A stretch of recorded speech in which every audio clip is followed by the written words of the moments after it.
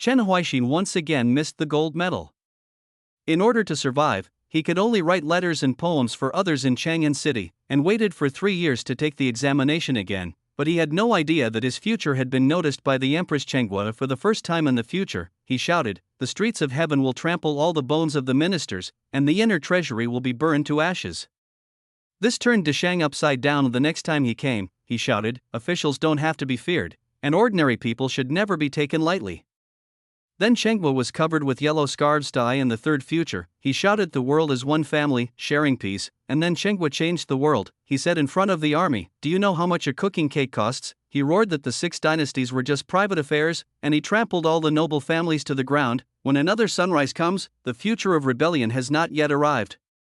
Empress Ji Qingluo has already found Chen Huaixin, who is still writing letters and poems in Chang'an City. Ji Qingluo, in order to avoid the future of Chengwa's destruction, please, marry me. Chen Huaixin? Chapter 1. Chen Huaixin. Chengwa. A Jinluan palace. The empress, wearing a dragon robe, was sitting on a dragon chair. Her beautiful face was filled with an icy look at this moment. She looked at the bronze mirror that was as big as an adult placed in the center of the hall, and said in an indifferent voice, "Prime Minister, is this the future governor of Tsangzhou you have chosen?" A prostitute knows how to die for her country, but he said that the water is too cold. "Please forgive me, Your Majesty. I only knew that he was among the top 30 and 50 on this gold list, so I would value him in the future. I didn't know that his nature was like this. He didn't have the slightest arrogance of a scholar." Wang Xiang Wang Qianhan knelt on the ground and begged for mercy, but there was no fear in that voice, because during these 3 months, similar things have happened many times. When the Empress Ji Qingluo had a premonition that a catastrophe was coming to Chengwa soon, she summoned the ministers, princes, and princesses to take out the sky-gazing mirror left by the founding emperor. This is a special artifact made 300 years ago when the founding emperor ascended to the immortal world to protect the country for thousands of years. Although the immortal way passed away 200 years ago and the martial arts declined, you can still use the fortune of Chengwa to use the sky mirror to deduce the future of others. Only by using the power of the sky mirror on young people can we save our Deshang kingdom. The person named on the gold list for this palace examination is undoubtedly the leader of the younger generation in Chengwa. By deducing their future, we may be able to find a way to save the country. This was the proposal made by Wang Qianna, the prime minister of the dynasty, 3 months ago.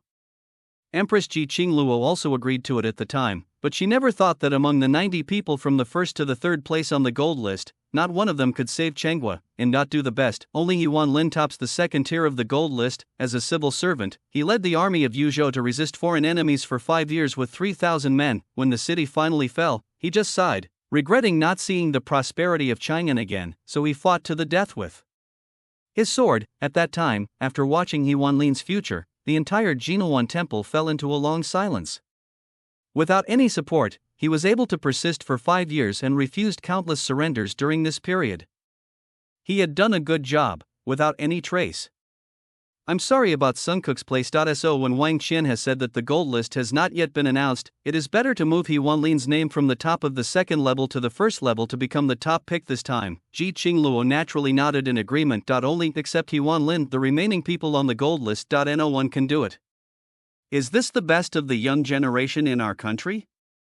Ji Qingluo's tone became even colder. All the ministers in the hall knelt on the ground, begging Ji Qingluo to calm down. But Ji Qingluo just looked at them coldly, and the atmosphere was so solid that it was terrifying. But at this time, suddenly a sentence rang out among the princesses: "Are there only so many people on the gold medal list?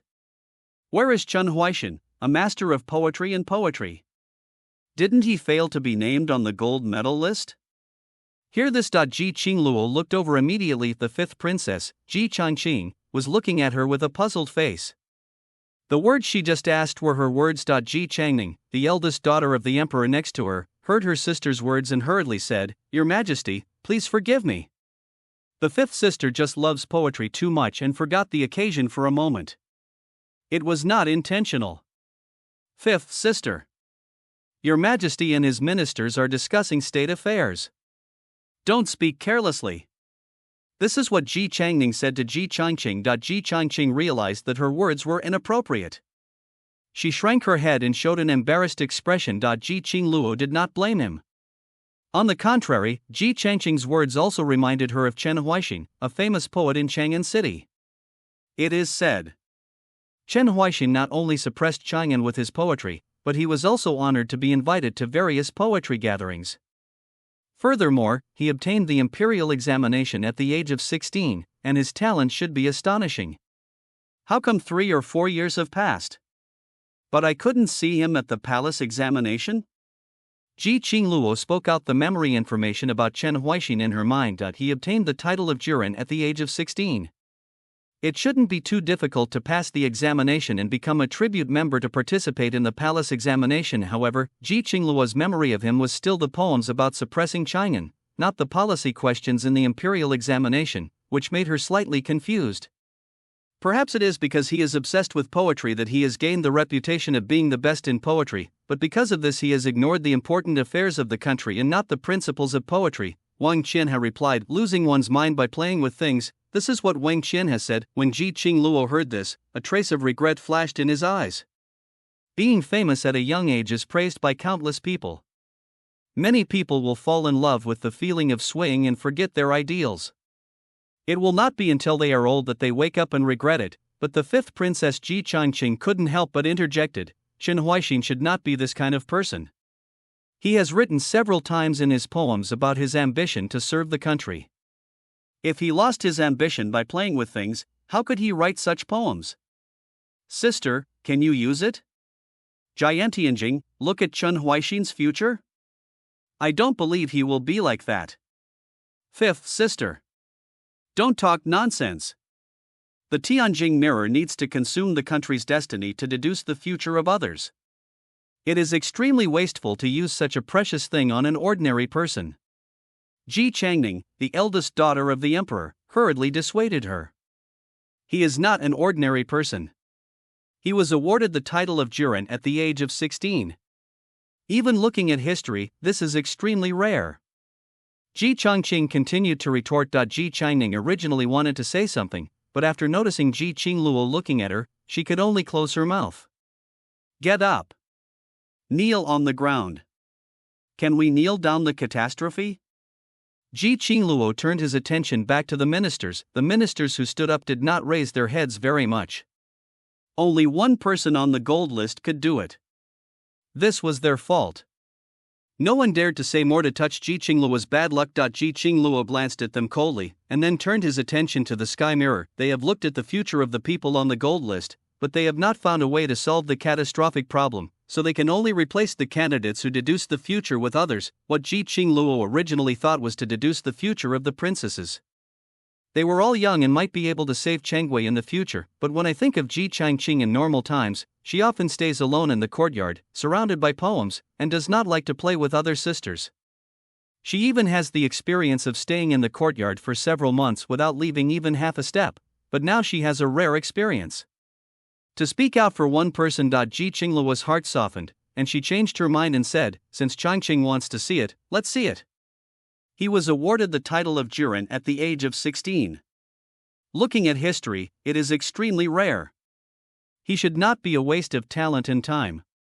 I heard Ji Qingluo say this. Some of the ministers' expressions changed, but they did not dare to speak out against it. After all, Ji Qingluo takes over. It's not Wendy who relies on it. 10 years ago, Emperor Chenghui died suddenly, leaving no brothers or children, leaving only 7 princesses. The eldest among them, Ji Changning, was only 10 years old. The powerful prime minister at that time colluded with Chen Guogong and wanted to remove the princess from the clan. A puppet emperor came to power, but Emperor Chenghuai's biological sister Ji Qingluo led troops back from the border and massacred the prime minister and Duke Chen overnight. Suddenly the whole city of Chang'an was silent. Ji Qingluo also became the new emperor of Chengwa from a general. No one dares to change the decision she made. Ji Changqing, one of the princesses, had a happy face. She rarely walked out of the sisters, staring closely at the bronze mirror in the hall. As Ji Qingluo guided the country's destiny, the bronze mirror once again showed other people's faces.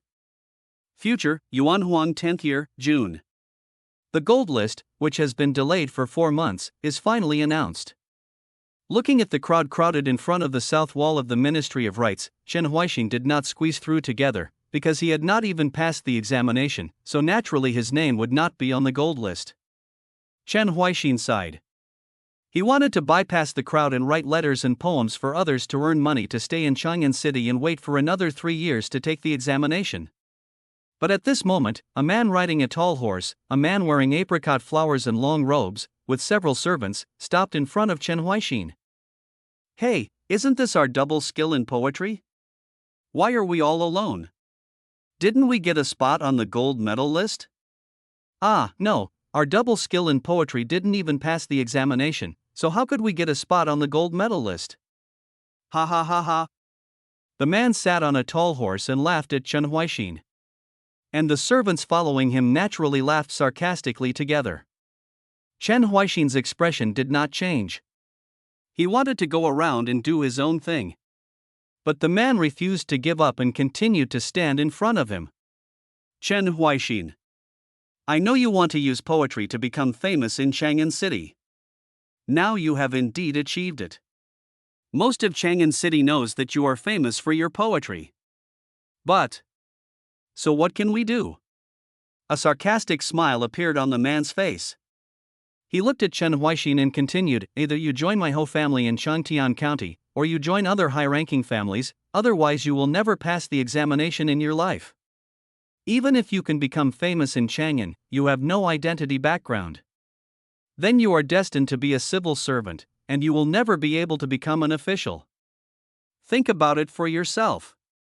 Check out the 16:9 book bar to see the correct version, after throwing away these words. While the man was laughing, he led his servants and rode into the distance on a tall horse. The sun shines in front of him, and the road ahead is smooth and bright. Chen Huaixin stood there, the shade of the trees blocked the sunlight, making him fall into shadow. Inside the Jinluan Hall, the originally peaceful atmosphere suddenly solidified again. Ji Qingluo, who was sitting on the dragon chair, looked indifferently at the Marquis of Changtian County in the corner. At this time, the Marquis of Changtian County was trembling all over. He was not noticed at first. The people in this hall basically had a higher status than him. However, the figure of the eldest son that appeared on the bronze mirror made him become at this moment focus of attention. "If I don't take refuge with you, the Marquis of Changtian County, I will never pass the examination in my life? It's so majestic." Ji Qingluo snorted coldly. The Marquis of Changtian County immediately knelt down and kept banging his head on the ground, shouting for His Majesty's life to spare his life. He did not dare to stop even if his head was bruised and bleeding. Ji Qingluo just looked at him like this, and the others were also silent at this moment, not daring to say anything. Ji Changqing, who was standing in front of the princesses, said angrily, "I knew that Chen Huaixin, who was a master of poetry and poetry, could not pass the examination. He became a scholar at the age of 16. Bang! The Marquis of Changtian County knocked even harder. The whole person fainted instantly. Detain him to Dali Temple and don't let him die. A mere district magistrate is not capable of tampering with the examination. I want to see who else is involved." Ji Qingluo glanced at the ministers in front of him. She no longer paid attention to the ugly faces of her courtiers. Instead, he continued to look at the sky mirror in the main hall. He was blocked by the eldest son of the Marquis of Changtian County. It did not make Chen Huaixin feel any worse, because he is used to this. It can be said that a 16-year-old Jiren is rare in the world, but it is precisely because of this age that he was noticed by high-ranking families when he first arrived in Chang'an City. Many aristocratic families have expressed their intentions to recruit him. No matter which bank he submits his investment bank papers to, they will definitely be accepted. However, in this way, he is tantamount to joining that family. When he is an official, he will get help from that family, but when he is capable, he must give something in return. Chen Huaixin didn't want to take sides, let alone have anything to do with the aristocratic families. He came to Chang'an with the ideal of changing Changhua, and if he wanted to change Changhua, he was destined to stand on the opposite side of the aristocratic families. In this way, let alone rely on them. It's just that his behavior of not siding with anyone made some families extremely dissatisfied. So, in the first examination, he handed in the paper with confidence, but his name was not on the list, and those dudes with average knowledge where the younger brother appears on that list. He tried his best to find the examiner, but what he got was a sentence: "If you fail, you will be kicked out." He is confused. And that night, A son from an aristocratic family came to the door, first comforted him, and then took the opportunity to recruit him. After being rejected by Chen Huaixin again, the son from the aristocratic family became angry and said that he was a countryman with no background and would never get ahead in his life. Since then, Chen Huaixin understood. Sometimes if there is no background, even if you have great knowledge, it's useless. He did not give in, but spent 3 years trying to create a unique reputation using the poems that were in his mind when he was born. He thought that in this way, the family members who were targeting him would be restrained or fearful, but when he took part in the examination for the second time, he still got the same result, and he still failed. In an instant, he is confused. He doesn't know what he did wrong to make him suffer so much. After spending 4 months in Chang'an City in confusion, after the postponed gold list was finally announced, and after hearing the ridicule from the son of the Marquis of Changtian County, he stood in the shadows and completely woke up. I haven't done anything wrong from beginning to end. It's those aristocratic families who are wrong. They control Changhua from top to bottom. Anyone who has no identity background but is noticed by them. There are only 2 choices. Either join them and join in the evil. Either reject them and live in poverty for the rest of your life. But I choose the third option. Chen Huaixin made a decision. The knowledge that has existed in his mind since birth, the knowledge that he regarded as taboo, now occupies his entire brain. He looked at the sun-drenched flat road ahead. He chose to turn around. He walked out of the Chang'an City gate along the shadow-filled street. He is known as a master of poetry and poetry. The last poem I wrote in this life was left outside the city gate. When autumn comes on September 8th, I will kill all the flowers after they bloom. The incense formation soaring to the sky penetrates Chang'an, and the city is filled with golden armor. He didn't stop anymore and kept walking forward. On the hillside in the distance, overlooking the bustling Chang'an City. He is no longer as shocked as when he first came to see it, but has become more convinced in his heart. Waiting to come back again. Definitely, the streets will trample all the bones of the princes, and the inner treasury will be burned to ashes. End of chapter. Chapter 2 Selling Private Salt Jinluan Palace. Looking at the ambition described by Chen Huaixin in the mirror. Ji Qingluo, who was sitting on the dragon chair, frowned slightly, and the ministers even started to yell and curse. The streets trampled all the bones of the prince? The inner treasury was burned to ashes? It's so outrageous. This guy is so brave. Your Majesty, please order me. Lead troops to kill Chen Huaixin immediately. These people who will rebel in the future must not be allowed to stay. The hall became noisy. They are all knowledgeable people, so they naturally know what Chen Huaixin's poems mean. The emperor's eldest daughter, Ji Changning, immediately looked at his fifth sister, Ji Changqing. If Chen Huaixin chooses to be a rebel in the future, his sister will be very disappointed, right? The incense formation soaring into the sky penetrates Chang'an, and the city is covered with golden armor? Chen Huaixin's poems are still the same, straightforward but contain all kinds of meanings. Even if you are targeted in this way and forced to leave Chang'an, you can still leave such amazing poems. As expected of Chen Huaixin, a master of both poetry and lyrics, Ji Changqing repeatedly commented on the poems that appeared in the sky-gazing mirror, and his eyes sparkled even more. See this scene, let alone Ji Changning, even the other princesses couldn't stand it anymore. The second princess, Ji Changling, gently tapped her fifth sister and told her not to speak so loudly, otherwise she would be in trouble if her sister-in-law blamed her later. Ah! Ji Changqing reacted. She looked at Ji Qingluo on the dragon chair, and Ji Qingluo was also looking at her at this time, which made her cheeks suddenly blush. Sorry, sister-in-law, I didn't mean to. It's okay. After all, this is the future, not what has happened. It just so happens that you can see how a talented man who was awarded the title of Jiren at the age of 16 was forced to rebel. Ji Qingluo glanced at the ministers. Suddenly, the ministers who were still yelling and cursing suddenly became quiet like ducks being strangled. They looked at Ji Qingluo secretly, but Ji Qingluo's face was extremely ugly. Because I don't want to join the others, I can't even pass the exam. Obviously full of talent, he was awarded the title of Jiren at the age of 16, and became famous in Chang'an within 3 years, but because he has no background, even the dandies can laugh at him. The future catastrophe of our country will not be caused by the princes here, right? Forcing good people to rebel, is this going to create a catastrophe in the future?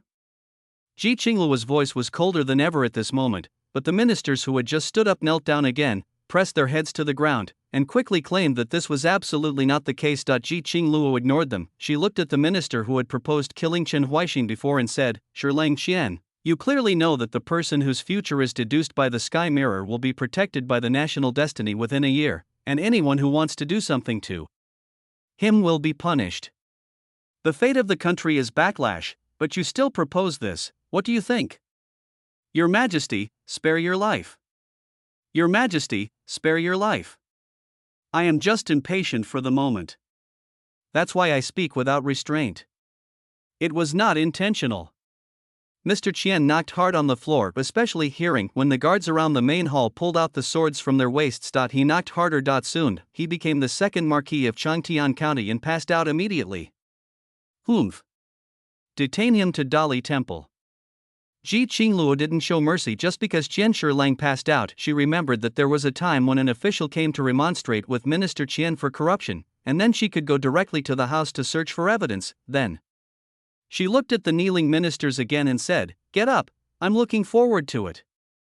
After deducing Chen Huaixin's future, how many ministers will there be in this hall? Please don't let me down. She asked the ministers to stand up, not because she was soft-hearted, but because she wanted them to see with their own eyes what Chen Huaixin, who was forced to rebel, did in the future and what role they played in it. Ji Qingluo ignored the officials' faces that became even more ugly. She guides the destiny of the country. Let Chen Huaixin's future appear on the sky mirror again. Chen Huaixin left Chang'an City this way. He saw the deserted and dead villages after the floods and locusts. He saw the bones everywhere that were like a hell on earth after the plague swept through. He saw the skinny refugees lying on the roadside, silently waiting to die. He also saw the dignitaries outing and playing in the wild with their maids as guards. He also saw the luxurious men treating the refugees as wild beasts to practice bow and arrow. He also saw the rich man in the wealthy family smilingly feeding wine and meat to the dogs, but refusing to give alms to the starved bones on the roadside. The prosperous age of the nobles and the wilderness of bones of the common people merge so appropriately at this moment. He is no longer angry. Check out the 16:9 bookbar to see the correct version. While passing by a city, he sold his unpublished poems and valuable belongings at a very good price, and then used the money to buy food. Taking advantage of the severe drought in Kanto, he stopped and went to Enju County. After gathering some refugees, some villagers from nearby villages heard that they could have enough food here, so they came to ask if they could join. Chen Huaixin naturally accepted all who came. Soon, he has a total of 200 people under his command. He used the military knowledge in his mind to make simple weapons and let them conduct daily training. As time went by, although they were not as good as the regular army for the time being, they were not comparable to ordinary gangs. Certainly, this cannot be maintained for a long time, because the food will be exhausted soon. At this time, he approached the salt gang and proposed the idea of cooperation. I can make your salt better than the nobles in the palace.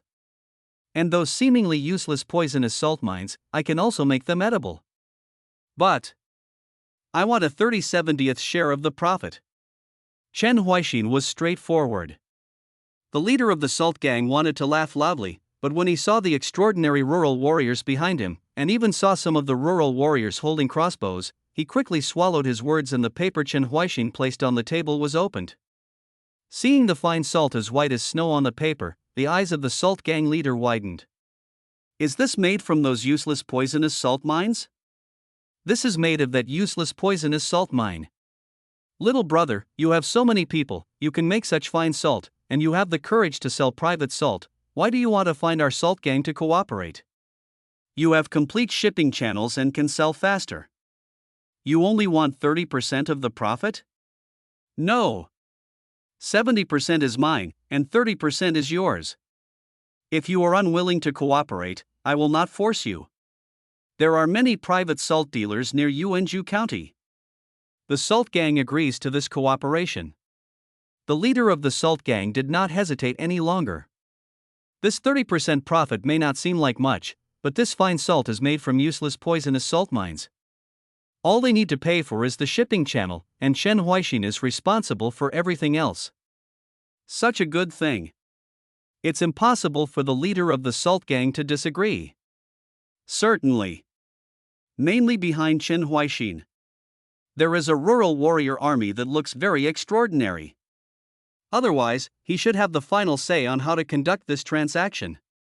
After Chen Huaixin resolved the food crisis, he did not immediately rush to expand the rural brave army. Instead, he gathered them one night. In the firelight.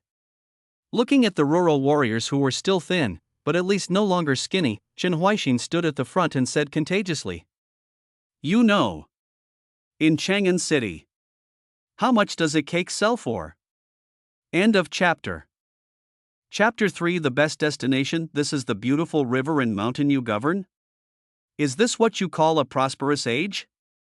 There is no cockcrow in the village. There will be hungry people on the road. The rich and powerful are playing tricks on the common people. You did a really good job. Ji Qingluo stopped guiding the national destiny. She looked at the ministers below. Those beautiful phoenix eyes were full of murderous intent. The ministers wanted to kneel down habitually, as if as long as they did this, no matter what they had done, they would be forgiven, but the majesty exuded by Ji Qingluo at this time made them dare not move at all. Still, in the eyes of the lords, if the powerful can enjoy prosperity, it is already a prosperous age. Even if the common people are killed in the wilderness, are they just insignificant? Ji Qingluo suppressed the anger in his heart. She thought she had managed Chengguo well, but Chen Huaixin's deduction revealed the truth. Now she wanted to kill all the ministers in front of her to vent her anger when she saw the numerous bones. Chengguo may be prosperous, but it has nothing to do with the people.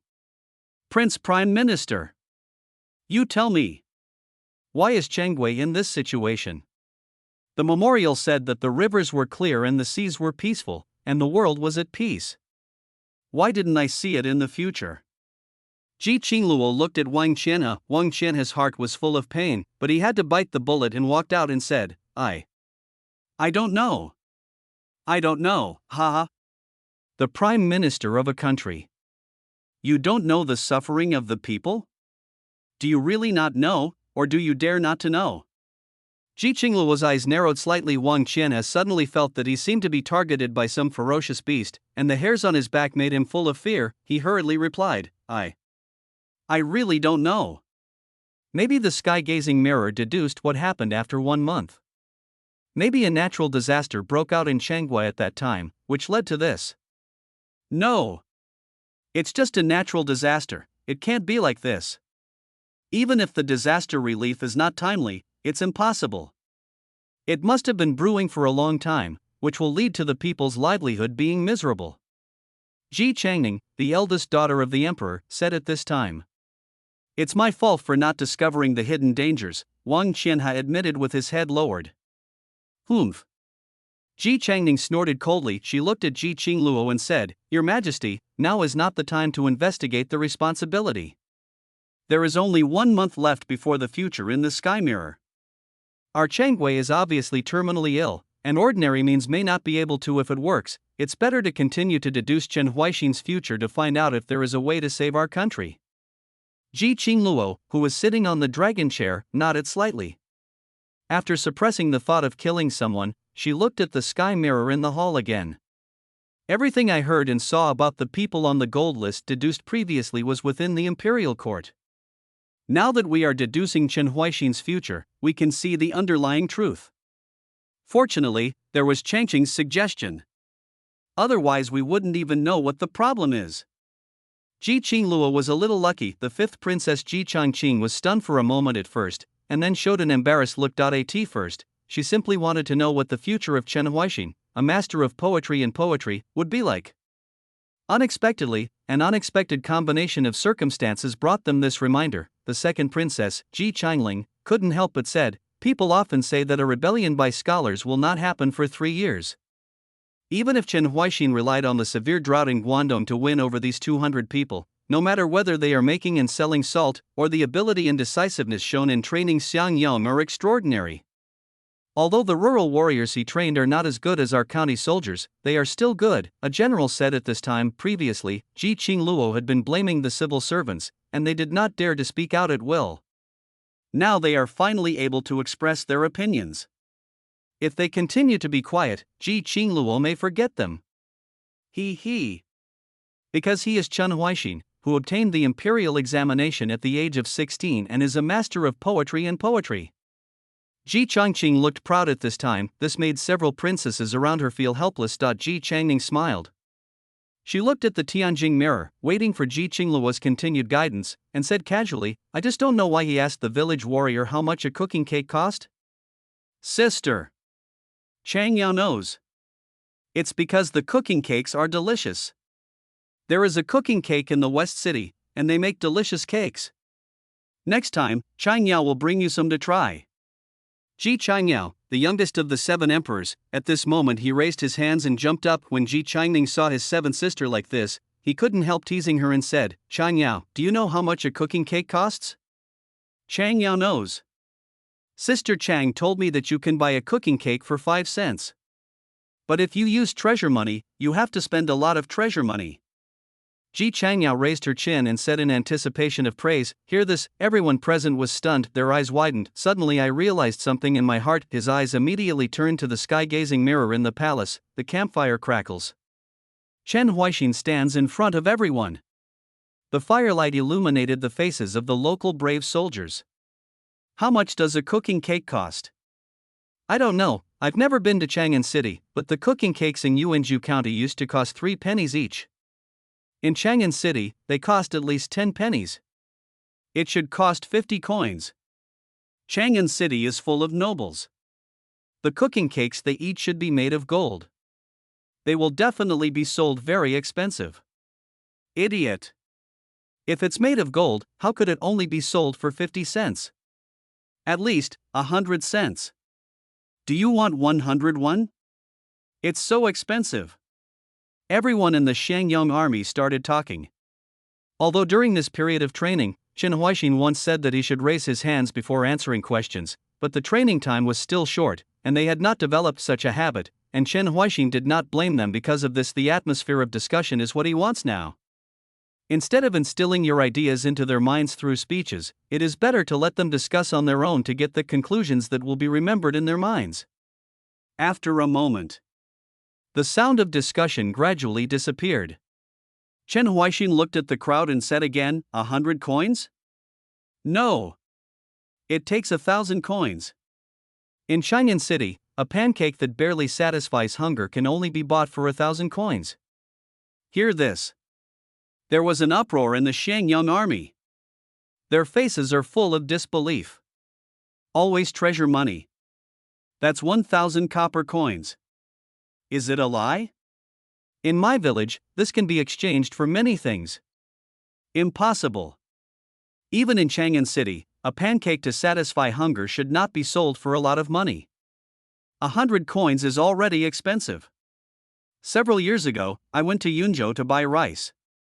At that time, I could buy a stone of rice with a lot of money. How could I exchange it for a rice cake in Chang'an City? The discussion started again. Almost everyone does not believe what Chen Huaixin said, because it is really ridiculous. But Chen Huaixin remained calm, looked at a middle-aged man in the Shangyong army, and said, how long ago did you go to Yunzhou to buy rice? About 20 years, the middle-aged man replied. At that time, the emperor had just issued Dacheng Bao banknotes. At that time, many of us were doubting whether this thing was useful, for fear that we would not be able to spend it. Have you been to Yunzhou to buy rice recently? I went there once 7 or 8 years ago. At that time, it cost 30 guan of treasure money to buy 1 stone of rice. The words are not finished yet. The middle-aged man has become silent. The Xiang Yangjun who heard their conversation also reacted at this time. For them, copper coins and Dacheng Bao banknotes have not been used for a long time. Those villagers before joining the Shangyong army often used barter to exchange for what they wanted. Their impression of Dashang Baochao still remains from many years ago. And the current Dacheng Bao banknotes are already worthless. Let me just say, when I was begging in the county town before, I was still wondering why some people would go to the grain store to buy things with wads of precious money, because if they didn't take so much, they wouldn't be able to buy much food. I remember that the imperial court said before that you can take Dacheng Bao banknotes at any time and exchange them for equivalent copper coins at the bank. However, no one in my village successfully exchanged them. They were all kicked out by the nursing home. BR, check out the 16:9 book bar to see the correct version. Humph. The bank just won't change it for us. I saw with my own eyes that the old man wearing an official hat took a lot of precious banknotes and exchanged them for 1,000 copper coins. At that time, I was still not convinced and wanted to exchange my precious banknotes for copper coins, but the nursing home kicked me out and said that just because the old man could change it, it didn't mean that I could also change it. He also told me that this was not the case. Can't even think about it. This time, the discussion was much louder. Money matters are closely related to everyone. Ordinary people are forced to use Dashang Baobao to buy things as before, but they find that at the same price, Baobao cannot buy them at all, and they even become more expensive day by day. The dissatisfaction and indignation in my heart naturally accumulated, and I didn't dare to vent it until now. Chen Huaixin stood by the bonfire and looked at the Xiang Yangjun, who were discussing more and more loudly. He actually did not expect that even before he said too much, the naked reality, the reality he encountered, the reality of being pressed into the dirt and told that they were not allowed to stand up, had already made Xiang Yangjun angry. Or rather, this is how it should be. Transfer the impact of war to the common people. Use the continuously issued Dacheng Bao banknotes to plunder the meager accumulation. Even without me, Qinggua's future, there will also be constant rebellions. Chen Huaixin thought in his heart. When he went to Chang'an City, he thought about how to solve this problem. The knowledge in his mind told him that this problem is called inflation. The excessive issuance of Dacheng Bao banknotes has made it no bigger than waste paper. The difference. But that was the ideal I once had. What does it have to do with him now? He just wants to see Qinghua bleed into a river of blood now. Sir, why is this happening? Someone suddenly asked Chen Huaixin. Others also became quiet after hearing this. Everyone looked at Chen Huaixin, his eyes full of doubts. It was clear that at the beginning, Dacheng Bao notes were the same as copper coins, and there was no difference in the cost of the food he bought. But gradually, copper coins are still copper coins, without any change, but Dacheng Bao banknotes gradually become worthless. To buy the same thing, you have to pay 10 times, 100 times, and 1,000 times more than the copper coins. They were helpless and were forced to return to exchanging things for things, barely able to maintain their lives. But why did the money they worked so hard to save suddenly become less and less, or even disappear? Xiang Yangjun doesn't understand. Chen Huaixin did not explain that this was caused by inflation. The knowledge in his mind told him that when facing ordinary people, do not use esoteric and professional vocabulary. The simpler it is, the easier it is to be understood. The easier it is to make people listen. Because our money was robbed. Chen Huaixin was straightforward. The already angry Xiang Yangjun's eyes became even more fierce. Who stole our money? It's the landlords. It's the government. It's the noble families. It's the emperor. It's this country. Chen Huaixin points to the sky. Xiang Yangjun's eyes widened. All along, no matter what happens, the people will always think in their hearts that the emperor's original intention was good, but it was executed badly by the treacherous ministers in the court. But now, Chen Huaixin broke their deepest thoughts. He pulled the emperor out directly, pointed at her and said, "She is the one who took away your money. The emperor should look down on my little money, right? But she values your money by the millions. In the past 10 years, she has launched many wars, which has already emptied the national treasury. It may be someone's suggestion, or it may be her own idea, to issue more Dashang Baobao to make the people suffer and make the national treasury rich. When the country becomes prosperous and strong, the people will live a good life. But, is it really like this?" Chen Huaixin glances at Xiang Yangjun. The Xiang Yangjun, who was still a little hesitant at first, suddenly understood the reason. No matter whether the emperor cares about their money or not, she has indeed done so now. No matter whether they can really live a good life in the future. They can no longer survive now. Anger spreads among the rural warriors. It is up to them to figure out the truth themselves, which will make this anger last longer and cause an explosion that is even more brilliant.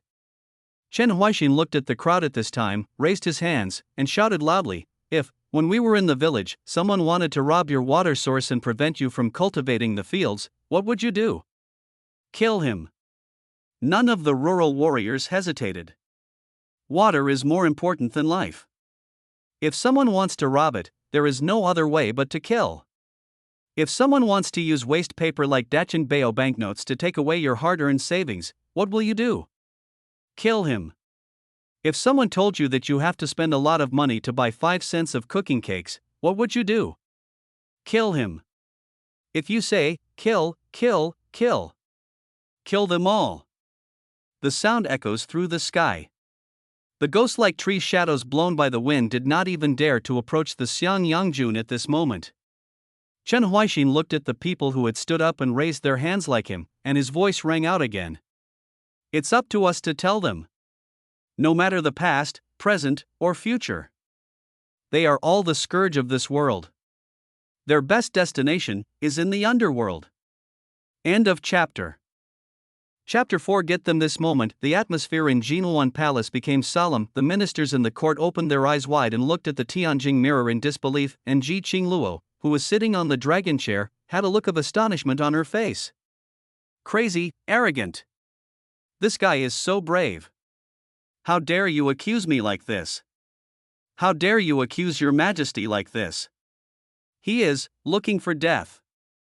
Some ministers couldn't help but reprimanded. The future scene just deduced in the sky mirror was simply beyond everyone's expectations, although when they learned that a cooking cake sold for a fortune, they already had a premonition that Chen Huaixin would make an issue out of it. Unexpectedly, Chen Huaixin not only used this as an excuse to tell the local warriors who their enemy was, he also took Ji Qingluo out, cutting off the people's thoughts about the emperor. Does the emperor have good intentions? No. She is the culprit who robbed people of their money. She is the culprit of all this. This is what Chen Huaixin expressed. While the ministers were angry, they also felt their legs shaking. They didn't dare to look at Ji Qingluo, for fear of being implicated in her anger. But what the ministers didn't expect was Ji Qingluo was not as angry as before. After being shocked, she murmured to herself, "It turns out that I did something wrong?" No. Your Majesty did nothing wrong. Since the first year of Yuan Huang, I, Deshang, have been coveted by the barbarians around me. If His Majesty had not launched successive offensives to make the barbarians surrender in awe, I am afraid that I, Deshang, would have been harassed by the barbarians from time to time, leaving the people in fear and worry, instead of living and working in peace and contentment as they do now. A general stood up quickly and said. Other generals immediately echoed. They were not only trying to persuade Ji Qingluo, but also hoping that Ji Qingluo would not give up the war, for military commanders thought if there is no war in the country, then there will be no use for this skill, and the present majesty has a rare military background, and is more enthusiastic about war than other emperors. If even she is persuaded by Chen Huaixin to give up continuing foreign campaigns, then they and other generals should go home to retire. They don't want this to happen. Humph. You roughnecks. All I want to do all day is fight, fight, fight. I don't even think about how much burden that war brought to me. De Chengguo. Wei Taia, the Minister of Household Affairs, spoke at this time when he noticed that Ji Qingluo did not scold Chen Huaixin, but instead began to doubt his own problems. He immediately understood that Ji Qingluo was shaken by what Chen Huaixin said. Or rather, the future picture deduced by the sky mirror, the numerous bones scattered throughout the wilderness. Ji Qingluo had to reflect on whether he really did something wrong. Although Chen Huaixin is bold, but what he said is indeed true. In order to replenish the national treasury that was depleted due to the war, we have made the people suffer for a long time, and we cannot let them continue to suffer. Your Majesty, we can't go on like this.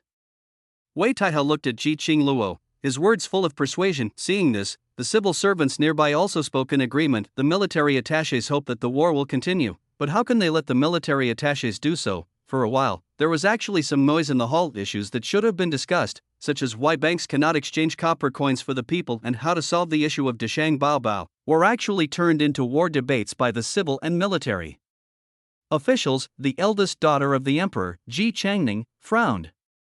She wanted to say something to stop the quarrel, but the second princess Ji Changling took the lead and said, Wei Shangshu, you said that we can't let the people continue to suffer. This is indeed right, but isn't this what you civil servants should do? How come you have to wait for the war? Above. Your Majesty has won hundreds of battles in foreign campaigns. Without losing a single battle, you still manage Qinggua's internal affairs like this. Don't you civil servants feel ashamed? Ji Changling's grandfather was the head of the generals, and his son led the army stationed in Liangzhou all year round. She was destined to be in the line of meritorious generals since she was born, and now she naturally speaks for the military attaches. When Wei Taiha heard this question, the look on his face did not even change, and he said, back to the second princess, the country has no food left, and we are like clever women without rice. No matter how great our abilities are, it will be of no use. So, you just let the banks act arbitrarily, making it impossible for the people to exchange copper coins, and you constantly suggested that His Majesty should continue to issue Dacheng Bao banknotes, causing the Dacheng Bao banknotes to no longer be valuable, right? Ji Changling was not persuaded by Wei Taiha. The rhetoric is biased, but it singles out the problem to the point. Moment, the court fell silent. Their civil servants would quarrel with the military attaches, hoping to cover up the problem mentioned by Jin Tianjing Lishan Yangjun. No matter how depleted the national treasury was, the policy of governing the country was originally proposed by their civilian officials. Now that such a serious problem has been exposed, naturally, they need to be responsible. That's wrong. Your Highness the Second Princess. The issuance of Deshang treasure banknotes was decided during the late emperor's time to solve the problem of copper shortage in Changhua. Now we are just maintaining the late emperor's decision to alleviate the treasury deficit through Deshang Baobao. This is also a helpless solution. As for the bankers not being able to exchange copper coins, this is not our original intention. It's just that our Changhua is currently short of copper coins, so we cannot exchange them for the people for the time being. When there is enough in the future, we will naturally let the people spend as they please. Mu Xiuqi, the Minister of Household Affairs, took the initiative to stand up and refute after seeing Wei Taiha's silence, but Ji Changling sneered and said, Stick with the late emperor's decision? Then if the late emperor dies, why don't you die with him? Do you only know how to stick to the rules? And wait until there is enough copper money in the future, and then give it to the people to withdraw at will? When will there be enough? Is it enough to wait until Dechengwo is overthrown by the people? Oh, anyway, by saying that the water is too cold, you will be able to shamelessly defect to the future dynasty, and the current problems will disappear, right? Hear these words, both civil and military officials were in an uproar. Ji Changling talked about the deceased emperor without any consideration. It was too, a fatherly and a filial daughter. As for the accusations against civil servants, Mu Xiuqi's face turned dark, but Prime Minister Wang Qianhe and several ministers acted as if they had not heard anything. They continued to watch and did not participate in the quarrel. Because that's Ji Qingluo sitting on the dragon chair, but he was already looking at them with a frown. The eldest daughter of the emperor, Ji Changning, also noticed this. She subconsciously pulled Ji Changling to tell her to stop talking. Then she looked at Ji Qingluo and said, Your Majesty, the second sister just said what she said without any intention. I would like to express my gratitude to you, Emperor Xian, please. Okay, Changning, that's your father. You can say whatever you like. Although you, as the eldest sister, have to set a benchmark for the younger sisters, you don't have to be cautious in everything. It's okay to go overboard occasionally. Ji Qingluo said this after saying that her eyes swept over Baiguan. Wait until the deduction is over. The problem's exposed in it. I hope you can solve it immediately. Otherwise, Ji Qingluo didn't finish speaking, but the murderous intent in his eyes made all the officials in the court shudder. She no longer paid attention to what Baiguan thought.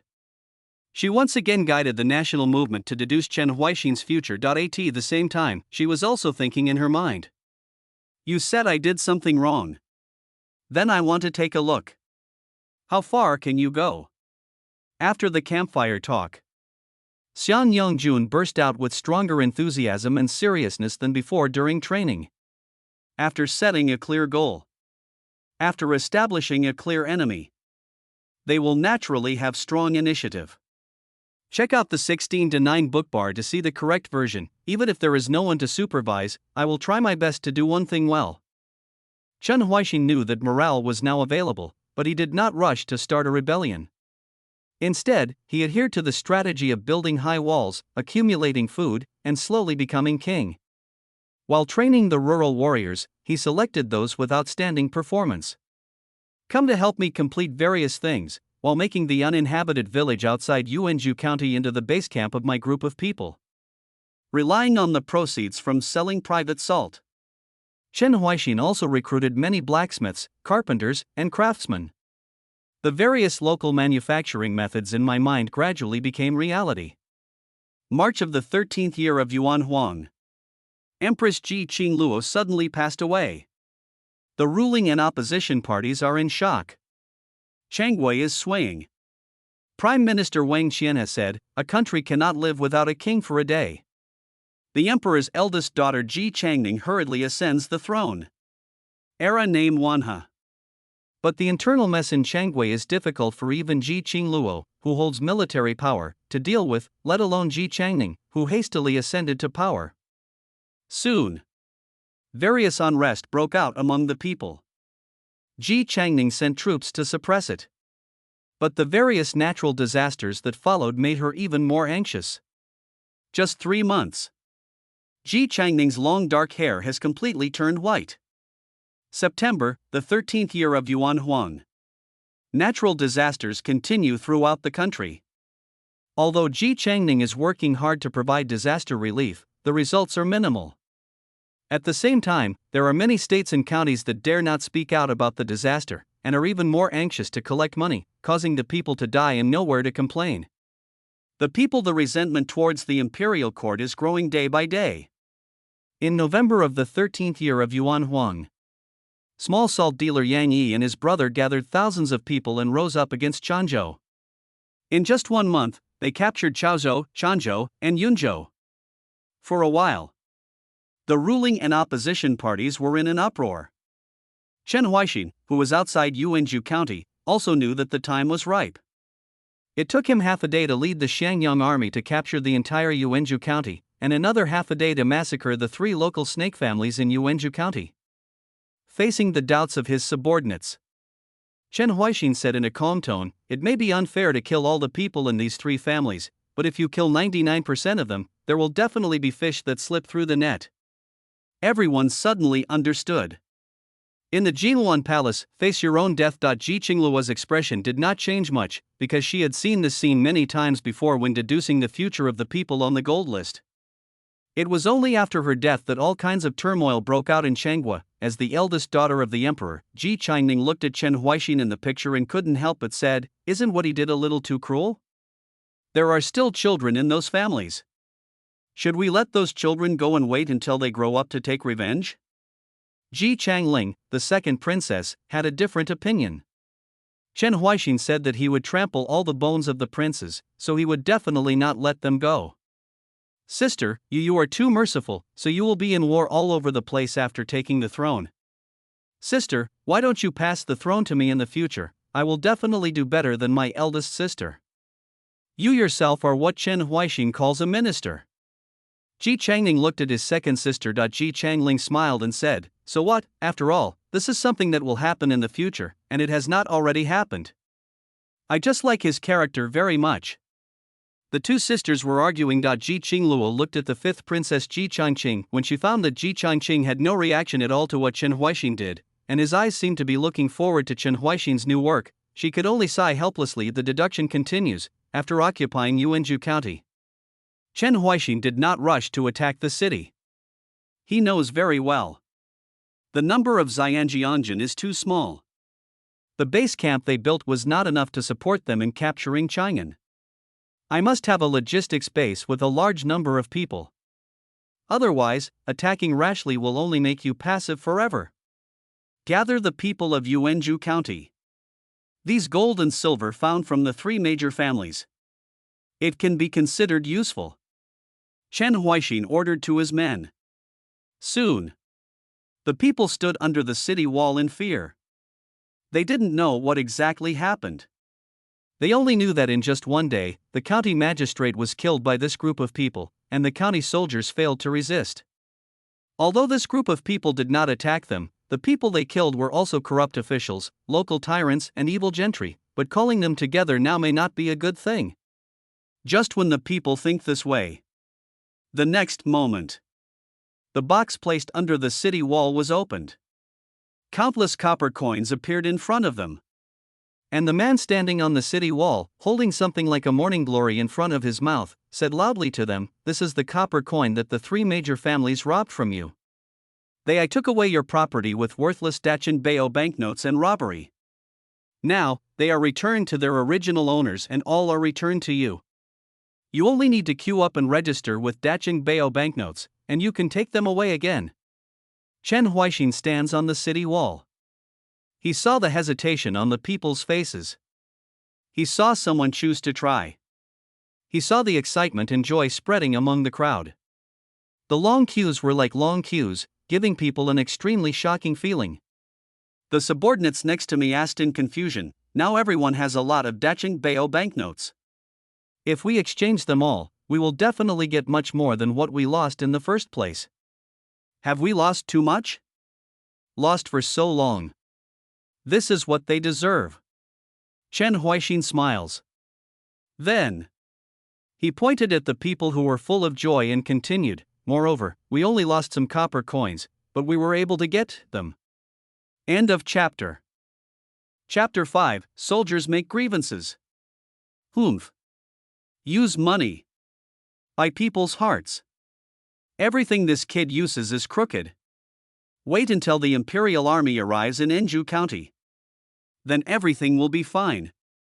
Looking at the future deduced in the sky-gazing mirror, someone among the civil servants snorted disdainfully. The three major families in Yuanju County were all heirs to farming, reading, and poetry. They had very similar family backgrounds to them. However, Chen Huaixin slaughtered their entire family cleanly. How could they accept this in their hearts? But among the military attaches, there was a general who said with admiration, "Instead of rushing to attack the city and seize territory for a while, we chose to station and consolidate, waiting for logistics." Is this Chen Huaixin really a scholar? If other rebels had rebelled, they would have long ago gathered people from all over like the private salt dealer Yang Yi, constantly attacking cities, occupying more cities, and plundering more gold and silver, but Chen Huaixin only captured Yuanju County and chose to stand still. Not only was he not greedy at all for the money he plundered from the three major families, but he also distributed it to ordinary people. This clearly shows that Yuanju County is to be built into his biggest logistical support point. This way, even if there is no progress in the frontline war for the time being, the Shangyang army will not be disintegrated like ordinary rebels, but will still maintain sufficient morale. Your Majesty, wait until the artifact deduction is over. Can Chen Huaixin be recruited into the army? The admiring general looked at Ji Qingluo and said seriously, "Born as a scholar, but he has such a vision of leading the battle. A love for talent suddenly arose in his heart. Anyway, the civil servants are making things difficult for him. He is not even qualified to take part in the palace examination. Why not join the army and let my grandpa personally lead him? I will definitely gain another general." The second Princess Ji Changling also spoke at this time. Hear this, the civil servant group looked very unhappy. The military attaches all smiled and agreed. Ji Qingluo, who was sitting on the dragon chair, did not express her position. Her face remained as usual. She looked at the Tianjing mirror and looked at the continued future deduction. After gaining the trust of the people in Yuanju County, the township Yangjun officially took over the county seat. Chen Huaixin still adhered to the strategy of building high walls and hoarding grain. He did not launch an offensive immediately, but made various arrangements in the county. For example, those corrupt officials who were deliberately left behind were pushed out and beheaded in public. For example, the acres of land obtained from the three major families were also distributed to the common people for farming. For example, the dilapidated city walls and dilapidated streets were also repaired by him. For a while, Not only does Yuanzhou County not have the slightest feeling of chaos in the world, it is actually more lively than before and seems to be so prosperous. Especially because the rebel army led by private salt dealer Yang Yi was attacking cities and plundering land almost every day. Although many people joined them, there were also people who chose to escape this disaster. And Yuanzhou County, which is not far away, has become the first choice for these people to escape the disaster. The influx of more and more refugees has not only not destabilized the order of Yuanzhou County, but has also restored order to this place. The county has brought new vitality. Yang Yi can't hold on for long. 1 year at most. He will be defeated by the imperial army. We only have this year for development. Chen Huaixin said this to his subordinates several times. And the reality is just as he said. 1 year, May.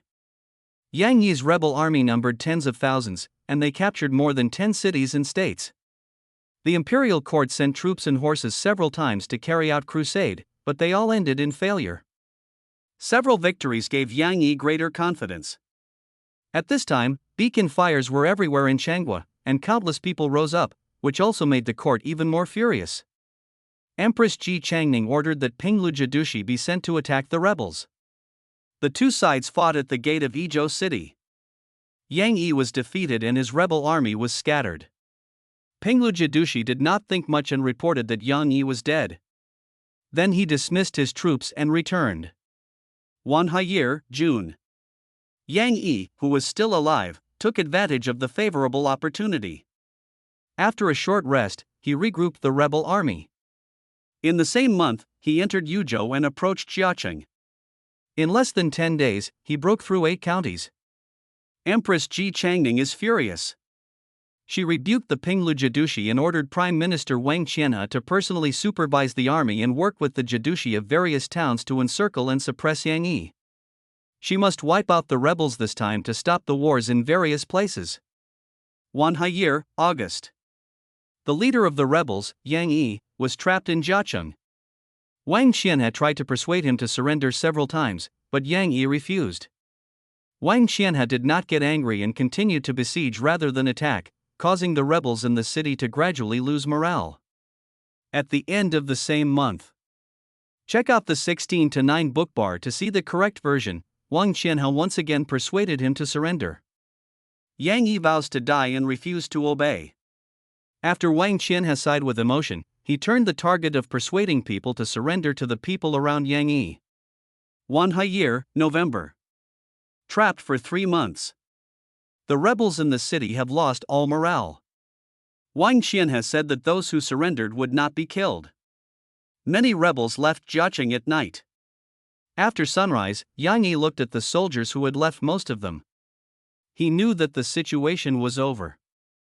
Looking at the attendants who were ready to attack him, he closed his eyes and surrendered. Same month. Yang Yi was escorted to Chang'an City. He looked at the people in tattered clothes on the street and said his last words, "Although I, Yang Yi, die today, I will be buried with Desheng tomorrow." What a blessing!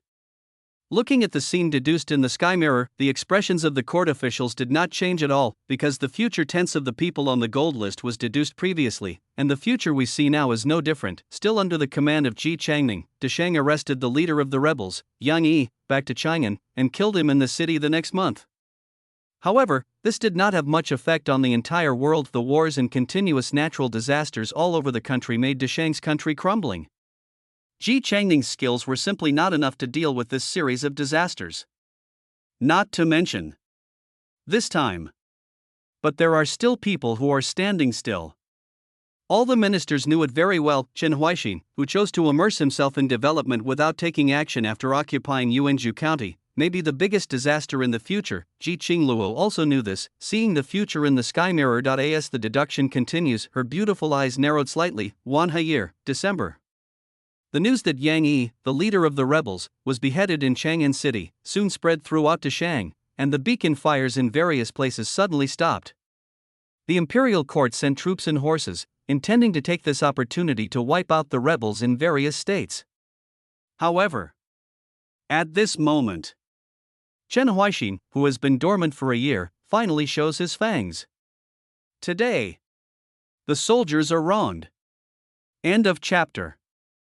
Chapter 6. How is this possible? 1 year, December. Chen Huaixin's soldiers made grievances. Only half a month. Chaozhou, Changzhou, Yunzhou, Yenzhou, Izhou and other places were all captured. Officials in these states are all numb. Then Yang Yigang was driven away, and the imperial court had just sent them to take over the place. However, before they could get their butts hot, another rebel army occupied the place. What's wrong? Is there some sarcasm here? Whoever it is must attack these cities first? Officials flee. The news of the rebellion also spread to Chang'an City. January, the second year of Wanhe. Empress Ji Changning once again dispatched Pinglu Jidushi, telling him to regain the lost ground as quickly as possible and suppress the arrogance of the rebels. The leader of the rebels, Yang Yi, is dead, and now the war in various places has subsided. Wherever my troops and horses go, the rebels will all flee after hearing the news. But if Yang Yi's people show up again, they will definitely cause us great harm again.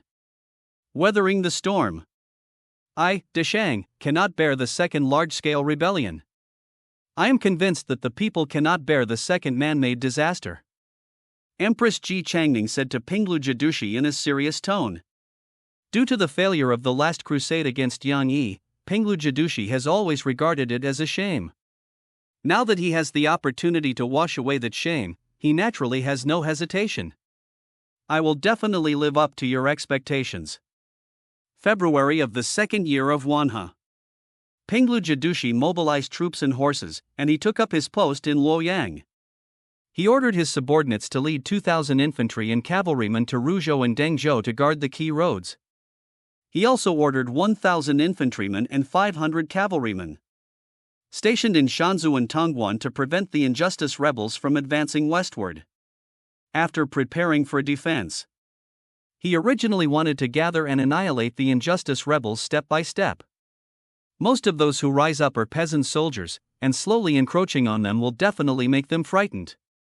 However, what he didn't expect was, after the rebels discovered the imperial troops, they not only did not choose to flee, or move between the Yangtze River, Huaihe River, and Han Dynasty to fight, but instead gathered the rebels and headed towards Luoyang. See this situation. Pinglu Jidushi sneered. Not only did you not run away, but you came towards me? Rebels of injustice. It is brave but not wise. I feel, not as good as Yang Yi. In the Jinhuan Palace, after Chen Huaixin stopped dormant, all the officials in the court were staring at the sky mirror. Previously, Chen Huaixin had shown extraordinary talents in recruiting local warriors and training troops. If he could also show unique talents in leading troops in combat. Then, during the examination, the family that did tricks on him. I'm afraid we're going to be in serious trouble. Many people fought silently in their hearts. A man of both civil and military skills being forced to rebel, Ji Qingluo's knife will definitely be stained with more blood. These people naturally thought of this. They stared at the sky mirror and prayed in their hearts that Chen Huaixin had no talent at all in commanding the army, and when the Pinglu Jidushi had prepared their troops and prepared to encroach on the Yunzhu rebels, Chen Huaixin not only did not choose to flee, but instead headed towards Luoyang. These people suddenly breathed a sigh of relief, with a look of disdain on their faces. A scholar is just a scholar. Perhaps I saw some military training methods somewhere. That's why we were able to reluctantly raise a rebel army. But when it comes to the real battlefield, that brain is just a mess. They sneered. Check out the 16:9 book bar to see the correct version. After seeing Chen Huaixin's choice, the military attaches next to them had no expectations on their faces. The second Princess Ji Changling even shook her head. It's a pity. If he keeps moving between the Jianghuai River and the Han Dynasty, and gathers more people when he confronts the imperial court, he may have the opportunity to kill him directly. Ambassador Lu Jiadu, what he is doing now, is just asking for his own destruction. Your Highness the Second Princess, no matter how incompetent I am, I will not be defeated in this way. I will wander between the Jianghuai River and the Han Dynasty. I will just survive longer. Sooner or later I will be annihilated by you. Pinglu Jiadu envoyren he kept talking to I in the future. When he first faced Yang Yi, he did not take him seriously, so he failed to surround and kill Yang Yi. Instead, he allowed Yang Yi to escape and kill him, and raised the rebels again. After receiving a lesson, this time in the future, he faced Chen Huaixin with the idea of washing away his shame. No matter how capable Chen Huaixin was, he would definitely not be able to escape his encroachment. Pinglu Jidushi was very confident about this. However, Chen Huaixin is a master of both poetry and poetry. He must be absolutely sure that he dares to gather troops and head towards Luoyang. He is not a fool, how can he seek death? The voice of the fifth princess Ji Changqing is very rare. Rang, hear her words. Both her sisters and Ji Qingluo sitting on the dragon throne couldn't help but sigh. It seems that in Ji Changqing's view, Chen Huaixin is an expert in poetry, so he can succeed no matter what he does. Even if he is in the sky mirror and heading towards the siege, he will definitely be able to break out of the siege, even to fight to Chang'an. Fifth sister. Don't be too, forget it. You can think whatever you want. The eldest daughter of the emperor, Ji Changning, no longer wanted to say anything. Chen Huaixin and Ji Changqing's eyes and Chen Huaixin in their eyes seemed to be two different people. She shook her head and looked at the Tianjing mirror. Ji Qingluo was still guiding the country's fate and deducing the not-too-distant future, March of the second year of Wanhe. Chen Huaixin started in Songzhou and led his troops towards Luoyang. Along the way, no matter what kind of city it is, it's hard to stop the rebels of injustice for 2 days. Even though Pinglu Jidushi sent a vanguard army to help Chenlu County resist the injustice rebels, they only lasted 1 more day and Chenlu County was declared to have fallen. Pinglu Jidu was shocked. He sent a large number of scouts to find out the news. In the end, only a few of them came back by chance. From their mouths, they learned that the rebels were assisted by Thunder Lords. Whether fighting in the countryside or defending the city, Thunder Lords in the sky would help them. The rebels made unjust accusations, causing the earth to shake and the mountains to shake, the thunder to roar, and people and animals to hear it were all heartbroken. Furthermore, after the rebels entered the city, they would only kill corrupt officials and local tyrants and evil gentry, and would not touch the common people at all. They would also leave some people behind to exchange copper coins in the city, open warehouses to distribute grain, distribute farmland, and even give more money and food to the lonely and widowed. This makes the people of the city spontaneously support Chen Huaixin even if the large force of the injustice rebels leaves the city. And when faced with the personnel secretly sent by the imperial court, the people will even take the initiative to report them and arrest them. After listening to this information, Pinglu Jidushi fell into silence. At the same time, the princess and the ministers in the Jinluan palace also fell into silence as they looked at the future deduced by the Tianjing mirror. Thunder Lord helps? How is this possible? End of chapter. Chapter 7. The troops are approaching the city. 200 years ago. The immortality is gone. All the magical methods in the immortal world left by Emperor Gaozu are useless. No matter how capable Chen Huaixin is, it is impossible to get help from Thunder Lord. Because there are no immortals in the world. But, how did he do it? The second princess Ji Changling said in shock. As a member of the royal family for the wonders of the fairy world, for the real immortal in the world, naturally, they know better than others. 300 years ago, Emperor Gaozu ascended, and the aura of the human world also dissipated. Since 200 years ago, there have been no true immortals on land in this world, let alone magical magic. Even the martial arts can only barely let people use it. 1 is against 10. But he cannot defeat the enemy with his own strength like he could 300 years ago. Otherwise, if the immortal method depends on it, why would Ji Qingluo use the national movement to activate the sky mirror, and why would he bother to find a way to save Deshang, just like Gaozu, who used magic to fight against natural disasters and suppress the entire territory with strength? Wouldn't all problems be solved? So, seeing the deduction of the sky mirror is in progress, Chen Huaixin can have thunderous help. It caused the earth to tremble, the mountains to shake, and the thunder to roar. Ji Changling's first reaction was disbelief. The same goes for the emperor's eldest daughter Ji Changning. Her brows were furrowed tightly, and she looked at Pinglu Jidushi and said, "General, could it be that the intelligence detected by the scouts was wrong?" Impossible. After Pinglu Jidu recovered from the shock, he hurriedly retorted, "Although the future in the sky mirror is already 6 years later, it is absolutely impossible for the scouts I trained to have problems in this regard." Then Chen Huaixin, he has the help of Thunder God. Pinglu Jidushi firmly believed in this. because only this way, only then can it be explained, why did he, a general who had fought for Chengwa for many years, look so disgraced when facing a fledgling scholar. Yang Yi, the leader of the rebels, underestimated the enemy, and Chen Huaixin has the help of Thunder God, he has no problem anyway. He. I'll just say it.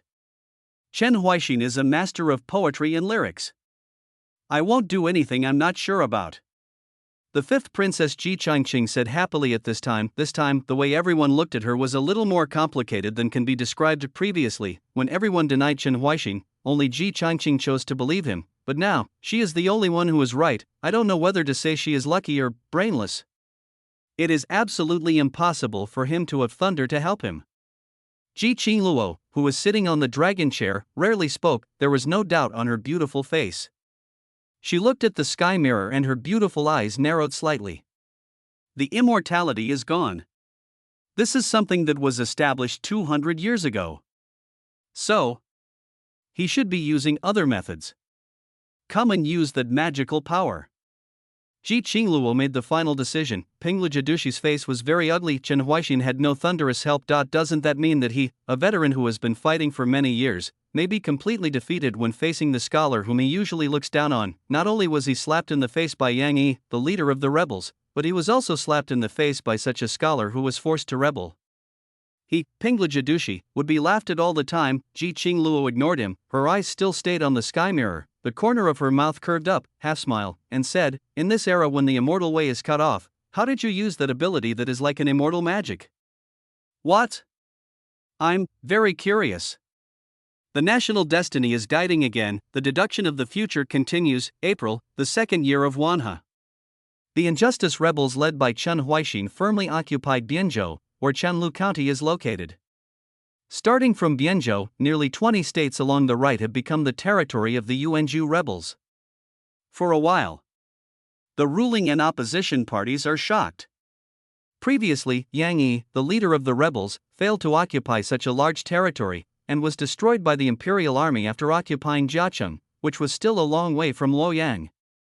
But now, this sudden appearance of the Yuanzhou rebels is only one state away from Luoyang, and judging from the combat effectiveness displayed by the Yuanzhou rebels, ordinary county soldiers cannot even stop them. These rebels are by no means a temporary act. It must have been dormant for a long time, waiting for the world to be in chaos, and then it took advantage of the trend to rise up. Pinglu Jadushi immediately understood that the enemy he faced this time was even more terrifying than Yang Yi. He no longer had the slightest intention of underestimating the enemy, and actively mobilized troops and horses to garrison along the road. He also sent a memorial to the Empress Ji Changning, requesting the military envoys of other states and counties for help. He also ordered people to spread unjust rumors about the rebels in nearby states and counties, making the people fearful and uneasy about them, in order to contain the ever-expanding trend of the injustice rebels. After Empress Ji Changning learned the information, she agreed to Pinglu Jadushi's request without much hesitation. It seems that the Pinglu Jadushi does not trust his own ability. Before the main force has fought, he first asks the future majesty to send troops and horses for assistance? In the civil service, some people looked at Pinglu Jadushi with a bit of ridicule in their words. Even if they were deducing the future, they did not miss this opportunity and overwhelmed the military attaché in their words. Poof.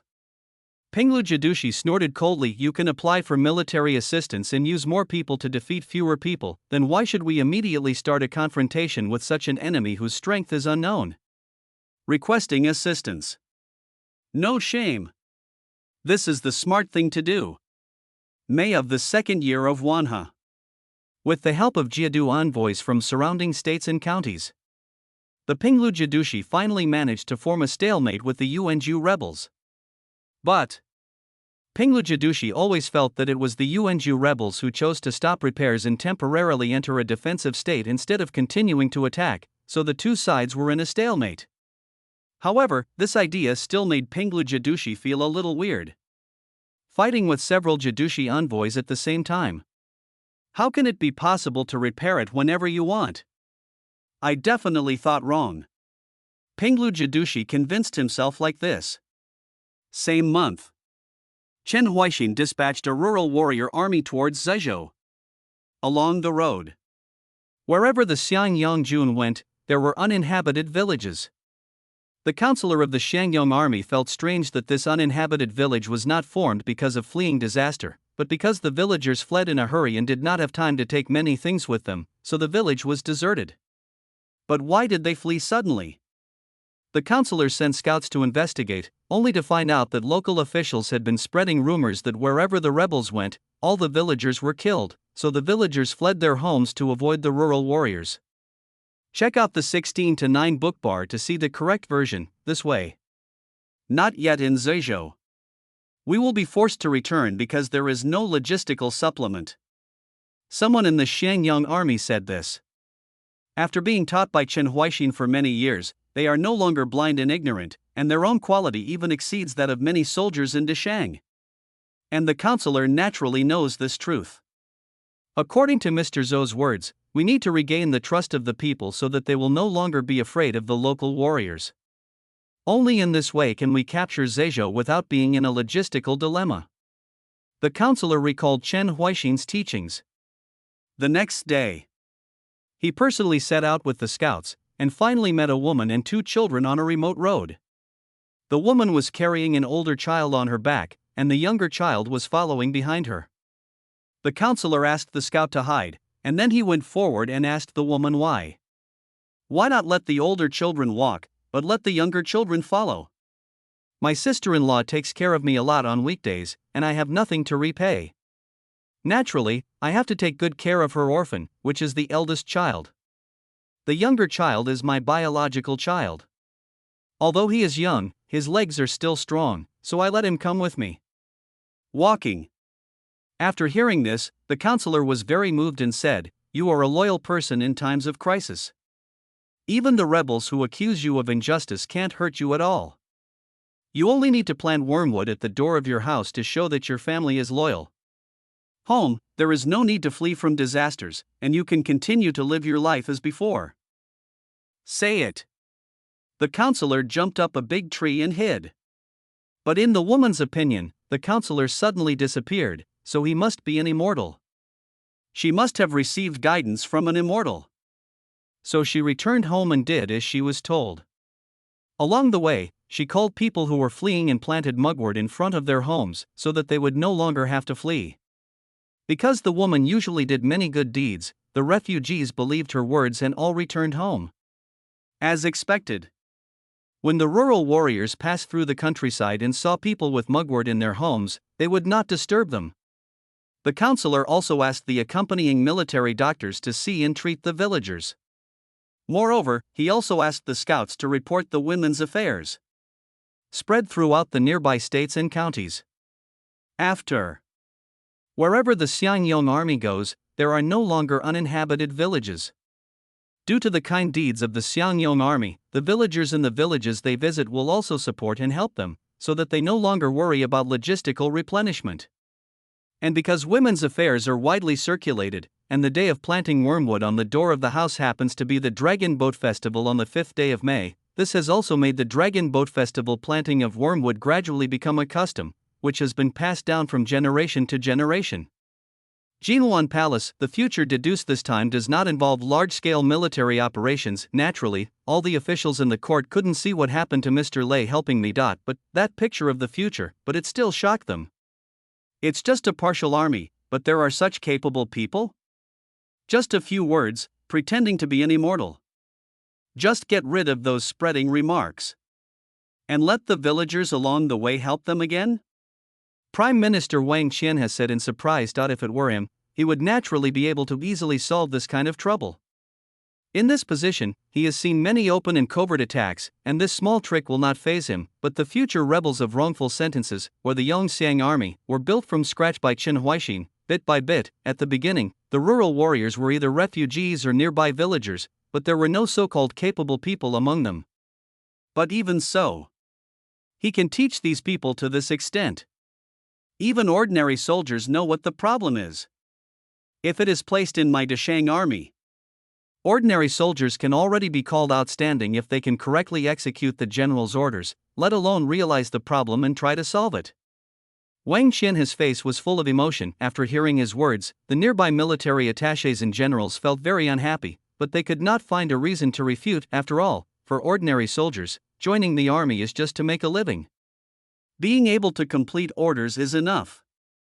How can they use their own brains to think about how to solve problems? According to the deductions made by Jin Tianjing, the rural warrior army created by Chen Huaixin, even ordinary soldiers would have absolutely no problem being a team leader or something like that in the Deshang army. The troops are just ordinary soldiers in the rural brave army. No wonder Chen Huaixin was successful in attacking the city. Even without the help of Thunder Lord, we will definitely be able to sweep the entire Deshang. Penglu Jidushi requested troops and horses for assistance, which is indeed the wisest choice. Otherwise, if there is a head-on conflict without knowing anything, I'm afraid there will be a lot of losses. Someone said with emotion. Penglu Jidushi, who had just been ridiculed, immediately looked in the direction of the civilian officials and said, "These people who are capable of civil and military skills and know how to train the army were forced to rebel by you. Just like this, do you have the nerve to ask for military assistance? My future father is just wiping your ass." Being retorted like this, the expression of the man who had mocked him before had not changed at all. The confrontations with military attachés like this were commonplace, but it was Chen Huaixin's ability that made some people start to panic. Even if Ji Qingluo's expression is as usual now. But everyone can understand that such a person who was both civil and military and can train the refugee villagers into a team leader will actually be on the opposite side of Deshang in the future. Your Majesty's sword. I'm afraid it will see blood again. Wanha's second year, June. After the situation remained deadlocked for a month, the rebels who had been silent for a long time showed their fangs once again. Just as Penglu Jidu thought before, the rebels who had really been wronged before chose to temporarily repair it, so they were able to form a stalemate with them. But after the injustice, rebels attacked again. The defense lines he built in various places were breached in an instant, even with the help of other Jidushi. But whether it is a battle on the plains, a battle to defend the city, or a confrontation in dangerous terrain, they are completely unable to stop the advance of the Yunju rebels. As for them wanting to enter the area occupied by the Yunju rebels and cut off the logistics line as much as possible, that is even more impossible. The injustice rebels have the hearts of the people. Even if they do not take action, the people will spontaneously help them and arrest the spies and others. After repeated battles and defeats, Penglu Jidu panicked. He hurriedly gathered all his soldiers and horses, hoping to rely on the city of Luoyang, waiting for the assistance of Chang'an soldiers and horses, and fight a decisive battle with the Yunju rebels here. However, the Xiangyong army that went to Zizhou has occupied the city to resist the soldiers and horses coming from Chang'an to support Luoyang, while the Xiangyong army led by Chen Huaixin personally is encroaching on the outside of Luoyang bit by bit. July, the second year of Wanha. Chen Huaixin's troops arrived at Luoyang City. End of chapter. Chapter 8. Are you willing? Jinluan Palace. After seeing Chen Huaixin's troops approaching Luoyang City, everyone's energy was concentrated. They all know it. Next, you should be able to see what the so-called Thunder God Helps is all about. Be able to maintain a stalemate during the break. Then we arrived in Luoyang with great momentum. This is the kind of thing that can change the situation of the battle. What on earth could it be?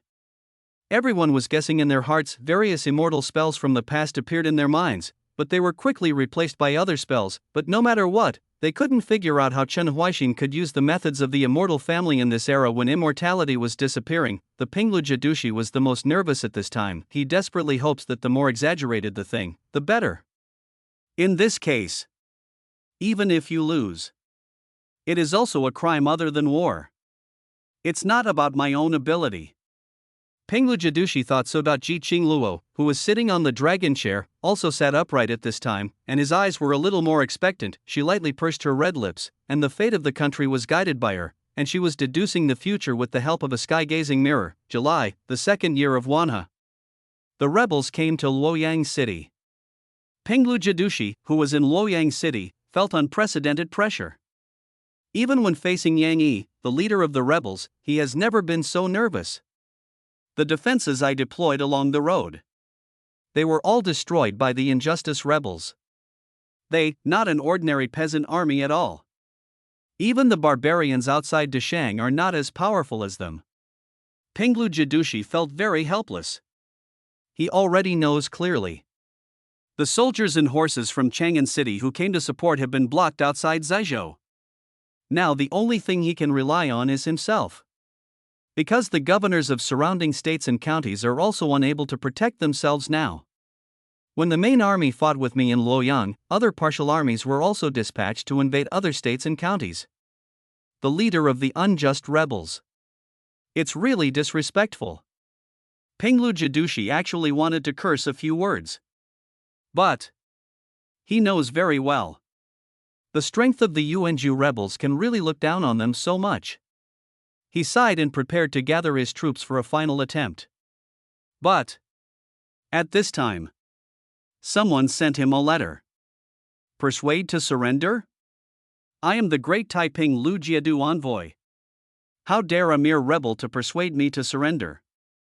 It's simply a rebellion against Tiangang. Pinglu Jidushi ruthlessly tore up the letter. He angrily walked up to the city wall, holding a bow and arrow, wanting to shoot an arrow himself to show his loyalty to Dashang and his determination to never surrender. Then he saw it.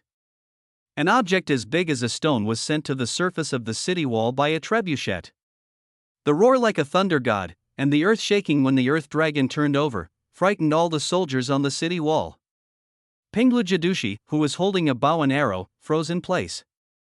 Until someone sends another letter. He finally came to his senses. It was just the weakest attack with little damage before. If you don't surrender, will they launch a real offensive? Pinglu Jidushi read the letter with difficulty. He looked past the messenger and towards the soldiers on the wall. Although no one was injured in the attack by the rebels just now, except for a few unlucky ones, the previous encounter made the soldiers guarding the city full of fear in their eyes. If he uses his own prestige, he will naturally be able to suppress them and make the soldiers continue to defend the city. But if what the grievance rebels said is true, and the previous Earth Dragon turning over was not a real attack, then even if they defend to the death, they may not be able to defend for long. No wonder other states and counties couldn't even stop them for 2 days. This is a method that can be called an immortal. How can we resist? Alas! Under the watchful eyes of the soldiers guarding the city, Pinglu Jidushi made a choice. The bow and arrow in his hand are lowered. The gates of Luoyang City were also opened wide because of this. Ha! Pinglu Jidushi. When facing the invasion of foreign enemies, you didn't even resist and chose to surrender to the rebels? Seeing the choice of the future Pinglu Jidushi in the Tianjing mirror, there was an uproar among the civil servants. Even Pinglu Jiadu did not expect that his future self would choose to surrender without even fighting, but to hear the accusations from civil servants, he did not take the blame on himself, but immediately counterattacked. I am thinking about the soldiers. Chen Huaixin's method is simply like an immortal in the world. Fighting against an immortal with a mortal body is just sending death. Do you think what you want to see is the soldiers of Dashang fighting for the impossible to win? Sacrificed in the war? In the future deduced from the previous gold list, the civil servant He Wan Lin was able to resist foreign enemies for 5 years, but you couldn't even do it for 1 day. Is this the backbone of your generals? Ha, do you still have the nerve to say this? Let's not mention that He Wan Lin is fighting against foreign enemies, not immortals.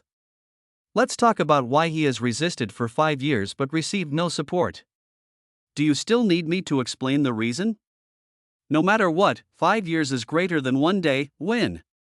Then I can still say that the future Chen Huaixin is not plotting rebellion now, and is still a good son of my Dashang.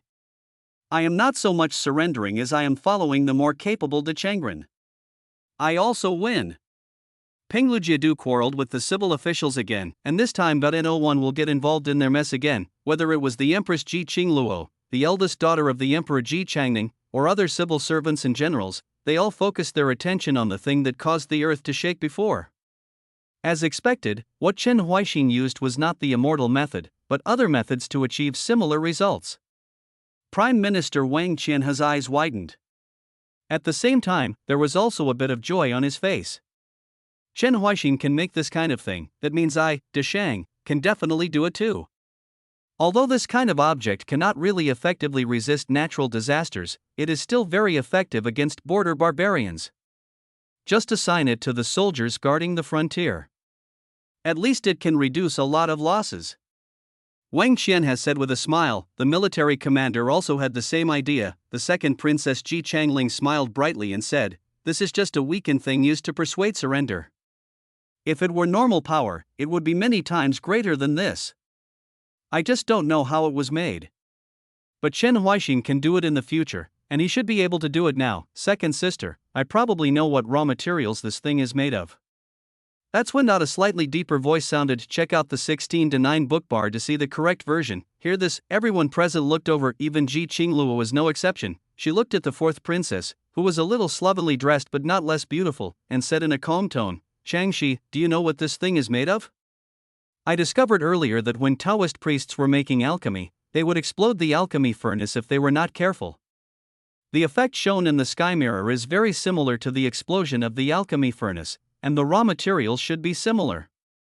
Ji Changshi directly told what he knew without any courtesy. At the same time, her eyes sparkled. She looked at Chen Huaixin in the sky-gazing mirror, and his face that should have been gloomy now turned out to be a bit fanatical. Everyone in the court frowned slightly when they heard her answer.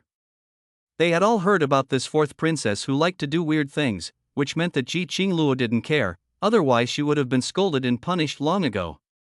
But the explosion of the alchemy furnace only makes people feel disheartened. You will be injured or die if you have bad luck. How is it similar to Chen Huaixin's Earth Dragon standing? Many people are thinking this way. Ji Qingluo didn't believe what Ji Changshi said either, because they don't think that there are many similarities between the explosion of the alchemy furnace and the shaking of the earth. It's okay to insist on being related, but what's the point of that?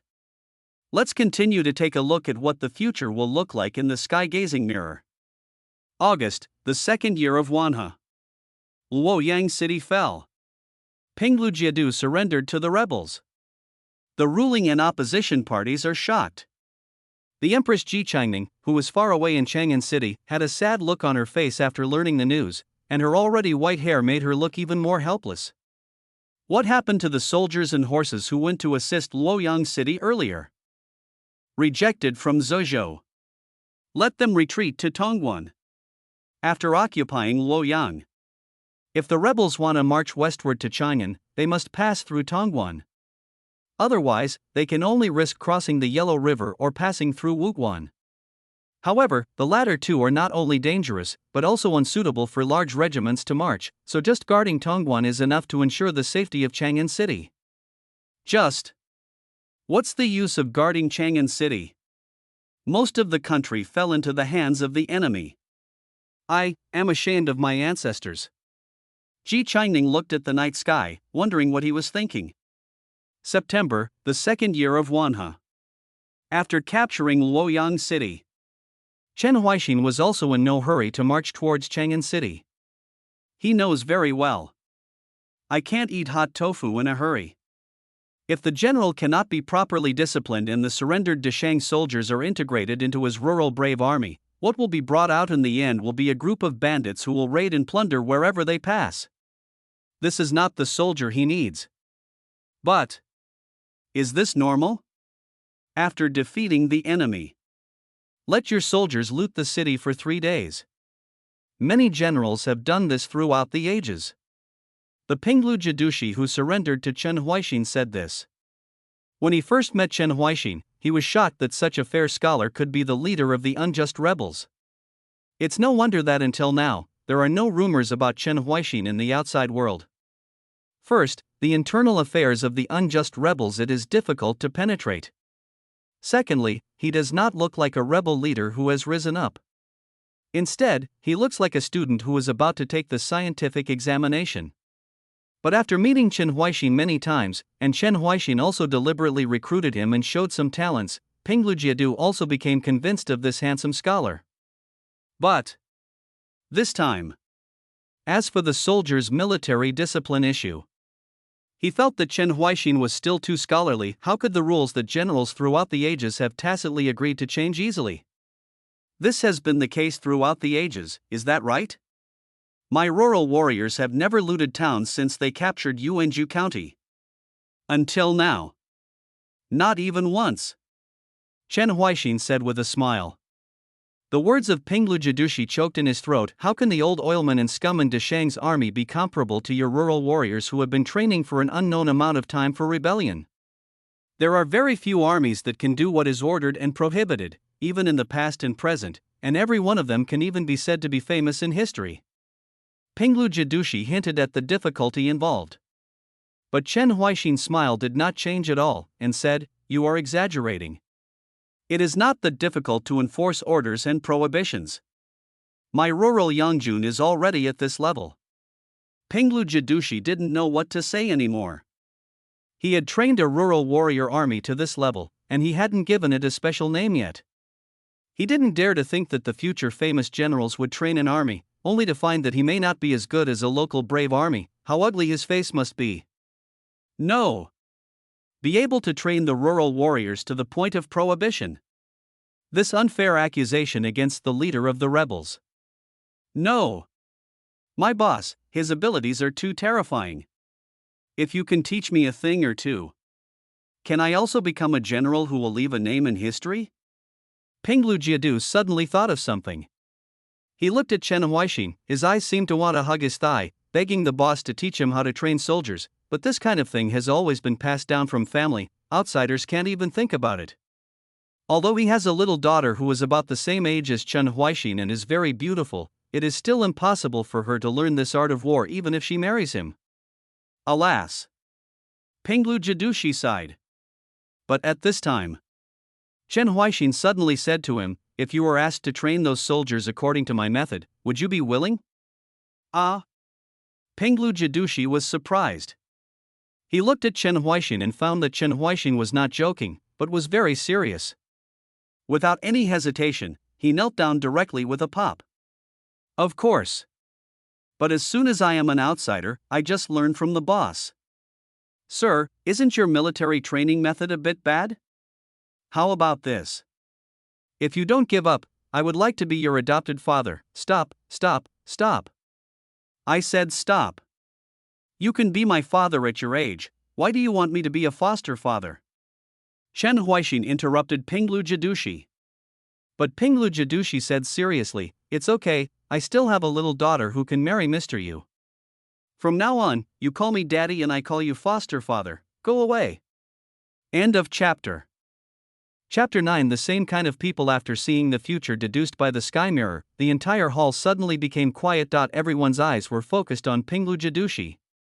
The weirdness and ridicule in his eyes made Pinglu Jidushi feel that something was wrong all over his body. No wonder Pinglu Jidushi surrendered so quickly.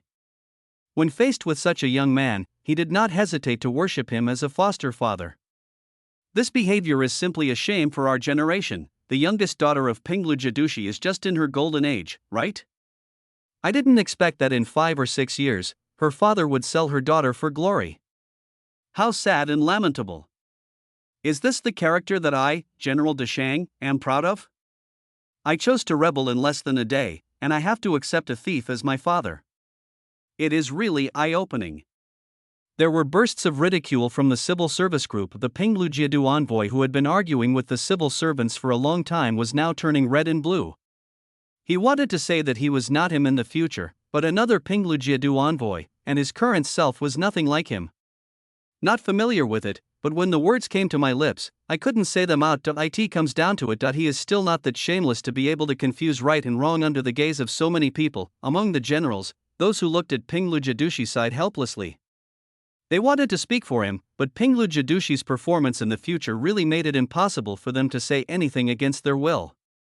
Language. Throughout the ages, it is still too rare for a person to consider a thief as his father.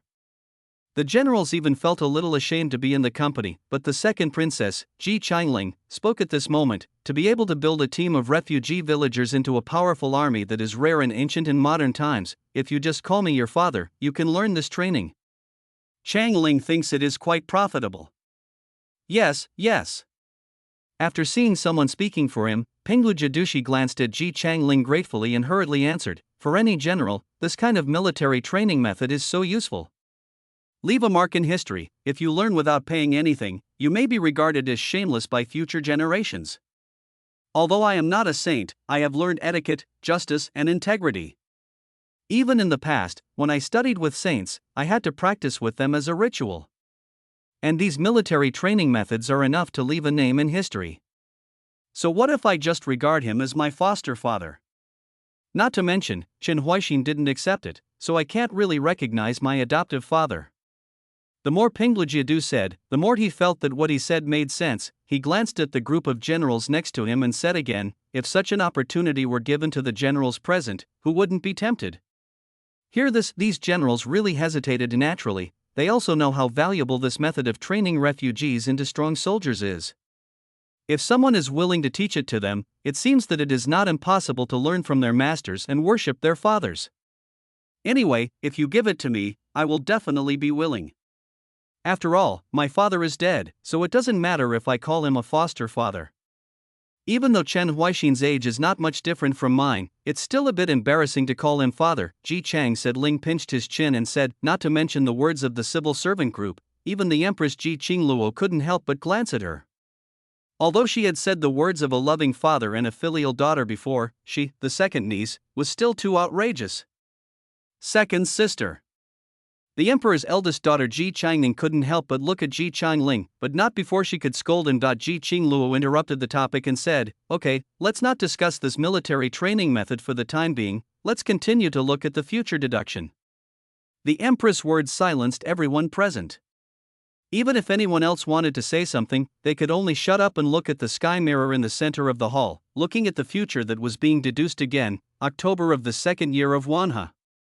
After obtaining Chen Huaixin's military training method, Pinglu Jidushi was in and out of the barracks all day long. The veterans and scumbags in the original Deshang army were made to complain by his new training method, but no one was willing to quit the army. Because the army food after the Yuanzhou army took over was really rich. Can't deny it. Many soldiers join the army just to have enough to eat. If we can't let them eat and drink enough, we must make them follow the orders and prohibitions. That will only breed more dissatisfaction. Chen Huaixin understands this truth very well. If you want to make the army strong, you must have enough food for the soldiers. If you can't even eat well, let alone fighting, it is considered good if you cannot defect. So, he always attaches great importance to the food of the army to ensure that the morale of the army will not decrease. And under the stimulation of rich meals and rewards, the surrendered Deshang army gradually merged into the Yuanzhou army. Wanha 3 years, January. After 4 months of training and preparation. Although there is still a gap between the original Deshang army and the Yuanzhou army, the energy and spirit are no longer what they were originally. Pinglu Jidushi has a smile on his face every day, and he is happy that he can train such an army. Maybe he cannot fully implement the orders and prohibitions, but it is already 100 times better than before. The army is not trained. But it was typed. It's been so long. We should be able to continue the crusade against Baochang. After seeing Chen Huaixin again, Pinglu Jiadu made a direct suggestion. He has now completely fallen in love with Chen Huaixin. Even his unmarried little daughter has been pushed towards Chen Huaixin once or twice by him. It's not that he doesn't want to push him anymore, but it was very difficult at the beginning. The dissatisfied little daughter, after seeing Chen Huaixin, chose to take the initiative to run to him, without needing his old father to worry at all. It's just that so far, neither of them has made much progress, which makes Pinglu Jidushi very worried. He also wants to take advantage of the opportunity to gain more military exploits, hoping that his little daughter can truly follow Chen Huaixin is together. If we want to capture Chang'an, we will completely overthrow the violence. Then you must pass through Tongguan. But if you give Ruocheng too much time, let them deploy thousands of troops in Tongguan. Even if we can make the Earth Dragon stand up, we will definitely lose many soldiers. Sir, it must be early. Pinglu Jidushi said worriedly. Throughout the ages, many generals have to pay a heavy price to break through Tongguan, which occupies a natural barrier. Even if Chen Huaixin has a strong army under his command and an Earth Dragon to stand up, there must be sacrifices before Tongguan can be conquered. As a general, he hopes that his soldiers will suffer as few casualties as possible, so Pinglu Jiedu persuaded Chen Huaixin in this way. However, after Chen Huaixin heard what he said, a smile appeared on his face. There may be sacrifices, but it won't be our soldiers. Even if you don't need an earth dragon to turn over, it is possible for us to pass through Tongguan without any bloodshed. Chen Huaixin's words are full of confidence. Pinglu Jiedushi was stunned on the spot. A battle without bloodshed. Passing through Tongguan? Is this possible? Impossible. Absolutely impossible. After hearing what Chen Huaixin said in the sky mirror, a military general jumped out and said. He looked at the deduced future and said with certainty on his face, if we use that magical thing to completely destroy the entire Tongguan, it may not be possible without a single blow, but Chen Huaixin doesn't need to turn around to get through Tongguan? This is absolutely impossible. If Tongguan was so easy, then so many generals would not be trapped in it throughout the ages, and his words to it also attracted the approval of other generals. Even Ji Qingluo, who was born in the military, frowned slightly at this time. Using the earth dragon to turn over in Tongguan may destroy the entire natural barrier. The collapse of the road will make it more difficult for the enemy army to pass. Chen Huaixin may have said that there is no need for the earth dragon to stand up because of this consideration. But without earth dragon turning around, what other means does he have to solve the natural danger of Tongguan without a single blow?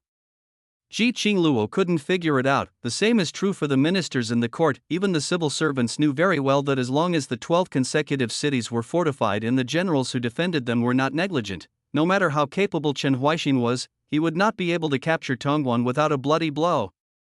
Unless there will be a rebellion in the future DPRK. The inside should be combined with the outside. It's not surprising to capture Tongguan. Check out the 16:9 bookbar to see the correct version. Someone raised this point, and this is also the most likely. At that time in the future, Chen Huaixin was already powerful, and with the surrender of Pinglu Jiedushi, it was not impossible for someone in the court to secretly abscond and rebel, assisting the enemy army to seize Tongguan. But who will rebel? Many people cast their gaze on the fifth princess Ji Changqing, but quickly turned their attention away. Ji Changqing's mother died young, and she had no relatives to help her. Even if she rebelled, it would not affect the overall situation. Of course. Maybe it's not a mutiny. Maybe that time the soldiers of the Tongguan garrison killed each other or had no intention of resisting foreign enemies. In this way, Chen Huaixin's capture of Tongguan will naturally be without bloodshed. Ji Changling's voice sounded at this time. In the days when immortality still existed, someone had done this, using magic to cause the defenders to kill each other, allowing the foreign enemy to occupy the city effortlessly, but that was 300 years ago. Even if Chen Huaixin mastered the ability to perform magic like magic, it was not real magic after all, but was made from mortal objects. So how could he achieve magic? It confuses people like that and makes the defenders kill each other. Regarding Ji Changling's words, disbelief was written on everyone's faces. Ji Qingluo, who was sitting on the dragon throne, said directly, "Let's see with our own eyes what Chen Huaixin will do. I hope he is not telling lies." 3 years, February. The unjust sentence army finally launched another offensive. After occupying Luoyang City, whether heading west or south, it is much more convenient than before. However, I want to completely overthrow Deshang. We must attack Chang'an. Chen Huaixin commanded the generals and marched towards Tongguan. Although Pinglu Jiedushi was still wondering how he could capture Tongguan without a fight, he was no longer the commander of the army. He followed Chen Huaixin's instructions and mobilized the army to move forward. 3 years, March. Unjust sentence, the soldiers came to Tongguan via scout. Pinglu Jiedushi learned that the defender of Tongguan was the famous Zheng Guogong in the court. His external combat might be average compared to other generals, but he was best at defending the city, not to mention relying on natural dangers to resist foreign enemies. There are nearly 200,000 soldiers and horses in Tongguan. It's better to just use the earth dragon to climb over the mountain. Destroy the terrain nearby. It can also frighten the hearts and souls of the soldiers defending the city. Pinglu Jiedushi put forward his own views. Although after the terrain is destroyed, the subsequent advance of the army will be more troublesome, but it is much better than sacrificing too many soldiers under his command. Anyway, he is more inclined to be tired and troublesome than to suffer heavy losses. But Chen Huaixin declined his proposal. Don't rush yet. If our method is invalid, consider this method again, Chen Huaixin said. He ordered the logistics soldiers to bring over what they had built during this period. In the confused eyes of Pinglu Jidushi, the ball-like thing flew up on the soldiers. In an instant, Pinglu Jidushi's face was full of shock. The Dashang soldiers who had surrendered were also dumbfounded. Only the soldiers from the Yangjun army at the beginning said proudly, "We were tired of using this thing when we were in Yuanju County. If you have a chance in the future, please ask me, sir, to let you try Feitian." Feeling. In the Jinhuan Palace, after seeing Chen Huaixin take out another novel object, all the ministers' eyes widened, especially when that thing, when flying into the sky with soldiers, some people's legs even became weak, and their faces were full of shock, saying, "No. Impossible. In today's era, how can there be people who can fly? Even 300 years ago, only immortals could flying like a crane. It's impossible for ordinary people to touch the sky." Although the way of immortality has disappeared, the ministers present have more or less books about immortals in their homes. Naturally, they also know what kind of skills the immortals mastered 300 years ago. Except for immortals, ordinary people would not even dare to think about techniques like Feitian. But now, Chen Huaixin broke their cognition again. Even if the immortal path disappears, even ordinary soldiers can still touch the realm called the sky. Moreover, some soldiers have even flown into the sky many times and are tired of this magical method. How on earth is it done? How on earth did he allow ordinary people to touch the sky? The ministers wanted to catch Chen Huaixin in the sky-gazing mirror and inquire about the reason. While they were all shocked, they didn't notice that the body of the fourth princess, Ji Changshi, among the princesses, was gradually trembling. The look she looked at Chen Huaixin was even more fanatical than before. This kind of miracle caused by human power is indeed the future of this world. Chen Huaixin. He thinks the same as me. He is the same type of person as me. End of chapter. Chapter 10. How to do it. All the ministers in the court were shocked. Even Ji Qingluo, who looked calm, had shock in his eyes at this time, but no one expected it. Chen Huaixin actually has this skill. Let ordinary soldiers fly into the sky. This thing. What on earth? Ji Qingluo opened her eyes wide and looked at the spherical thing. She could tell what this thing was probably made of, but could such a simple material allow ordinary people to touch the sky? Still said, is there a key hidden in this that she doesn't know about? It should be the latter. Ji Qingluo thought this way out. If it is true that a piece of cloth, a fire pot, or a bamboo basket can send people to the sky, then why has no one discovered this in such a long time? There can't be so many heroes and heroes throughout the ages who have failed to notice such a simple thing. But even so, Chen Huaixin's talent is simply amazing. Ji Qingluo thought with emotion in her heart, from the method of training soldiers to the shaking of the earth and the thing that allows ordinary people to fly into the sky, how much does he still hide? Ji Qingluo is very curious. If the immortals were to see this scene, I really don't know what they would think. Some ministers recovered from the shock and spoke, and his words were like pebbles thrown into a puddle, causing ripples to ripple and making other people sigh in admiration. 300 years ago, only immortals could touch the sky. I didn't expect that now, even ordinary people can touch it. If the immortals knew about it, they would definitely be very pleased. Chen Huaixin is a man of great talent. Your Majesty, I propose that Chen Huaixin be recruited into the court immediately after the artifact deduction is over. Such a talented person should not be left in the countryside. Ha ha. Chen Huaixin originally came to Chang'an City to take the exam, but he was blocked by some people. Until now, he has no chance. As for who those people are, I should know it well. When Chen Huaixin becomes an official in the court, it will be really fun. Humph.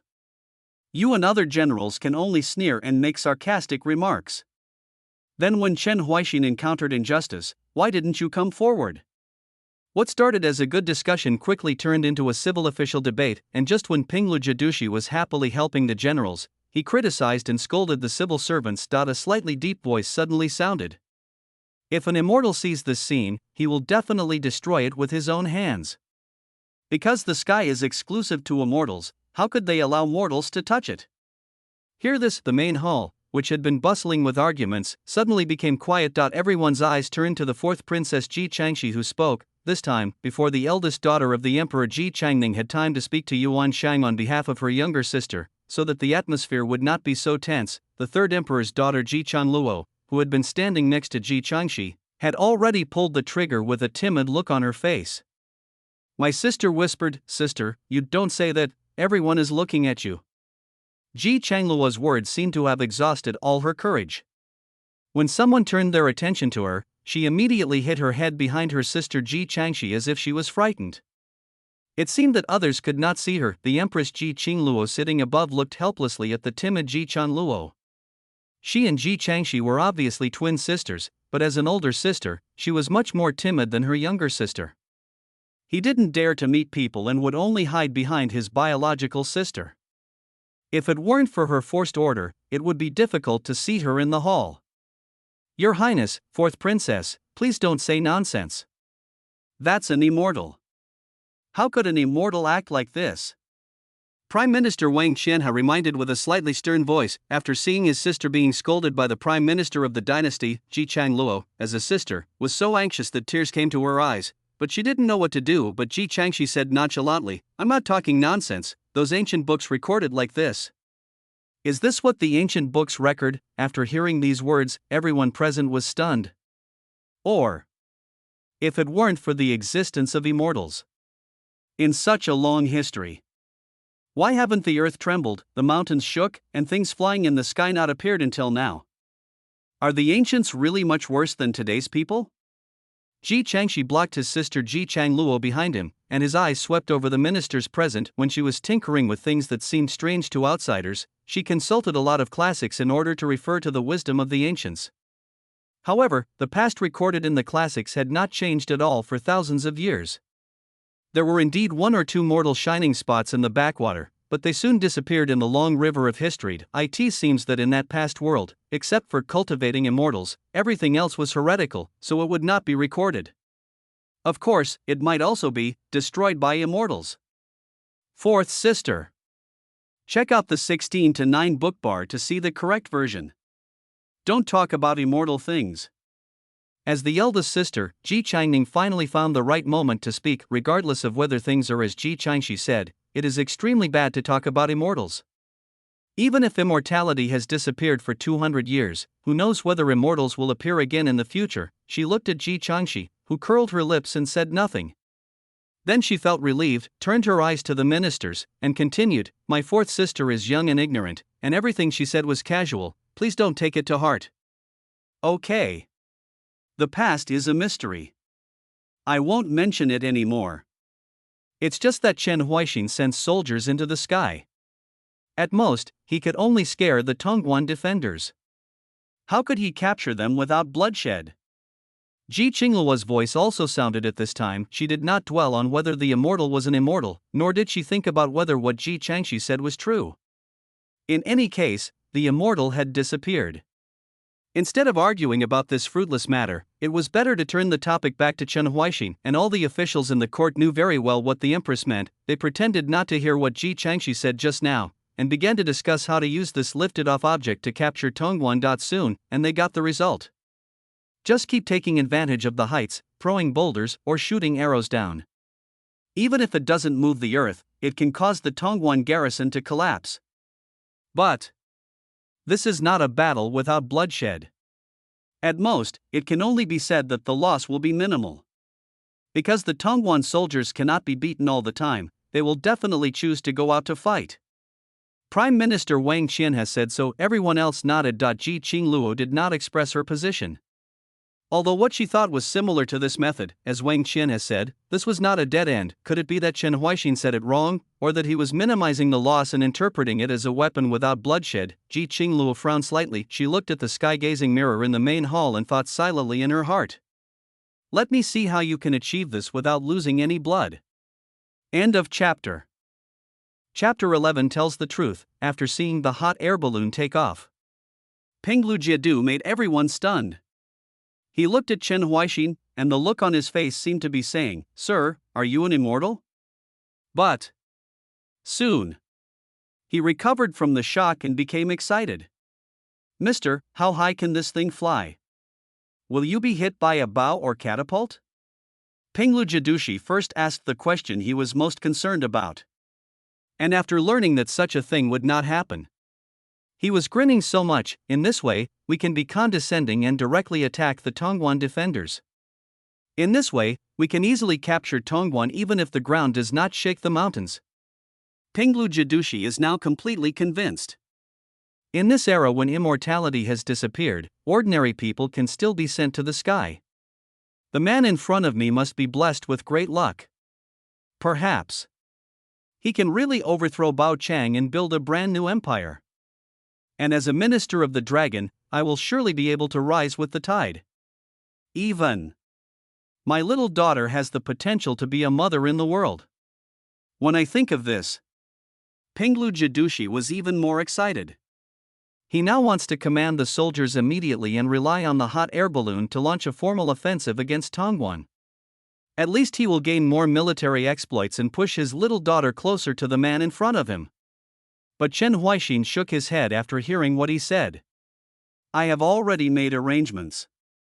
There is no need to attack Tongguan for the time being. Let the soldiers take a good rest first." Chen Huaixin ordered to go down. Penglu Jidushi was very confused, but he was not the coach after all, so he could only suppress his confusion in his heart and carry out Chen Huaixin's orders. Wanha 3 years, March. Another hot air balloon flies over Tongguan. As a guard, Zhang Guogong naturally saw this thing a few days ago. At that time, when they first saw this thing and the soldiers riding on it, many Tongguan soldiers were shocked and panicked. Some even fell to the ground at one point, chanting that the immortal was coming.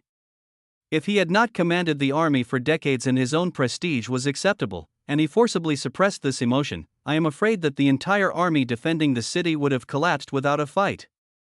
Fortunately, the Injustice rebels did not take this opportunity to attack. Otherwise our Tongguan garrison will suffer heavy losses. Zhang Guogong thought so happily at that time. If the enemy takes advantage of the morale of the army to launch an offensive against them, even if they occupy natural danger, they will still have to pay a heavy price. I don't know if the enemy leader was arrogant or failed to predict this situation, but the opportunity was fleeting and he could not give the enemy a second chance like this. As for the hot air balloon, he also asked his soldiers to shoot it down, but the bow and arrow could not fly that high at all, so he had no choice but to give up and asked people to think of a way to resist the attack from the sky. Although his external combat ability is average, it is compared to that of a famous commander. As a veteran, he naturally knows at a glance how much impact this hot air balloon has on the battle situation. If they cannot withstand the offensive from the sky, even if they occupy the natural danger, they will eventually be defeated. It's been so many days. The rebels have not yet used it to attack. What are they thinking about? Zhang Guogong does not think that the Yuanzhou rebels, who have been victorious all the way to attack the city, will not know how to use this hot air balloon, but until now, they have not seen any offensive. Does the Injustice rebel have a bigger plan? Zhang Guogong is thinking. And at this time, the cavalry that he dispatched to follow the hot air balloon to prevent anyone from coming down from above and sneaking into Tongguan hurriedly appeared in front of him. General! Something bad is going to happen. The soldiers on the ascension object dropped these things. The cavalryman sent several pieces of paper in his hand to Duke Zhang. Zhang Guogong took it with doubts. After looking at it for a few times, his eyes suddenly widened. Assholes! These unjust rebels! How dare they spread rumors like this about my Changhua minister? If we can catch them, we must skin them and cramp them to vent their hatred. Check out the 16:9 book bar to see the correct version. Zhang Guogong tore up all the paper in his hand. The cavalryman who sent these blank papers didn't even dare to raise his head. He knew very well what was written on it. The rebels used painting to directly draw what the ministers of the court and the noble families had done.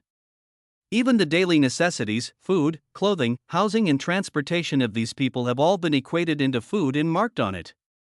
Even ordinary people and soldiers who cannot read or write can understand what the painting means. But some paintings are really interesting. It seems to be continuous. I really want to be able to continue reading. The cavalryman kneels on the ground, head bowed.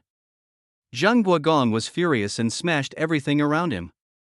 He can already foresee how much influence this kind of painting will have on him and Deshang. But he has no means to counterattack. I can only watch the hot air balloon spreading paintings all over Tongguan. Rebels of injustice. You and I are incompatible. In the Jinhuan Palace, the future deduced by the sky mirror made everyone silent. They completely did not expect that Chen Huaixin did not use the method of ascending to the sky to attack, and did not use the method of high and low to gain an advantage, but instead used hot air balloons to spread such paintings to the Tongguan defenders. Even if it's just through the sky mirror, they all still felt cold sweat pouring down their backs. The ancients once said that the best way to use military force is to attack the heart. If it is a real battle with real swords and guns, even if they are at a disadvantage, there will still be Tongguan defenders who will defend this land with their lives. But the psychological attack strategy adopted by Chen Huaixin will directly break the will of the Tongguan defenders. Let alone defending the city, they are extremely lucky to not mutiny.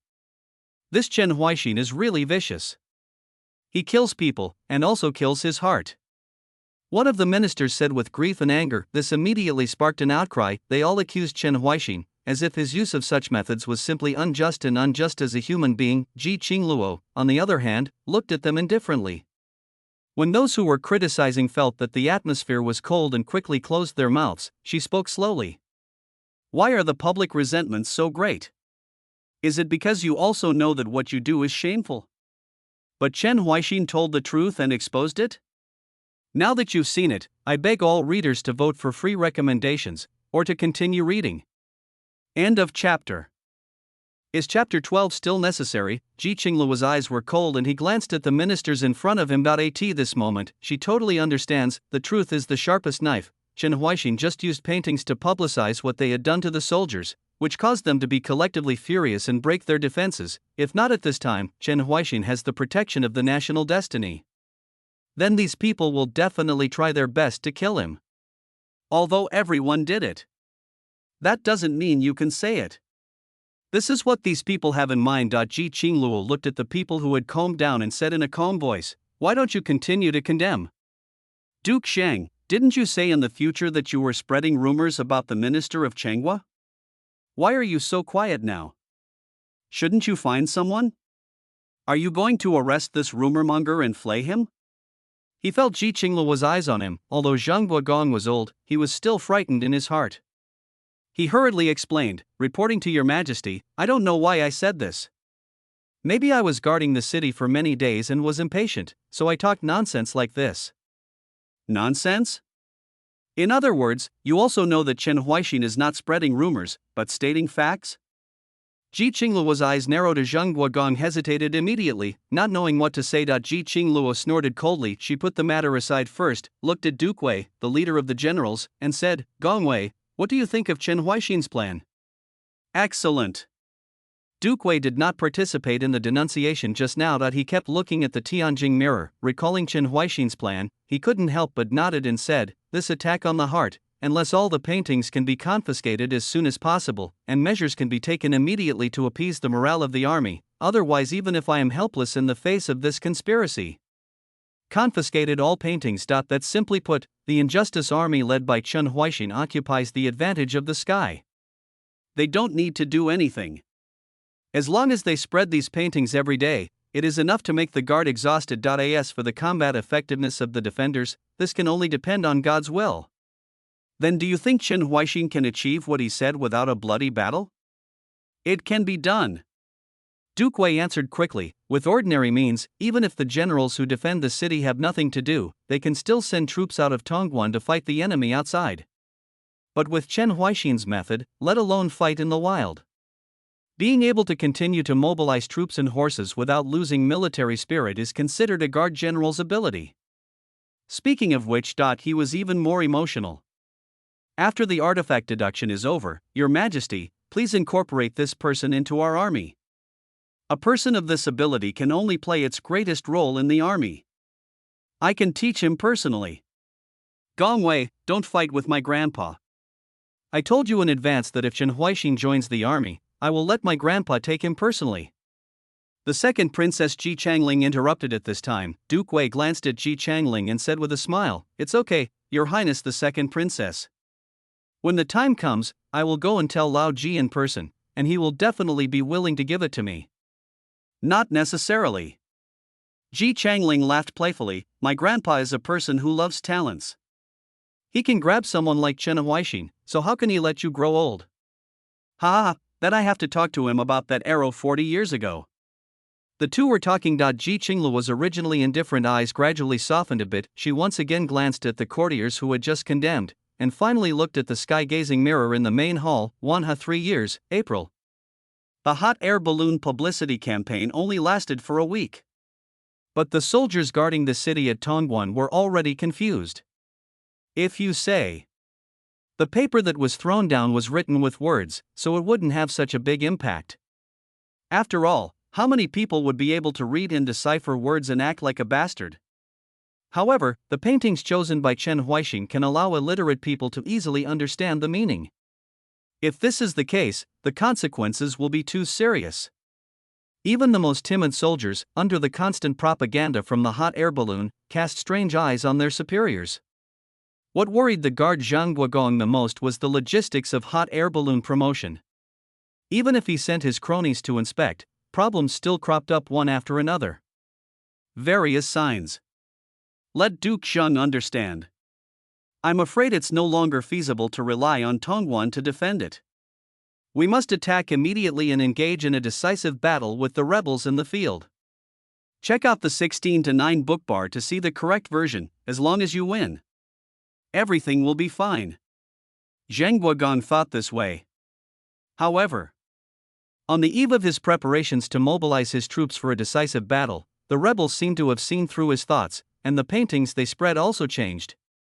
From the actions of aristocratic families to soldiers fighting bravely on the front lines, the soldiers at the rear are thinking about how to get more money, or seeing the beautiful wives and daughters of some soldiers, they try to find ways to kill those soldiers. The soldiers were arranged in the most dangerous places so that they could easily occupy the wives and daughters who had lost their husbands and fathers. Anyway, in summary, the painting was changed into soldiers on the front line only need to kill the enemy, but the soldiers in the rear have more to consider. And this. The situation that undoubtedly caused the morale of the army to collapse has become even worse. When Zhang Guogong wanted to mobilize his scouts and go out to investigate the information first, some of the scouts actually refused his order in person. If I die on the battlefield or be captured by the enemy, will the general take my wife and daughter? The scout looks directly at Duke Zhang. The atmosphere instantly dropped to freezing point. Zhang Guogong looked at the scouts. He originally wanted to scold him, but when the other scouts saw someone standing up and looked at him with the same eyes, his words suddenly changed. No way. I can guarantee you. This will never happen. It's all slander from the rebels. But this is what happened to my country friend's wife and daughter. The scout unfolded the letter sent by his country friend's wife and daughter in front of Zhang Guogong. It clearly states that the wives and daughters of fellow villagers whose husbands died on the battlefield not only failed to receive the compensation they deserved, but the general who was sent to receive the compensation hinted that if they remarried to him, they were not just concubines, but even concubines. My daughter has to pay it too. After seeing this letter, Zhang Guogong suddenly turned pale. And he was completely enlightened at this time. The rebels' plan succeeded. Even the elite scouts in the army felt disgusted. Not to mention those ordinary soldiers. Is this battle still necessary to continue? End of chapter. Chapter 13, If you can't get in, 3 years, the end of April. Chen Huaixin captured Tongguan without any bloodshed. Just like what he thought before. When these paintings related to aristocratic families and self-interest spread in Tongguan, even if the defenders of the city were famous generals in the world and could easily resist any external enemies, they could only fall here in the end. In the midst of a naked conspiracy. An unbreakable line of defense like this. Either go around it. Either it will collapse from within. A head-on charge will only increase casualties. There is absolutely no need to do this. Chen Huaixin taught his generals. In the uninhabited villages outside Yuanzhou County, he taught them like this every night, allowing them to gradually grow from refugee villagers into generals or counselors capable of commanding armies, and now he is letting them transfer that knowledge, transformed into practical applications. As for Pinglu Jidushi, who had only recently joined, he looked at Chen Huaixin in shock. He has never thought that he could adopt such a method to capture Tongguan without losing a single soldier. Or, there are also losses. The mutiny occurred inside Tongguan. It still caused a lot of casualties. Pinglu Jidushi recalled that when the Tongguan garrison opened the gate and welcomed the king's troops into the pass, the blood stained on the ground had not yet been washed away. As the commander-in-chief of the army and his former colleague Zheng Guogong, he was forced to kneel by the city gate, waiting for their verdict. However, those bloodstains have nothing to do with the Yuanzhou army, so he naturally doesn't care. At most, he feels it is a pity these soldiers can all be pocketed, and it is undoubtedly the best to reduce casualties. But integrate them into us. You have to spend time training again. Chen Huaixin looked at Pinglu Jidushi and seemed to see through what he was thinking. The Pinglu Jidushi hurriedly shook his head and said, "You can leave the military training to others. I'd better follow your husband and fight into Chang'an City together." It's not that he doesn't want to continue to train elite soldiers, but compared to training, conquering Chang'an is undoubtedly more important. Since they have already chosen to betray, what if they don't show their abilities to gain a higher status? Isn't it an invalid rebellion? Think of this. He also asked his colleague Zheng Guogong, who was an official in the same court, and wanted to know what Chen Huaixin planned to do. After hearing his inquiry, Chen Huaixin shook his head and said, he has no qualifications to surrender. They will interrogate and handle it together. Hearing these words, Pinglu Jidushi suddenly felt lucky. Fortunately, Chen Huaixin gave him a chance to surrender when he attacked Luoyang. Otherwise, if he was like Zheng Guogong, being pressed to the ground and waiting for his fate, it would be more uncomfortable than death.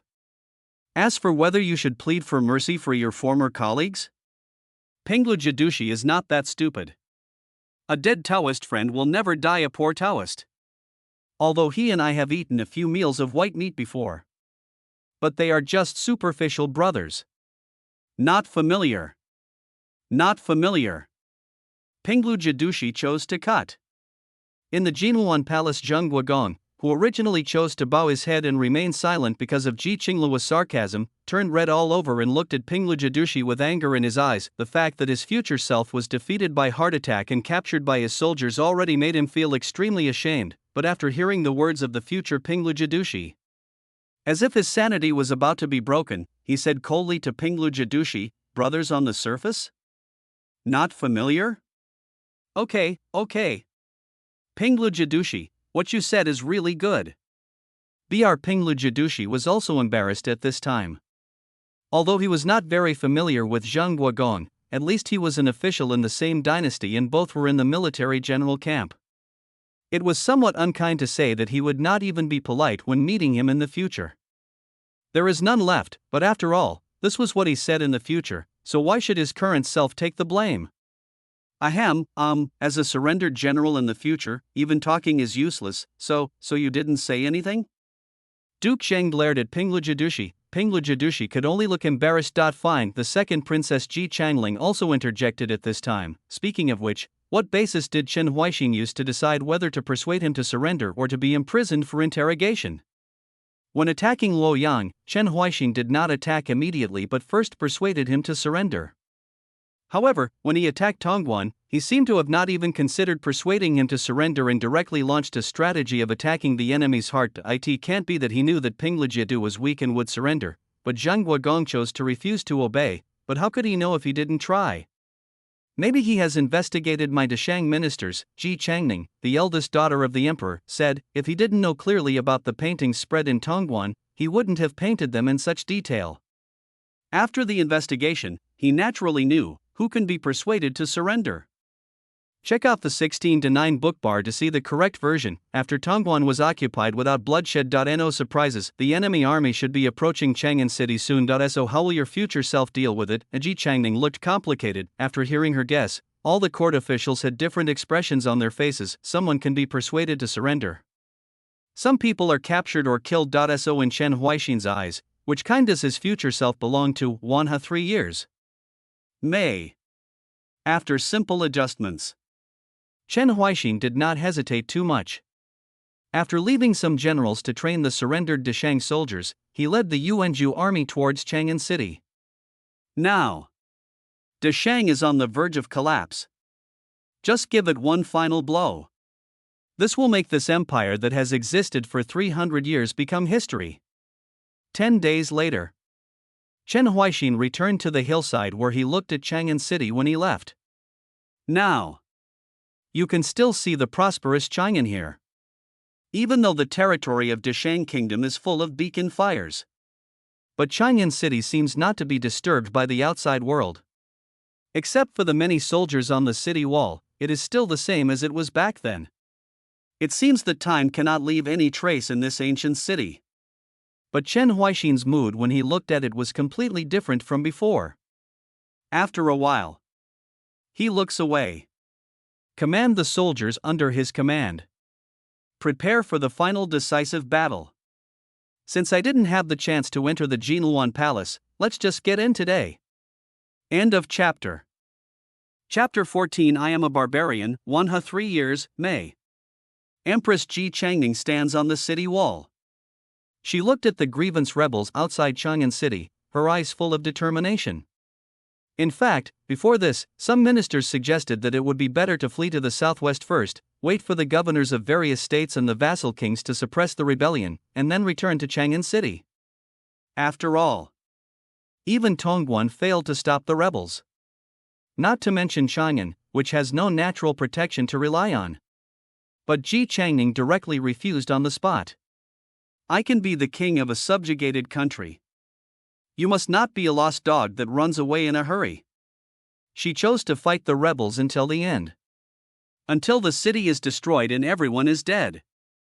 In the Jinluan Palace. Ji Qingluo looked at Ji Changning. Before proceeding to future deductions. Ji Qingluo was actually not very satisfied with the eldest daughter of the emperor who came to the throne after her death.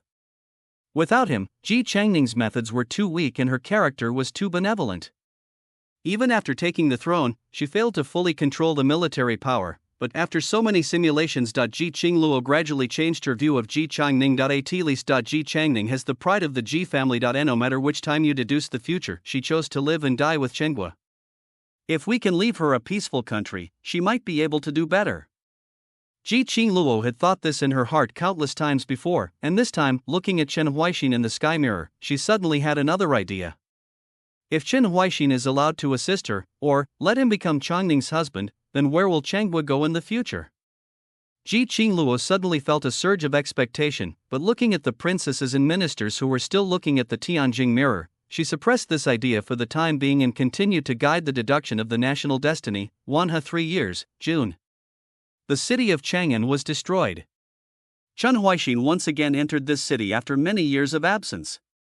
But he did not express his feelings or go to the Jinluan Palace, but walked up the city wall. The body of the white-haired Empress Ji Changning is at the top of the city. Although there are many soldiers with grievances around, no one approaches her, not out of fear, but out of respect. Bury her with a state funeral, Chen Huaixin said. After hearing his instructions, the female Anmyoji found in Chang'an City, along with several female disciples, stepped forward to collect Ji Changning's body. But this still made Chen Huaixin sigh. When he surrounded Chang'an City in mid-May, he did not immediately launch a general offensive, but persuaded some people who were qualified to surrender. He has always believed in the saying that he who makes fewer enemies will make more friends. After all, if you want to establish a new country, many things require help. And the last empress of Chenghua, Ji Changning, turned out to be someone he could make a friend with during his investigation. Although Chen Huaixin was surprised, he did not want to kill her. Even if she was unwilling to help him, he was still willing to let her go for the good deeds she had done to the people when she was the eldest daughter and empress of the emperor. A way out. Pity. Ji Changning is very strong. When the city is broken. Even if it is suicide. I don't want to surrender or be captured. Your emperor can live and die with the mountains and rivers, but you ministers only want to live in an ignoble existence? Chen Huaixin looked at the captured minister Chenghua. The ministers at this time are no longer as arrogant as usual. Their faces were full of flattering smiles and groveling. Even though Chen Huaixin was much younger than them, they were like pugs, licking him crazily to please him. But Chen Huaixin's face remained indifferent, turning a blind eye to their flattery. Put them in jail. Let's ask Zhan together later. Chen Huaixin gives the order. The expressions of those ministers suddenly changed, they cried for father and mother, and wanted to ask for a way out. However, the soldiers didn't care. Instead, they were more ruthless and dragged them into prison.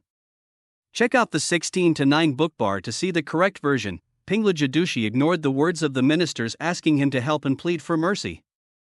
He stood next to Chen Huaixin and said with excitement on his face, "Mr. Enter the Jinuan Palace immediately. Then we can truly declare that Chenghua has been destroyed. Pinglu Jidushi can't wait." But Chen Huaixin still looked calm. He shook his head, said he was not in a hurry, and looked towards Zhuke Street. Because the Yuanzhou army has received special training, even when they invaded Chang'an City, they did not burn, kill, and loot the people like other rebels. Instead, they maintained order. Therefore, even though people in the city were panicked, they did not fall into chaos.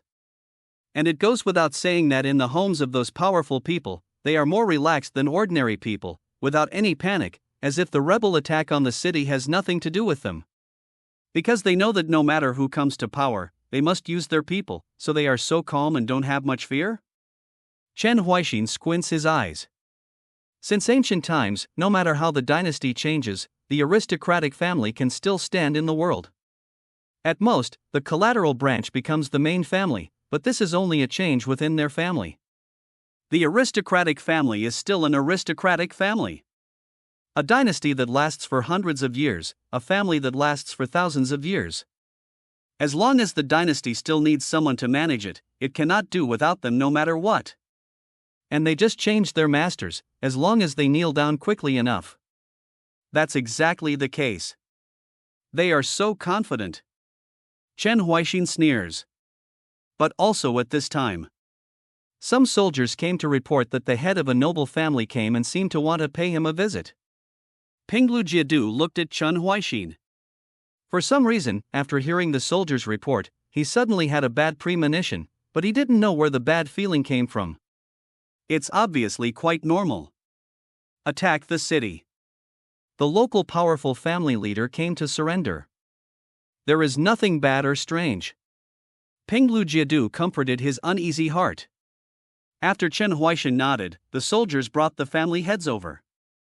Just like the flattering ministers before, they also had flattering smiles on their faces, and their eyes were sizing up the masters they would serve in the future. Then, Chen Huaixin cut off the head of the family who was walking in the front with one knife. In an instant, all the family heads were stunned. They looked at Chen Huaixin, their bodies trembling subconsciously. And Pinglu Jidushi finally understood where the uneasiness came from. When the enemy army entered Luoyang, Chen Huaixin did not hesitate to eradicate all the aristocratic families in Luoyang. It's just that he originally thought that Chen Huaixin did this to intimidate him. Now that he has arrived in Chang'an, he must give these family heads some face, otherwise how will he manage the country in the future?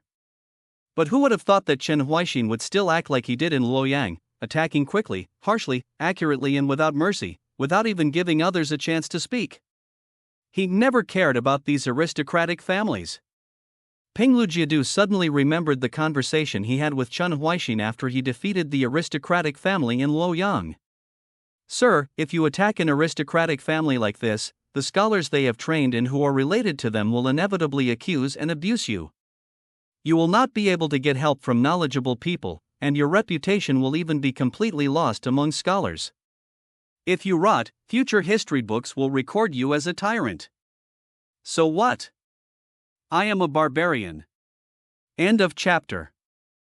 Chapter 15 is not irreplaceable. In the Jinluan Palace, after seeing Chen Huaixin take action without hesitation, the minister who was still lucky was suddenly dumbfounded. They really can't figure it out. It is only one step away from becoming the world leader, and this step can be taken at any time. Chen Huaixin actually chose to take action against the family members. Isn't he afraid that no one will be available in the future? These ministers were full of confusion. The second princess, Ji Changling, laughed. Sure enough, even if he attacked Chang'an City step by step and calmly, he was still so irritable when facing the nobles of the aristocratic family, and he was not even willing to give in for a moment. Yeah. However, he can still remember his original intention and not be corrupted by the desire to be on the throne, so he chooses to join the family. Not bad, not bad. Hearing Ji Changling's words, those ministers are even more miserable. On the contrary, they would rather Chen Huaixin be corrupted and no longer care about what happened in Chang'an City. Didn't I just mock you a few times when I entered Chang'an City to take the imperial examination? As for holding grudge against us for so long? And we were all doing this for your own good. As long as you join us, you can rise to great heights. Even if you refuse, you are the one who is about to ascend the throne. Be more tolerant and let us help you build a prosperous country, and then pass on the good story of the king and his ministers. If you can become a prosperous king, we will also be prosperous. Mingchen, isn't this a win-win situation? The faces of these ministers were full of bitterness. And Chen Huaixin considered himself a barbarian. This makes them not even know what to scold. We can only hope that such a future will not happen. Otherwise, the future I'm waiting for is only a dead end. They hope in their hearts. Ji Changning, the eldest daughter of the emperor, looked at the picture in the sky-gazing mirror with a stunned expression on her face. Although this was not the first time she saw her future self die during the deduction, every time she saw it, it still made her feel helpless, as if she couldn't do anything. Otherwise, sister, from now on, pass the throne to me. I will definitely govern Changhua beautifully. Ji Changling suddenly approached Ji Changning, but Ji Changning just glanced at her and ignored her. Instead, he looked at Ji Qingluo and said, Your Majesty, the picture of the future should be almost ready now. It is time to recruit Chen Huaixin into the court or the army. Although Chen Huaixin's performance in the future will make many ministers hate and anger her, based on her understanding of Ji Qingluo will definitely be very satisfied with Chen Huaixin's performance. Such a talented person will never be left in the wild. Based on the previous rules of predicting the future of the gold list, the prediction after Qinghua's destruction is almost the same as the end.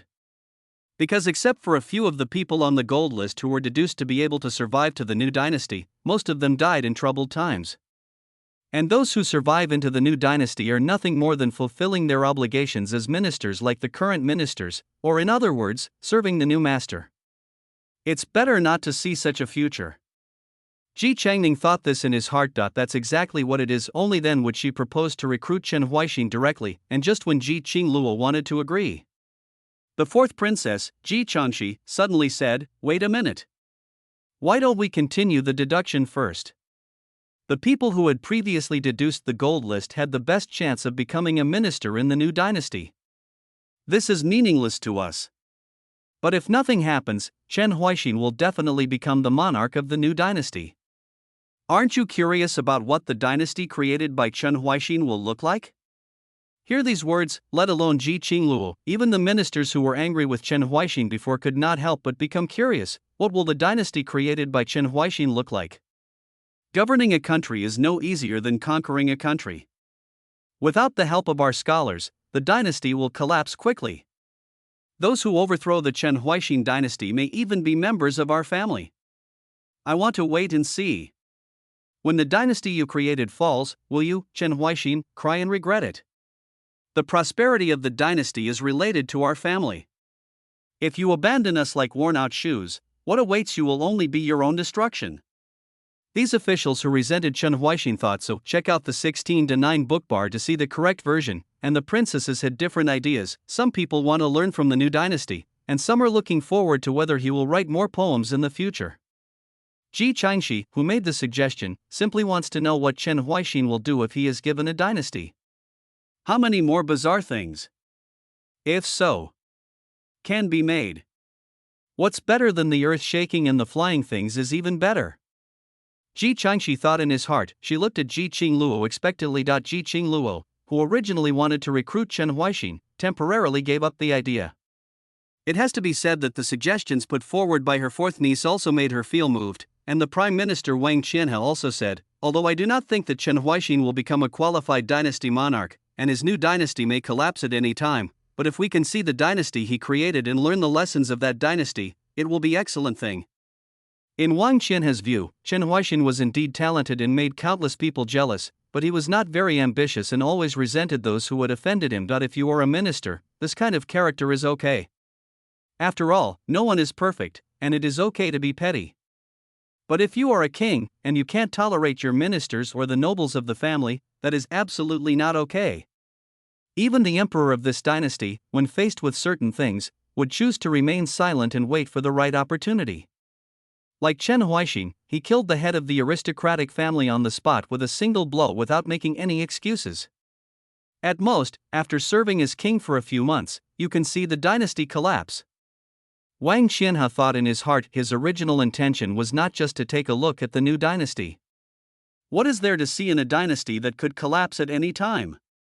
He just intended to take this opportunity to remind the empress and princesses that without the help of their ministers, the dynasty would collapse at any time, and Ji Qingluo, who was sitting on the dragon chair, could clearly see the expectations on everyone's faces. Since she was already curious, she naturally would not reject this suggestion. I'd also like to know. Then after Chen Huaixin stepped out of the aristocratic family, how to govern the new dynasty. Ji Qingluo said all the officials in the court were overjoyed. However, Ji Qingluo's next words, but they suddenly felt uneasy.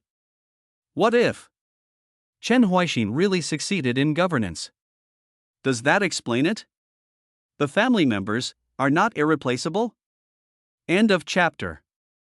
Chapter 16. These are the words of a saint, Wanhe 3 years, June. When Chen Huaixin killed the powerful family head who came to visit on the city wall, he was destined to have only one way to go to the dark side, with no possibility of reconciliation. He gave the order on the spot. Crush the aristocratic families in Chang'an City to the ground. Pinglu Jidushi is also very knowledgeable. My boss has expressed his attitude. He naturally chose to follow. Then, blood dyed the long street red. In the frightened eyes of the people in the city, trolleys filled with corpses one after another were transported to the mass grave. Chen Huaixin was still very kind. He had people dig holes and bury the bodies. Otherwise, if a plague broke out because of this, it would be very bad. I didn't expect that. Among these aristocratic families, I actually have so many armors, crossbows and weapons in my private collection. Pinglu Jidushi is counting the objects found in the aristocratic family. His eyes were focused more on the exquisitely crafted armor. However, even though they had a large number of weapons, they did not make any movement during the defense battle of Chang'an City. After all, in their cognition, no matter who the owner of this country is, in the end we need to rely on them. As long as they kneel and lick in time enough, they can transform themselves and put on another layer of skin for themselves. If that's the case, then why take the risk to resist the invasion of foreign enemies? Chen Huaixin's face is very calm. Certainly. This is also related to the fact that the Yuanzhou army did not affect any common people and did not carry out burning, killing or looting. In the eyes of these aristocratic families, the Yuanzhou army is a favored party. There is no need to worry about whether they will suddenly kill people randomly. As for the aristocratic families in Luoyang City, they should have touched the bottom line of the Yuanzhou army, so they were exterminated. As long as they are obedient, do not participate in Qingguo's defense, and bow their heads in time, they will be fine. Pity. Chen Huaixin's original intention has never changed. He doesn't think that he has a big structure, nor does he think that he is a magnanimous person. Since he said he would kill their whole family, he must kill them all, and no one can be spared. Just this way. Sir, you will be rejected by more scholars. I'm afraid it will be a bit troublesome to manage the country in the future. Although the long knife in Pinglu Jadushi's hand was still dripping with blood, he couldn't help but give a hint, telling Chen Huaixin not to kill too much. Really kill everyone. Then who will govern the world? It's okay. This country has never been short of people who want to be officials. No matter how ruthlessly we kill now, no matter how hard we are criticized by scholars. But when it comes time to recruit people to govern the country, most people will still run over like dogs, panting with their tongues hanging out, begging us to give them a bone. Chen Huaixin's tone was not polite at all. Of course, he also knows that in a short period of time, he still needs to rely on scholars to manage the country and the country stably. Otherwise, no matter how capable he is, he will not be able to take on all the big and small affairs of the country. But the need to rely on scholars for governance has nothing to do with the fact that he is now massacring the nobles of the aristocratic families? In the eyes of some people, as long as he can be an official, even if he kills his father, he can sever the father-son relationship with his father to show his sincerity. It's just a pity. The time is still too short. If we can open up people's wisdom for the people, I don't even need to care if no one is available. Chen Huaixin thought in his heart. But there is no need to worry about this kind of thing.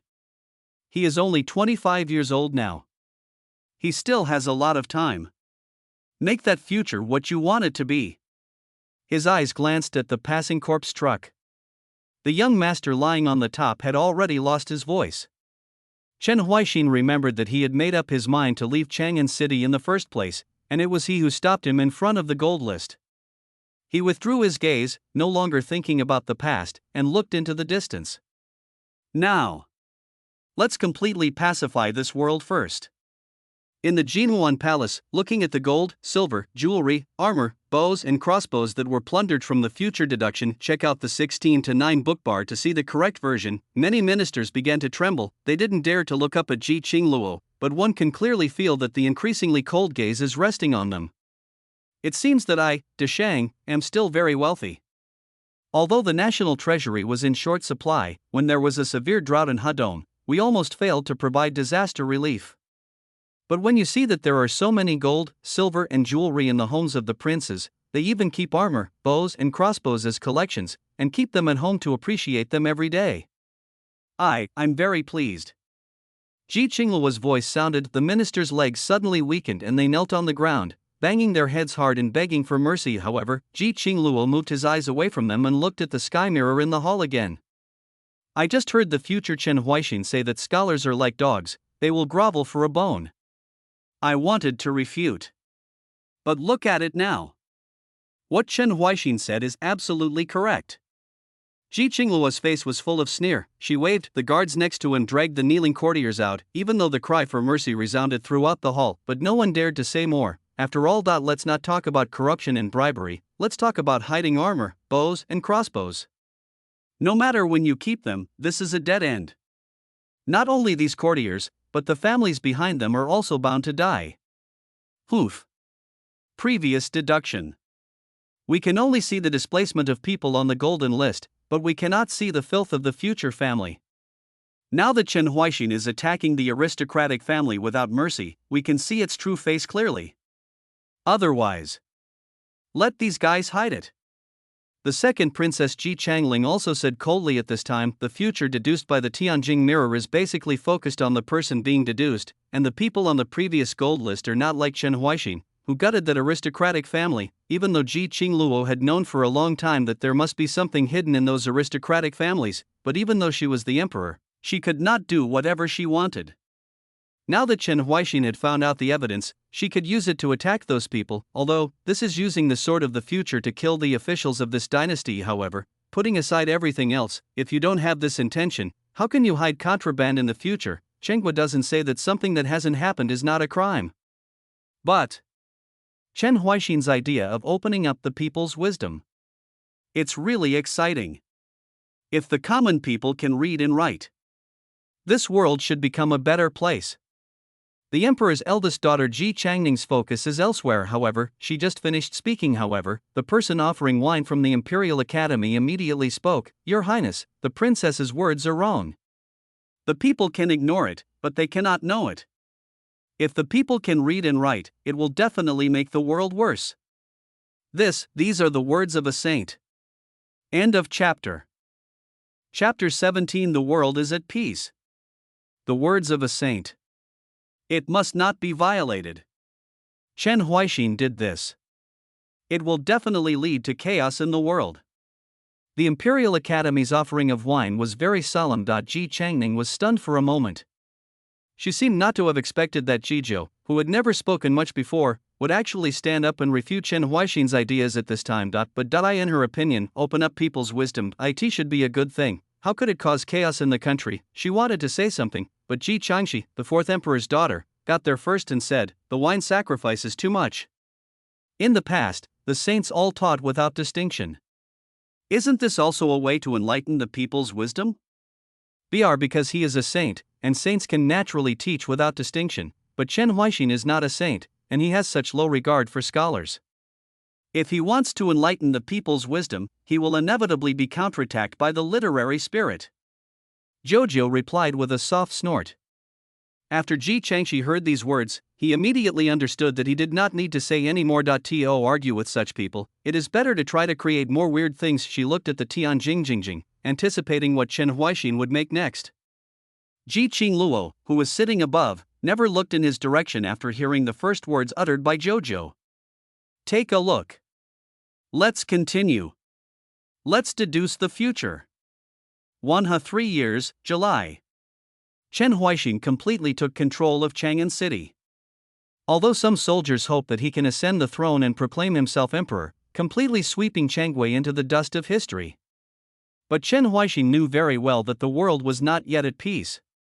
In addition to the north he occupied, there were still many local warlords in the south. Moreover, although the Empress Ji Changning committed suicide on the city wall, the Deshang Prime Minister Wang Qianhe was already in the southwest, and gathered Ji Changning's sixth sister as the new emperor. The local Jiadu envoys are not in peace. Nanchang is not destroyed. He hurriedly ascended the throne and proclaimed himself emperor. This is not a good thing. Chen Huaixin's words made his subordinates temporarily put aside their thoughts. Certainly. Also because, for many soldiers, they don't feel that their current contribution is very great. If Chen Huaixin ascends the throne and proclaims himself emperor now, they may not be able to get much good rewards. Why not take this opportunity to calm the world and gain more credit for themselves? My subordinates are willing to go and pacify Nanchang. Pinglu Jidushi was the first to react. Compared to the pacification of Jidushi, the contribution to the destruction of the country is undoubtedly greater, and with the current configuration of the Yuanzhou army, let alone Nanchang, even if the others are put together, they cannot be their opponent. After hearing his words, other soldiers also stepped forward to recommend themselves, each wanting to destroy Nanchang in order to seize the credit for destroying the country. Chen Huaixin assigned each soldier their respective tasks according to their characteristics and abilities. Now that he no longer needs to personally command, he has to make arrangements for post-war recovery. But when he wants to leave, the Pinglu Jidushi suddenly spoke up and said, "Sir, you are already 25 years old, but you have not yet married a wife and have children. I hope you will think more about yourself. I hope you, sir, will think more about yourself." The voices of other soldiers also sounded at this time. For a while, Chen Huaixin was a little helpless. If he understood correctly, according to the knowledge in his mind, this should be called urging marriage, right? I didn't expect that. I actually have such a day. Chen Huaixin is only one step away from ascending the throne. The matter of his heirs is naturally extremely important. If he remains without a wife or children, it will even destabilize the morale of the army and turmoil the hearts of the people. However, the way some people fight for everything is really annoying. A civil servant looked at Pinglu Jidushi and said with a cold snort, but the Pinglu Jidushi who was attacked did not fight back immediately this time. Instead, he smiled because, in his opinion, the civil servant said this because he was jealous of him. I have a good vision in the future. Pinglujadushi was all smiles. He can already see how he will occupy a high position in the future after Chen Huaixin establishes a new dynasty, but the comments made by everyone in the palace about this future new dynasty still made him feel a little uneasy in the depths of his eyes. It won't collapse so quickly, right? Pinglujadushi prayed in his heart. Check out the 16:9 bookbar to see the correct version. The second princess, Ji Changling, said thoughtfully, speaking of which, in the previous deductions, every time the eldest sister committed suicide, except for a few times when I was able to take the throne, most of the time it was the sixth child who took the throne.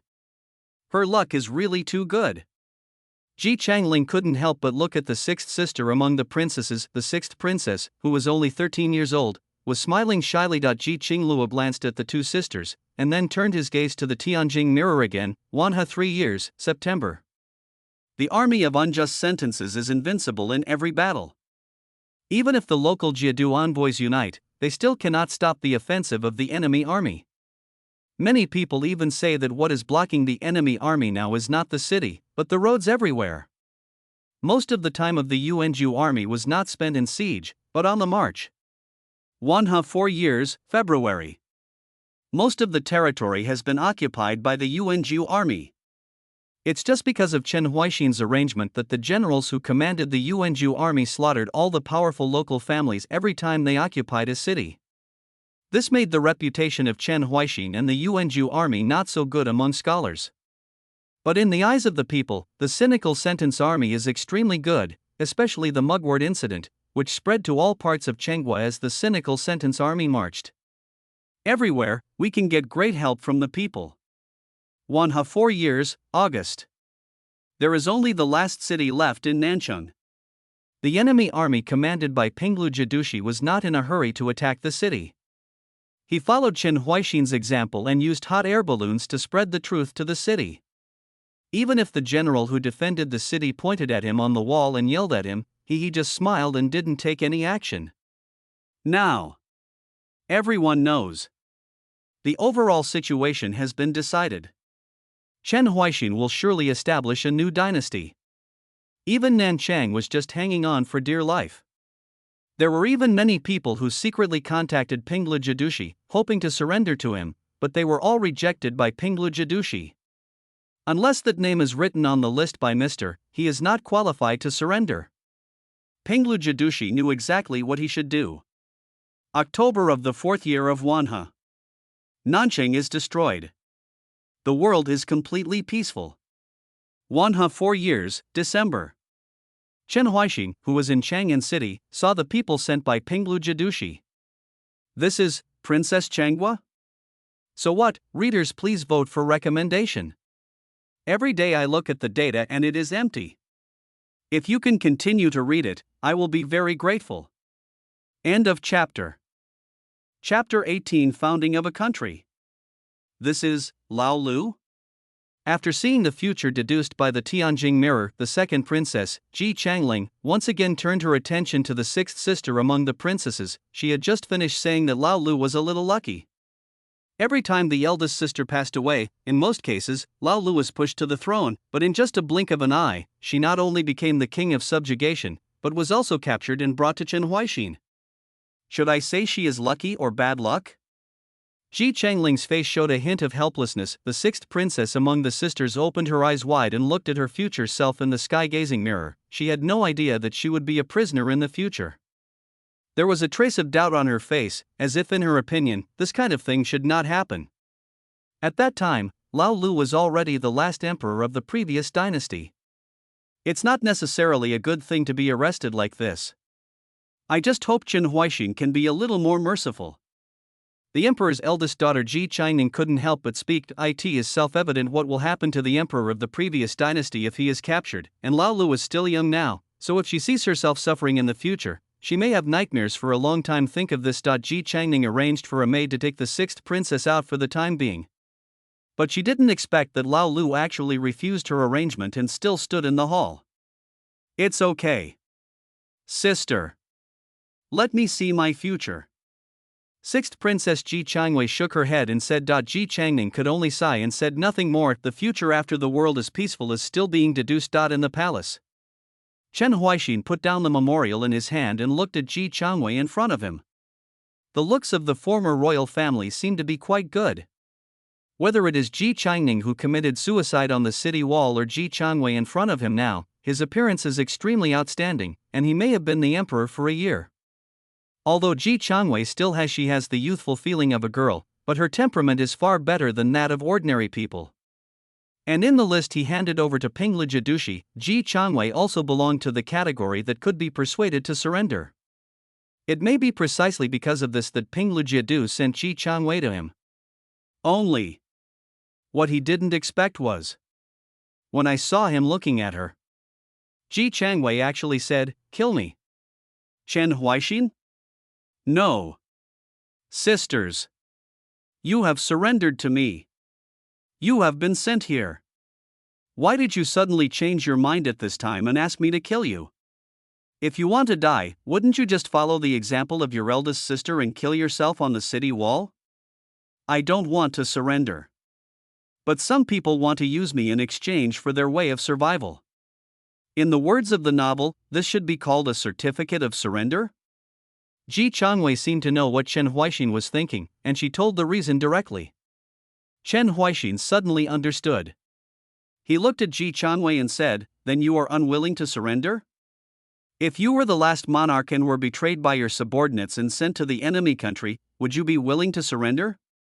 Ji Changwei was not even afraid of death, and her tone was naturally without any fear. But this made Chen Huaixin a little more helpless. If she is willing to surrender, you can use her as a flag to let the ministers who were persuaded to surrender truly return.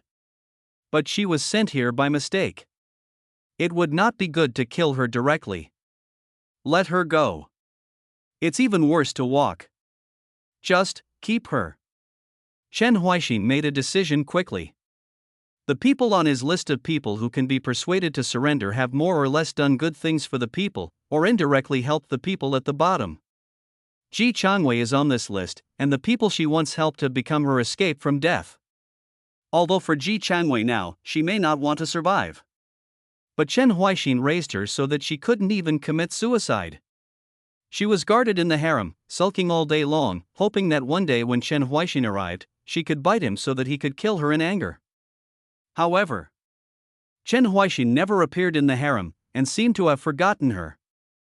As time went by, Ji Changwei's hatred also faded, and she even had the idea that it would be good to stay like this for the rest of her life. No. Check out the 16:9 book bar to see the correct version. That guy overthrew my country. Even if you can't die for your country, bite him too. To vent the hatred in my heart. Of course, Ji Changwei knew that Chengwei was overthrown not simply because of Chen Huaixin. Various hidden dangers within Changhua, natural disasters, and man-made disasters that make life difficult for the people are the key to the destruction of Changhua. Even if there were no Chen Huaixin, there would be others who would rise up and overthrow Changhua. However, the emergence of Chen Huaixin at least did not involve more people in the war, and those affected were more powerful families from various places. But she still made such a decision. In the harem, she was no longer sulking, but began to look forward to Chen Huaixin's arrival. Just one bite, no matter whether she was given death or whatever, it didn't matter to her. In the harem, some people are eager to see through it. But Chen Huaixin was so busy that he forgot about Ji Changwei. Under the persuasion of all the soldiers, he finally decided to choose a good and auspicious day to ascend the throne and proclaim himself emperor, and thought of a new country name, Yu. Chang is gold. Yu is fire. It not only means that our Yu kingdom has destroyed the previous dynasty, but also means that it will bring glory to the future. Your Majesty knows people so well that I admire them greatly. Some soldiers immediately stepped forward to flatter him. Pinglu Jidushi looked at those people with bright tongues and suddenly regretted that he did not study more. Now if he wants to go forward and praise him, he can only say Your Majesty's wisdom. But it doesn't matter. I still have a little daughter. Even if you can't become a queen, you can still become an imperial concubine. Pinglu Jadushi is looking forward to this. Wanha 5th year, January. With the support of many heroes and soldiers, Chen Huaixin finally ascended the throne and proclaimed himself emperor in Chang'an City. The founding name of the country is Yu. Era named Jingping. The generals are delighted. But Chen Huai is somewhat helpless in his confidence. What a pity. The conditions are not yet mature. Otherwise, maybe you can try. Let the emperor disappear completely from history. End of chapter. Chapter 19. I don't understand Chen Huaixin. I didn't expect that. Chen Huaixin is a pretty good person. I didn't do anything to Lao Lu. Just keep her in the harem. Ji Changling said with a little surprise in his voice as he looked at the deduction of the sky mirror. Generally speaking, the king of subjugation, they will all be extremely humiliated, but for Chen Huaixin, as long as anyone can be on that list, whether they are ministers or emperors, he will treat them equally. If someone is willing to surrender, he will reinstate him to his post regardless of past grudges. If someone doesn't want to surrender, he won't do anything to him. Instead, he will let him return to his hometown and become a rich man. If Sixth Sister's identity wasn't so embarrassing, I'm afraid she would have been able to leave Chang'an City. It seems. Chen Huaixin's big heart. It's not as narrow-minded as you say. Ji Changling turned his attention to the ministers who had previously criticized Chen Huaixin. Until now, they already understood, Chen Huaixin was not a cold-blooded butcher. He was quite friendly and kind to those ministers who were qualified to surrender. Only in this hall, there are not many ministers who are qualified to surrender. The faces of the courtiers who heard Ji Changling's words also became very ugly. Only Pinglu Jadushi could laugh loudly with full heart. Indeed, as Her Royal Highness the Second Princess said, even if many ministers are unwilling to submit, Chen Huaixin will send them away properly, and for people like me, even more it's to be in a high position. Humph. You're just the quickest to surrender. How dare you show off such a shameful thing? Ha ha ha. Whether it's shame or envy, you know it yourself. There is no arrogant military commander. We regard it as a shame to be in the same palace with you. Then you can resign and return home. You won't leave. You also said that it is a shame to be in the same palace as me. You civil servants say one thing and do another. It really makes me feel the character of a scholar. Pinglu Jadushi and the civil servants quarreled again. Ji Qingluo's expression turned cold, hoping to calm them down, however, Chen Huaixin's last words, but it made everyone subconsciously shut their mouths. Let the emperor disappear completely from history? What does Chen Huaixin want to do? Everyone present opened their eyes wide. If so, Chen Huaixin was still the rebel in a village outside Yuanzhou County, so they would regard these words as Chen Huaixin's intention to overthrow Changhua. But now, Chen Huaixin has successfully overthrown Changhua. In the future, he will also become the founding emperor of Yu Kingdom. In this case, he actually still has such thoughts. Chen Huaixin, is there something wrong with his brain? This is the first reaction in many people's minds that he is the emperor, but he says he wants the emperor to disappear into history. Is he already killing aristocratic families and going crazy? And is he going to kill the largest aristocratic family in the world, which is himself? Many faces were filled with confusion. Ji Qingluo also frowned. But what she was thinking about was that the conditions were not yet mature. That is to say, in Chen Huaixin's view, as long as the conditions are ripe, the emperor does not need to exist?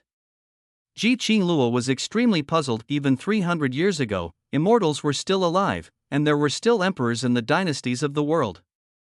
This is a truth since ancient times. A dynasty without an emperor, wouldn't it just fall apart? What on earth is Chen Huaixin thinking? Ji Qingluo looked at the sky mirror with confusion in his heart, and continued to guide the national destiny to deduce the future, hoping to get an answer. Jingping Year 1, February. Chen Huaixin, the founding emperor of Yu State, awarded all the generals in Chang'an City.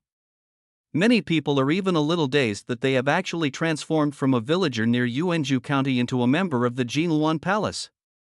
Same year, he ordered painters to paint the portraits of the 18 founding heroes, including Pinglu Jadushi, and placed them in a small building next to the Sanqing Hall in the palace. He named the building Jingping Pavilion. Pinglu Festival du Shi and others were called the 18 heroes of Jingping Pavilion. I got the news. Pinglu Jiedu and the other 18 people were immediately overjoyed. They know it very well.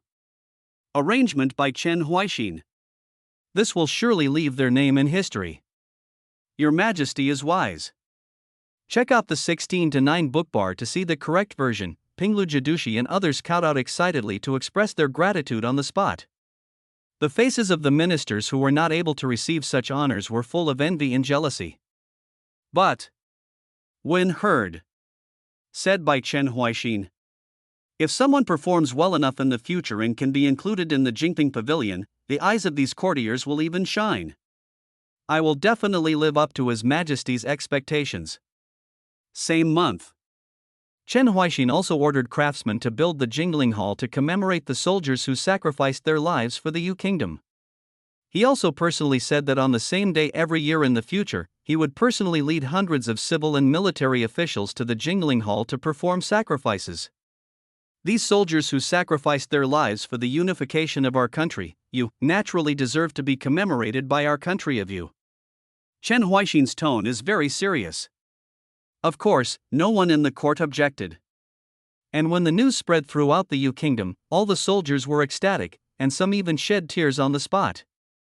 After this, we no longer need to worry about whether we have descendants. There is no need to worry about whether the heirs will be filial. Because we will be with you, country. We will never be forgotten by future generations. In the Jinhuan Palace, everyone fell silent again. The questions about the emperor in their minds were directly replaced by the future that was being deduced again. Everyone understands, regardless of the 18 heroes of Jingping Pavilion, it is still the Jingling Palace that is with the country. This is actually Chen Huaixin's method to win people's hearts, but although this method seems very ordinary and does not cost much, it is very effective, and it can really consolidate this new dynasty. This way, all the ministers in the court will do their best to enter Jingping Pavilion. The generals in the army will also fight without any worries. And the country of you is even more likely to prosper because of this. Chen Huaixin, he really knows how to be an emperor? All the courtiers in the hall were dumbfounded. When Chen Huaixin massacred aristocratic families and was ostracized by scholars, they kept saying that this new dynasty was likely to collapse at any time, because Chen Huaixin was always willing to spend money. He even held grudges about Chang'an City for so long. How could he deserve it? Good emperor, but Chen Huaixin's current performance, but it seemed like he gave them a few firm slaps. He doesn't know how to be an emperor? No. They don't understand Chen Huaixin at all. End of chapter. Chapter 20, Restoring People's Livelihood? It seems Chen Huaixin is not as miserable as the princes say. He seems to really know how to be an emperor.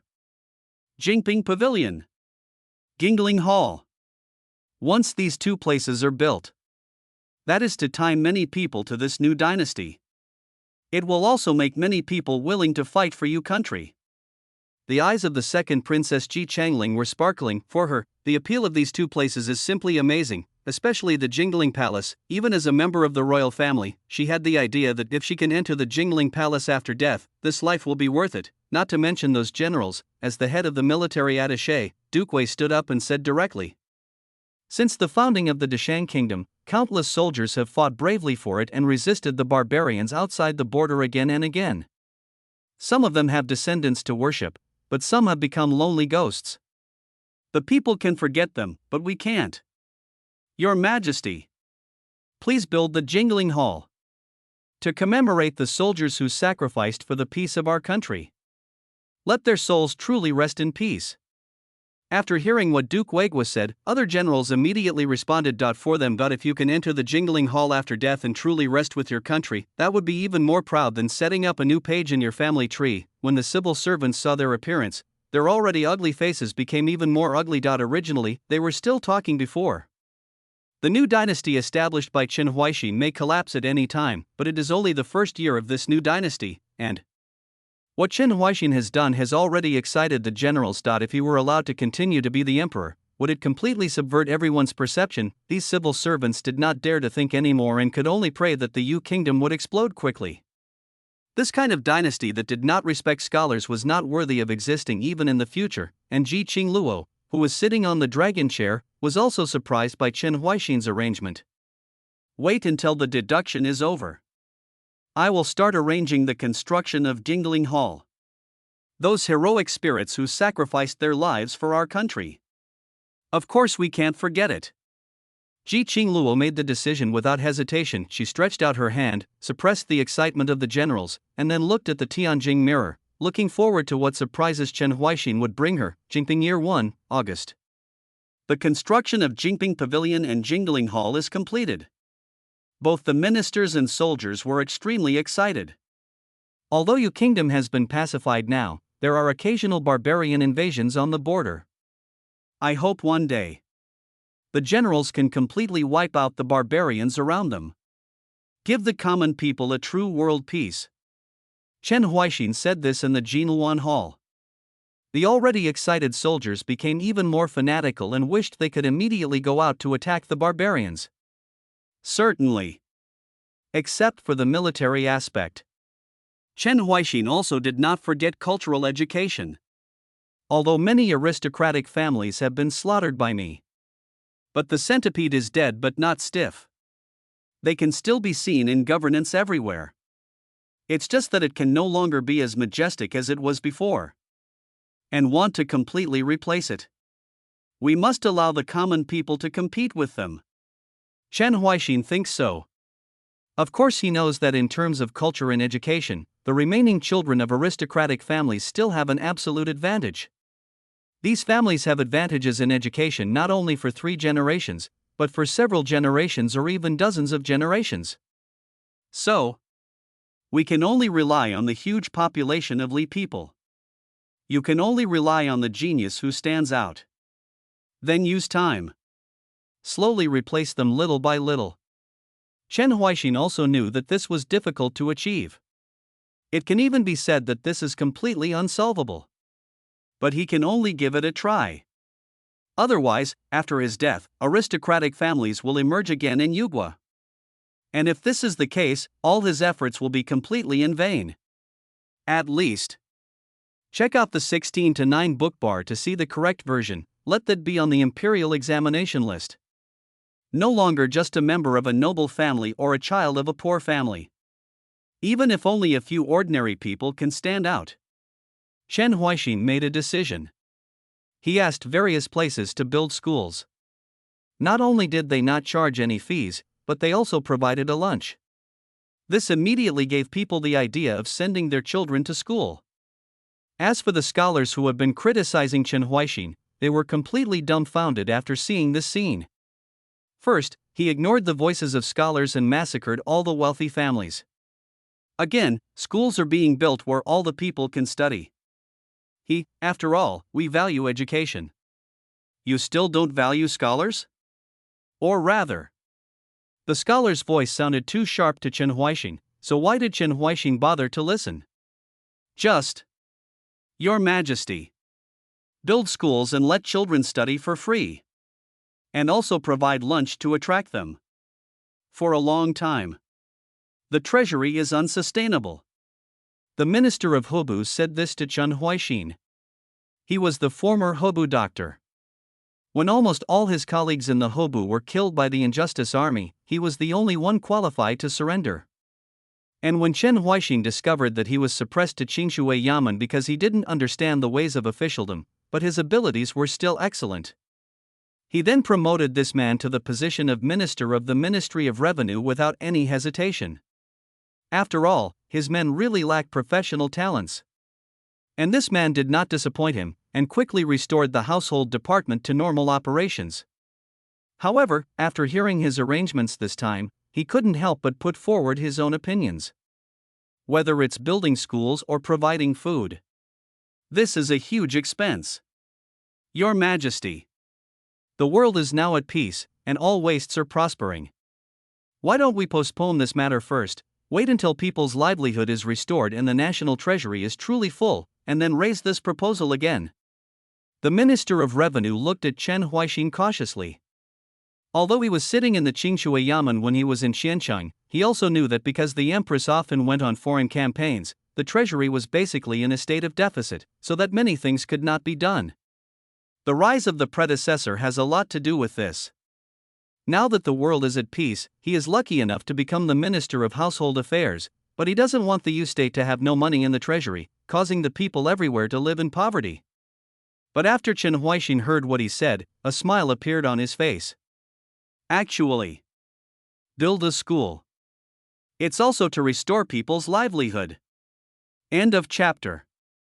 Chapter 21 Flying Our schools built to restore people's livelihood. After hearing these words, the ministers in Jinhuan Palace were immediately stunned. Don't know why. After watching Chen Huaixin's future deduced by Tian Jianjing, their confusion became much more frequent. The future tense of the person on the gold list was previously deduced. Even He Wanlin, who persisted for 5 full years, only made them silent for a long time, but all the things Chen Huaixin did exceeded their expectations every time, and this time what Chen Huaixin said it even made many ministers have expressions of astonishment on their faces. Can building schools restore people's livelihood? Isn't this a waste of time and money? Chen Huaixin has good military talents and can handle logistics even when the army is marching. But when it comes to people's livelihood, he is just messing around.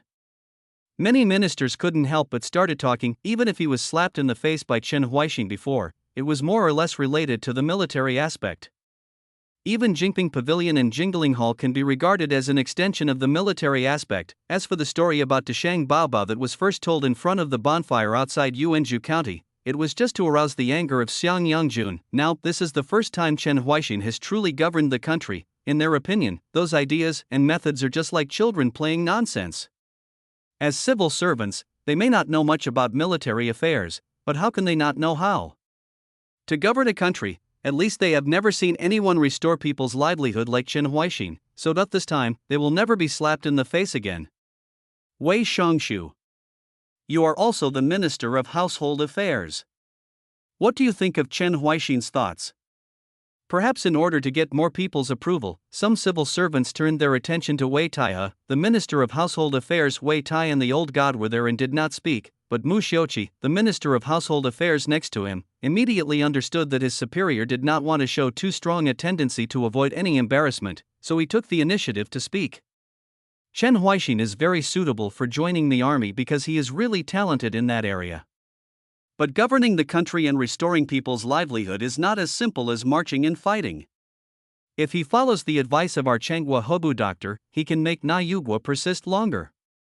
But if you continue to act arbitrarily, you will follow your own ideas regardless of what you think and do the so-called restoration of people's livelihood. Then it is only a matter of time before the country of you is in flames of war. Mu Xiuqi, the Minister of Household Affairs, spoke very confidently. He seemed to acknowledge Chen Huaixin's military abilities, but that was actually just to belittle the generals, those who are talented in military affairs, and even the Duke of Wei wants to teach them personally, are not even as good as the doctor who sits in the Qingshui Yamen in the Ministry of Household Affairs among their civil servants. As for marching and fighting, it is not as difficult as governing the country, although the generals are upright, they are not fools. After hearing what Mu Xiuqi said, something was wrong with the way he looked at him. Ji Changling even said directly, "Mr. Mu, don't talk too much. Is it possible that your level is not enough to understand Chen Huaixin's ability? Indeed, it's like you haven't discovered before that there is such a big hidden danger in the Dacheng Bao banknote." Even Wei Shangshu didn't dare to speak. How dare you, a minister, to make a conclusion? As the beginning of Ji Changling, other generals naturally followed suit. Mu Xiuqi didn't dare to offend Ji Changling, so he could only snort coldly, showing a look of disdain to quarrel with you. But the emperor's eldest daughter Ji Changning shook her head and said, "To restore people's livelihood, we should reduce taxes, reduce corvée, recuperate, etc. Building schools for large-scale construction is not a good idea. Her Royal Highness the Princess is right." And not only did Chen Huaixin not let the soldiers disarm and return to their fields, he seemed to be preparing to launch a war against the barbarians. All this will only make the new dynasty collapse faster and make the people even more miserable. After seeing Ji Changning stand up, the civil servants seemed to have a backbone and responded one after another. This was not what Ji Changning thought. She was simply comparing Chen Huaixin's ideas with the commonly used methods of restoring people's livelihood, not to support civil servants. She opened her red lips lightly, wanting to say something more, but Ji Changqing, the fifth princess who had not spoken to each other for a long time, said at this moment, "Chen Huaixin's idea is definitely right.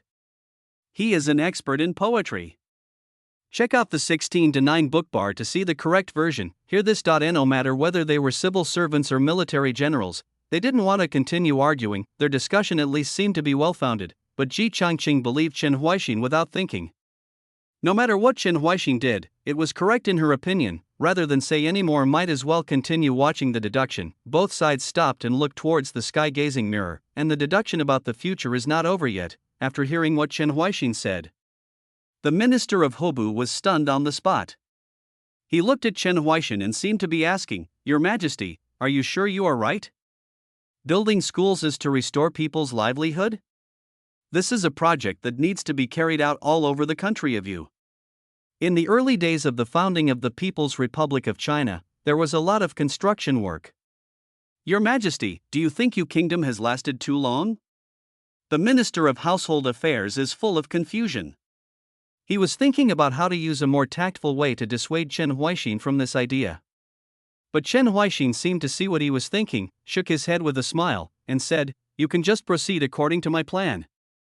Anyway, there is still money left in the treasury. If it really doesn't work, just interrupt it." Seeing Chen Huaixin's resolute look, the Minister of Revenue also knew that persuasion was ineffective and could only nod, but sighed slightly in his heart. Jinping Year 1, October. Because he defeated many wealthy families, he gained a lot of wealth from them. Chen Huaixin does not have to worry about the national treasury deficit in a short period of time, which also allows him to have many ideas that can be realized without too much pressure. For example, building schools is part of the work for relief effort to restore people's livelihood. In addition, he also reduced taxes, built water conservancy projects, arranged manpower to measure acres of land, and counted the population across the country. Only the specific situation of your country is known. Only in this way can we develop better. Chen Huaixin knows this very well. But just when he was thinking about what method to adopt for the army, whether it was a demobilized army or a military camp system, someone suddenly came to report. "Your Majesty, we found the princess of the former dynasty in Chang'an City." "Ha? There is actually a princess from the previous dynasty in Chang'an City? How did you find out?" "It's because she flew up." End of chapter. Chapter 22. Is it really normal? Did the former princess fly? After hearing this sentence, Chen Huaixin had a rare look of astonishment on his face. He never thought that the three words "princess of the former dynasty" and "Fei Qi" could be combined together. But he also knows that no one would dare to joke with him about such a thing. Then he went to the scene in person. The beautiful woman surrounded by soldiers first attracted Chen Huaixin's attention, but soon he turned his attention to the wing-like device behind the woman. Suddenly, his eyes lit up. "Did you make this?" Chen Huaixin waved the soldier back slightly, then stepped forward and asked directly. "Imitate the wings of birds and use them to glide in the sky. Your idea is really interesting," Chen Huaixin praised. The woman didn't want to say anything, but when she heard him say this, she was stunned and said, "You can actually tell that it is used for gliding? Instead of saying that I am flying like they do?" "Because it's impossible to flap your wings and fly like a bird. That would just make you fall directly from the sky," Chen Huaixin replied with a smile. "That thing called a hot air balloon was made by you, right?" the woman said immediately and firmly. Looking at Chen Huaixin, he smiled and said nothing. She was no longer as indifferent as before, but instead approached him with a hint of fanaticism. "My name is Ji Changxi, the former fourth princess of Chenghua. If you don't mind, can you let me see your big baby? It's something like a hot air balloon." Ji Changxi said expectantly, "It was after I saw your hot air balloon that I had the idea of flying, so I made this wing. But this thing doesn't last long in the sky. I want to solve this problem, so show me your baby and inspire me." Cough, cough, cough. A soldier nearby couldn't help coughing twice. He looked at Ji Changxi and reminded him, "The person standing in front of you now is your Majesty. As a remnant of the previous dynasty, how dare you?" Okay. Show me your baby. Then whether you want to kill me or do whatever you want to do to me, I can cooperate with you." "How?" Ji Changxi's voice was not afraid at all. Her eyes remained on Chen Huaixin. It seemed that as long as she could see Chen Huaixin's big baby, it wouldn't matter if she died on the spot. And Chen Huaixin noticed that there was always strong curiosity in her eyes, which made the smile on his face become even stronger. "Can I watch your gliding once? After watching it, can you satisfy me?" "Okay. Then come with me." Ji Changxi did not regard Chen Huaixin as the emperor at all, and Chen Huaixin did not put on any airs in front of her. When Ji Changxi jumped down from the top of the mountain again, gliding in the sky with the help of the hang glider, and the surrounding soldiers once again showed surprised expressions, Chen Huaixin smiled brightly. "I didn't expect that there would be a princess like this in the imperial family. She could make her own paraglider after seeing a hot air balloon. If she was given more time and inspiration, how much more could she make?" Chen Huaixin knows very well that some things really require the emergence of geniuses to promote, otherwise others can only follow his instructions step by step, but cannot truly stimulate the subjective initiative. More expectations emerged in his heart. So, when Ji Changxi finished gliding, he appeared in front of him again. He directly recruited her, and she naturally did not refuse. Check out the 16:9 bookbar to see the correct version, but the soldiers next to me were dumbfounded. Recruiting remnants of the previous dynasty was also the royal princess of the previous dynasty. Your Majesty has such a big heart. Aren't you afraid that someone will want to retake the throne and push them to the top?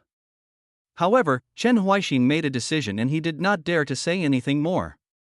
And just when Chen Huaixin was arranging Ji Changxi's whereabouts and was about to turn around and leave, Ji Changxi suddenly stopped him. "By the way, I also have a sister who has been hiding in Chang'an City with me. She looks exactly like me and is very beautiful. If you don't mind, bring her into the harem." "Chen Huaixin? You praised yourself for being beautiful, but you sold your sister to me so directly? My sister has always been timid and did not dare to talk to strangers. She could still be accompanied by me before. Now I am going to the place you arranged to make some weird things. The distance is too far, so I am afraid it will be difficult to see her often, so you bring her into the harem, which is very close to where I want to do things. I can also go to the harem to see her from time to time, isn't it great?" Ji Changxi looked like I was thinking about my sister. But the soldier next to him couldn't help but said, "As a remnant of the previous dynasty, you want to place people in the harem, but also want to enter and exit the harem at will? This is the Yu Kingdom. It is not your inheritance." That's right." After Ji Changxi heard this, not only was he not angry, but he suddenly realized, "I almost forgot that Chengguo was destroyed. If this is the case, then you can include me in the harem, so that my sister and I can live together. If we can see each other more often, she will no longer be alone and timid."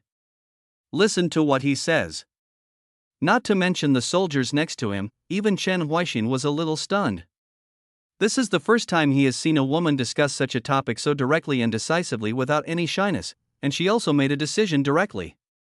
Ji Changxi, is her brain circuit really normal? As for me praising myself for being beautiful, I am beautiful to begin with. Aren't people in the world proud of being honest? Isn't it okay for me to tell the truth? Ji Changxi had a trace of confusion on his face. She tilted her head, as if she didn't understand what was wrong with her words. She looked at Chen Huaixin with her beautiful eyes. The breeze blew her hair a little messy, but it gave her a bit more messy beauty. Chen Huaixin no longer knew what to say. He even had some doubts. Was it right or wrong to recruit her for research? Okay, someone will help you arrange things at home, you just need to do your job well. Chen Huaixin wants to end this topic. But Ji Changxi spoke again. So, do you want to bring my sister and me into the harem? End of chapter. Chapter 23. Guess in the Jinuan Palace, the eyes of all the ministers were silently focused on the fourth princess Ji Changxi. They really didn't expect it. We haven't waited for the results of building schools and restoring people's livelihood. The fourth princess, who only spoke once in a while, actually did something like this. Even Ji Qingluo couldn't help but cast his gaze on his fourth niece and said, "Changxi, what do you think? Marrying yourself and Chang Luo to Chen Huaixin? In the future, he will destroy Changhua." Hear this. Ji Chang Luo, who was looking at his sister with aggrieved eyes, unexpectedly stood in front of Ji Changxi and said in a low voice, "Sister-in-law, my sister is thinking about me, don't blame her. But you were clearly asking her with your eyes why she would do that to you in the future. Ji Qingluo sighed helplessly, but she didn't say any more and just continued to look at Ji Changshi. Ji Changshi said, because neither my sister nor I have the ability to return to you, so why not give him a child and then beat his child hard? This can be regarded as giving Chenghua a bad breath. Everyone? Everyone looked at Ji Changshi with even weirder eyes. Just kidding. Although I don't know what my future self thinks. But it's probably to find a place where my sister and I can live a stable life. Ji Changshi's voice sounded again. Not if she hadn't said it in time. The eldest daughter of the emperor, Ji Changning, was about to reprimand her. How could any princess think like this? Chen Huaixin has arranged personnel to conduct a nationwide population survey. My sister and I will be discovered sooner or later in Chang'an City. With our looks, my sister and I will either be targeted by someone with evil intentions, or we will find a place to hide in the mountains and forests. But neither my sister nor I can live in the mountains, so instead of being targeted, we might as well pick a good place for yourself. Although Chen Huaixin destroyed Chenghua, the destruction of Chenghua did not have much to do with him. Anyway, Chenghua could not be saved at that time.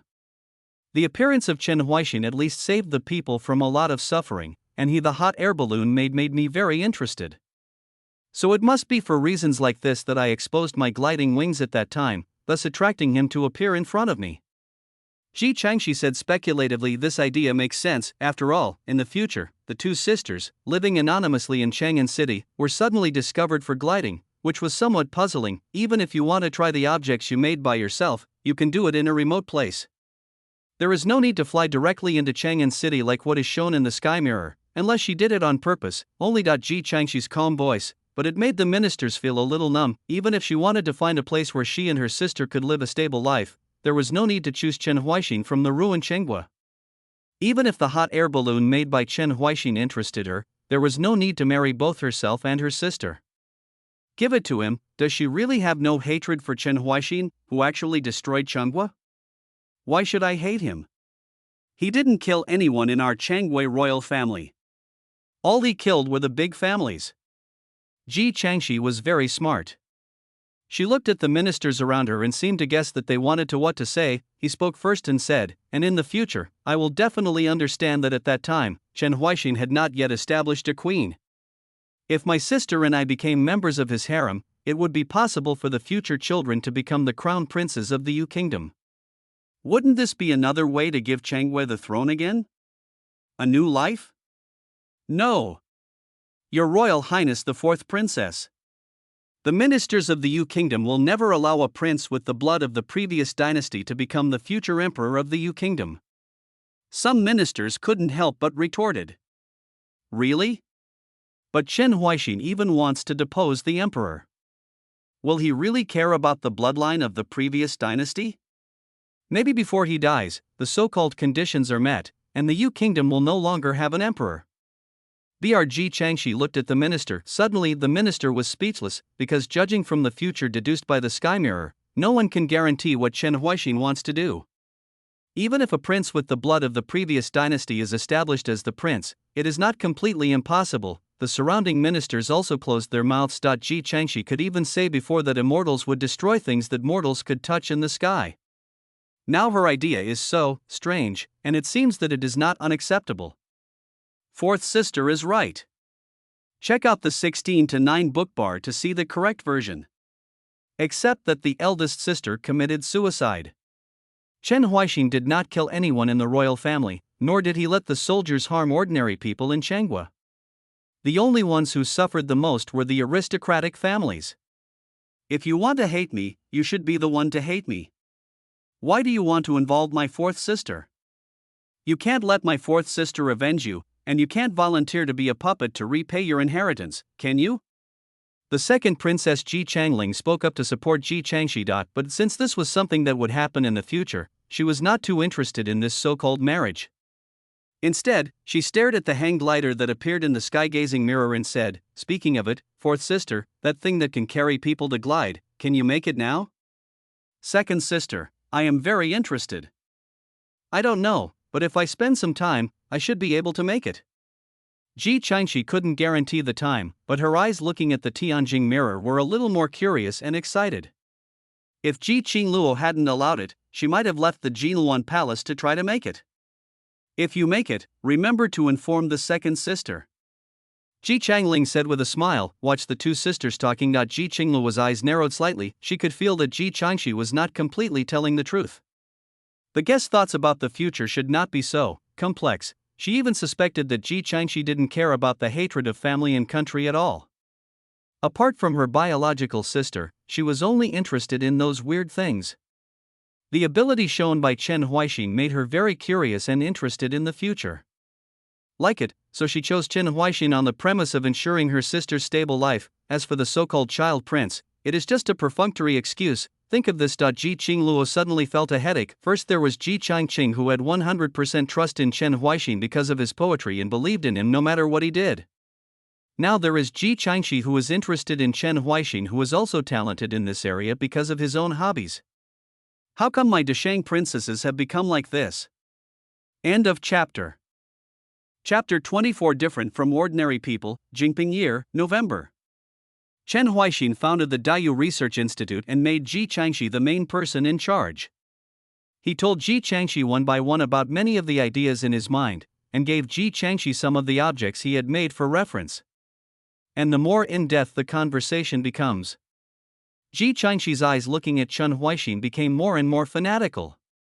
She originally thought that Chen Huaixin was just like her, often coming up with all kinds of fantastic ideas, so he was able to create objects that seemed almost miraculous to outsiders.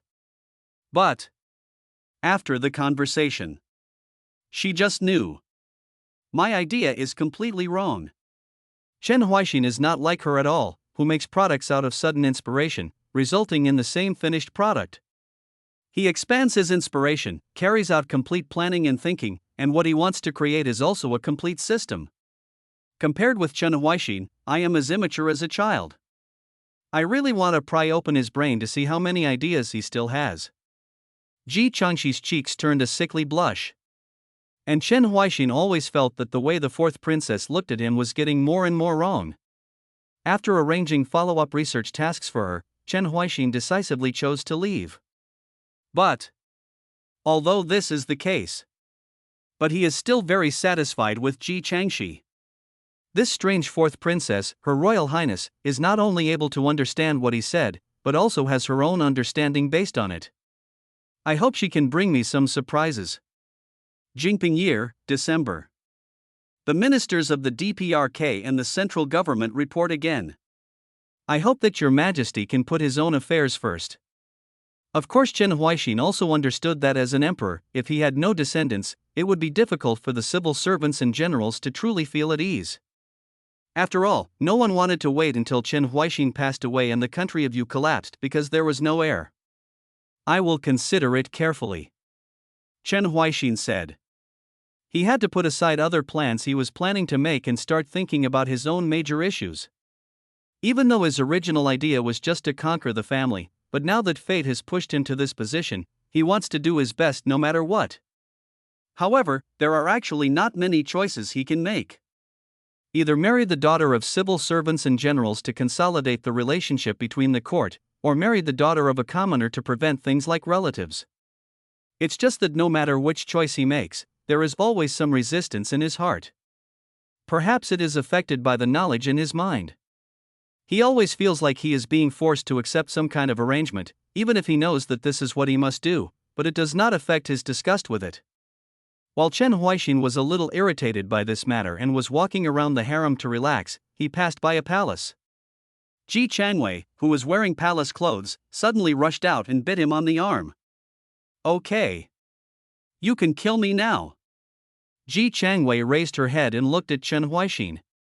After such a long wait, she finally saw this man again.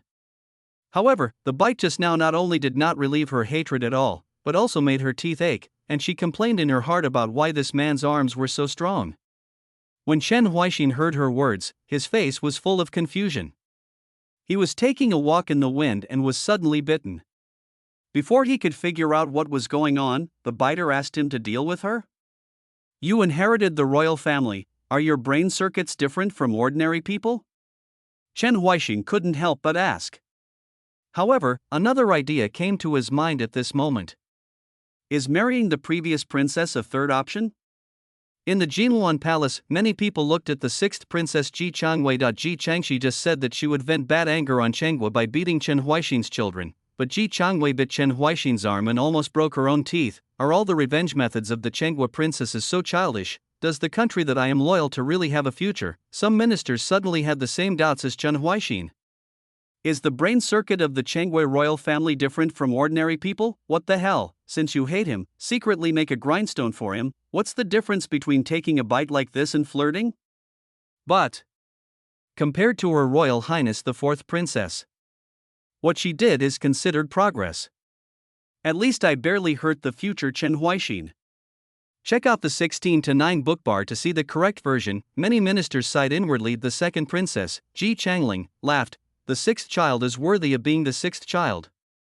He was able to find such a good opportunity to take a bite of Chen Huaixin without being blocked by others. Compared with the fourth child's idea of betraying his own sister, you have done a great job. Hear this. Ji Changwei's cheeks turned red from shyness. She is only a 13-year-old girl now, and her future self obviously looks very mature, but she behaves so childishly, which makes her feel very embarrassed now. But seeing that she had not been humiliated in any way in the future, and that Chen Huaixin even treated her quite well, she breathed a sigh of relief after choosing to stay and watch the deduction of the future, and it also made her feel a sense of gratitude and goodwill toward Chen Huaixin. But then Chen Huaixin really wants to marry the princess of the previous dynasty. Isn't he really afraid that the ministers will stir up trouble and the court will become unstable? The emperor's eldest daughter Ji Changning spoke at this time. She couldn't understand why Chen Huaixin would reject and dislike the daughter of a civil servant, a military general, or a civilian woman. Doesn't the emperor want the harem to be as big as possible, and it doesn't matter where the woman is? The ministers are agitated? The court is unstable? Sister, that you state was defeated by Chen Huaixin. The heaters and military equipment were also made by Chen Huaixin. Whatever he wants to do, even if the ministers will be dissatisfied, there is really nothing he can do to stop him. Ji Changling retorted quickly. Just like her sister-in-law, after taking full control of the military, she can do many things as long as she wants.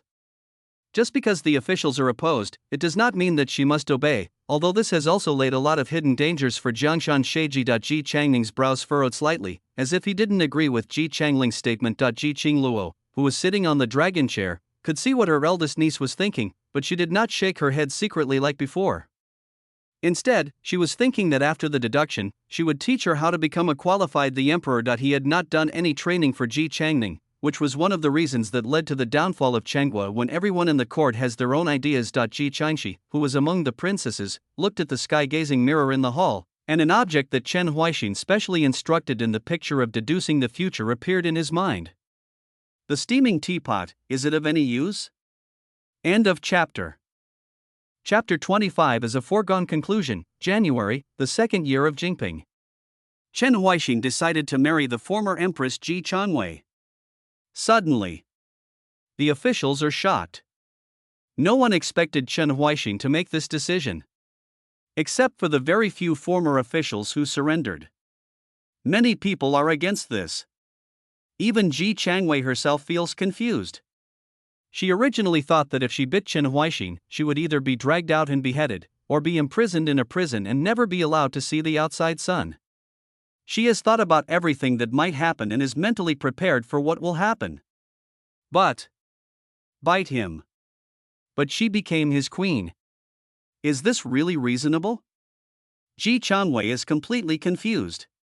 She thought about many things that would happen. But it was so outrageous that it was completely beyond her knowledge. She only remembers. After she bit Chen Huaixin suddenly asked her with a smile if she wanted to become his queen. At that time, she was still immersed in this sentence: do you inherit the royal family's brain circuits from ordinary people? Attacked by such words, she chose to nod vigorously in anger. But when this thing really happens, on the contrary, she felt at a loss. He's this guy. You won't like women with abnormal brain circuits. That's why you asked like that on purpose? Ji Changwei hugged herself in fear. Wow! Chen Huaixin is really decisive. As soon as I came up with the idea of marrying my predecessor's princess, I took action directly without hesitation. Ji Changling looked at the deduced future, and the smile on his face suddenly became stronger. She cast her eyes on Lu Mei, who was among the princesses, and said jokingly, "Lu Mei, that is your future husband, how do you feel about it?" Second sister. Ji Changwei's face turned red. She was so shy that she wanted to hide, but no matter where she was hiding, someone could always see her, so she could only lower her head, as if as long as she didn't look at others, others wouldn't be able to see her, but her eyes still glanced at the Tianjing mirror from time to time. For a 13-year-old girl, the sudden appearance of her future husband always made her shy and curious. "Okay, Changling, stop making fun of your sixth sister," Ji Qingluo's voice sounded, and the others immediately looked away. But what is the purpose of Chen Huaixin's move? He should have chosen the former royal family who would not be supported by many people in order to prevent the influence of his relatives or to avoid marrying the daughter of civil servants and military generals, causing some important ministers to become powerful, Ji Changning guessed, but Ji Qingluo shook his head and said, "No, for Chen Huaixin at that time, he did not need to be afraid of the ministers in the court and the influence of his relatives. He himself was equal to the Yu kingdom." Ji Qingluo didn't understand. The ministers in the court were equally confused. Regardless of the distribution of interests or the future of the Yu kingdom, one should not choose to marry a princess from the past, not to mention that the princess is still the last emperor from the past. As for Chen Huaixin acting so quickly and without hesitation directly asking Ji Changwei if she wanted to be his queen, they didn't care about it. After all, as an emperor, it is very rare to be able to ask other people's opinions. Maybe he just wanted to do it, so he did it. Ji Changxi's voice suddenly sounded. She felt that she could understand Chen Huaixin's thoughts, as if she wanted to do something and then did it. As for asking her to tell the reason, why did she have to have a reason? But her words were not recognized by the ministers. They were discussing and seemed determined to come up with a result. The fifth princess, Ji Changqing, pouted a little aggrievedly. She didn't know why she felt aggrieved. Anyway, the look she looked at Ji Changwei had a hint of dislike. Fine, the deduction of the sky mirror is still going on, allowing her to turn her gaze back, after learning about Chen Huaixin's decision. Check out the 16:9 bookbar to see the correct version, many ministers hurriedly reported. I hope Chen Huaixin can change his mind. If your majesty insists on marrying the former royal family, you can also adopt her as a concubine. After all, Dayu, was founded by overthrowing the rule of rule. If the former empress becomes the queen of my current dynasty, that will make people all over the world excited. I hope your majesty can take back your life. Some ministers were in the main hall and asked Chen Huaixin directly. In addition to the 18 heroes of Jingping Pavilion, most of the other ministers also went out with him, hoping to persuade Chen Huaixin, even the former ministers who had surrendered, to speak out. But Chen Huaixin asked with a little doubt, "Why did my marriage to the empress of the previous dynasty make the people of the world excited? Isn't it because the princes did not do well and made the people miserable, so they have complaints against me, Dayu?" This, the ministers were stunned immediately. And the Pinglu Jidushi, who seemed to be concentrating with his eyes closed, whispered to the people beside him, "These guys hurriedly persuaded your majesty without even thinking about it. Do you really think that your majesty is unaware of the sufferings of the people's livelihood? But if your majesty marries the former empress, your daughter will have no chance of becoming a queen," the man next to him replied jokingly in a low voice. "I never thought that my daughter could become the queen, otherwise my position would be like sitting on pins and needles." Pinglu Jidushi was very open-minded about this, but there was still some regret deep in his eyes. "It's just that your majesty's behavior is somewhat unethical," someone else took over their words.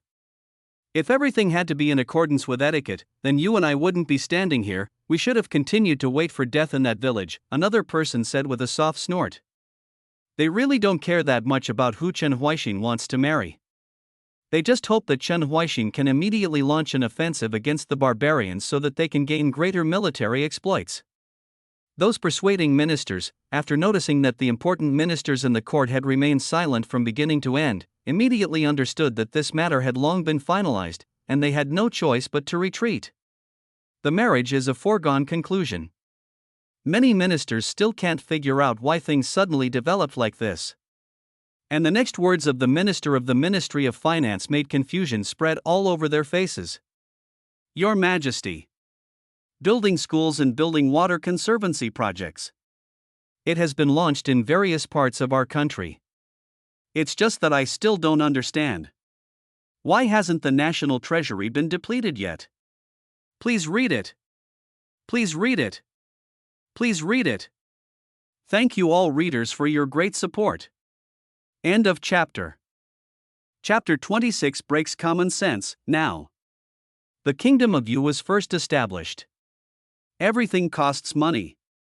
The minister of Hobu is naturally more aware of the flow of money in the treasury than other ministers. But, based on his past experience, Chen Huaixin is building large-scale construction projects in various parts of the Yu Kingdom. It is normal that the national treasury should be close to a deficit or even exhausted. But why? The money expenditure of the national treasury is slowly decreasing. And people's livelihood is really slowly recovering? The minister of the Ministry of Finance thought about it for a long time, but he didn't understand the reason. After doing calculations in the Ministry of Finance for several days and nights, he finally decided to ask His Majesty directly. Otherwise, if he continued to calculate, he might suspect his subordinates of making false accounts. So, after the courtier who was persuading him retreated, he directly asked about this confusion. Chen Huaixin, who was sitting above, heard a smile on his face after hearing what the minister of the Ministry of Finance did. You did it exactly according to my plan, right? I dare not make any deviations, the minister of the Ministry of Revenue said hurriedly. That's right, just keep doing this, Chen Huaixin said with a smile. The minister of the Ministry of Finance was still confused, but he did not dare to continue asking. He sighed and thought about retreating to the ministers, but Chen Huaixin's voice rang out at this moment. If you really care, just focus on the overall plan, don't just focus on the schools and water conservancy facilities built. Hear this sentence. The Minister of Household Affairs was stunned on the spot. But soon, he seemed to have figured it out, and when he came back to his senses, he looked at Chen Huaixin with astonishment in his eyes. He couldn't help but think excitedly in his heart, my emperor is capable of both civil and military affairs, and he is also so good at governing the country. God bless me, Daiyu. April, the second year of Jingping. Schools have been established in various states and counties. Due to the attraction of free lunch, many parents sent their children to school, which suddenly made the academic style flourish in various places. Although, during the re-held imperial examination, even those with the worst backgrounds are still from poor families. But Chen Huaixin's face was not unhappy at all, and instead he had a slight smile on his face. Don't be in a hurry, don't be in a hurry. The common people have only just been able to have access to knowledge. Among the huge number of people, there will definitely be geniuses. A single spark will start a prairie fire. In the Jinhuan Palace, the officials who had previously questioned Chen Huaixin's construction of the school now looked a little ugly, especially Mu Xiuqi, the Minister of Household Affairs, whose face was even more green and yellow. When he questioned Chen Huaixin just now, he stood up as a representative figure. Now the future deduced by the sky mirror seems to slap his face again and again, but he can't even resist. Put. It seems that I am the Minister of Household Affairs of Deshang. I can't even understand how others govern the country and restore people's livelihood. It is wrong to continue to question the other party, and it will inevitably lead to wars across the country. The second Princess Ji Changling's ridicule sounded at this time, but she didn't forget previously. Mu Xiuqi not only took the lead in questioning Chen Huaixin, but also used Chen Huaixin to suppress their generals. Ji Changling, doesn't have a good temper. She will hit someone with a stick when she is scolded. Now that she has the opportunity to ridicule him, how can she hold back? And after hearing her words, the faces of the civil servant group were even more frighteningly dark. They really couldn't understand why Chen Huaixin was not only good at leading troops to fight and managing logistical affairs, but he also had such views on governing the country, since ancient times.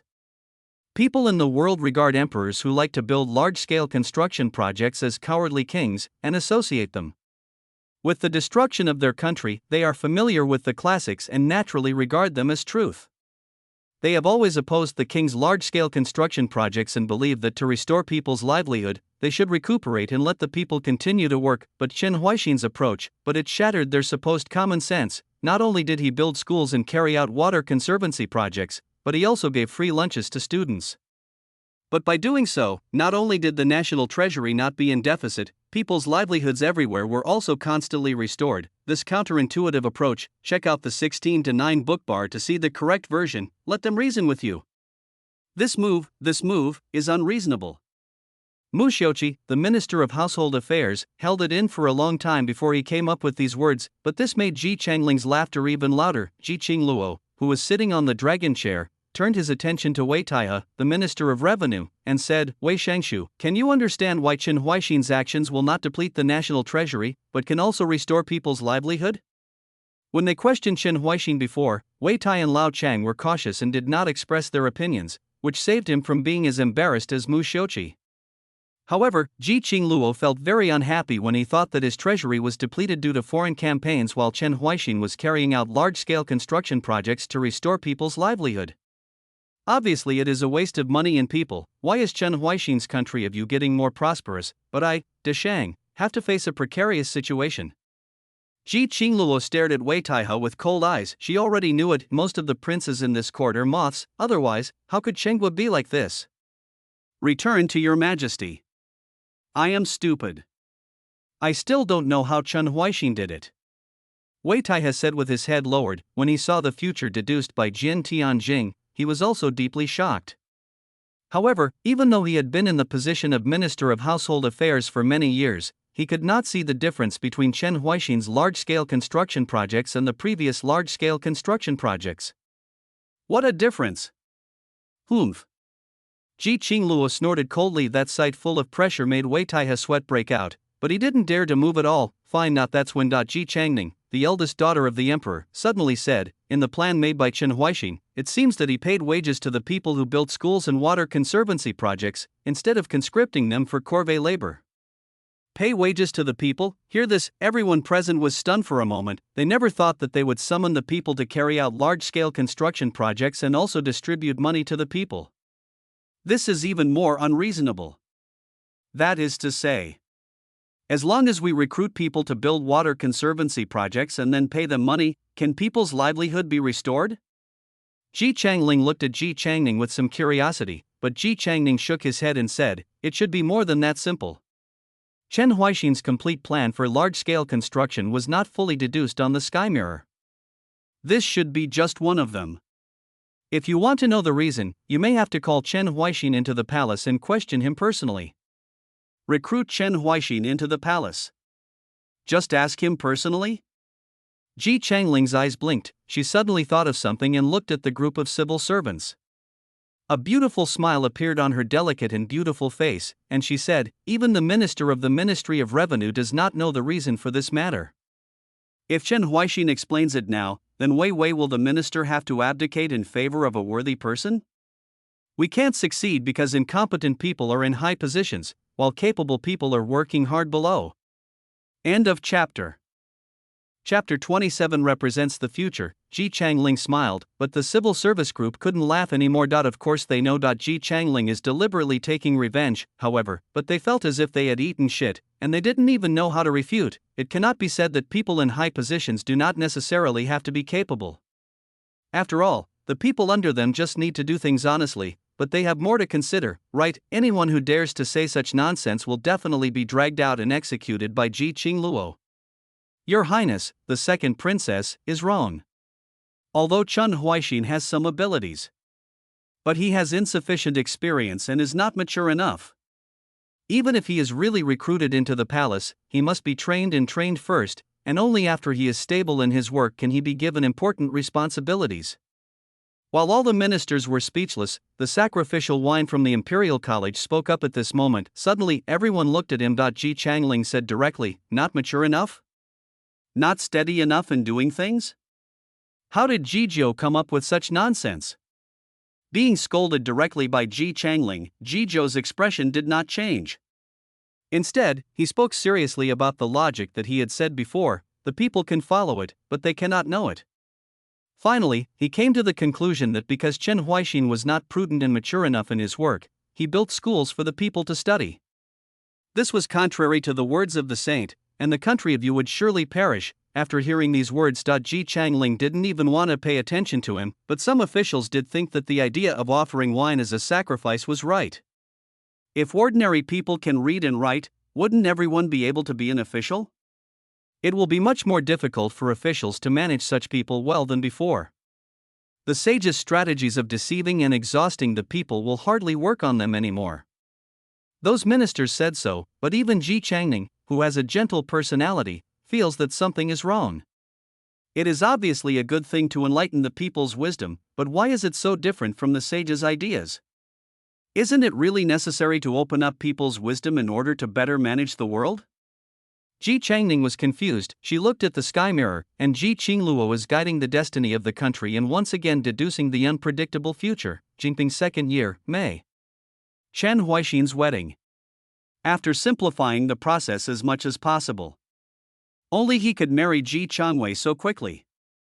Otherwise, if we follow the suggestions of those ministers, we may have to go through that process until the end of the year. In Chen Huaixin's opinion, this is a complete waste of time. Rather than spend a lot of money on getting married, it's better to worry more about people's food, clothing, housing, and transportation. The people, the most important thing. Chen Huaixin directly rejected the cumbersome process with these words. But Ji Changwei, who was in the wedding room, was still confused deep in her heart. She was obviously the previous empress, so how could she become the empress of Dayu? But I don't know why. But she did not resist this arrangement. Just like in the past, she felt that it would be better to leave the palace, so she was promoted to be the empress of Nancheng without any damage. She felt that it would be better to stick to the end, so she was sent to Chen Huaixin without any damage. She thought that seeking death was not a bad idea, so she survived until now without any damage. And now, she thinks there is nothing wrong with just accepting the arrangement like this. I just don't know what will happen in the future. Ji Changwei welcomed Chen Huaixin's arrival with fear and expectation. Old 6. In the previous gold list deduction. In most cases, you are able to ascend the throne as emperor after the death of your eldest sister, just because of your feelings?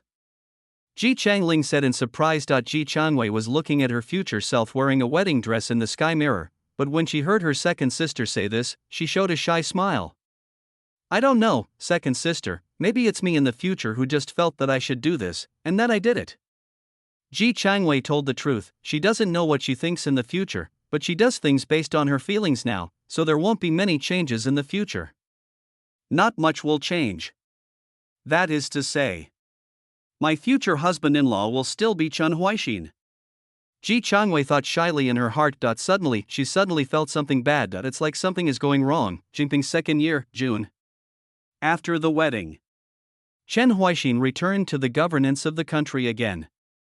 For the army, he still chose the military garrison system. Check out the 16:9 bookbar to see the correct version to solve the army's supply problem. Because he knows very well that the current level of productivity cannot support a large retired army, which will only completely bring the country to its knees. The military garrison system can allow the army to support itself, but it will also breed problems such as corruption and reduced combat effectiveness. Over time, it may even cause the soldiers at the bottom to become the private slaves of the generals. Chen Huaixin naturally understands the hidden dangers in this. But he doesn't plan to adopt this system forever. No system in this world can remain unchanged. Before those hidden dangers break out, find suitable high-yielding crops as much as possible. In this way, we can better change the new military system. Chen Huaixin thought this way. This also allowed him to invest more funds into Dayu Research Institute. July, the second year of Jinping. As the director of the Dayu Research Institute, Ji Changxi developed a series of civil engineering-related things such as cement through the suggestions given by Chen Huaixin. After having it, the empire's troops will reach the frontier faster. We can even start preparing for the battle against the barbarians. Chen Huaixin introduced cement to the soldiers with a smile. For the country, cement can not only facilitate people's travel, but also promote business exchanges and development. Its biggest role is to strengthen the central government's control over local areas. When the empire's troops can arrive at the local area faster, no matter who is dissatisfied, they must keep their mouths shut. After hearing what Chen Huaixin said, the faces of the soldiers were also full of excitement. I have been waiting for 2 years. They can finally gain military exploits again. I am willing to quell the barbarians for your majesty. August, the second year of Jinping. The cement road starts from Chang'an City and continues to extend around. Although this large-scale construction project is larger than the previous ones combined, the Minister of Household Affairs has no objection at all. On the contrary, he hopes that the bigger the scale, the better. Your Majesty's talent is breathtaking. In the eyes of ordinary people, large-scale civil engineering projects are a waste of time and money. There are unexpected gains from him. My emperor's abilities need no introduction. The minister of the Ministry of Finance was so surprised more than once. But Chen Huaixin always felt that his praise was a bit strange. But he didn't have time to pay attention to the secretary of the Ministry of Revenue, because Ji Changshi called him to Dayu Research Institute. After showing off the new things I have recently researched, she pointed to the steaming teapot and said with a puzzled expression, I have been studying it for a long time, but I still can't figure out what it can be used for. Why do you value it so much? Because this thing represents my future as Dayu. Please read it. Please read it. Please read it. Thank you very much, readers. Thank you so much. End of chapter. Chapter 28. There are limits. As early as the founding of the People's Republic of China, Chen Huaixin has thought about whether the current Yu state can manufacture a steam engine. Because he knows very well, classical empires have limits. The frontier that can only be reached in 3 months firmly locks the upper limit of the classical empire. Unless you just focus on fighting, not caring about subsequent governance. Otherwise, that frontier that is too far away, sooner or later, it will be taken back in the future. Chen Huaixin would not completely believe in the wisdom of future generations. The knowledge in his mind told him that the performance of future generations is not necessarily better than that of their predecessors. In many cases, they can even make their predecessors crawl out of the coffin board in anger. And the various hidden dangers existing within the classical empire will also make the lives of the people more and more difficult. So, I want to change all this. Then don't be a classical empire anymore. Chen Huaixin pinned his hope on the steam engine. And when Ji Changshi heard his words of concern, more curiosity emerged in his eyes. This thing, in your opinion, can it actually change the shape of the empire? Ji Changshi put down other things and looked at the ordinary teapot. Chen Huaixin nodded and said, this is just one of them, but the changed country may be better than now, or it may be worse than now, but no matter what, at least it can leave a try for future generations. Direction. Even with the help of the knowledge in his mind, Chen Huaixin cannot guarantee how well he will do. But as long as the people can live a little better than before, it also proves that his efforts are not in vain. Originally, I was thinking about it. After handling the daily government affairs, I will devote my time to this research. But now with your help, Changshi, I will definitely be able to create it faster. Chen Huaixin is full of confidence. Ji Changshi snorted lightly and said nothing, but her heart was full of expectation. One of the things that can change the shape of an empire. How amazing will it be? In the Jinhuan Palace, many courtiers turned their attention to Ji Changshi. They didn't expect it at all. Her Royal Highness the Fourth Princess, who usually dresses a bit sloppily and likes to tinker with all kinds of weird things, will actually receive such attention in the future Yu Kingdom. Chen Huaixin not only built an independent department for her, but also went there from time to talk with her. Even Ji Changwei, the nominal queen of Yu Kingdom, seems not to have been in contact with Chen Huaixin for as long as Ji Changshi. And that cement is called an artifact. It was actually made by the future fourth princess. What she fiddles with on weekdays is actually not weird things, but my Qinggua's future, right? The pupils of these courtiers dilated slightly. I in the deduction of Neji and Tianjing, but the role of cement is clearly demonstrated. It allows the empire's army to reach the empire's borders in a shorter time. That alone, this is enough to prove the importance of this cement. And the Prime Minister, Wang Qianhe, stood up directly and said, "Your Majesty, I would like to ask you to build a Deshang Research Institute, and Your Royal Highness the Fourth Princess will be fully responsible. If the cement can be manufactured as soon as possible, my Deshang will be able to last for thousands of years." Other ministers also agreed, however. Ji Changling suddenly said, "What's the use of letting Fourth Sister be responsible for this matter? The key lies in Chen Huaixin. It is under his guidance that the future Fourth Sister will create many magical objects. So, I think if you need cement, go and ask Chen Huaixin for help, otherwise don't think so much." Hear this, the faces of those ministers suddenly became very ugly. They had just used the words of the sacrificial wine to belittle Chen Huaixin overtly and covertly, saying that he was not steady enough and mature enough, and he would definitely pay the price for it. But now that if they want to get cement, they must go to Chen Huaixin, who in their opinion is not mature enough. Where does this put their face? And the cement thing. It should be related to the Ministry of Industry. Check out the 16:9 book bar to see the correct version. Ji Changling turned his attention to the Minister of Industry. The Minister of the Ministry of Industry's heart suddenly jumped, but before he could say anything, Ji Changling continued to speak. Previously, regarding the restoration of people's livelihood, the Minister of Household Affairs could not explain the reason. Now regarding the project, the Minister of Works is also at a loss. How about this? Give all the ministerial positions of the Ministry of Household Affairs and the Ministry of Industry to Chen Huaixin. In this way, my sister-in-law will not only get a less monthly salary, but we will not need it, and we don't know about that. Ji Changling had a smile on her face, but this tit-for-tat statement, but it made many ministers feel helpless. Didn't you just belittle the general? Your Highness, the second princess, doesn't have to hold grudges for so long. This is a bit like Chen Huaixin, who is always willing to spend money. The civil servants lowered their heads to, "I don't want to be targeted by Ji Changling anymore," but the generals would not miss this good opportunity, and began to deal with the civil servant one after another. Ji Qingluo, who was sitting above, ignored the noise in the palace and rarely paid attention to the sharp weapon cement in the Italian army. Instead, he recalled what Chen Huaixin said and thought about what the so-called changing the shape of the empire was all about. After a while, only then did she recover her thoughts. After quieting the hall with his cold gaze, she then looked at Ji Changxi and said, "Changxi, if the Deshang Research Institute is built and you are in charge, would you be willing?"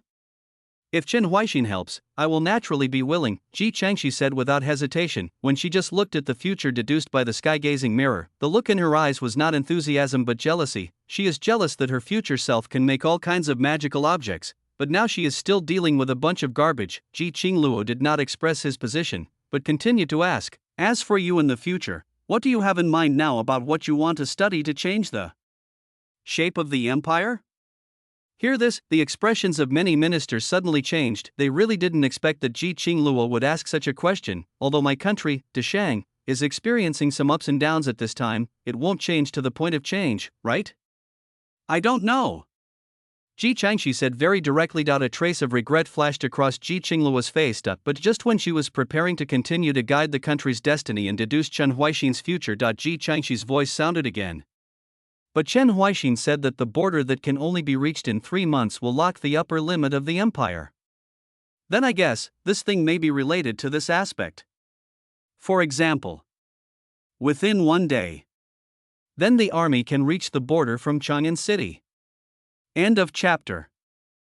Chapter 29. Everyone can eat meat within 1 day, let the army reach the border. After hearing this sentence, the first reaction in the minds of the ministers was that they thought it was ridiculous, but Ji Qingluo's beautiful eyes flashed with excitement. If that's true, then wherever she looked, it was Chenghua territory. Any barbarians who dare to disobey will be completely wiped out. But this is just my guess. The me in the future will not be able to understand that thing, let alone the me now. Ji Changxi's voice sounded again, but even so, there was still a bit of expectation on her face. But no matter what, Chen Huaixin is likely to create an empire that is rare in the world, a super empire that even the ancient immortals have never seen. Ji Changxi's eyes were full of enthusiasm. She didn't like things that were routine, so she tinkered with weird things. And wasn't the empire Chen Huaixin wanted to build also overthrowing the old-fashioned and unchanged? Just the country of you that the princes thought collapsed. Maybe I will be disappointed again. Ji Changxi looked at the ministers. The faces of those courtiers were very ugly, but they were unable to refute, and the deduced future is still going on. Jinping's second year, September. The whole country of you is in a state of prosperity and prosperity. The cement road extending from Chang'an City more closely connects the nearby states and counties. But the Minister of Industry had a headache. There are so many large-scale civil construction projects nowadays. Our household department lacks a large number of manpower. Many places cannot send people to provide guidance. There are still some places where there is a serious shortage of construction workers. The Minister of Industry is in the Jinuan Hall and reports directly to Chen Huaixin. Due to the good military discipline of the Yunju army, it did not cause much damage to many cities, nor did it cause a rapid decrease in the population of the people. But even so, due to the massive construction projects going on everywhere, there is still a lot of shortage of manpower. The household department is short of manpower. It's actually quite easy to solve. There are many literate people in your state today. Our household department can recruit a group of people to give special instructions so that they can get started quickly. The minister of the Ministry of Finance said. Although this is a helpless solution, but it can still be used. But the lack of builders cannot be solved at all. Otherwise, Your Majesty will temporarily suspend the construction of some projects. Wait until the others are completed and then do it again? The Minister of Industry and Commerce said his own method. But Chen Huaixin shook his head. In his plan, many things are interconnected. If something is missing, the impact may be greater. It just lacks those who build it. This matter is not difficult to handle. Chen Huaixin looked at the generals in the court. These guys have been itchy since the Battle of Miecheng. Now that they have been practicing for so long, it's time to show their fangs. Nowadays, barbarians are harassing the borders of our Yu kingdom, making the people of our Yu kingdom always worried. Generals, can you capture the barbarians for me? Shall he be escorted to my country, Yu, for punishment? Hear this. The generals rushed to recommend themselves, for fear that they would not be able to lead the troops in battle. The Minister of Industry, on the other hand, looked at Chen Huaixin, his mouth wide open in confusion. Because there is a shortage of people. Your Majesty is planning to capture barbarians to build on behalf of the people of Yu Kingdom? Is this really good? Absurd! This is absolutely ridiculous. Because there is a lack of manpower, the barbarians are captured and come to Yu country to participate in civil construction? What Chen Huaixin does will definitely make the people in the border areas even more miserable.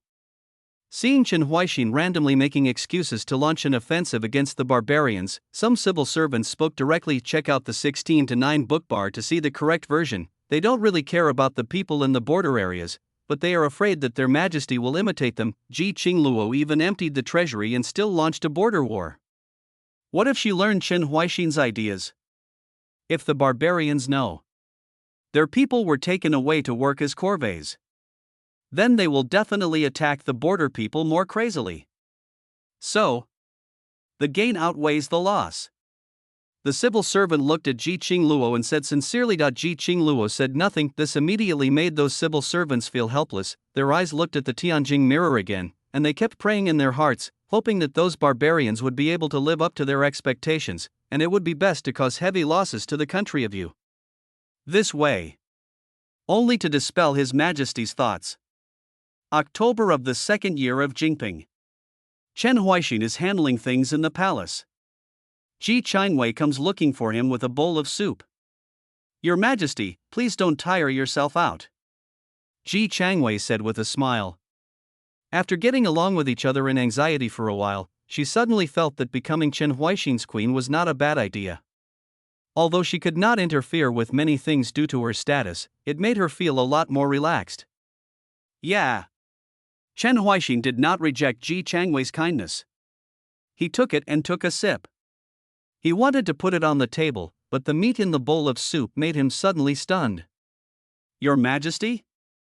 Ji Qingwei asks. Chen Huaixin came back to his senses, shook his head and said, nothing, I just suddenly realized that there are some things I haven't done, such as making meat available to the people. It is not an easy task for the people to eat meat. Ji Changwei, who has been an empress for a period of time, knows very well that most people are only willing to buy some meat to eat during the holidays, or they are lucky enough to catch it. Game, otherwise there won't be many opportunities to see meat on weekdays. Your Majesty's ideals are truly grand, Ji Changwei said with a smile. She did not say whether Chen Huaixin could do it, and she did not need to say these words, but Chen Huaixin seemed to be interested and said, although this thing seems difficult, it is not completely impossible. For example, today's pork is not cultivated on a large scale because of its strong smell, otherwise its price will drop a lot. Raising pigs as a source of meat is much better than raising chickens and ducks. However, because people don't know how to castrate, the taste is too strong, so not many pigs are raised. The price per kilogram is counterintuitively higher than that of cattle and sheep. A lot more expensive. Besides raising pigs, you can also raise sheep on a large scale. You said, if the grasslands are filled with sheep and the price of mutton drops significantly, will the people be able to afford it? Chen Huaixin showed a smile on his face. And Ji Changwei immediately understood that he wanted to take action against the grassland tribes and force them to raise sheep for Dayu. But before she could say anything, Chen Huaixin continued. And sheep are good things. Not only can the people eat meat, it also allows them to no longer have to worry about the cold winter. End of chapter. Chapter 30 is insignificant. Sheep are good things. Ji Changwei naturally agrees with these words. Only that should be for the powerful. Because whether it is food or sacrifice, it is inseparable from animals like sheep. Even an ordinary businessman will raise 3 or 2 sheep in his home. But for ordinary people, sheep are not so good. Ji Changwei thought this in her heart. What you need to raise sheep is a place with good water and soil environment, so that the sheep can grow up and become fatter. But with such a place, most people will reclaim it into farmland, so how can they be willing to use it to raise sheep that can only eat meat? And using sheep for sacrifice? That has nothing to do with them. Using paper money, incense, and candles to worship ancestors is very luxurious. Whoever uses large land to raise sheep in order to sacrifice their ancestors or eat mutton will definitely be scolded bloody. As for sheep, can the people not be afraid of the cold winter? I've never heard of this. Could it be? Has he got any weird ideas again? Ji Changwei looks at Chen Huaixin. As the Empress of Qianshang, she has naturally seen the earth-shaking objects and hot air balloons. The reason why Qianshang was destroyed and the soldiers of the Yu Kingdom were not greatly damaged was because of these 2 things. She also knew that these 2 things were made by Chen Huaixin, so it would make sense that he had other weird ideas about sheep. Chen Huaixin seemed to see through what Ji Changwei was thinking at this time. A smile appeared on his face, and he said in a very calm voice, I do have some ideas. After all, if the grasslands are filled with sheep just to eat mutton, it would indeed be a bit too luxurious. It costs a lot to transport sheep from the grassland to various places in Yu State. But if you do this for the sake of wool products and to prevent the people from dying of cold in the cold winter, it will be so worth it. Moreover, it is even possible to take this opportunity to completely eliminate the threat from the grassland. Chen Hui has already made up his mind. And Ji Changwei looked at Chen Huaixin, who exuded confidence. For some reason, she felt her heart beating very fast, as if she had returned to the wedding night when she served Chen Huaixin. Marry him.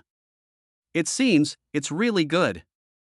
In the Jinhuan Palace, the civil servant who had previously wanted to persuade Ji Qingluo not to initiate any more foreign wars now had a complexion as black as coal. They originally hoped that the barbarians on the border could cause Chen Huaixin to suffer some losses, so that they could persuade His Majesty, who was already warlike, to give up the idea of arresting the barbarians and return home to build. But what if? Sheep are good for more than just meat. It can also prevent the people from freezing to death. Then its value will be even greater. Your Majesty will definitely launch another campaign on the grassland. And this way, wouldn't it make the voices of those reckless generals louder again? These civil servants glanced at the generals unwillingly, and their resentment towards Chen Huaixin became even greater. The eyes of the generals, including the second princess Ji Changling, were already shining after hearing what Chen Huaixin said about the benefits of sheep. Ping Lijidushi came out directly and said, "Your Majesty, I invite you to fight. We will sweep away the grassland tribes, so that my people of Deshang will no longer be afraid of the cold winter." "You guys, after you sweep away the grassland tribes, who will come? You have to raise sheep for me." "Your Majesty, I still have to let you come. I think that I will make the grassland full of sheep." "Back off. Back off. Let me come. I fought with the barbarians on the grassland many times back then, and I am much more familiar with that place than you are. We have fought several times but failed to exterminate the grassland barbarians. Doesn't that prove that you are useless? Let me do it." The generals started to quarrel over the battle on the grassland. They knew Her Majesty's character very well. When the people on the border were harassed, she would personally lead the troops directly into the grassland. Now that she knew the true value of the sheep, how could she watch helplessly instead of fighting for it? And as long as they launch a campaign, their military exploits will come. Who would be willing to give up this great opportunity? But while they were arguing, Prime Minister Wang Qin stood up and scolded them to be quiet, and then said to Ji Qingluo, "Your Majesty, I think we should continue to look at it. If the reality is far from what Chen Huaixin thought, it will be a waste of my national power." BR check out the 16:9 book bar to see the correct version. He naturally knew that Chen Huaixin would not take aim without aim, but he could not just listen to the general's arguments and do nothing. So he hoped that Ji Qingluo could take a more prudent strategy. Fine. Ji Qingluo was not so anxious. The gold list had been deduced for so long before, but now there was finally some hope. So why should she be anxious about this little time? Then let's continue looking at it first. After making a decision, Chen Huaixin was not in a hurry to send generals to fight against the grassland tribes. They are now leading troops to the Jiaoji area, preparing to capture the barbarians there and contribute to the prosperity of the Yu Kingdom. If two parties are fighting at the same time, even with his plan, the national treasury will have difficulty supporting it. And preliminary preparations are still needed. Just take the wool back instead. Chen Huaixin thought in his heart. He went to Dayu Research Institute again and made new arrangements for Ji Changxi. The arrangement this time was not too difficult. Ji Changxi, who was stuck in a research bottleneck, used it to relax his mind. It only took about 10 days to make those things. Jinping's second year, November. Chen Huaixin was in the Dayu Research Institute, looking at Ji Changxi's results with satisfaction. According to his instructions, Ji Changxi improved the existing textile machine, making it at least 5 times faster than the previous textile machine. The same time, weaving faster. In this way, we can cooperate with the wool of the future, so that the people will no longer be afraid of the cold winter. Chen Huaixin's face is full of joy. Ji Changxi is not very excited. Compared with things like hot air balloons and cement, in her opinion, improving textile machines is just a way to relax in her free time, and it is only an insignificant change to the world. This is quite different from what she likes, which is to completely overthrow the orderly objects. But Chen Huaixin shook his head and refuted her idea. Insignificant? No. Compared with this faster textile machine, hot air balloons are insignificant things. End of chapter. Chapter 31. Not worthy of being in your eyes. Chen Huaixin knows very well what a huge impact the combination of wool with faster textile machines will have on the world. As for the hot air balloon, it can indeed send people into the sky. But it's not enough to compare with textile machines. But this shock also represents a crisis. I can only try my best to eliminate the hidden danger. Move outside Nayu country. Chen Hui is thinking confidently. Ji Changxi looked at his appearance. The previous relaxed posture disappeared. She returned her attention to the textile machine, as if she wanted to see through the improved machine and why it was rated so highly by Chen Huaixin. Only she had an idea about the steaming teapot. But no matter how she looked at the textile machine, she couldn't figure it out. After Chen Huaixing came back to his senses and saw Ji Changshi's tangled look, he smiled and said, "Okay, the role of the textile machine is not just in itself, it is combined with business." A shock that shocked the world erupted. Business? After hearing this, Ji Changshi said oh and ignored it. She didn't care about this aspect. She might as well try out more weird things. Chen Huaixing did not explain too much, but asked Ji Changshi if she needed to send more manpower. "You are still the only one in the Dayu Research Institute, but many things are better handled with the help of others. If you are usually short of people, you would call people from the Ministry of Industry to help, but the Ministry of Industry is also very short of staff now. Not as good as. I'm looking for a group of people. Let you train it yourself?" Chen Huaixing suggested. He understands very well that the development of science and technology cannot be pinned on one or two people. After these two people pass away, the technology that should have progressed is likely to regress or even disappear. It's like a master who masters a skill because he is afraid that his disciples will starve to death, or he only wants to pass it on to men rather than to women. In the end, the skill was taken into the coffin with the death of the master. Ordinary people don't want to teach others the core technologies they have mastered. Chen Huaixing can naturally understand it, because the people rely on this technology to make a living, and he will not force the people to do anything they must do. But of course he does not would allow this to happen to himself. Wait some time. I will establish another batch of schools for researching technology and teaching technology. Pass this knowledge I have on to the next generation. It should be used for the people, instead of dissipating with my death.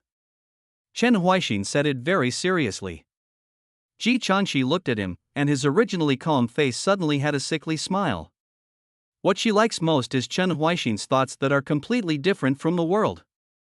The skills that ordinary people think can only be passed down from family to family, here he not only wants to pass it on to outsiders, but also establishes a school and passes it on to the world. Isn't this just about overthrowing the old-fashioned and unchanging normalcy? And how could she refuse? Okay. Everything you taught me, I will teach them completely. Ji Changshi is smiling. She was smiling extremely happily at this time. In the Jinhuan Palace, the appearance of the textile machine that increased the efficiency by at least 5 times made the Minister of Industry's eyes suddenly light up. He had no idea that by simply improving the existing textile machine, the output would be doubled. This boy is really talented. If you can join our Ministry of Industry, what a great thing that would be. The Minister of the Ministry of Industry thought regretfully in his heart. He knows very well that Ji Qingluo values Chen Huaixing very much now. Even if he really recruits him as an official, he will not arrange to join the Ministry of Industry. The military general is very concerned about him, but he should be satisfied if he can learn something about the Ministry of Industry from that deduction. After writing down the appearance of the improved textile machine, he planned to wait for the deduction to be over and let people from the Ministry of Industry study it for some time to imitate it. Because its difficulty is much lower than the cement hot air balloon that appeared before, he is confident that he can make it even without the help of Her Royal Highness the Fourth Princess. And just then, Chen Huaixing's decision to establish a school to promote technology left him stunned. It's not just him, even other ministers in the court are like this. Check out the 16:9 book bar to see the correct version. No one expected it. Not only did Chen Huaixing not intend to keep this kind of knowledge that could change the situation of the war as secret, he also wanted to teach it to the people all over the world. What on earth does he want to do? Teach this knowledge to the people. Isn't that causing trouble for yourself? Control knowledge. Do not allow people to obtain this knowledge. Even ban them from contact with related things. This should be the right approach. Many ministers were puzzled. Chen Huaixing's approach was completely different from what they had learned, but there were subtle changes in the eyes of the important ministers, including Prime Minister Wang Qianhe, when they looked at Chen Huaixing. It's opening up people's wisdom again. It's teaching technology again. Chen Huaixing, isn't he afraid that you will be overthrown? Does he really not want to be the emperor? The ministers had many thoughts in their minds, and that future continues to unfold. January of the 3rd year of Jinping. After noticing that there is a lot of room for improvement in people's livelihood appliances, Chen Huixin asked Ji Changxi to stop studying steam engines and instead improve the livelihood-related objects one by one according to his arrangements and instructions. For example, tools for clearing land, tools for farming, tools for harvesting, and tools for irrigation. These things don't look simple, but they are not too difficult to improve and make. However, they have not changed much for thousands of years. Even if Chen Huixin didn't explain it, Ji Changxi knew the reason. Because from ancient times to the present, no one cares about the bottom farmers. I don't even care about their farming tools. But ordinary farmers do not have the ability and dare not change their tools. After all, if something goes wrong, they will starve to death. Although Ji Changxi said this, there was a lot of guilt on her face, because she herself was also one of the people she accused. Obviously, those who have mastered the knowledge only need to lower their heads a little, take a look at the farmers who are living a difficult life, and help them gently, so that their lives will no longer be so hard. But why? But no one is willing to lower their heads? Aren't the farmers, who make up the majority of the country's population, unworthy of being in the eyes of the powerful? End of chapter. Chapter 32, Feeling Inferior. In the Jinluan Palace, look at the livelihood equipment that keeps appearing in the deduction. The Minister of Industry and Industry was extremely excited. After having the improvement direction of these objects, the affairs of the Ministry of Industry will be much easier in the future. And the people of Chengwu don't have to work so hard. The minister of the Ministry of Industry thought so in his heart. However, just then, he felt that a cold gaze fell on him, making his whole body suddenly tremble. Ji Qingluo, who was sitting high on the dragon chair, was looking at him with an indifferent expression. Duan Shangshu. Chengwu invests a lot of money in food in the Ministry of Industry every year. But why haven't we seen changes in the utensils to this day? Ji Qingluo's voice did not fluctuate at all. In that deduced future. Ji Changxi spent 2 months improving a lot of equipment. However, from the establishment of the Ministry of Industry to the present, there have been few improvements in equipment. Could it be that the Daiyu Research Institute established by Chen Huixin in 2 months was greater than the 300 years of the Chengwu Ministry of Industry? Ji Qingluo felt dissatisfied in her heart. The shivering Duan Jingqing, Minister of the Ministry of Industry, hurriedly explained, reporting to Your Majesty, it's not that I don't want to improve the equipment, but that I want to make it worse and don't know how to improve it. He really didn't lie. The Ministry of Industry is really working hard to improve all kinds of equipment, whether it was water conservancy, civil engineering, or agricultural tools. They had all tried it, but it was just not ideal. He looked at Ji Qingluo, who was still dissatisfied with him, with a bitter look on his face, and continued, Your Majesty, I don't have the talent and knowledge of Chen Huixin, nor the ability of Her Royal Highness the 4th Princess. They were able to improve various appliances within 2 months. But Chen, I really can't do it. In Na Jin Tianjing's deduction of the future, the improvement of equipment seems to be very simple, such as the textile machine. Just redesigning and increasing the number of spindles will increase the efficiency exponentially. But before Chen Huixin and Ji Changxi made it in the future, who would have thought that such a simple improvement could lead to a huge breakthrough? That touch of whimsy. It is a chasm that many people cannot cross in their lifetime. Duan Jingqing felt helpless. The 2nd Princess Ji Changling said at this time, in other words, Duan Shangshu, you think you are not as good as Chen Huixin, so that's why you can't do it? Duan Jingqing was silent. After a while, he nodded with difficulty and said, is indeed not as good as him. Hear this, there was an uproar in the hall. Many ministers really didn't expect that Duan Jingqing, who was the Minister of Industry, would actually admit that he was inferior to Chen Huixin. Then his position as Minister of the Ministry of Industry must be given to Chen Huixin? Duan Shangshu is really magnanimous and dares to admit that he is inferior to others. Compared with those people who are obviously not as good as Chen Huixin but always make sarcastic remarks, he is much better than him, Ji Changling said with admiration. Only her words, but it made many ministers look ugly. They have been officials for decades and have eaten more salt than others. How could they be inferior to Chen Huixin? That guy just has some weird ideas and knows some weird and clever skills. If it comes to talking about the words of saints and the way of being an official, they will teach Chen Huixin how to behave in minutes. The ministers lowered their heads. Don't pay attention to Ji Changling's gaze. Ji Qingluo, who was sitting above, took in this scene. Duan Jingqing can admit that he can't do it for the sake of tools and people, and that he is not as good as Chen Huixin, but others are like what the future deduction said. And the bottom farmers are not worthy of being in there.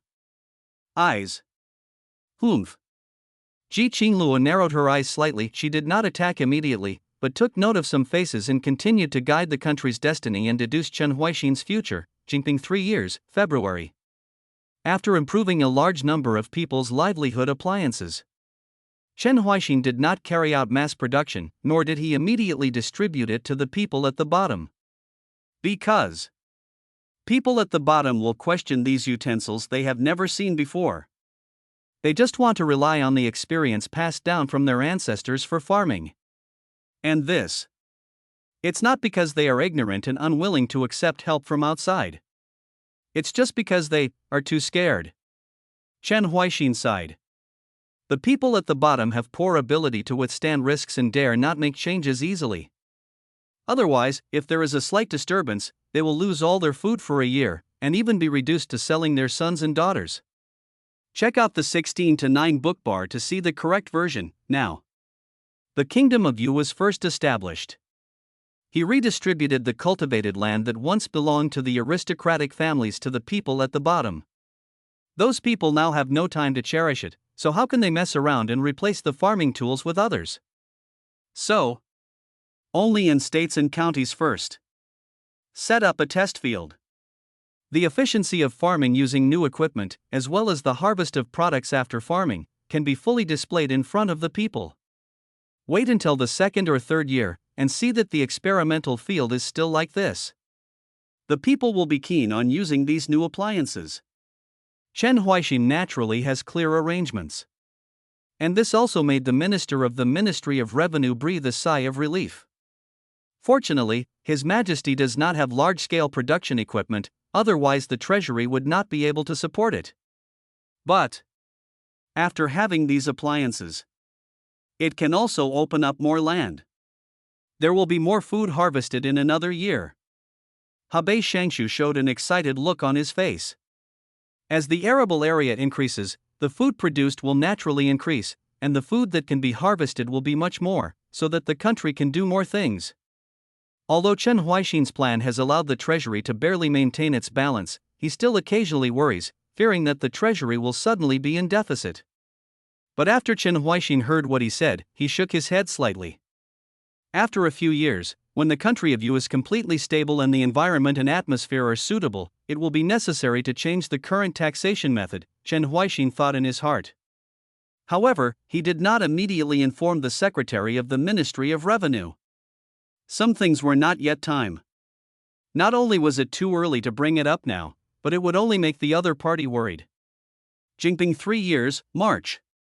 Chen Huaixin personally selected a group of people and arranged them into the Dayu Research Institute.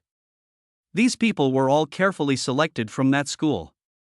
Most of them were ordinary people, and they were only around 10 years old. Slightly younger. Plasticity will be high. The ability to accept will also be stronger. Because they have not been limited in their thinking by so-called common sense and so-called frameworks. Chen Huaixin said to Ji Changxi like this. Ji Changxi naturally understands the truth of this, because when she was tinkering with weird things, some scholar bureaucrats said that she was wasting her time, and it would be better to read more books of saints and stop doing these weird and obscene tricks. Wait. And these children who will be cultivated. This is the beginning of breaking that stubborn thought. End of chapter. Chapter 33. Did it happen on purpose? Looking at the future deduced in the sky mirror, the face of the person offering wine at the Imperial Academy was very ugly because in the future, Chen Huaixin and Ji Changxi will not only teach children strange and obscene skills, but also call their thoughts stubborn. This is ridiculous. The stability of the country relies on the learning of saints. Those strange and obscene skills are simply not worth mentioning. Ji Zhou's tone was very dissatisfied. Ji Changling looked at his angry look and said, however, Chen Huaixin relied on these strange and obscene skills to seize my great power in the future. Doesn't this just show that the strange and obscene skills? Greater than the learning of saints? Suddenly, Ji Zhou's face turned red. He originally wanted to say that even if he was lucky enough to capture the great empire, it would collapse one day sooner or later, but in the deduced future that he saw, the country of Yu was prosperous and prosperous. This made him only mutter words such as, "There is no hero to make Juzi famous, only the words of the saints are the truth in the world. It is true." In other words, Ji Changling ignored him. She probably could tell that the reason for offering sacrifices to wine was that the way he had learned was shattered by the deduced future. That was why he had such a big opinion against Chen Huaixin and firmly believed that what Chen Huaixin did was wrong. Because he has been studying the books of saints for decades, he can only stubbornly stick to his own ideas. Anyone who is contrary to it is alien and cannot be accepted. Think of it this way. He's really pitiful. Learn the calligraphy of that saint to this extent. Even I am trapped in it and can't get out. Ji Changling shook his head. She looked at her eldest sister, Ji Changning, who had been exposed to the study of saints since she was a child. In her opinion, there was not much difference between Ji Changning and Ji Changning. They were both overly kind and a little pedantic. But better yet, her eldest sister doesn't seem to be as stubborn as Ji Zhou. Looking at the future deduced by the sky mirror, Ji Changning said with some surprise, "I didn't expect that Chen Huaixin already had a complete plan on how to promote the improved instrument. Then we only need to follow his method to make the people accept this device, right?" Ji Changning looked at the Minister of Industry, but it made the surrounding ministers feel very embarrassed. Even the promotion methods must be copied from Chen Huaixin's. Doesn't this make us useless? They were very unhappy, but they were asked to come up with a plan immediately, a plan that was better than what Chen Huaixin would use in the future, but they couldn't come up with it and could only look at Duan Jingqing, hoping that he could veto Ji Changning's suggestion. Expressed another thought, however. Once he accepted the reality that he was not as good as Chen Huaixin, Duan Jingqing suddenly felt that the world was so spacious and everything in front of him was so beautiful. Of course, Chen Huaixin's method is undoubtedly the most reliable. And the court only needs 3 to 5 years. This will allow the people to use new appliances, so that they no longer have to work so hard. Duan Jingqing nodded simply when those courtiers saw his appearance and his expression of "I'm just not as good as Chen Huaixin, so what?" They felt as uncomfortable as eating shit. "You, Duan Jingqing, are ministers of the Ministry of Industry. How could you be so decisive and give up the struggle?" "I'm still holding on." Simply. Shame on you as a colleague. They thought angrily in their hearts, but when they recalled what Chen Huaixin would do in the future, their faces became a little more unwilling. "I just hope what Ji Zhou said is right. After ordinary people can read and hyphenate, then the country of Yu will be crumbling because of this." Jinping 3 years, April. The barbarians captured by the generals of Yu state from Jiaoji were gradually arranged into the project. This immediately relieved a lot of pressure on the staff of the Ministry of Industry. The minister of the Ministry of Industry no longer has a sad face on weekdays, but his expression is still a bit worried. Those scholars in the predecessor period would occasionally criticize the court for being unkind, saying that even people from foreign countries would not the corvée should be caught. He is worried that these rumors will bring instability to the paving project. But Chen Huaixin snorted coldly and said, "If we don't arrest the barbarians, how can we arrest them? It seems that speech is still too free." But check out the 16:9 book bar to see the correct version. Even so, but Chen Huaixin has no intention of controlling speech. There is no guidance from foreign forces. At most, the aristocratic family will let their students spread unfavorable remarks to the court. However, he has almost slaughtered the powerful people from all over the world. Who would dare to with such a sudden appearance? He wouldn't mind raising the butcher knife again. We still need to pay attention to public opinion. Although logically speaking, as long as the court does a good enough job, there is no need to worry about the people having distracting thoughts. But 3 people become tigers, and some things are said too much, which will make the people a little shaken. The knowledge in his mind told Chen Huaixin that if you don't occupy the public opinion position, someone will occupy it. He doesn't need to worry about this in a short period of time, but who can tell clearly after a long time? Then he arranges manpower, specially responsible for publicizing the affairs of the imperial court to the people in various cities.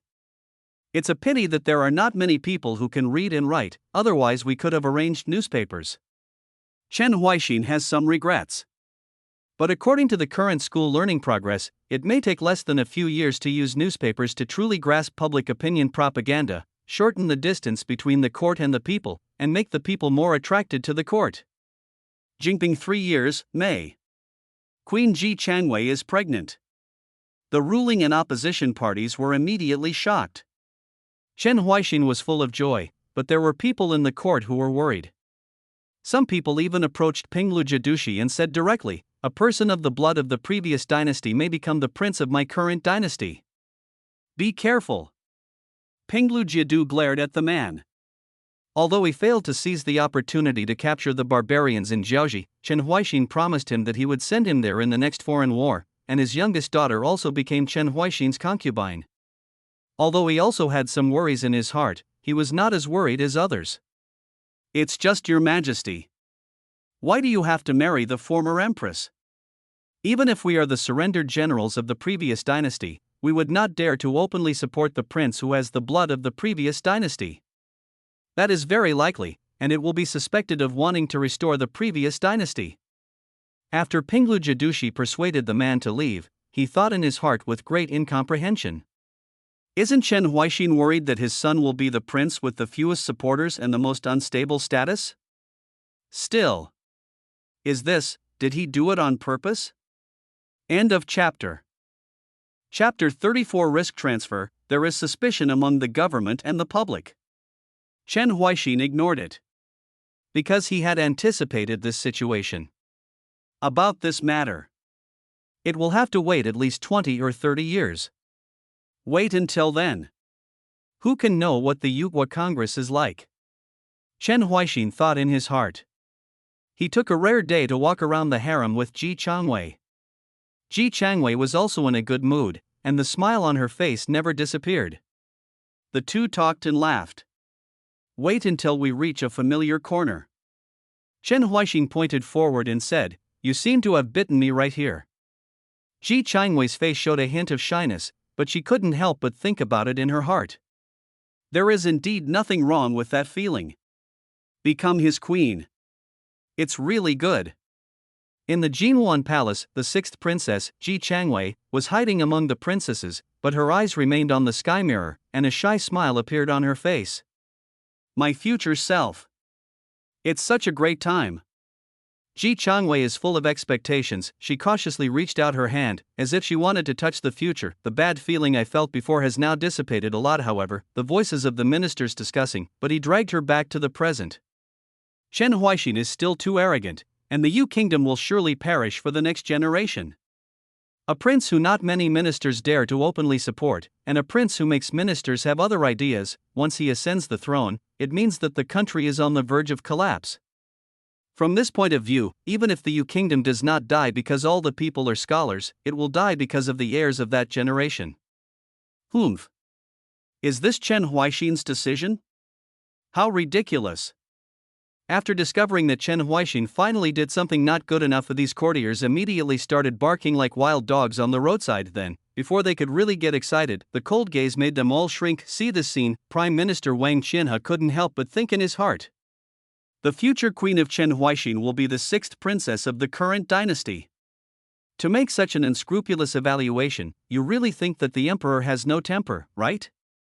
He looked at the ministers who dared not speak out, and a speechless look flashed across his face. After shaking his head secretly, he then looked at Ji Qingluo and said, Your Majesty, I think Chen Huaixin's measures are very advisable. Having people spread the word about the imperial court in various places can prevent a lot of unnecessary trouble. We should use these methods that can benefit our country. Hear this. Ji Qingluo had no reaction yet. The ministers just now looked at Wang Qinhe with astonishment on their faces. First, the Minister of Industry thought he was inferior. Now the Prime Minister recognizes Chen Huaixin again. Have they forgotten how cruel and unethical Chen Huaixin treated my powerful family? If you actually praise Chen Huaixin to His Majesty, isn't that betraying us? The hearts of these courtiers were full of complexity. While being watched by so many people, Wang Qinhe's expression did not change.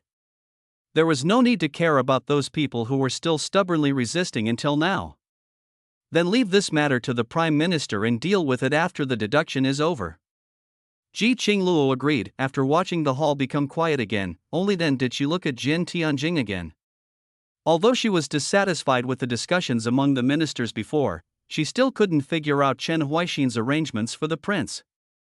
Unless you ascend to power with military power like me, the world of the second generation will definitely be unstable. However, the Yu kingdom established by Chen Huaixin is now prospering, and there is no possibility of military power being ascended. Check out the 16:9 book bar to see the correct version. What do you think? Ji Qingluo frowned slightly, but since she couldn't figure it out, she didn't torture herself anymore. Instead, she guided the country's destiny and continued to deduce the future, Jinping 3 years, June. Although there are still some words in the court. But now the country of Yu is on the rise. This slight suspicion did not cause any disturbance. Chen Huaixin, on the other hand, continues to arrange manpower to increase support and help for people's livelihood. It's just a matter of improving the equipment. It's enough to see the hardship of people's lives. Their ability to resist risks is almost zero. Even if I know something will be beneficial, I still dare not make any changes. This is what Chen Huaixin realized when he was improving the utensils. But the risk of change that the people cannot resist has no impact on him at all. So, he can completely transfer the risk directly, and let him bear the losses caused by the failure of the change, so that the people can enjoy the results without worrying. For example, farming methods. What the people rely on are the experiences passed down from generation to generation. And I can organize people to conduct research and comparison to try which farming method is more efficient and produce more food. Same. There are also planting time, how to make the fields fertile, how to increase the yield of the fields, etc. Although I have relevant knowledge, I still have to make comparisons and experiments according to local conditions. After all, this is a major matter of people's food rations, there can't be any mistakes. Chen Huaixin thought this way. For things like hot air balloons and cement, he can directly research and manufacture things based on the knowledge in his mind. However, when it comes to farmland and people's livelihood, he does not dare and cannot make any mistakes. Otherwise, failure, which seems to him like a grain of sand, will become a heavy mountain that crushes the people. Even though only a very small number of people may be affected, he does not want to make the choice to sacrifice a few to benefit everyone, but wants to take care of everyone. When the Prime Minister heard Chen Huaixin's thoughts, his face suddenly showed admiration and admiration. Your Majesty cares so much about the people, it is really a blessing for me. Although there have been emperors who cared about ordinary people in the past, they only reduced taxes and reduced their labor time. No one can directly help them from a practical perspective like Your Majesty, so that the people can no longer have to work so hard. The Prime Minister is not flattering, but he really thinks so. After all, throughout the ages, who can, like Chen Huaixin, directly study for the people how to farm, how to fertilize the fields, and how to harvest more food more easily? There were even powerful people in the past who believed that as long as they threw seeds into the fields, they would be able to harvest food in the autumn. However, the lives of those farmers were actually easier than those of the powerful people. End of chapter. Chapter 35. Knowing who was not coming in the Jinluan Palace. After hearing a series of arrangements made by Chen Huaixin, the eyes of all the ministers opened wide. They never thought about it. Arrangements for people's livelihood, help for the people. It's so detailed. Compare Chen Huaixin's ideas.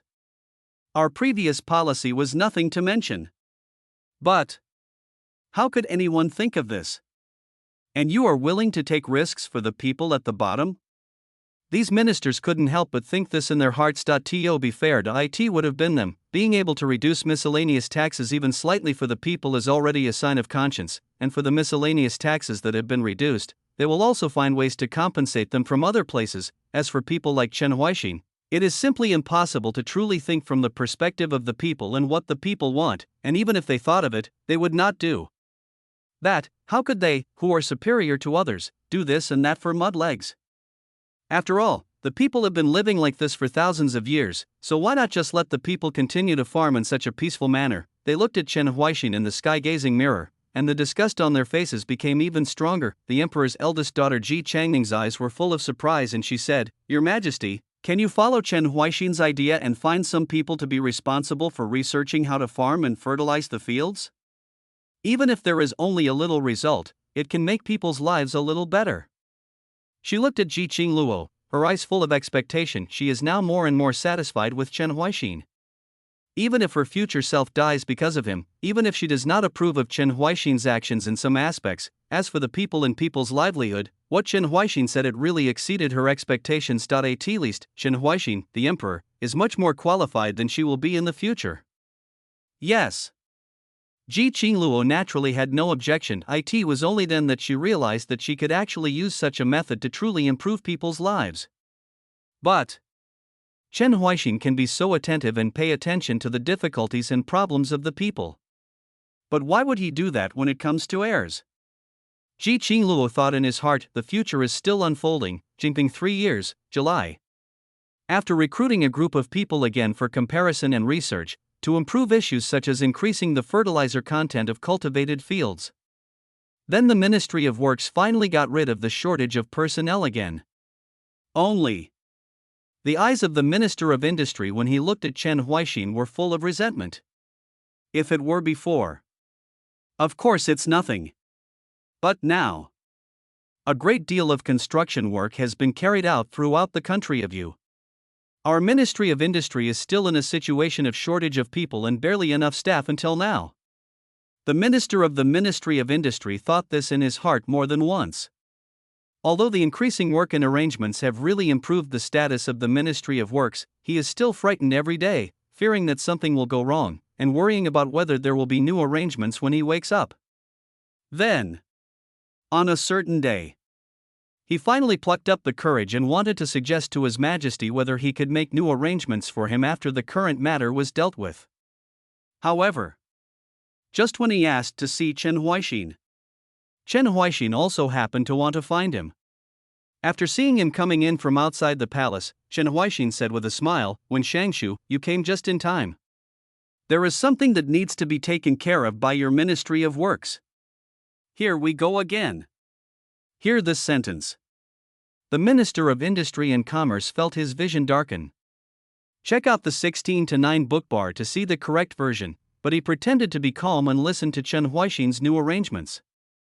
And when I heard that the new job of the Ministry of Industry was to raise a large number of domestic pigs, he finally couldn't hold it any longer. Your Majesty, although our Ministry of Industry is also responsible for animal husbandry, the meat of pork is so spicy that it is difficult to import. Isn't it inappropriate to carry out large-scale breeding? It doesn't matter. As long as the piglets are castrated, they will no longer have that stinky smell when they grow up, and they will even become rare delicacies on the table, giving people one more choice, Chen Huaixin explained with a smile. Besides, he also prepared improvements in fishing equipment for fisheries. After the plan to raise sheep on the grassland is successfully promoted, the people of Yu State may be able to see the smell of meat on their dining tables from time to time, and they will not be reluctant to eat some meat all year round. The Minister of Industry and Industry also suddenly understood how much significance this pig breeding company has to the people. In the past, we often talked about a prosperous age when the people could have enough food and clothing. But His Majesty is not just limited to making the people full, but also wants them to eat well. He wants the people to be able to eat meat with every meal. Fishy. If it can really be done. Isn't that far beyond the prosperous times? The Minister of the Ministry of Industry feels that his heart is beating very fast. If this kind of prosperous age that far surpasses ancient and modern times can have his share of credit and his name can be on it, then he will be willing to die immediately. How about it, when Shangshu, are the reserves of your Ministry of Industry still enough? Chen Huaixin said at this time. Of course, no problem. The Minister of Industry agreed immediately. But after he walked out of the hall, the wind blowing in his face made him regain his senses. Didn't I come to persuade your Majesty to reduce the workload of our Ministry of Industry, or at least not to increase it anymore? Why is there a new arrangement now? The Minister of the Ministry of Industry wants to cry but has no tears. Jinping 3 years, August.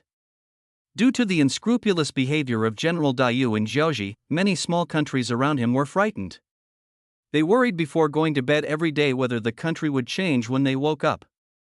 Then, they called Yu State their suzerain state again, and sent envoys to Chang'an City to pay tribute, hoping that their country would not be annihilated.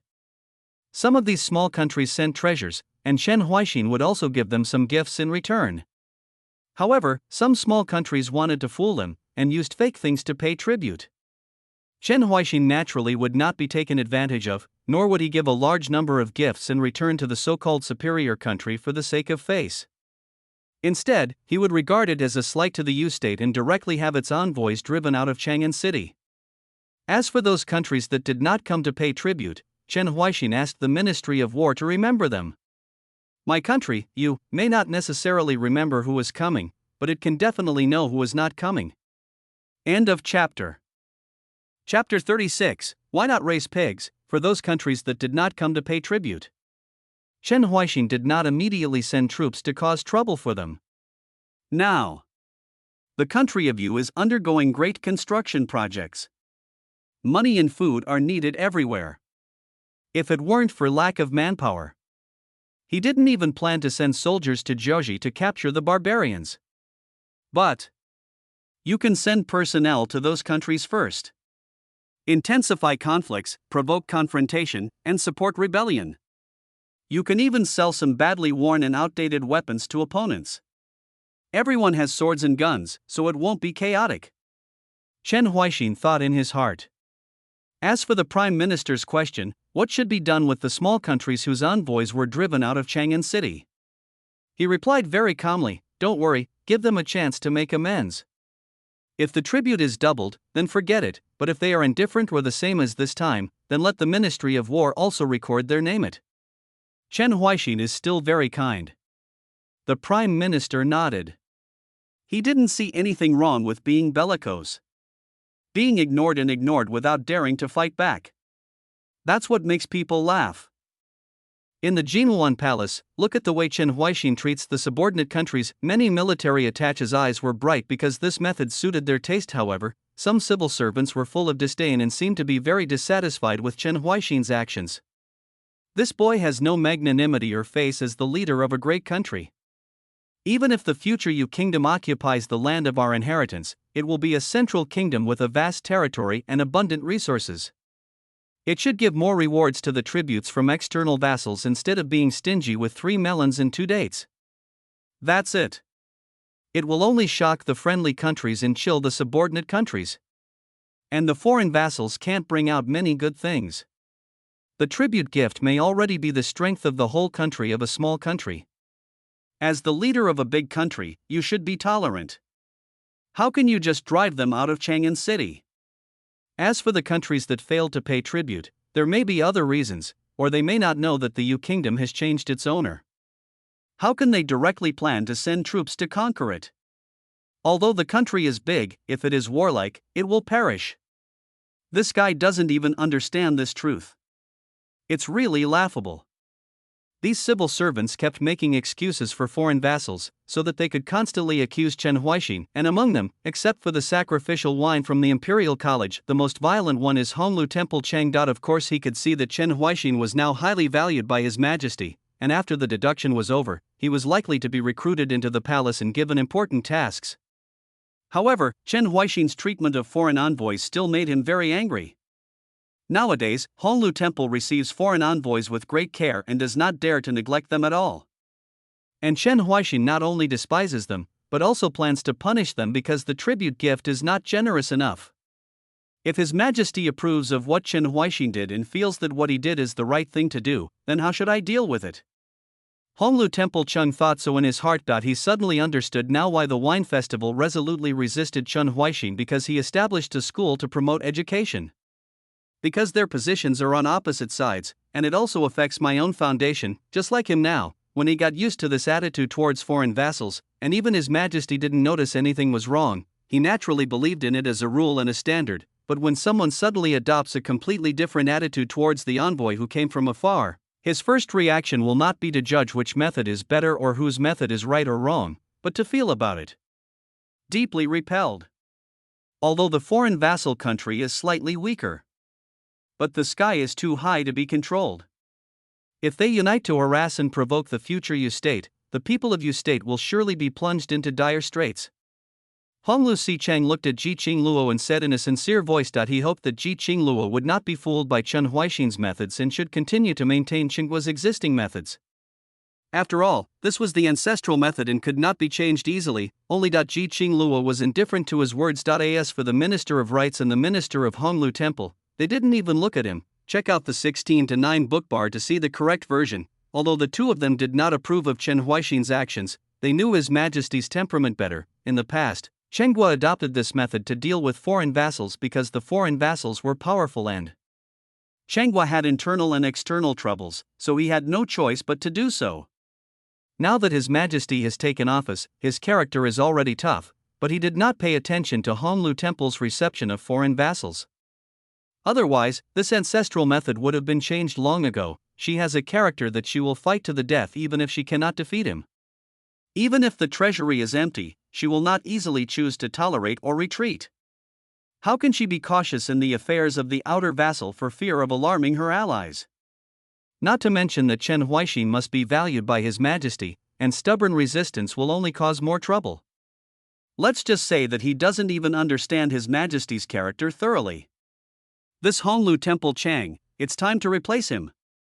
The Minister of Rites and the Minister of Honglu Temple had similar thoughts at this time. After seeing that Prime Minister Wang Qin had recognized Chen Huaixin, they naturally relieved their psychological burden and no longer resisted Chen Huaixin. After all, they were not the ones who played tricks during the examination.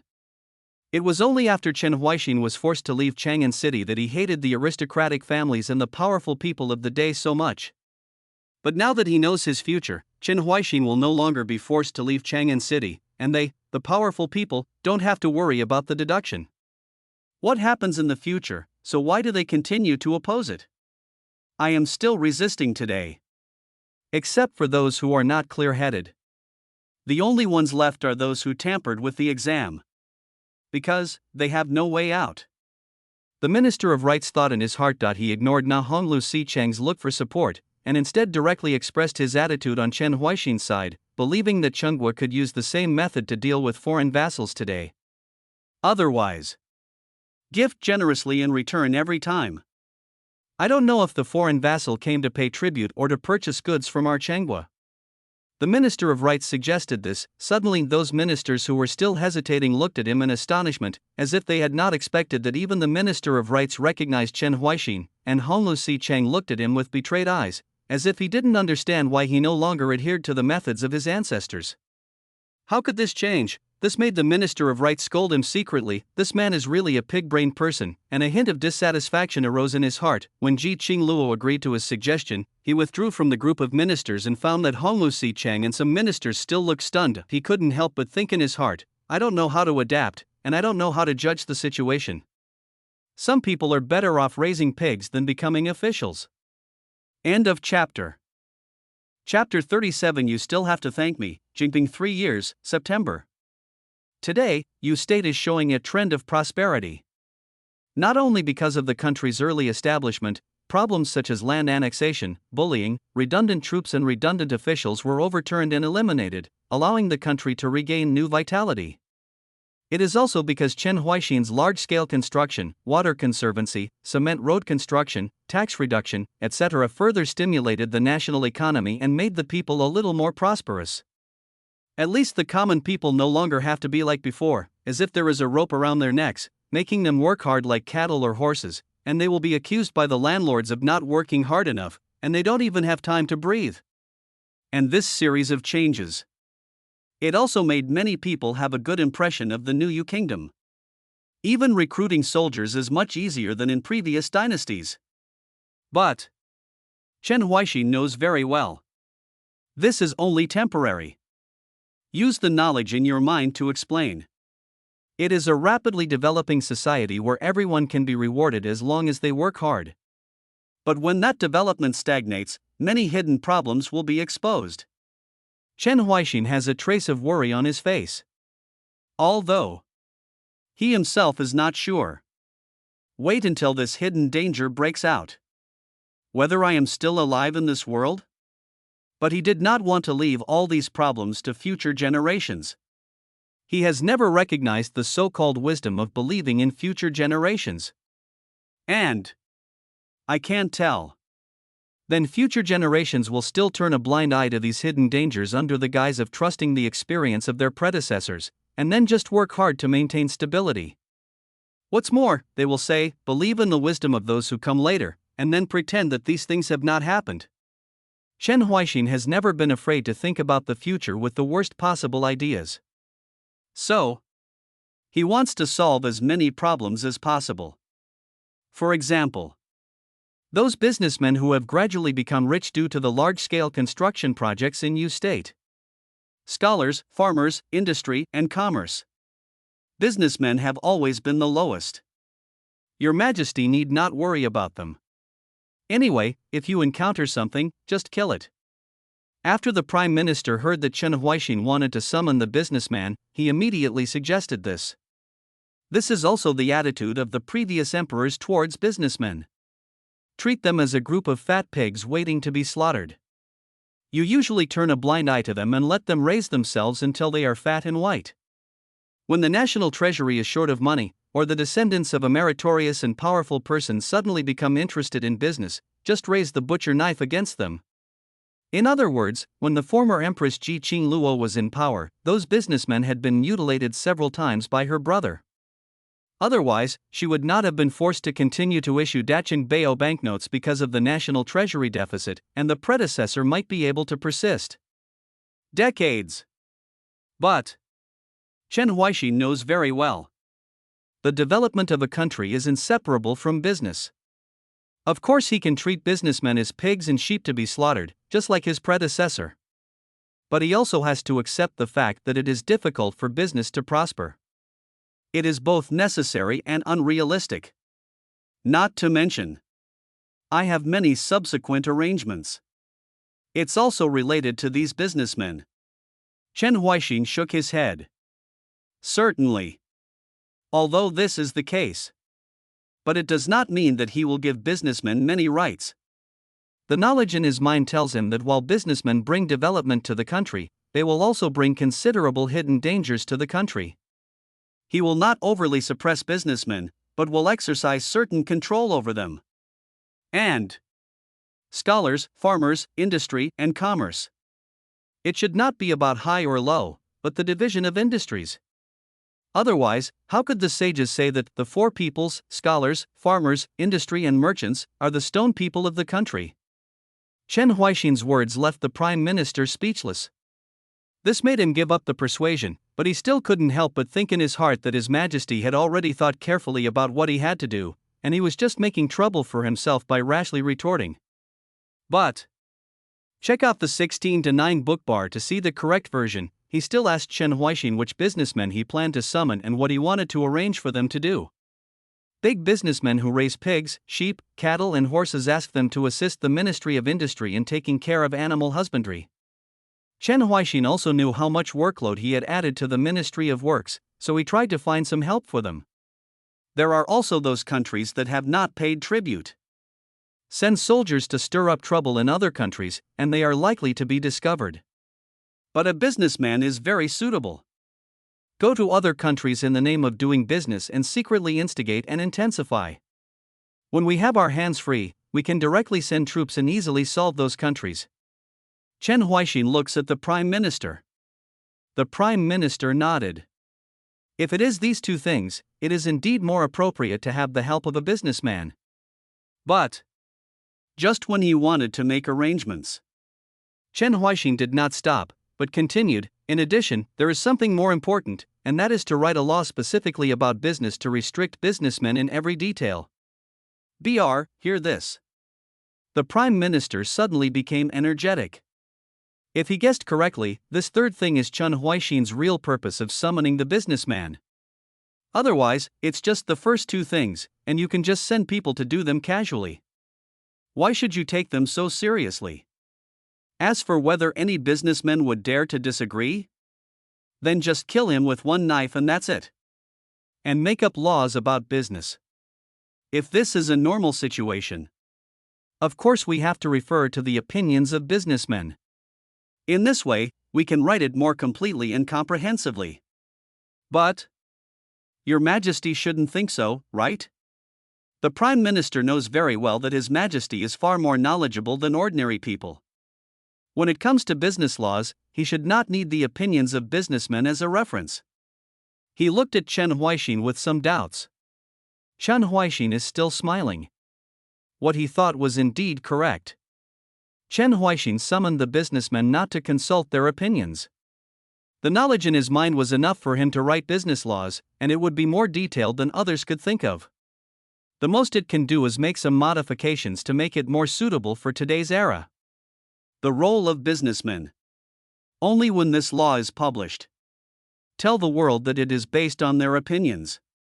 If some of these regulations are too strict and make other people dissatisfied, they will also direct their emotions towards those people, not the court. Chen Huaixin said very calmly. As for those people who will be targeted, will they have any objections to his actions? They have to thank me. End of chapter. Chapter 38. The Greatest Honor. Writing business laws. A micromanaging businessman? This is indeed a good idea. What a pity. This is not suitable for Changhua now.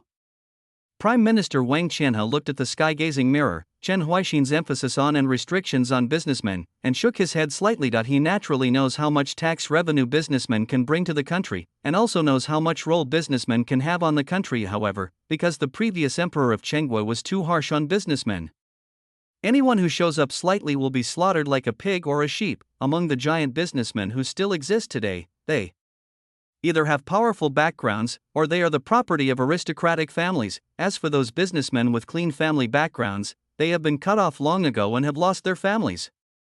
If you propose to write commercial laws, you will definitely be opposed by powerful families. Because this is completely targeting them, and they can't accept it.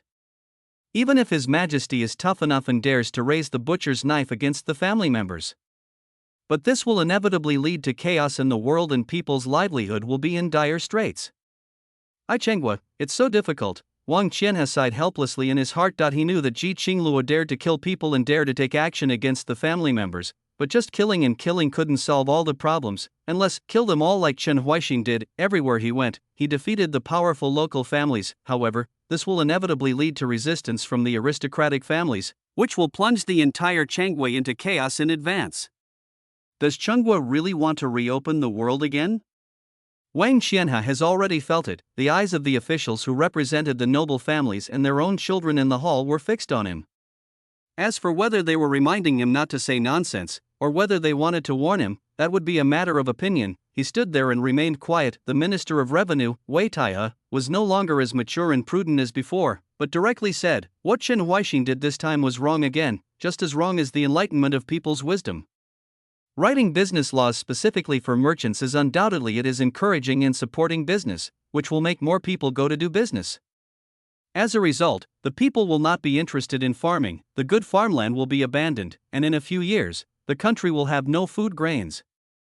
Wei Taihe shook his head and sighed, seeming to feel pity for Chen Huaixin, but Wang Qianhe knew it very well. Wei Taihe comes from a wealthy family. Naturally, he would not allow the so-called business law to appear within the realm of Changhua. Otherwise, if everything is restricted in every detail, how can these aristocratic families still rob it? If a family member values a certain tea house and winery, how can they make the owner obediently give it away? So Wei Taihe would find a reason that sounded reasonable to persuade Ji Qingluo not to have any thoughts about Shan Lu. But Ji Changning, the eldest daughter of the emperor, frowned and said, if this really happens, then Chen Huaixin will definitely not write any business laws. Is Wei Shanshu overly cautious? Maybe Chen Huaixin didn't think it through well. After all, he is still young, so it is normal not to know the consequences, Wei Tai and Laoshan said. But ever since Jian Tianjing deduced his future, he has never shown any lack of consideration. Ji Changning retorted. Your Highness Princess, please believe me. As the Minister of the Ministry of Household Affairs, I have been an official for so many years. I have eaten more salt than Chen Huaixin has eaten rice, let alone about money matters. No one is better than me. Understand business. Wei Tai has said in a calm tone, but the second princess, Ji Changling, couldn't help but sneer. If you can't convince others, you start to talk nonsense, and talk about deep experience, salt and rice, etc. Anyway, you just don't dare to say anything more about serious matters, it's so edible. Why didn't I kill you? Ji Changling said with a sneer. Wei Taihe's expression did not change, he still had the expression of I have a lot of experience, this is the right thing to do. Those ministers who also belonged to the aristocratic family camp also agreed with Wei Taihe's statement and believed that the decision of the late emperors should be maintained and the suppression of merchants should continue without any encouragement or support. Ji Qingluo, who was sitting above, glanced at everyone. She suddenly felt that even if Chen Huaixin's future was deduced this time, even if he could not find a solution to the catastrophe, he could still take this opportunity to see the true face of everyone in the court. For an emperor with military power like her, it was already very important. It's useful. As for whether Wei Taihe has selfish motives, it's up to you to tell me. Her eyes looked at the sky mirror, and the future continued to be deduced. Jinping 3 years, October. The news that Chen Huaixin wanted to summon businessmen was naturally spread. When those merchants heard the news, their first reaction was worry, fearing that the family fortune they had worked hard to accumulate would be taken away at will like the previous time, but their second reaction was excitement to be able to meet in person. Your Majesty, even if the family property is confiscated, it's not like they can't accept it. After all, check out the 16:9 book bar to see the correct version, Your Majesty today. He is completely different from the previous emperor. He turned a blind eye and gave us the trading opportunities generated by the large-scale construction projects. Otherwise, how could we have achieved this level in just over 3 years? Even if our family property is really confiscated, the Holy One is taking back what belongs to him and will definitely compensate us. These wealthy businessmen are very open-minded. They didn't know that Chen Huaixin allowed them to do what they did in order to ensure the economic cycle and reduce the pressure on the national treasury. In their own view, Chen Huaixin supported business, so naturally it was impossible for him to be like before.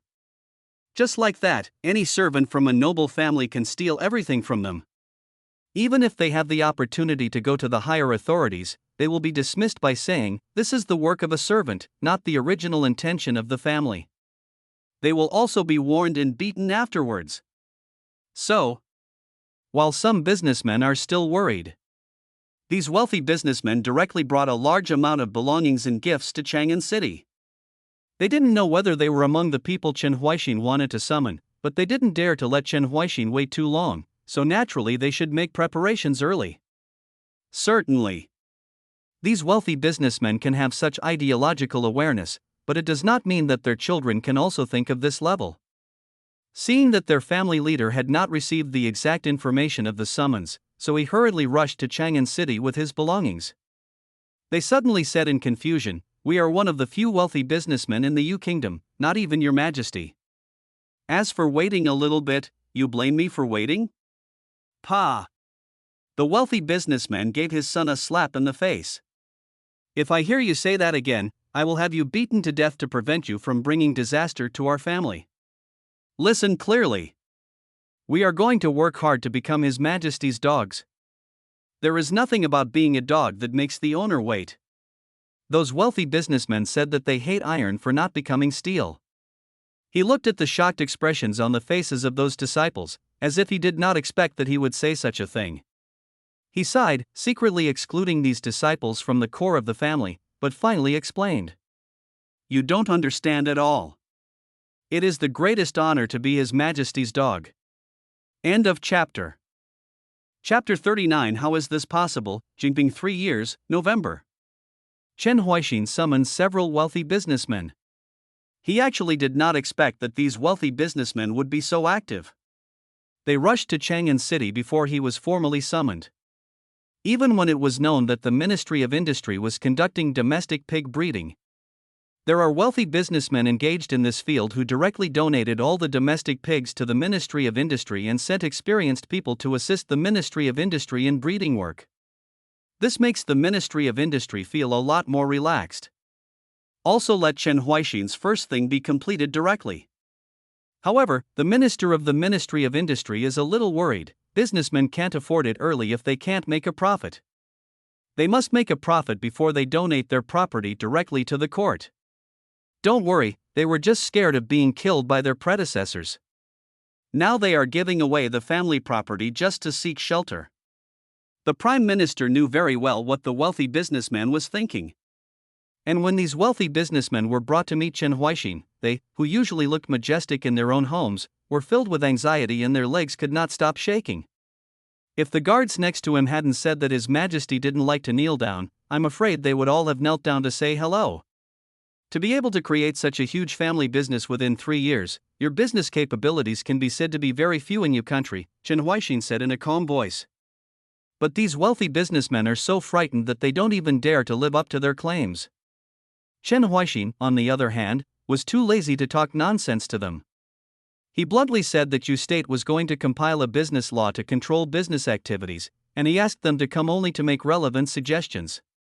Hear this. These wealthy businessmen suddenly became energetic.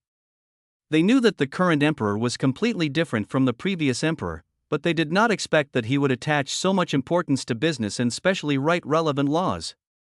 This is not a control, but an increase in support. The grassroots people must do their best to help me, Dayu, write business laws.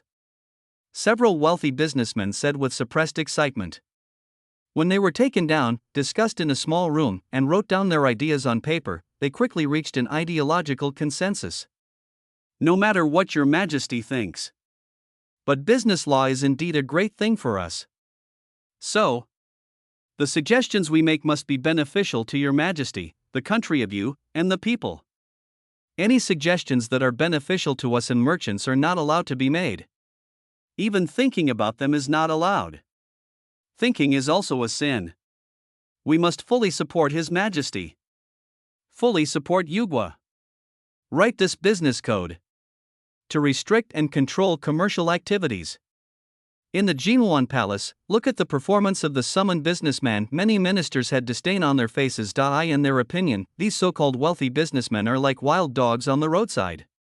If they are given a bone, they will immediately rush up, wagging their tails and angrily trying to please the person who throws the bone. However, some people even have to fight for bones with wild dogs on the roadside. I want oxen to plow the land again. I don't want to give grass to the cows. How can there be such a good thing in the world? Humph. Wang Qianhe looked at the expressions of those ministers and immediately knew what they were thinking. He shook his head secretly and looked at the Tianjing mirror. He knew very well that after the deduction was over, the court was likely to undergo a major reshuffle. I just don't know if those aristocratic families will jump over the wall in a hurry. Jinping 3 years, December. Writing business laws. It has been known to many people. All the ministers in the court agreed. They know that His Majesty must have a reason for doing this. The Minister of the Ministry of Finance was even more excited. Your Majesty's financial knowledge is unparalleled in the world. Wait until the business law is written. The national treasury will be richer than any dynasty. That's when. Even if there is a large-scale construction project at home and soldiers fighting abroad, there is no need to worry about financial collapse. The Minister of the Ministry of Finance said this after getting drunk. The generals who had not been sent out were suddenly more excited than him. They often appear outside the small house where the wealthy businessman lives. They seem to be urging them to write it, but their words are urging them to quickly come up with this business law. But these wealthy businessmen have troubles that cannot be told. We want to hurry up, but the final decision is in the hands of His Majesty. We don't even know how far the writing is, so how can we hurry up? Gotta get up. However, they only dared to think about it in their hearts. When urged by these generals, they could only nod and bow, not daring to offend in the slightest. They prayed in their hearts that the business law could be completed as soon as possible. Check out the 16:9 bookbar to see the correct version. However, Chen Huaixin, who was responsible for writing and making decisions, was not writing business laws as they expected, but appeared in the Dayu Research Institute. After sending those children to, he hasn't been here for nearly 10 months. Certainly. It's not that he no longer pays attention to Dayu Research Institute. It's just that since Ji Changshi focused part of his energy on teaching children, the related research output has been relatively small. But it's not completely absent. This is an improved water lifting tool, this is an improved grinding tool, this is an improved rice pulling tool. Ji Changshi introduces the results of the recent period. When her eyes shifted from the wings touching the sky to the tools used by farmers at the bottom to dig food on the ground, the finished product of her research was naturally much more than before. After all, it is difficult for people to fly. But the improvement of the tools of the bottom farmers is very simple. In the past, it was just because those who had knowledge were unwilling to lower their heads to see them. Chen Huaixin noticed that some of Ji Changshi's research results were related to food. Is it because other tools have been improved almost, so we turn to how to make more delicious food? No, this is a topic I assigned them, and what they are most interested in is naturally food. Ji Changshi pointed at the children. For these children, most of whom come from low-income families, they have been hungry countless times since childhood, so when they heard her ask what they were most interested in, their first reaction was naturally food.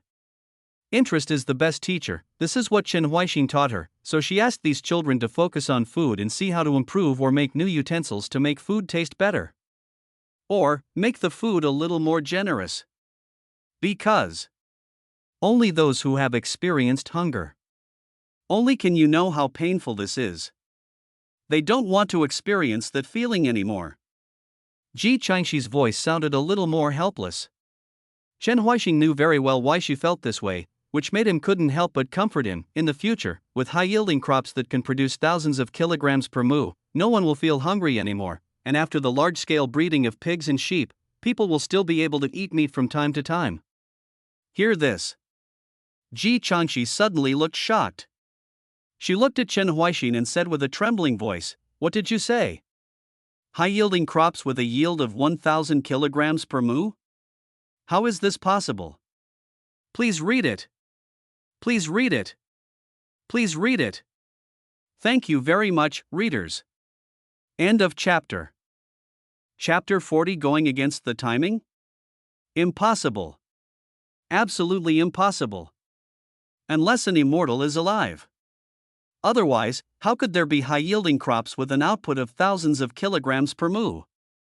After hearing what Chen Huaixin said, the ministers in the hall immediately exploded. Whether it is the officials who are still resisting Chen Huaixin or the ministers who have begun to recognize Chen Huaixin, they all have the same idea in their hearts: that's impossible. If it were 300 years ago. The immortal is still alive. Don't say it's 1,000 caddies per mu. Even high-yielding crops with an output of 10,000 genes or 100,000 genes per mu are everywhere. As long as the immortals use their magic, flowers can bloom even in winter. No matter how many weird ideas Chen Huaixin has, he can't go against the timing and laws of heaven and make today's crops reach the level of immortals, right? Sinong Temple Cheng stood up directly and questioned. Since the immortal disappeared, agricultural crops everywhere are no longer as productive as they once were. There were even rare famines in many places. That's exactly what it is. Only Chengguo would create Sinong Temple and let him study and be responsible for crops and food. And no one knows more about today's various crops than Lord Sinong Temple. Even though they spent so long, they were unable to increase the yield of crops per acre. Even if Chen Huaixin could make people touch the sky, it would still be impossible to change the truth of the world and increase crops to 1,000 pounds per mu. Lord Sinong Temple firmly believes in this, based on his words. The official who was still resisting Chen Huaixin naturally took over and launched a new round of denunciation against Chen Huaixin. I admit that Chen Huaixin is indeed a little clever, but this is about food. It is about the people. It is a major matter of the country. At this time, he still talks nonsense. His little cleverness is completely stupid. What Jijiu said before is indeed true. Chen Huaixin is not prudent enough in his work. Perhaps because of some trivial achievements, he started to like to talk big. Although it can be guessed that he should be comforting the future fourth princess, but lying to comfort is nothing more than making people laugh. These ministers naturally knew that the trend of the court was gradually moving towards Chen Huaixin, so they could only seize every rare opportunity to add more stains to Chen Huaixin. Only this way, only then can we give them a chance to change the situation. But the fifth princess Ji Changqing, who had not spoken to each other for a long time, said at this moment, "Impossible. There is no way Chen Huaixin could tell such a lie that could be exposed at any time. He is not such a person, because he is, Br because he is an excellent poet, right? Fifth sister, the emperor's eldest daughter Ji Changning took over, but there was a helpless expression on her face every time. My fifth sister firmly supported Chen Huaixin, and even I could remember what she said every time. Only the rebutted Sinong temple minister did not ignore Ji Changqing's words like the previous ministers. Instead, he said solemnly, Your Highness, the fifth princess, planting is not a poetic path, nor is it something strange and strange. Things can change. Even if Chen Huaixin improves many appliances, making it easier for the people, and even fertilizes the fields, at most it can only increase the income of the crops, but it will not increase to 1,000 caddies. Sinong Temple Ching is still very confident in his professional knowledge. Ji Changning looked at him and frowned slightly, while Ji Changqing continued, Chen Huaixin once wrote poems related to food. He must know about this. He said that if one can produce 1,000 caddies per mu, then we will definitely be able to produce 1,000 caddies per acre. There will be more. No matter when. Ji Changqing had great faith in Chen Huaixin. And this also made the surrounding ministers understand that in front of the fifth princess, don't say that Chen Huaixin can't do it, otherwise she can really compete with her. The Sinong temple minister was also upright. He wanted to continue to refute, but his colleagues stopped him. Rather than argue, it's better to continue to look at the deduced future. Whether it's wrong or right, we will come to a conclusion. Hear this, Sinong Temple Ching had no choice but to calm down. He looked at the future that was still being deduced by the sky mirror, and couldn't help but think in his heart. If now that the immortal has passed away, there is still food that can produce 1,000 caddies per mu, then what is the hard work of our Sinong Temple these years? In the Dayu Research Institute. Check out the 16:9 book bar to see the correct version. After hearing what Chen Huaixin said, Ji Changxi froze on the spot, looking at the man in front of her in shock, as if asking, Did you really say that right just now? What you said about raising pigs and sheep so that people can see the smell of meat, I naturally believe it. Because you have already started to do it, and you have a complete plan. But a high-yielding crop that yields thousands of pounds per mu? Are you an immortal? Ji Changxi looked at Chen Huaixin with disbelief written all over his face. As the former fourth princess of Chenghua, she naturally knows a lot about immortals and how effective immortal magic can be. However, this is something that can only happen during the prosperous period of immortality. How could it happen now? This era of lost immortality has reappeared. Even if Chen Huaixin is the reincarnation of an immortal, there is no spiritual energy in the world, so it is useless even if he knows immortal magic. No. I am not a fairy. But there are some things. Not only immortals can do it. Chen Huaixin replied with a smile. After seeing Ji Changxi's, then prove it to me look. He looked towards the corner, where Ji Changxi was developing a semi-finished product based on the steaming teapot, or should we say 1% finished product? Anyway, it's still a long way from completion. The crops that produce more than 1,000 kilograms per acre are not in our country of you, but in the distant overseas. Chen Huaixin said in explanation. Certainly. He also knows. It's just that this sentence alone makes it difficult for people to completely believe him. Otherwise, everything will be left to overseas, so there is no need to continue talking. So, he continued to speak, although I can't produce that evidence now, I can prove that some things that seem to go against the laws and timing of heaven are not only done by immortals. Br, for example. Let the flowers bloom in the cold winter months. Please read it. Thank you to all the readers. End of chapter. Chapter 41. Like a miracle now. It's the 12th lunar month of winter. Except for flowers like wintersweet, other flowers have long since withered. And Ji Changxi naturally understood that since Chen Huaixin said this, he was not talking about letting wintersweet bloom, but about other varieties of flowers.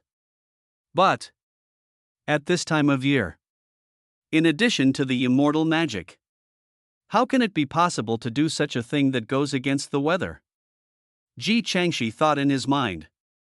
Although she has been with Chen Huaixin for so long, she knows very well that Chen Huaixin will not talk nonsense, but her reason is telling her that some things cannot be done just by talking about it. A hot air balloon can also be said to be a tool that allows ordinary people to reach the sky. But blooming flowers in the cold winter of the 12th lunar month completely violates the laws of the four seasons. And if even flowers could bloom in this season, can't grain seeds also take root and sprout? Farming and planting when it's cold and freezing, it's a bit outrageous to think about it. Ji Changxi looks at Chen Huaixin. It's clearly written on that face that I don't believe it. But Chen Huaixin just smiled and said, if I remember correctly, your sister seems to like planting flowers. Why don't you let her help me plant them and see if I can make the flowers bloom again in this season? Ji Changxi's sister Ji Chanluo, because she is afraid of communication and contact with outsiders, likes to hide alone and live with her sister. When her sister is not at home, she plants flowers to seek some solace. Gradually, flower cultivation can be called a professional. The reason why Ji Changxi thinks that it is impossible to plant flowers in the cold winter months, as Chen Huaixin said, is because of the influence of her sister, who makes her more or less aware of flowers. Only after hearing Chen Huaixin's proposal, her first reaction was to look at him slightly suspiciously. If you are interested in my sister, there is no need to approach her in this way, I can just tie her to your bed. Chen Huaixin is helpless. In the Jinluan Palace, the third emperor's daughter Ji Changluo, who was hiding behind her sister, was cautiously sticking her head out and looking at the content deduced on the sky-gazing mirror. Although her cheeks were blushing shyly due to her future sister, her heart was full of anticipation. Could it be that winter day? Can flowers really bloom?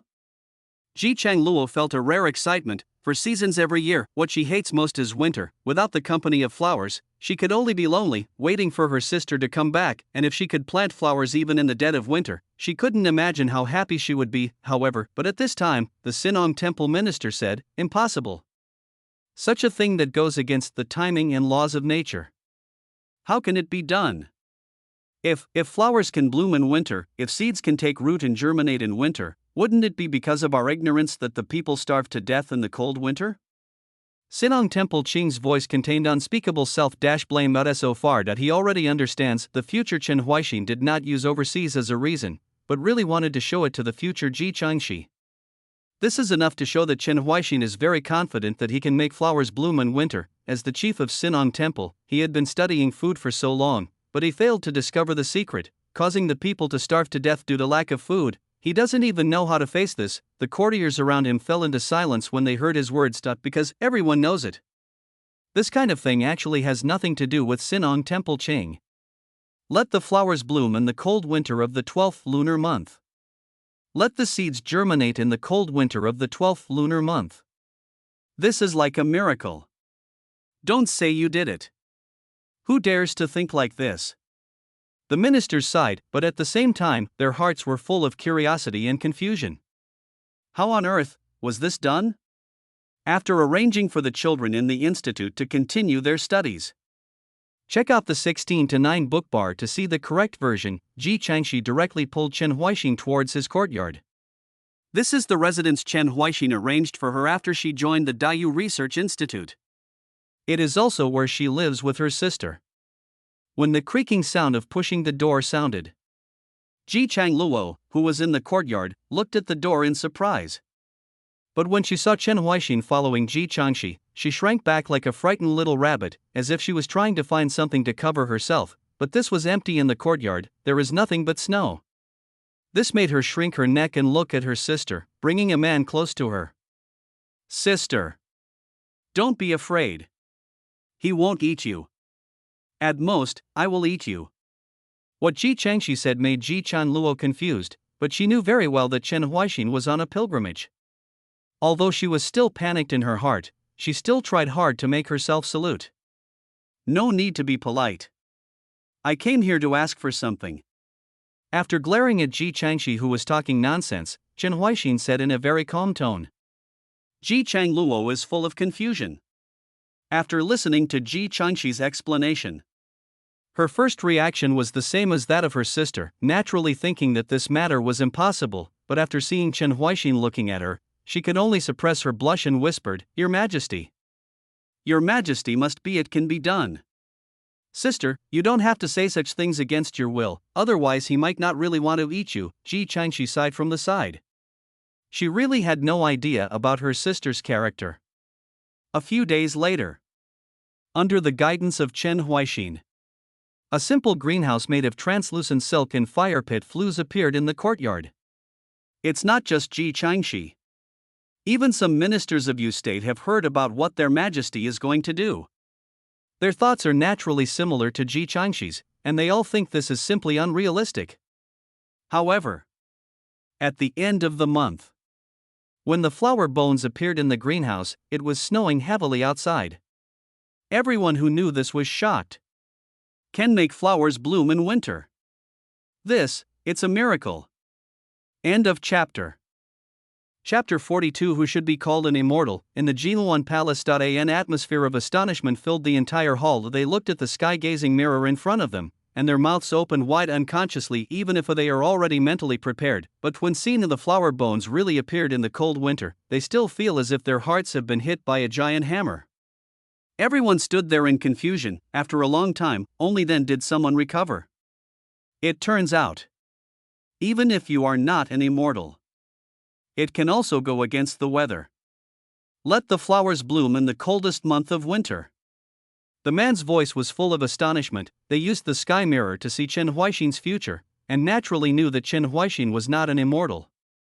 Although they did not understand the meaning of the various methods he used, they knew very well that they could replicate it, rather than being like the immortal method in the past. No one can use it except the immortal. Think of this. Don't know why. The awe of the immortals in their hearts suddenly decreased a lot. If even ordinary people can do things that only immortals can do, then ordinary people, can they also be called immortals? But this way, isn't that right?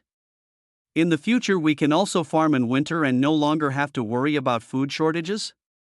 Some ministers looked at Qing Sinong Temple. Sinong Temple Qing had a bitter look on his face, but he still answered, although this will reduce the fertility of the field, if you have to do it, you can really farm in winter to reduce the food gap. No, it is not necessary. When Chen Huaixin found thousands of kilograms of grain per acre overseas, this winter farming method could be used only to grow flowers for viewing. When this kind of thing that went against the timing and laws of nature actually happened in front of his eyes, he was extremely convinced that the high-yielding crops that Chen Huaixin mentioned must exist. Just why? There is obviously such a high-yielding crop, but why couldn't they find it? So many people starved or even died? Because in the past, when immortals still existed, they used immortal methods to increase the yield per mu, so naturally there was no need to rely on high-yielding crops. The immortals who drink the wind and eat the dew are only interested in exotic flowers and plants. It is impossible to care about high-yielding crops, let alone bring them back from overseas. So it's normal that it hasn't been discovered yet. The voice of the fourth princess Ji Changshi rang at this time. All the ministers in the hall were suddenly stunned. But before they could say anything, Ji Changshi continued to speak. But as I said before, if the immortals in the past saw that ordinary people can touch the sky, they would definitely destroy the hot air balloon. Because they can't even farm with ordinary people. They are all indifferent, and they are not even willing to take back high-yield crops overseas, let alone allow ordinary people to touch their fields. She still remembers how what she said was opposed by the ministers when the hot air balloon appeared, and the immortals in the past would use immortal magic to increase the yield per acre. According to the records in the ancient books, it was because of the prayers and entreaties of the people that the immortals were kind-hearted and helped them. Prime Minister Wang Qianhe, who had sternly opposed her before, was silent now, because what the future Chen Huaixin did suddenly made him realize something. Chen Huaixin is willing to use this miraculous ability to work hard to help people live a better life. But the immortals in the past would only use immortal magic to help a group of people when they were kind-hearted. One is to bow his head in heart. One is superior. In the end, who should be called an immortal? After proving that flowers can bloom even in the coldest month of winter, Ji Changshi threw himself into the Dayu Research Institute. After all, she has not forgotten.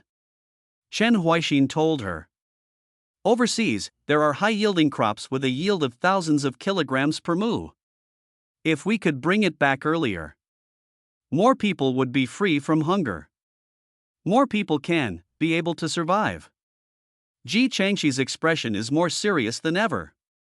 Chen Huaixin knew that this process would be very difficult, but he always felt that Ji Changshi could definitely do it.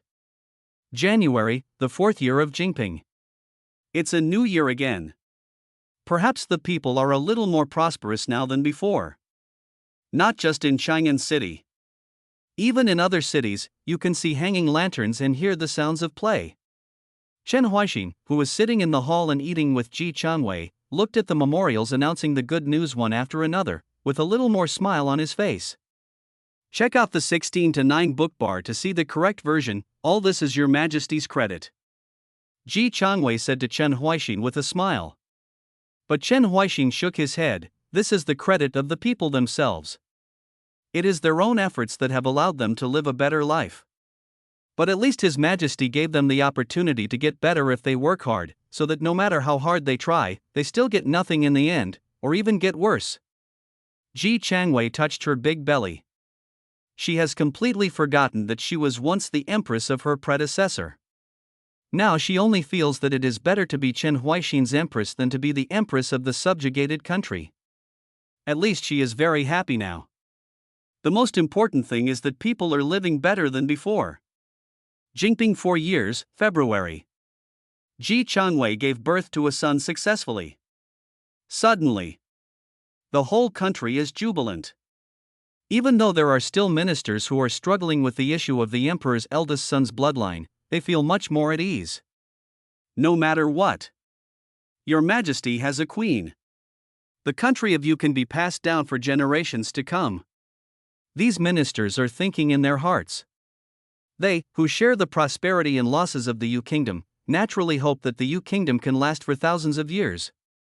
Although the bloodline matter is still like a thorn that pricks them from time to time, it is something that will be considered after 10 or 20 years.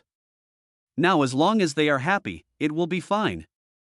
Jinping 4 years, March. Regarding the business law matter, it was finally completed successfully. The wealthy businessmen who were confined in the hut and had not been able to leave could finally breathe a sigh of relief. They did not know that the suggestions they made were not accepted by Chen Huaixin, but Chen Huaixin still modified some regulations that were not so appropriate based on the actual situation. When this business law is announced, you will also be famous for it. Chen Huaixin asked the wealthy businessmen who were smiling from ear to leave. Certainly. He naturally did not forget about sending caravans to sow discord with countries that had not come to pay tribute, and these wealthy merchants naturally rushed to do it to show their sincerity. But the Prime Minister is still a little worried. Wait for the wealthy merchants to leave the palace. He stepped forward and said to Chen Huaixin, although His Majesty is very knowledgeable, it is difficult to notice all aspects. If there are undiscovered hidden dangers in commercial laws, will it have an impact on people's lives? So, I don't plan to start implementing it directly. Chen Huaixin naturally knows that the knowledge in his mind is not omnipotent, and he cannot guarantee that there are really no problems in this business law. Then, looking at the Prime Minister's puzzled expression, he smiled relaxedly and continued, has the Prime Minister ever heard of the demonstration area model? End of chapter. Chapter 43, Uniquely Blessed Demonstration Area Model? Hearing these words, the Prime Minister's face suddenly showed a confused look. Your Majesty, what does this mean? It means to first select a certain place to implement some new policies or new ideas locally, and then based on its subsequent performance, consider whether to promote the new policies or new ideas to various cities across the country. Chen Huaixin briefly explained a few sentences. And the Prime Minister is naturally not a fool. After understanding the meaning of this word, his face suddenly showed an excited look.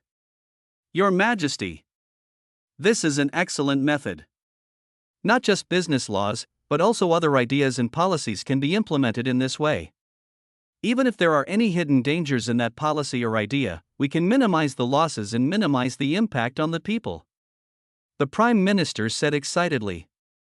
Nowadays, the ministers of the imperial court have actually put forward many ideas, but due to his cautious nature, he rejected most of them, and only a few were submitted to Chen Huaixin for Chen Huaixin to make a decision. Now that he knows the model of the demonstration area, among the rejected ideas, there are many that he thinks are good but too risky. They can be brought out again and implemented first somewhere. This way. What methods can make a country prosperous, and what methods have problems? You no longer need to think about it in your mind, but you can directly judge it with your naked eyes.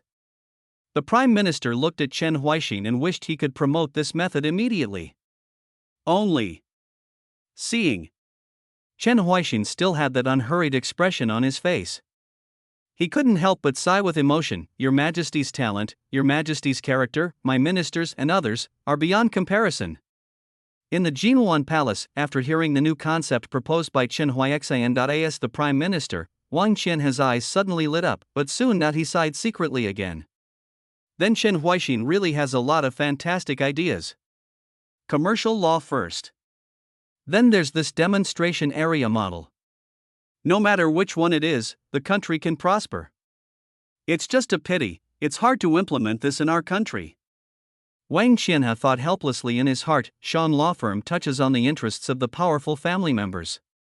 Even if the current Empress Ji Qingluo is very tough, it is difficult to fully implement it in the face of their deep-rooted and complicated network of relationships. Even if Ji Qingluo dares to kill, he will only cause chaos in the world. The same is true for this demonstration area model. Isn't it completely funny to try out a new policy or idea in a city secretly controlled by aristocratic families? The policies that Chengwei can successfully implement now are tacitly approved by the powerful people of the aristocratic families. If they were implemented in opposition to them, they would have been rejected by countless reasons when they were proposed. They don't need to completely control the court. They just need that most of the middle and lower level officials are their people, which is enough to make it difficult for His Majesty to do things. Wang Qianhe looked at his nose and heart without commenting on this matter. As for the emperor's eldest daughter, Ji Changning, she excitedly told Ji Qingluo that Chengwa could also follow this method and try new ideas and policies in various places, but he pretended not to hear her at all. The royal people can say whatever they want, but they can only say it. Wang Qianhe shook his head secretly. His eyes were looking at the Tianjing mirror, and he was thinking about the future. After the deduction is over, Chen Huaixin will definitely be recruited by Ji Qingluo. Let's not say whether the family members will do anything. Even if Chen Huaixin is really standing in this hall, it will be difficult for him to change Chengwa's mind.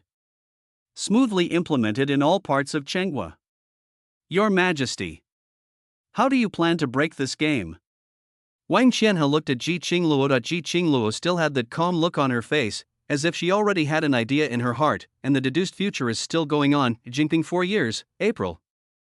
After deciding to choose a demonstration area first to implement the compiled business laws, the Prime Minister selected many places to ensure that commercial laws could be fully verified without any hidden dangers remaining. Chang'an and Luoyang are not suitable as demonstration areas. Although Guangling and Yizhou have prosperous commerce, they are the rich places of our dynasty after all, and it is not suitable to be used for verification. Compared with other places, the gap is not very big. Check out the 16:9 book bar to see the correct version. It's really hard to choose. The Prime Minister is a bit big-headed. At last, he could only hand over the list to Chen Huaixin and let His Majesty make the decision. But what surprised him a little, Chen Huaixin did not choose from that list, but told him another name. Nantou City? Its offshore and commerce is not developed yet. Isn't it appropriate to use it to verify commercial laws? The Prime Minister has researched various cities in Yu Kingdom during this period, so naturally he will not be unfamiliar with this name. No need to worry about how the business is there. When this business law is decided to be tried there, it is destined to develop because of this. Chen Huaixin said this. Jinping 4 years, May. Everywhere along the border of Yu State was harassed by prairie tribes. After Chen Huaixin in Chang'an City found out, a sneer appeared on his face. I haven't even come to trouble them, but they are already looking for death? The generals in the court also immediately stepped forward, each one vying for this rare military honor. With the help of hot air balloons and earth-shaking objects, they are confident of winning even the prairie tribe. But Chen Huaixin did not rush to send troops. Instead, he looked at the Prime Minister and said, first send personnel to understand the specific situation of these tribes. If it can provoke civil strife, then do so. If there are hostile forces, then support the hostile forces. Anyway, don't let them live too comfortably, it's better to tear them apart. This is the method he uses to target countries that have never come to pay tribute. Although it is old-fashioned, it is very effective.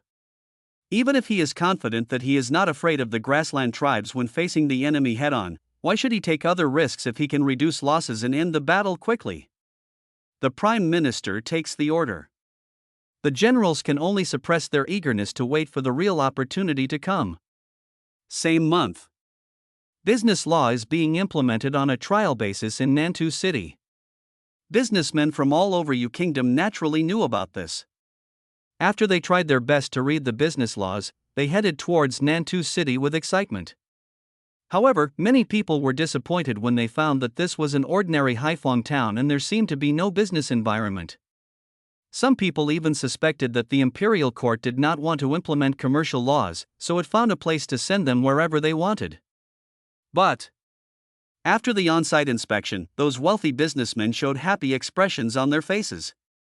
Because the outlet to the sea here is so unique. End of chapter. Chapter 44 is related to the late emperor, during the inheritance period. Overseas trade is not very developed. And because pirates and Japanese pirates often cause nuisance in coastal areas. Some of the previous emperors even banned crossing the sea, and did not allow private individuals to go to sea, let alone do business with foreign countries. But for businessmen, they know very well how beneficial overseas trade is. Now, after discovering that Nantou City's outlet to the sea is so unique, they immediately understood what the real purpose of Chen Huaixin's arrangement for commercial law to be implemented here. Your Majesty is encouraging us to conduct overseas trade. The business environment in Nantou City may not be very good. But if you add this ocean, that's completely different. These wealthy businessmen thought excitedly in their hearts. They read the commercial code over and over again all night long. After understanding the regulations on overseas trade, they felt that the tax rate was a bit scary, but the remaining profits were still enough to make them excited. Some of the regulations that will protect the property of Yugua merchants made them even more imaginative.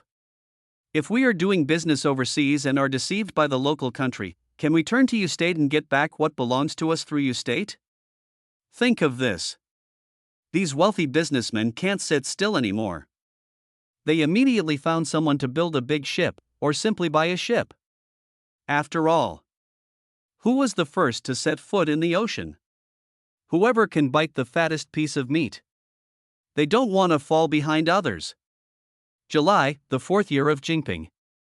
After nearly 2 years of arrest, the manpower to build cement roads is fully sufficient.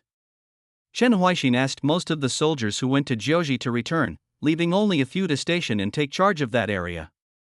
Same month, he began to order people to build large ships. Looking at the treasury's reserves starting to decline again. Although Shangshu Hubu was a little distressed, he will not dissuade him as before, because the development of Nantou City has made him look forward to the future. And the Prime Minister, who was always paying attention to the demonstration area, understood why Chen Huaixin chose that place. Because His Majesty does not ban the sea like Xiansheng, but is very supportive of overseas trade. So he used Nantou City as a base to start exploring the ocean again. Businessmen pursue profit, even if they know that the ocean has huge risks, they will still take the risk. In this way, when our country can set foot in the ocean, we can use the experience of businessmen to reduce losses. Your Majesty's foresight and foresight are admired by all my ministers.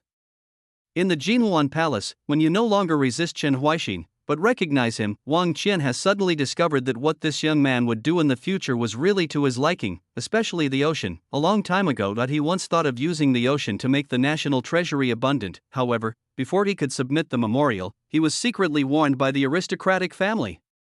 Because the nobles of the family have secretly used the sea to make profits for the family.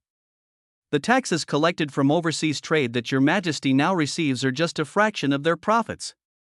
If my reminder makes your Majesty pay attention to the ocean, I'm afraid it will cause a new round of trouble. Wang Xianhan knew the meaning of that warning very well. In the end, he did not submit the memorial. But now, after seeing Chen Huaixin's emphasis on the ocean in the sky mirror, he knew that the powerful family members would no longer be able to hide it. Sure enough, when Ji Qingluo, who was sitting above, saw what Chen Huaixin did, she turned her gaze to Wei Taihe, the Minister of Household Affairs, and said in a cold voice, Wei Shangshu, I Qinggua's annual tax revenue from overseas trade. How many? Your Majesty, I only have less than 100,000 taels of silver, Wei Taihe reported with his head lowered. Check out the 16:9 bookbar to see the correct version. Suddenly the whole hall fell silent. Some officials who didn't understand the reason opened their mouths in surprise, as if they didn't understand. The tax revenue was less than 100,000 taels of silver, so why did Chen Huaixin attach so much importance to and actively promote overseas trade? The courtiers like Wang Qianhe who knew the inside story stood silently by the side. The fire couldn't burn them anyway, so there was no need to stick their heads out. Less than 100,000 taels of silver? How is it possible? Did Wei Shangshu say something wrong? Ji Changning couldn't help but ask at this moment. She didn't think Chen Huaixin would be a fool, spending such a big move just to earn a little bit of silver. And businessmen pursue profit, not enough interest. How could they run towards the ocean so actively? It is absolutely impossible to collect taxes on less than 100,000 taels of silver this year. Ji Changning frowned. She looked at Wei Taihe. Wei Taihe still lowered his head and replied, I am not wrong. Last year, our income from Qinggua was 1.88 million taels of silver, and the tax collected from overseas trade was only a fraction of it, so I remember very clear. Then you mean to say that Chen Huaixin specially arranged the commercial law demonstration area in Nantou City for this less than 100,000 taels of silver? And those businessmen are also fools. They took risks and went overseas for this benefit. Hey! The second Princess Ji Changling's voice also sounded at this time. So far, even those officials who didn't understand it understood it. There must be something fishy about this matter. Either Chen Huaixin made a rare mistake, or it was related to the Minister of Household Affairs of this dynasty. Think of this, the atmosphere became even more solemn. Although some of the things Chen Huaixin did, such as enlightening people's wisdom and writing business laws, were not approved by everyone, and he was even opposed several times by the Imperial Academy's Jizhou, but no one dares to question his financial capabilities, because no one can explain clearly the reason why large-scale construction projects can restore people's livelihood until now. It's impossible for him to trade at a loss. It is absolutely impossible for the tax revenue from overseas trade to be so low. These officials also looked at Wei Taihe. Wei Taihe, who was being watched by everyone, no longer looked as calm as before, because the pressure brought by Ji Qingluo's cold gaze made him unbearable. But when he noticed that the official related to the aristocratic family was looking at him with meaningful eyes, he could only sigh secretly and replied, reporting to Your Highness the Princess, I don't know why Chen Huaixin attaches so much importance to the ocean. But our overseas trade tax revenue is indeed only that much. Of course.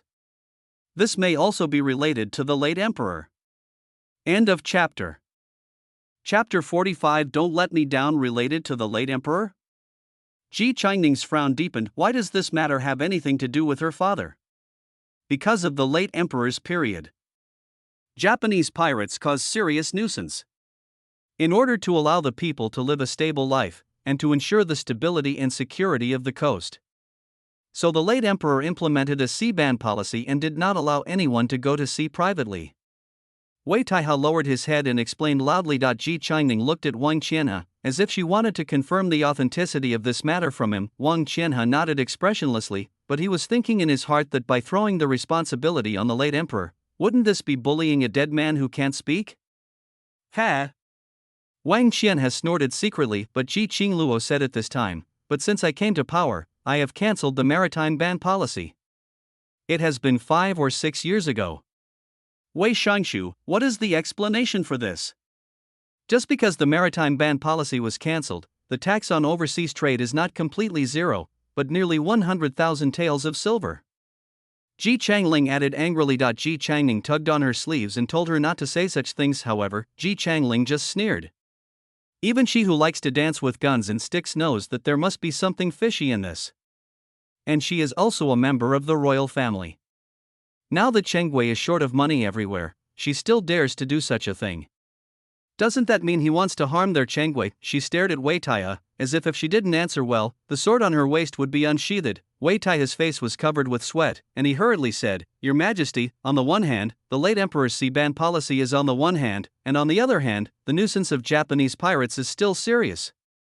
Our merchants dare not go to sea at will, and naturally it is difficult to obtain tax revenue.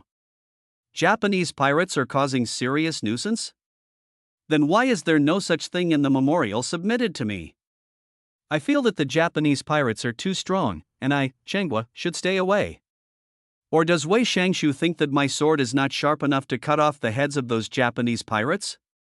Ji Qingluo's tone became even colder. Wei Taihe was speechless for a moment. Wang Qianhe, who was next to him, knew that the secretary of the Ministry of Finance was about to die. The so-called nuisance caused by Japanese pirates was nothing more than the former family directing and acting on their own, and they didn't dare to act too big. Because they know that if His Majesty knows about the Japanese pirates, he will definitely send troops to sweep away the Japanese pirates along the coast. This is not a good thing for them. Wang Qianhe thought in his heart, but on the surface, he still keeps an eye on his nose and his heart, and doesn't want to or dare to get involved in this matter. Wei Taihe, who was covered in sweat, gave a few more explanations in his haste, but those are all superficial, and cannot prove why overseas trade is so poor. Instead, Ji Qingluo's eyes became colder and colder. The Minister of Household Affairs of Chenghua not only can't understand the restoration of people's livelihood, but he can't even understand the taxation of overseas trade. It's really ridiculous.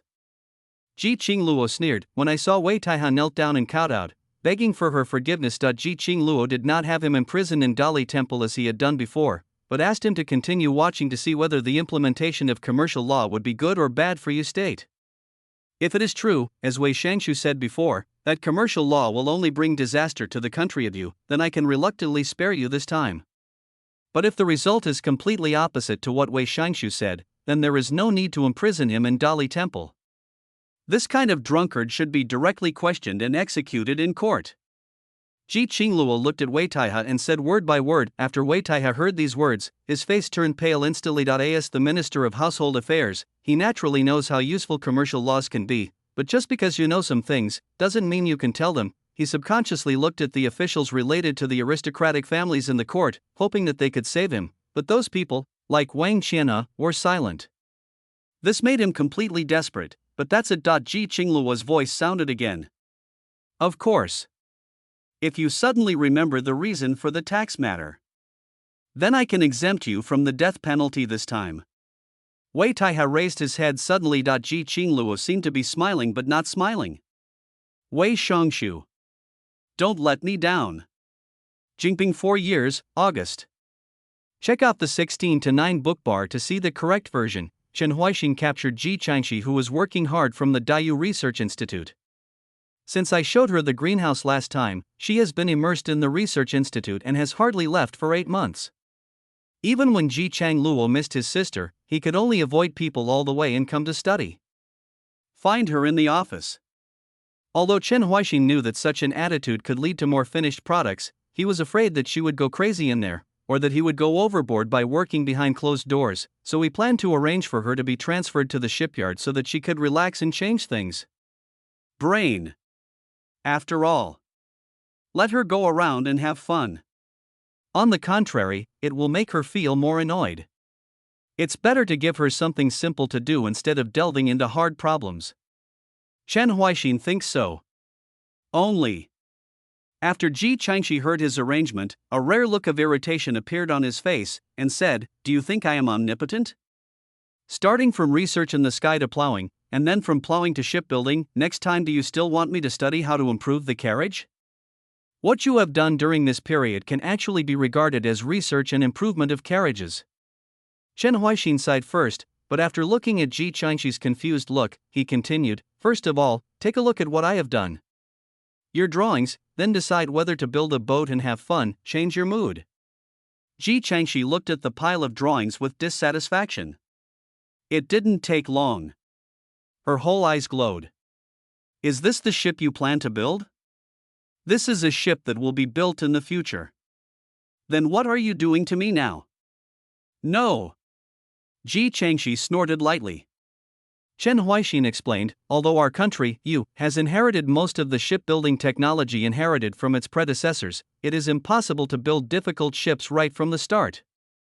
That would only waste a lot of manpower and materials, and the inherited boats are not what I want either.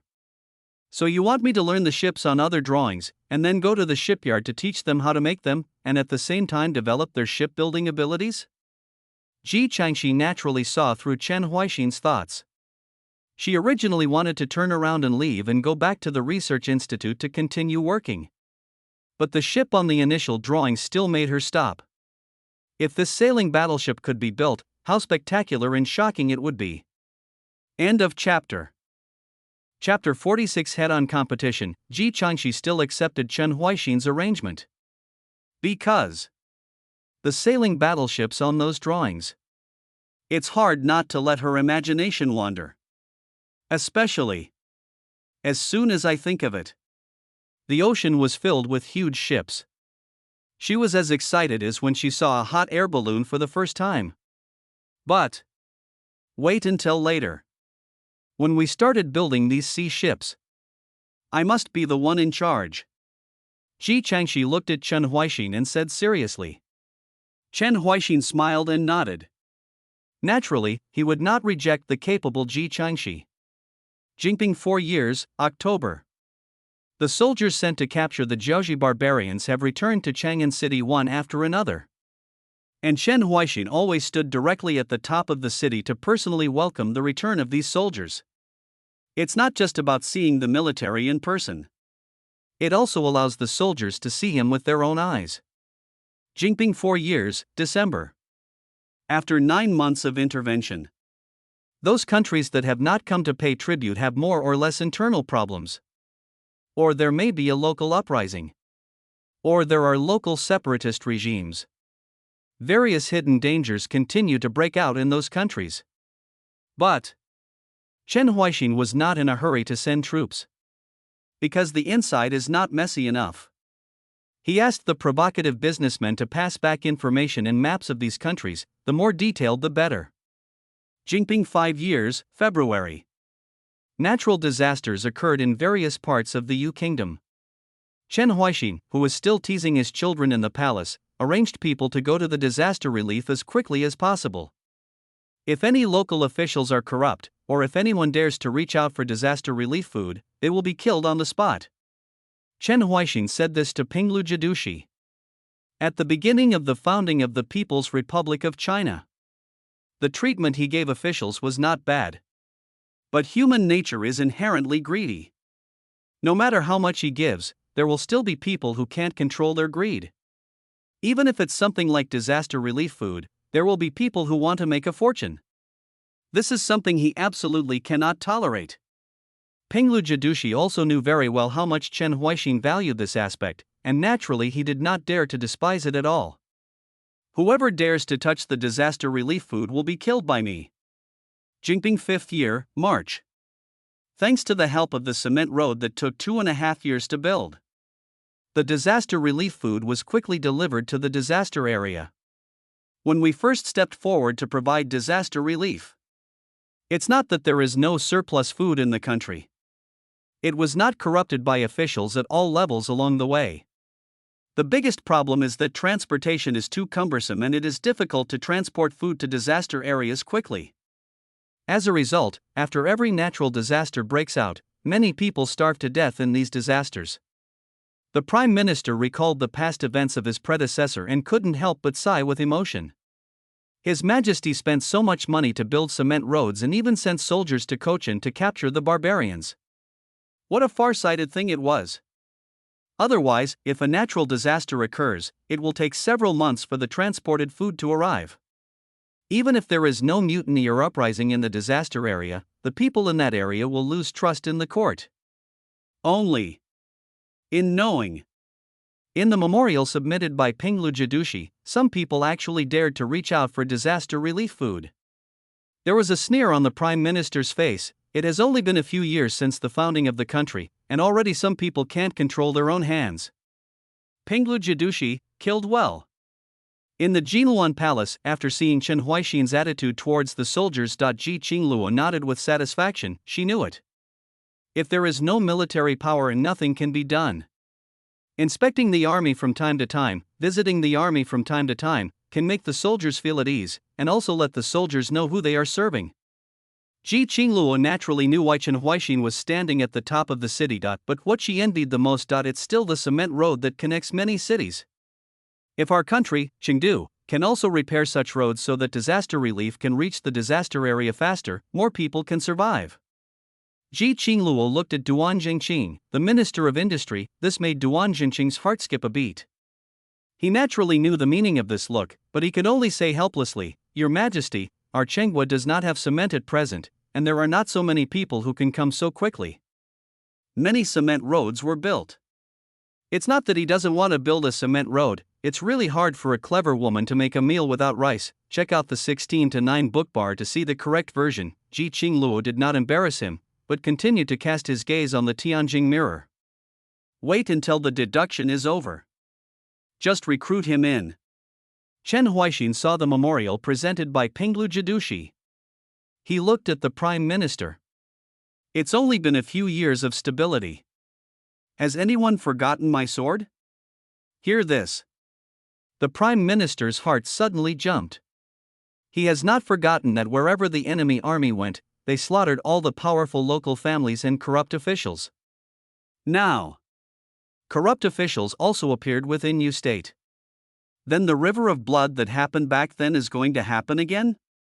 You will be personally responsible for investigating the corruption of officials in various places. If it is relatively minor, it will be dealt with according to the law. And if it goes too far, just kill him locally and take his head back to Chang'an City. Chen Huaixin gave the order directly. The Prime Minister did not dare to object even a word. He knows very well. If I had handled it well, fewer people might have died, but if it were my Majesty, I would probably have to replace a large number of officials. I obey the decree. The Prime Minister leaves in a hurry. But Chen Huaixin, who was sitting where he was, had a look of helplessness on his face. Why are people always so greedy? Jinping 5 years, June. Under the investigation of the Prime Minister. One group of corrupt officials were dealt with according to the law, while another group was killed by the local authorities. Many people clapped their hands and applauded. But the Prime Minister was still frightened. Fortunately, the number of people is not that large. Otherwise, if Your Majesty is furious, then it's not just that simple. Jinping 5th year, August. The treatment of corrupt officials. Many court officials suddenly became much more honest. No one wants His Majesty's butcher knife to fall on their neck. But Chen Huaixin's attention now is more on the upcoming imperial examination. Because this time, there will be a large number of civilians from lower class backgrounds who will also participate in this imperial examination. Then they, who have studied in school for 3 years, will compete head-on with former scholars for the first time. End of chapter. Chapter 47 list. After seeing the future of Tianjinging deduction, the Imperial Academy Jizhou immediately stood up straight. Because before that, he criticized Chen Huaixin several times, saying that his approach of opening up people's wisdom was completely wrong. Now in this imperial examination, with the participation of ordinary people, although it cannot prove whether what he said is right or wrong, it can be regarded as the beginning of right and wrong, and those officials related to the aristocratic families directly ridiculed him. Ha, you just studied for 3 years and you want to compete with the former scholars? Even if a large part of future scholars are killed by Chen Huaixin, the remaining scholars are not comparable to ordinary people. The best person who can govern the country must be the son of an aristocratic family. No matter how bad he is, he must be from a poor family. Even if Chen Huaixin elevates ordinary people to a position that does not belong to them and gives them official positions, do they know how to govern the country? A bunch of idiots think that after reading a few years of books, they can understand how to govern the country? Can they understand the way of ministers?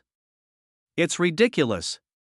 These officials were sarcastic, however. Ji Changning inexplicably heard that there was a trace of fear hidden in their words. She looked at the officials, frowning slightly, not understanding what they were afraid of, but Wang Qianhe, who had been an official for many years, immediately knew why these officials were so worried. Because in the past, the imperial examinations were controlled by aristocratic families. Whether it was a title on the gold list or a name in Zhongshan, the names on the list were more or less related to the aristocratic families. Even if there are some talented people among them who are lucky enough to pass the imperial examination and become officials, it can't change the fact that most of them are their people in the officialdom. They have built a dense relationship through you and me, and you are among me. Even the toughest monarch can't break through the shackles of this relationship. Even if you kill a group of people, the one who rises to the top will still be their people. Wang Qianhe thought so in his heart. This is the current situation in Changwei today, and it is also the problem Ji Qingluo encounters. As long as the system for selecting talents is still based on study and examination, it is inevitable that the positions will be occupied by children of aristocratic families, because the people of Li are already trying their best if they want to survive, not to mention studying. If you know how to write your own name, you will be praised as educated. Under such circumstances, how could it be possible to compete with an aristocratic family with a long history of education, numerous celebrities, and a large collection of books? And Chen Huaixin forcefully asked the people to send their children to study, so that they at least have the right and ability to participate in the imperial examination. In this case, how could the aristocratic family that occupied the imperial examination and the qualifications for officialdom not be afraid? Because Chen Huaixin is digging their roots.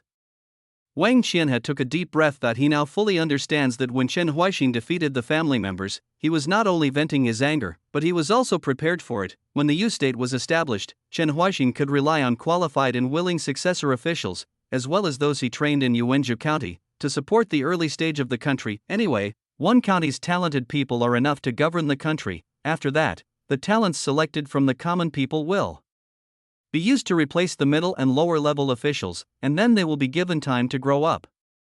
In this way, even if there is no aristocratic family, there is no need to worry about the lack of talents.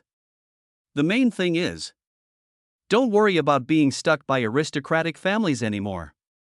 Don't be afraid of huge resistance in whatever you do. Because it is impossible for the people of Li to build such a dense relationship like the aristocratic family. Wang Qianhe's eyes were full of admiration, but he still felt a little helpless in his heart, because the premise for Chen Huaixin to do this is to wipe out all the aristocratic families, so that no one dares to stop the people from studying, or use secret methods. But if Chengde dares to do this, he will undoubtedly want to reopen the world. The private soldiers and weapons hidden in that family were enough to set off a rebellion that swept the country. And after the common people become officials, can their original intentions remain unchanged? Wang Qianhe looked at the Tianjing mirror again. Even if he is an emperor like Chen Huaixin, who is tough-minded and hates corrupt officials, there are still people in his country who dare to risk their lives to worry about disaster relief food. And after those common people break away from their own class, will they really not become what they once hated? At the beginning of the month, the imperial examination begins. Perhaps he knew that Chen Huaixin was very concerned about this exam. Whether it is the minister in charge of the proposition or the lower-level officials, they all treat this imperial examination with the most serious attitude. And wait until the results come out. The list was immediately presented to Chen Huaixin. Among them are still scholars from the Qianqing period, accounting for the majority of the list. Check out the 16-9 bookbar to see the correct version, and most of them can be said to have come from poor families. After all, after the aristocratic family that suppressed them in the past disappeared, it was naturally their turn to take the lead. The prime minister reported everything he knew. It seems Chen Huaixin's idea seems to have failed. The people on that list still have family backgrounds of varying sizes. But the prime minister saw that His Majesty had a satisfied smile on his face. Because on this list, the common people have appeared. Although the number is very small and the ranking is relatively low, at least, they have begun to break the monopoly of that threshold. Chen Huaixin smiled very happily. He never thought that after more than 3 years of study, the common people would completely occupy the imperial examination list. This is completely unrealistic. But even if there is only one, just for a commoner to appear on this list is enough to prove his success. A prairie fire starts from tiny stars. And on this list, the number of students from common people was far beyond his imagination. What else could he be dissatisfied with? Ordinary people want to compete with the class, they rely on the very few geniuses who stand out from the huge number of people. Of course. I hope these people will not betray the class they once belonged to after crossing the class. Otherwise, the people of Li will have an even more difficult life in the future. End of chapter. Chapter 48 cannot be adopted. Looking at Chen Huaixin with a smile on his face, many ministers looked very ugly. Although in the imperial examination of Neiyu State, the common people of Li could not defeat the scholars of the predecessor period. Even the ones with the best grades are only at the middle level. Even the person with that name is related to the remaining children of the famous family. But it's only been 3 years. There are already ordinary people who have passed the imperial examination. If they are allowed to continue studying and studying, these ministers looked at each other. They all saw the fear hidden in the other person's eyes. The thing they least expected to see happen actually happened. If this continues, probably 20 years from now, the majority of those on the exam list will be students from common people. It is no longer the sons of these aristocratic families with upright roots and huge foundations to support them. And after entering officialdom, these students who come from common people will inevitably unite together subconsciously. They will join forces to erode our rights and seize our position. Think of this: cold sweat was pouring from the foreheads of these ministers, even though this incident did not happen in Deshang, but in the future Yu Kingdom, but everyone's hearts are very open. After the deduction is over, Ji Qingluo will definitely recruit Chen Huaixin to the palace and let him be responsible for important matters. Even if they can continue to fight, resist, and not cooperate, those policies will not leave the Golden Palace. But if Chen Huaixin really has the means to deal with their methods, then everything will be over. After all, in that deduced future, the ability he showed is really terrifying. No one can guarantee what step he will be able to achieve. So, the best way, just to prevent him from appearing in front of Ji Qingluo. Some ministers had such thoughts in their minds, and now that I know that I am not as good as Chen Huaixin, I can only use other methods to deal with him. It's just that they don't know to what extent the so-called protection of the national destiny and the backlash of the national destiny will reach, because this is the first time the sky-gazing mirror has been used in 300 years, and there was no reference before. So, before this, we must prevent Chen Huaixin from being recruited as much as possible. Only in this way can we buy more time.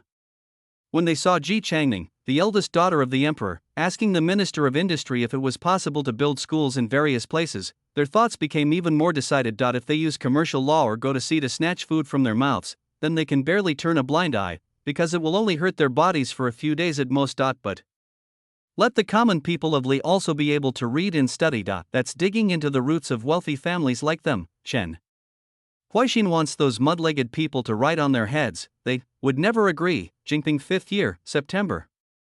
The incident of the imperial examination spread throughout the Yu Kingdom. The scholars in the predecessor period were stunned. Those mud-legged people who were ridiculed by them in the past were actually able to pass the imperial examination that even they could not pass? Absolutely a lie. They cannot accept this at all. Even ordinary people in Li were stunned when they heard about this for the first time. But after repeated inquiries and receiving the same answer, their faces showed joy. Send your children to school quickly. Maybe my family will also have a high-ranking official in the future. This is the first thought in many people's minds. It also makes the folk culture more intense. It seems. Keep going like this. There will inevitably be many scholars among the people of Li, so that your state no longer has to worry about talents. But Chen Huaixin knew very well that he could not neglect the soldiers and the army just because he strongly supported reading and learning. Whether it is literature or martial arts, they are the foundation of our country. You cannot value one party and despise the other. Check out the 16:9 book bar to see the correct version, but want both. Same month. At a time when Shangwen's style was affecting the country of Yu, Chen Huaixin pioneered the martial arts examination system. Every state needs to send people to teach martial arts. And from now on, martial examinations will be the same as civil examinations, a way to recruit talents for our country. Not only civilians can participate in military exercises, but also soldiers with outstanding performance in the army can participate. After the introduction of this policy, The first people to be excited are not the people practicing martial arts in various states and counties, but those generals who like to drink and compete with each other on weekdays. Not only because their descendants can gain fame through martial arts and no longer have to compete with scholars, but even if there are outstanding soldiers in their army who pass the martial arts examination, you can also get rewards. Start from tomorrow. Just train these little bastards to death. Otherwise, if no one under my command can pass the imperial examination, then where can I put my old face? Jinping 5th year, October. Some soldiers disappeared at the border. Chen Huaixin was furious. He immediately dispatched troops and asked to go to nearby countries to search. The missing soldiers were bound to be found. The people of your country, cannot just disappear without a trace. Chen Huaixin ordered the troops to be dispatched. Coincidentally, the places that the army went to were those countries that had never paid tribute. Although these countries protested after learning about this and wanted to resist your state's tyrannical behavior, the domestic chaos was so chaotic that even the envoys died on the way to your state, so naturally no one paid attention to them. In the Jinhuan Palace, after seeing the martial arts test proposed by Chen Huaixin, the generals who had not spoken to each other for a long time were even more excited than the other. Previously, those who worked in pig farming, business law, and went to sea were basically in their blind spot of knowledge. It was difficult for them to express their opinions, otherwise they would be dragged into quarrels with civil servants, but now, the emergence of this martial arts system made them unable to sit still. Even Ji Changling, who was still a little unhappy at first, stood up and said, Sister-in-law, I want this. I want this. Literary men can have civil examinations and serve as officials.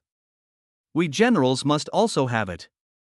Ji Changling looked at Ji Qingluo expectantly. Ji Qingluo wanted to nod in agreement, because this martial arts examination system was indeed too suitable for her. However, just then, some ministers objected. Your Majesty, this martial arts method must never be used. End of chapter. Chapter 49, Is it useful or not? Hear this, the generals who were still excited suddenly froze on the spot. They all looked at the civil servant who retorted. What the hell are you talking about? The method of martial arts cannot be used? You civil servants have a way to select talents, but we generals can't have one? You're a bitch who only talks nonsense. You want to eat my fist, right? These generals didn't care, they just started yelling and cursing. If it were other matters before, they would have argued with the civil servants, but when it came to the martial arts system and their own foundation, they didn't even want to argue, they just wanted to scold that evil pen directly. Even Prime Minister Wang Qinhe looked at the civil servant in surprise. Even though he knew that this person was related to the noble family, he objected to something that His Majesty would definitely agree to. What do they want to do? Your Majesty, the method of martial arts seems to be very good. But in fact it's just fancy but not useful. After being scolded by so many generals, the minister's expression did not change at all, but he said calmly. Ji Qingluo, who was sitting above, looked at him with squinted eyes, waiting for what he would say next, but Ji Changling couldn't help it anymore and said directly, Is it useful or not?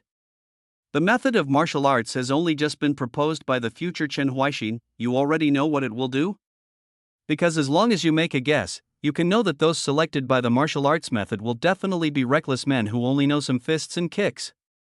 But what is needed to lead the army in battle is not personal bravery, but a battle strategy. The minister still replied calmly, although the content of the martial arts test has not been deduced, basically everyone can guess something. It is nothing more than their own strength, writing skills, archery and other aspects. Otherwise, we can't let everyone lead the troops in battle, right? How many people would have died in that case? And these top scholars with personal bravery, when put into the army, they are at best personal guards. For the generals present, it is not that difficult to train a personal guard. Why waste treasury money and implement new policies with great fanfare?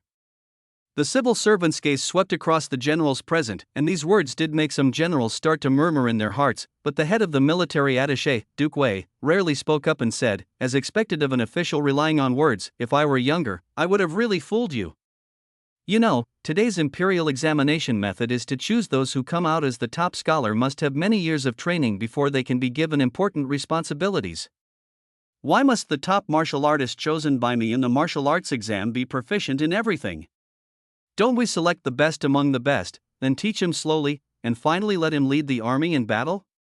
After hearing what Duke Wei said, those generals who were hesitant at first suddenly brightened up. Indeed, the number one scholar in Na'an said that he was a scholar, and he had to practice his skills bit by bit before he could know how to govern a country, and even if their martial arts champion is a brave and powerful person, why can't they be given time to cultivate slowly? You can do it. We can't, right?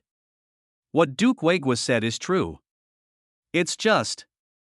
Are you generals really willing to teach your own principles to the so-called top martial artist? Na Wenshin's response was still very quick. This made the already excited general fall silent once again. The experience and tactics of leading troops in battle are the foundation of a general's career. It is impossible for anyone to pass it on to others except your own descendants. Even if they're a really talented Wu Yuan, they can at most teach some ordinary methods and remain silent about their core experience. In this way, even if they train Wu Yuan, they will only be used as personal guards in the end. Poor literature and rich martial arts. It's not just martial arts training that requires eating a lot of food. It is also necessary to have enough foundation to learn the art of war. So this martial arts method looks wonderful, but it's just a matter of choosing a reckless man. Does our Chenghua really lack people who dare to charge into battle? When Shen said with a sneer, his words made those generals really not sure how to answer. The noble families monopolize knowledge. Don't their generals also control the art of war? It is related to the core of the family's rise and fall. Who would be willing to spread the word? Check out the 16:9 book bar to see the correct version. Chen Huaixin is willing to give up. Penglu Jiadu suddenly said this. In the future, I am not related to him, and we are even a surrendered general, but he still taught me the art of war and the law of command and prohibition without reservation. If the Yu Kingdom selects a top martial artist in the future, he will definitely teach him the art of war. And this kind of talent that stands out among tens of thousands of people will definitely be a general who will go down in history. Penglu Jidushi once again felt that it was indeed a wise move for him to choose to surrender to Chen Huaixin in the future. Even the methods that can make the family prosperous for a long time, or in other words, can cultivate an army that can obey the laws and regulations for the future Yu Kingdom's royal family, can be taught so decisively by Chen Huaixin. His ambition are far beyond ordinary people's imagination. When the retorting civil servant heard this, he was speechless for a moment, but he quickly continued, Chen Huaixin can do it, but after all, it is in the future country of Yu, so what does it have to do with our country of Chang? But Chen Huaixin is now the one who inherits our country. It is just right to implement the martial arts method now and recruit him after the deduction is over. Ji Changling finally found a chance to argue. Duke Wei also spoke again. Moreover, I am also willing to teach the military skills I have mastered to the number one scholar in martial arts. Anyway, I don't have a few more years to live. Rather than let those incompetent sons defeat me. The reputation of mastering the art of war is worse than teaching it to capable people and promoting it. These words fell. Not just the civil servant, even other people around were a little shocked. Duke Wei is actually willing to teach his military skills to strangers. This is what I said in front of His Majesty. But I can't go back on my word. The civil servant looked at Duke Wei, and after saying this several times, he couldn't figure out why he could only keep his mouth shut, but Wang Qianhe noticed that there was no helplessness or sigh on his face, as if he was simply objecting for the sake of objecting, so it didn't matter if the objection failed. Do you want to prevent His Majesty from recruiting Chen Huaixin through constant opposition? Wang Qianhe frowned and guessed in his heart. Although Ji Qingluo has decided that she must implement the method of martial arts, she always feels that Chen Huaixin must have prepared more than just this kind of policy related to military commanders. Otherwise, it's just that. How can we change the style of culture into a civil and military style? End of chapter. Chapter 50 Must Win, Jinping 5th Year, November. The army arrives at the place where the soldier disappeared. Due to the failure to find the missing soldiers near the border. Forced into helplessness. These generals can only lead troops into other countries. In order to find the soldiers of Yu State faster. Same month. An army was attacked. In a rage, the general of Yu State surrounded and killed all the bandits. This immediately attracted the local people to applaud them. They also used baskets to hold rice and pots to hold soup to welcome them. They even hoped that they could stay here and protect them. Peaceful. I am a general of the Yu Kingdom, not a member of the Your Kingdom. The country of the common people has been in chaos for a long time. The common people are in ruins and the people are in dire straits. I hope the general can ask for help from us poor people. The common people will definitely worship the country of you for the rest of their lives. Hear this. The general showed compassion on his face. After thinking again and again, he finally decided to protect these innocent people. It is absolutely impossible to stay here for a long time. If you want to completely solve this problem, you must overthrow the royal family. Only in this way can the people live a good life. The general made a decision. And when the soldiers next to him asked if they wanted to report the matter to His Majesty, he said helplessly, "I'm afraid it will be several months before the news is sent back. Since I will be away from home, I have to adapt to the situation. It is better to eliminate the harm to the people of this country first and then inform His Majesty of the matter. Br. Even if His Majesty blames you later, I am willing to bear the responsibility. After all, this is also for the sake of the common people in the world."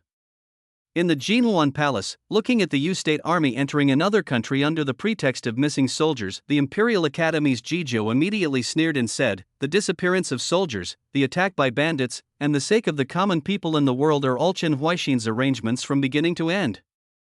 It's just for the sake of being famous. And other countries just don't pay tribute in the future, so they directly attack. Come on, the whole world should attack these arrogant, domineering, disrespectful and shameless people. How about paying tribute in the future? Did you forget to pay tribute? It's been 2 years since the first tribute, and no envoys have been sent for so long. Doesn't this mean that you don't take you states seriously? If you don't pay tribute, if you want to teach me a lesson, wouldn't Chen Huaixin be extremely cowardly?" Ji Changling retorted at this time. She very much supports Chen Huaixin's approach, because if any other country dared to despise Chenghua like this, she would also ask to lead troops to quell that place herself. Otherwise, it would be truly disgraceful to be ignored and targeted by other countries, but yet be too weak to take any retaliatory action, and not even allow people in the country to discuss the matter.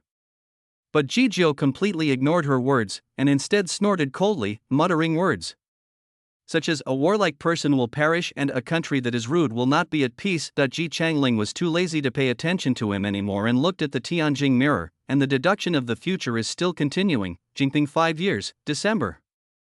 Several surrounding countries were wiped out by the Yu Kingdom in an instant. Even if they organize thousands of troops. It seems that he wants to fight as hard as possible. But he is still so vulnerable in front of the Yu State Army. Suddenly, the small country that paid tribute every year and escaped this disaster shivered. They have a profound understanding of how strong the military strength of Yu State is. The fate of those countries. Have you all seen it? Don't say you won't pay tribute again. The emperors of these small countries immediately reprimanded the ministers who had suggested that they should no longer pay tribute. Although the Yu Kingdom had no choice but to overthrow the royal families of those countries under the pretext of missing soldiers and saving the people of the world, in fact everyone knew what the truth was. And the ministers who had made the proposal were even more trembling, and their faces turned pale. If it hadn't been for the wisdom of His Majesty, the soldiers and horses of the Yu Kingdom would have already arrived at his door. Not only must we pay tribute, we must also prepare more tribute gifts. We must work hard to please the Yu Kingdom. At the end of the month, Chen Huaixin, who was in Chang'an City, also received battle reports from the front line. He has naturally known for a long time the good opinions of those generals. Check out the 16:9 book bar to see the correct version, and the Prime Minister ignored what the frontline general did. He stared at a piece of information and said, "Your Majesty, now the grassland tribes are suffering from frost, food is scarce, cattle and sheep have decreased, and internal disputes have also been provoked. What we are waiting for the time should have come. Otherwise, why do you think I would send soldiers to occupy those countries at this time? Because they are located directly on the passage to the Dragon Court." Chen Huaixin was smiling, but the Prime Minister always felt that his smile was a bit cold. Prairie tribes often harass the border of our Yu Kingdom, making it impossible for the people of our Yu Kingdom to live a normal life. Now the time has come, and it is natural to pacify the grassland. I hope that in the future, there will only be people shepherding sheep for the people of your country on that grassland, and there will be sheep all over the mountains and fields, so that the people of your country will no longer worry about the cold wind and frost. January, the 6th year of Jingping. All the soldiers and horses of the Yu Kingdom were mobilized. This should be regarded as the largest war fought since the founding of the Yu Kingdom. Even if Pinglu Jidushi is the deputy commander, he still feels great pressure. And a surprise attack on the grassland in the cold winter lunar month. It is also a test for our soldiers. Pinglu Jidushi enraged. But the coach said calmly, the grassland tribes will definitely know that our country has gathered troops on such a large scale, but in the cold winter, they cannot move on a large scale, and they will think that we are bluffing to scare them, because in winter the wind, snow, and cold made it difficult to march. We can only take advantage of this opportunity to catch them all. As for the test of cold winter, the clothes worn by the assault cavalry you lead should be very warm. The coach looked at Pinglu Jidushi. Although there are not many sheep farmers in Yu State, they are still able to scrape together a small number. Ji Changshi also specially took time out of the shipyard to lead the children who were studying and more than a dozen women to use the textile looms. Made enough woolen clothing for the cavalry.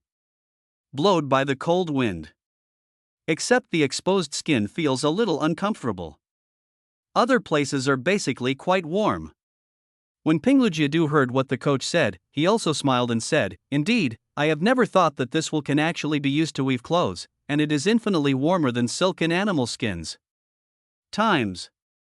It is said that your majesty is going to attack the grassland tribes in the hope that there will be enough sheep there so that the people of your country can wear warm woolen clothes, the coach also answered.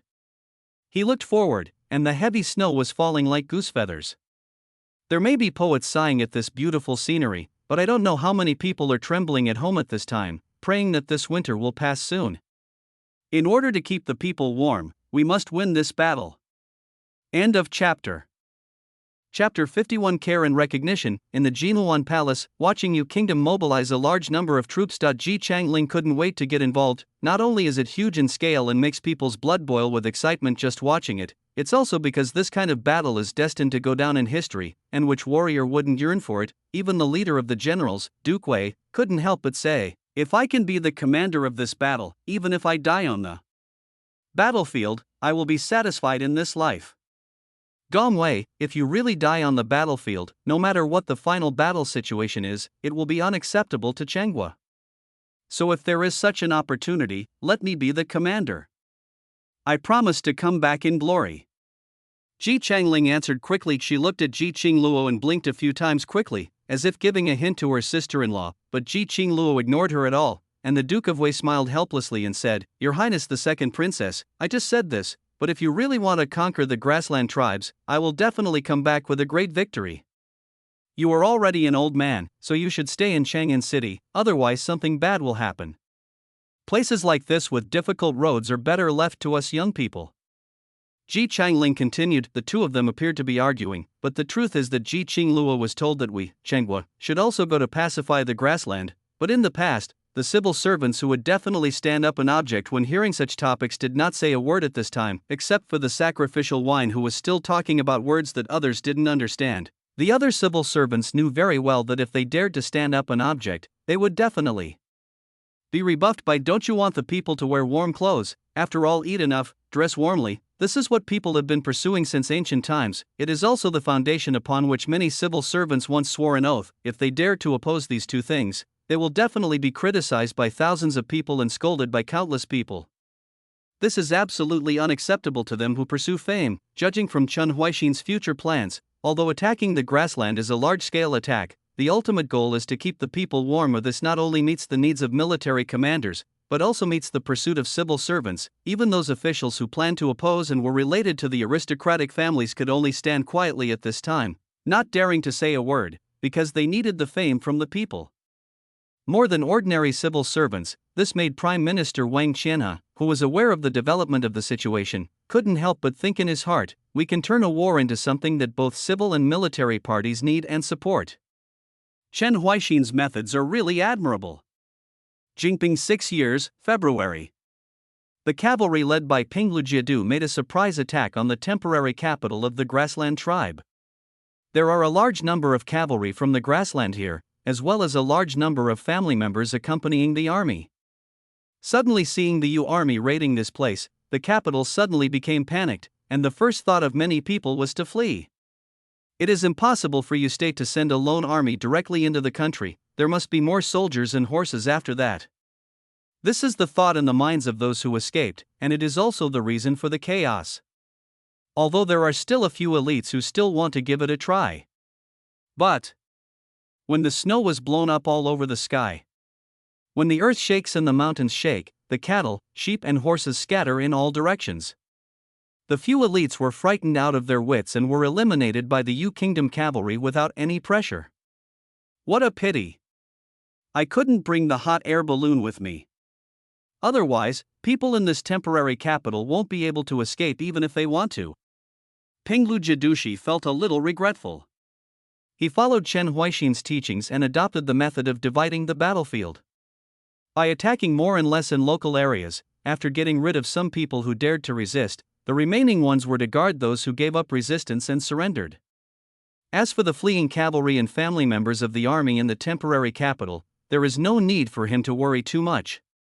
The commander-in-chief of the Yu army has long cut off the escape routes. What is left is to slowly encroach and kill some more unscrupulous people. Same month, Chen Huaixin was in Chang'an City, dispatching personnel to various places for disaster relief. Although the frosty weather on the grassland gave them an excellent opportunity, Yu State also suffered from natural disasters. Fortunately, relief supplies were delivered quickly, which minimized the losses. And because we just killed a group of people, now no one dares to touch the disaster relief items, so that more can be delivered to the people. Chen Huaixin breathed a sigh of relief. Ji Changwei, who was playing with a 2-year-old child next to her, looked at him curiously and asked, "Your Majesty, you don't seem to be worried about the grassland battle? What's there to worry about?" Chen Huaixin smiled and said, "After so long preparations and all kinds of sharp weapons to help, if they can't win, there is no need for them to lead troops to fight anymore." Indeed. Although there is no hot air balloon to help. But the thing that shook the earth was still too scary. Check out the 16:9 book bar to see the correct version. Even the most elite cavalry on the grassland will definitely be frightened when they encounter this kind of thing for the first time. Ji Changling looked at the sky mirror. For some reason, she felt something strange in her heart. She thought, this battle should be back and forth, and only after a tit-for-tat confrontation of military strategies can the opponent be defeated with difficulty. However, in the deduced future, Yu State's side seemed to be very relaxed. Even the large number of soldiers and horses mobilized were only because there were too many people in the grassland tribes and it was more troublesome to catch them than to catch pigs. They had to send so many people as a last resort. This suddenly shattered her fantasy of a worldwide war, but the Pinglu Jidushi next to him looked at his future self with envy. In the future, I will prosper under Chen Huaixin, and I will get even more credit for my achievements. Otherwise, I won't wait until later, and I'll join him as soon as possible. Jinping 6 years, March. Good news from the grassland keeps coming. The ruling and opposition parties fell into ecstasy. The spirit of civility among the people has also been greatly dispersed by the war, and many people have even focused their attention on the first martial arts competition that will start in a few months. If you can win the first prize in this martial arts competition, you will definitely be taken seriously by His Majesty. An RU army is invincible in all attacks, so it is not difficult to make achievements. Not to mention, there are a lot of people participating in the literary examination, but only a few people participating in the military examination. If you want to become a general and become a prince, studying is not the only way. Many people have made changes. Chen Huaixin also had a smile on his face after seeing the good news. However, he also knows that these victories alone are not enough to equalize the civil and military atmospheres. He also needs to add some more chips. The jingling hall makes our soldiers of the Yu Kingdom brave and not afraid of death. But this is not enough. Those soldiers who survived were disabled and had difficulty living. They still need a little more care and recognition. Please read it. Please read it. Please read it. Thank you, dear readers. End of chapter. Chapter 52, Livelihood Medal. Care and recognition? After hearing Chen Huaixin's plan, Ji Qingluo's face was full of confusion. Of course she knows, Chen Huaixin wanted to reverse the atmosphere of state and maintain a balance between civil and military affairs. Naturally, he needed other methods besides martial arts. But this idea. What do you mean? Ji Qingluo was puzzled. She looked at Duke Wei. Duke Wei also knew the profound meaning of His Majesty's eyes. He thought for a moment and said, the care may be like providing pensions to disabled soldiers like Chenghua, but that kind of recognition. I can't even think of it. Understand? No. Care should not only be about providing pensions. Because state has already done this. And it's not like Chenghua, who dares to usurp the pensions of disabled or dead soldiers. Ji Changling's voice rang out, just what she said, but it made many people's faces darken. But Ji Changling didn't bother to pay attention to what they were thinking, and reminded her sister-in-law not to forget that there were many giant beetle queens in the army. Then she continued, since it has already happened, Chen Huaixin cannot repeat it, and it would not be appropriate to increase the pension money. Then what do you think it should be? Ji Changling couldn't help but ask. I don't know. Ji Changling said confidently. She simply felt that what Duke Weiguo said was wrong, so she vetoed it. As for what happened, how could she, an ordinary princess, guess what Chen Huaixin was thinking? Let's keep reading. Same month. Spring plowing begins. Because it took 3 years to lay the groundwork. Since last year, some people in state have tried to accept new farming equipment and planted and cultivated their own fields according to the new farming methods in the experimental fields of various states. When the autumn harvest comes, the fields that use the new method will generally harvest more grain than the fields that use the old method. This shocked the people who knew this. They never thought that the experience passed down from generation to generation would be inferior to the government's methods. And when farming started this year, without the court's persuasion, most people took the initiative to change to new farming equipment and adopt new farming methods, hoping that the harvest of their fields would also increase. From last year to this year, the busiest people everywhere are not officials, but the local carpenters. Because it is difficult for our Ministry of Industry to provide a large number of new appliances, the people can only find carpenters to make them. When the Minister of Industry reported the matter, his face was full of smiles. Not only because the farming methods studied by their Ministry of Industry have indeed improved the food supply and gained recognition from the people of your country, but also because there are finally people who can feel the hard work of their Ministry of Industry. Chen Huaixin also had a smile on his face and said, "You have worked so hard for the Ministry of Industry over the years, and there is also the matter of raising domestic pigs. How is it now?" It has already achieved results. The minister of the Ministry of Industry continued to answer, after comparison, we have found a better castration time and method, and the castrated pork does not have any irritation, and even tastes delicious after being cooked, and it has been sold this year. Expand the scale of breeding. By the time next year begins, the price of pork in our country should be able to drop, so that people can often eat meat. Speaking of this, the face of the Minister of Industry is full of excitement and expectation. He is sure that in future history books, his name will definitely be recorded in this prosperous time when people could eat meat. I just don't know what future generations will call me. Road building minister? Farming minister? Pig raising minister? It doesn't seem to sound very good. The minister of the Ministry of Industry suddenly fell into a tangle. Chen Huaixin didn't know what the Minister of Industry was thinking at this time, but when he learned that the scale of pig farming had begun to expand, the smile on his face became even brighter. Pay attention to preventing poultry diseases, as well as the breeding of chickens, ducks, and geese. Don't leave it behind. There are also methods of fertilizing fields and fertilizers, which are also the key to farming and food production. Chen Huaixin said remindingly. The Minister of Industry nodded. I must remember this.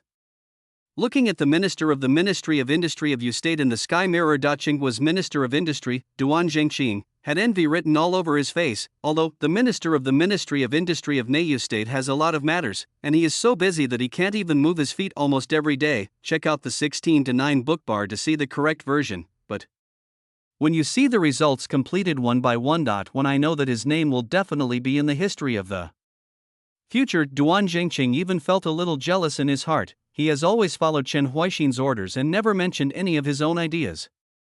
This so-called fame in history is not his own credit at all. He was just brought into history by Chen Huaixin, that's all. He felt if the position of Minister of the Ministry of Industry of State was given to him, he would definitely be able to do better. It's just a pity that he died in the war when the Yu Kingdom was established, otherwise the position must be his, and he should be the one whose name is left in the history. It's really angering me. Jinping 6 years, April. Prisoners of war from the grassland tribes were sent to Chang'an City one after another. This attracted cheers from the people along the road, and also made many people yearn for the army. Chen Huaixin was not in a hurry to deal with them. Instead, he discussed with the Prime Minister his concern and recognition for increasing the number of soldiers. Today, soldiers of our Yu Kingdom who are discharged due to injury or other reasons will receive a considerable pension. And if someone dies fighting for our country, not only can they enter the Jingling Hall, but their family members will also receive even more pensions. And these pensions are personally monitored by the minister, and they will never be corrupted by some soldiers or officials like the predecessor. Your Majesty wants to increase the care and recognition of the soldiers, and I naturally support it. However, if you want to increase the pension money or the daily military pay, then the National Treasury may not be able to support it. After the Prime Minister heard Chen Huaixin's thoughts, he gave a hint first. The pensions and daily military pay given to soldiers by their country of you are now far higher than before. And if His Majesty wants to increase these two sums of money in order to give the soldiers more care and recognition, then the treasury will really collapse. After Chen Huaixin heard what he said, he naturally understood the hidden meaning. He smiled and said, "Don't worry, I have no plans to continue to increase military pay and pensions." Who? The Prime Minister immediately breathed a sigh of relief. But this also made him a little confused. Military pay and pensions will not be increased. How to improve the care and recognition of soldiers? Chen Huaixin naturally saw through the confusion on the Prime Minister's face, and he continued. Care and recognition. It is not necessary to increase military pay and pensions. For example, provide a local livelihood for the sick soldiers. For example, meet the meritorious soldiers in person and wear a medal for them. End of chapter. Chapter 53. A foundation that lasts for thousands of years. In the Jinluan Palace, after hearing what Chen Huaixin said, the generals in the court suddenly felt their eyes light up. Arrange livelihood for sick soldiers? Go to meet the meritorious soldiers in person? These two methods are good. Not only does it not cost the treasury much, but it also allows the soldiers to recognize the army more. What kind of brain does Chen Huaixin have? He can always think of these good methods. The generals were talking a lot. Duke Wei was even more amazed. The ancients once said that a scholar will die for his confidant, but in most cases, it is impossible for the army to do this. Only the private soldiers raised privately by the family can really fight for their master, because for the national army, the number of people is too much. It is simply unrealistic for a family that likes wine, meat, and beauties to raise dead soldiers. So, joining the army. It's more like a transaction between the country and its soldiers. When a soldier goes out of his way to fight the enemy bravely, the country gives him military pay and pensions. As for the so-called scholar dying for his confidant, then don't expect anything. Duke Wei knew this very well, unless some generals give large rewards to the soldiers under their command, so that the soldiers can be more brave than other armies. Otherwise, with this little military salary and pension, who will really fight to the death? If you can shoot a few more arrows, you will be worthy of your Majesty. He had always thought that this kind of thing was completely unsolvable, and it was okay to maintain the status quo. It was not until Chen Huaixin built the Jingling Hall that he understood that to make soldiers brave and fearless of death, it was not only possible to rely on a large amount of money and food. But now the two methods mentioned by Chen Huaixin made him even more amazed. If this care and recognition continues, the military strength of State will probably increase several times. The most important thing is that this method does not cost too much money. Your Majesty, I Changhua must follow up on this method. This way, our Changhua soldiers will truly serve the country wholeheartedly, and they will be more brave when encountering enemies. Duque said to Ji Qingluo without hesitation. Ji Qingluo, who was born as a general, can also see how useful these two methods are. Of course she won't refuse. Wait until the deduction is over. This law will be implemented in our country. Ji Qingluo said decisively. The expressions on some of the courtiers' faces suddenly became a little ugly, but she didn't care, and looked at the Tianjing mirror, thinking in surprise. As soon as this method comes out, the civil and military culture among the people must have changed a lot. How many more surprises can you bring me? After listening to His Majesty's concern and recognition, the Prime Minister suddenly became happy. Even if he was born in the military. But what are the benefits of this method? He just turned his head and immediately figured it out. But Chen Huixing did not stop and continued talking. Besides, you can also ask parents from various places. Every year in festival, I go to visit the local disabled and meritorious soldiers. Personally ask them if they have encountered any difficulties in their lives and solve them. And a monument must be erected locally to record the achievements of these soldiers. Same as the Jingling Hall, on the same day every year, local parents and officials will bring sacrifices together. Chen Huixing expressed some thoughts. The more the Prime Minister listened, the more he felt that His Majesty's method was impeccable. If this method is carried out, the soldiers will completely love your kingdom. Because there has never been any dynasty in ancient times that took such care of these humble soldiers. If an enemy country invades the Yu kingdom one day, there will definitely be an old man in his 60s holding a knife to stand in front of those enemy troops. This is the foundation of Yu kingdom that lasts for thousands of years. Of course, the most important thing is, can this method be implemented smoothly? There will be no corruption and pensions similar to the predecessor. Otherwise, no matter how good the method is, it will be useless. Check out the 16:9 book bar to see the correct version. Chen Huixing looked at the Prime Minister. The Prime Minister's heart suddenly jumped. He knows very well that this is His Majesty's warning to him, asking him to pay attention to the key points and not to let the corruption incident last year happen. Otherwise, if this method cannot be implemented, His Majesty will be furious and many people will die. I understand. Jinping 6 years, May. The army that conquered the grassland tribes returned to Chang'an City. Chen Huixing met them in person. He not only talked to the generals and deputy commanders such as Ping Lijidushi, but also walked up to the soldiers who performed well on the battlefield and patted their shoulders vigorously. Suddenly, the faces of the soldiers turned red with excitement. The other soldiers next to them looked at them with jealousy, regretting why they didn't do better at that time, so that I would be the one who was patted on the shoulder by His Majesty. Let the soldiers have a good rest first. Wait for a while. I will commend you personally again. Chen Huixing said this to the coach. Those words made many people look forward to and excited. Same month, Chen Huixing found the Prime Minister again. During this period, the Prime Minister has been preparing for the care and recognition of the soldiers, and has found a suitable person to be responsible for the entire process, so even though he knows that His Majesty has to arrange things for him, he does not have much worry. But when seen in that hall, there were also times when there were the Minister of Industry, the Minister of Hubu and several generals. He suddenly felt something bad, knowing that this matter would be even more difficult. Sure enough, when he heard that this was for raising sheep on the grassland and that it was on a very large scale, he secretly sighed and could only seriously discuss it with his colleagues present. Chen Huixing didn't say much this time, he just occasionally offered his opinions and told them how to use the wool trade to completely break the backbone of the grassland tribes. The war is to make them be honest and obedient, and raising sheep is to make them lose their war potential.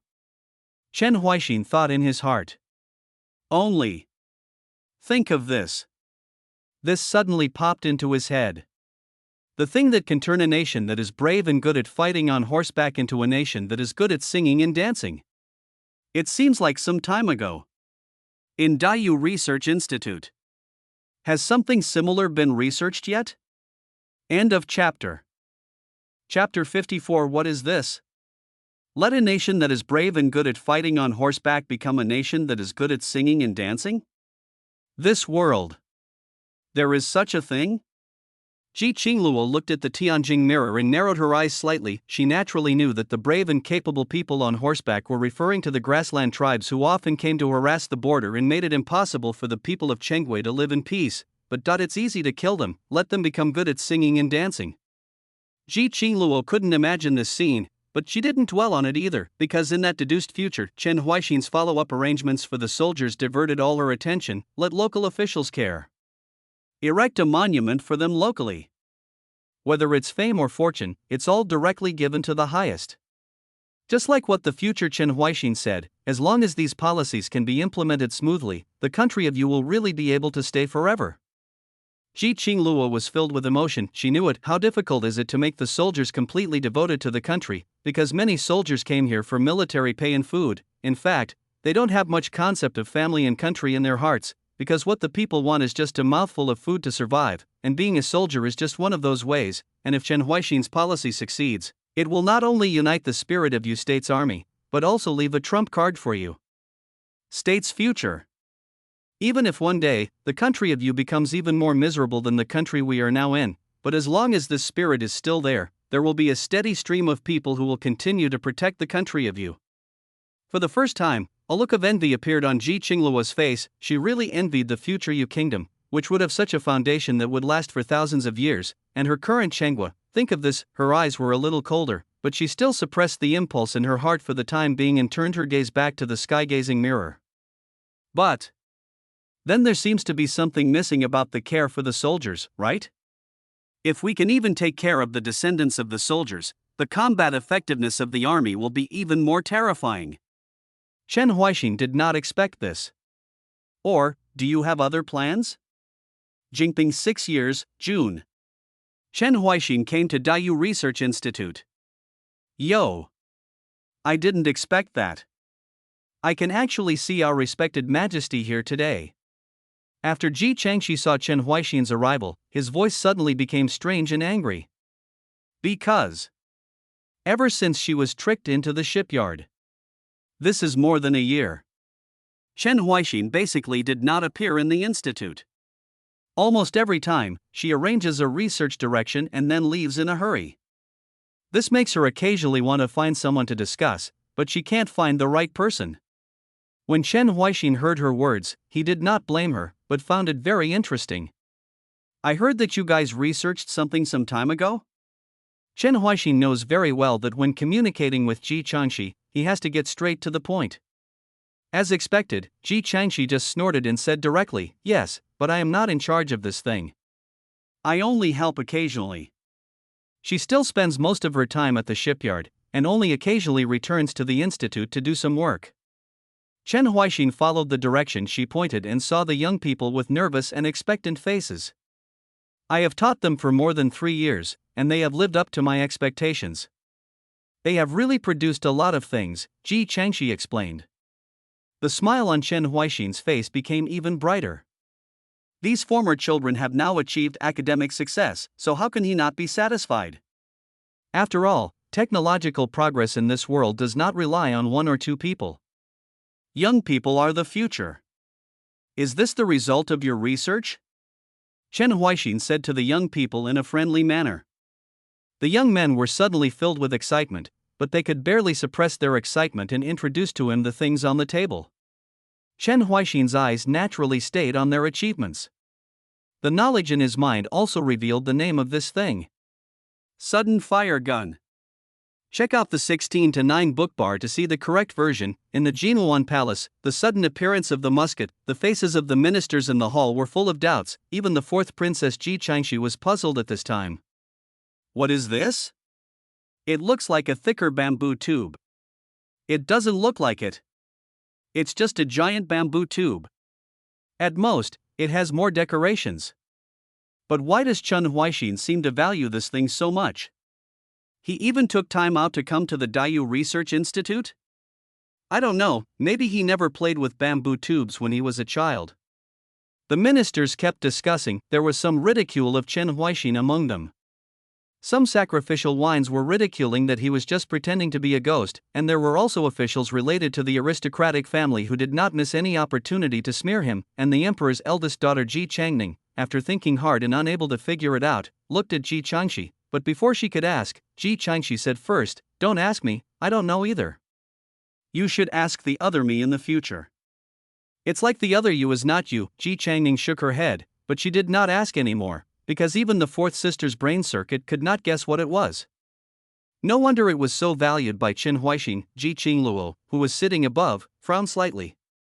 Is it something like this thick bamboo tube that allows the grassland tribes to sing and dance?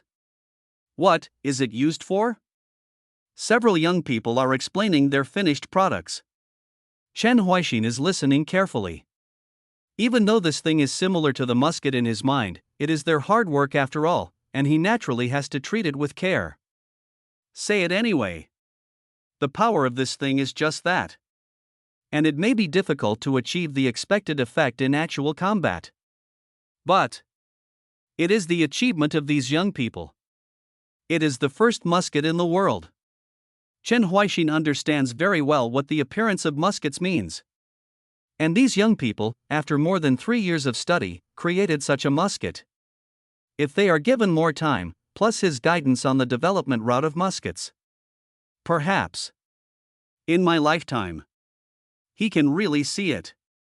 The emergence of the weapon that makes the grassland tribes become good at singing and dancing. End of chapter.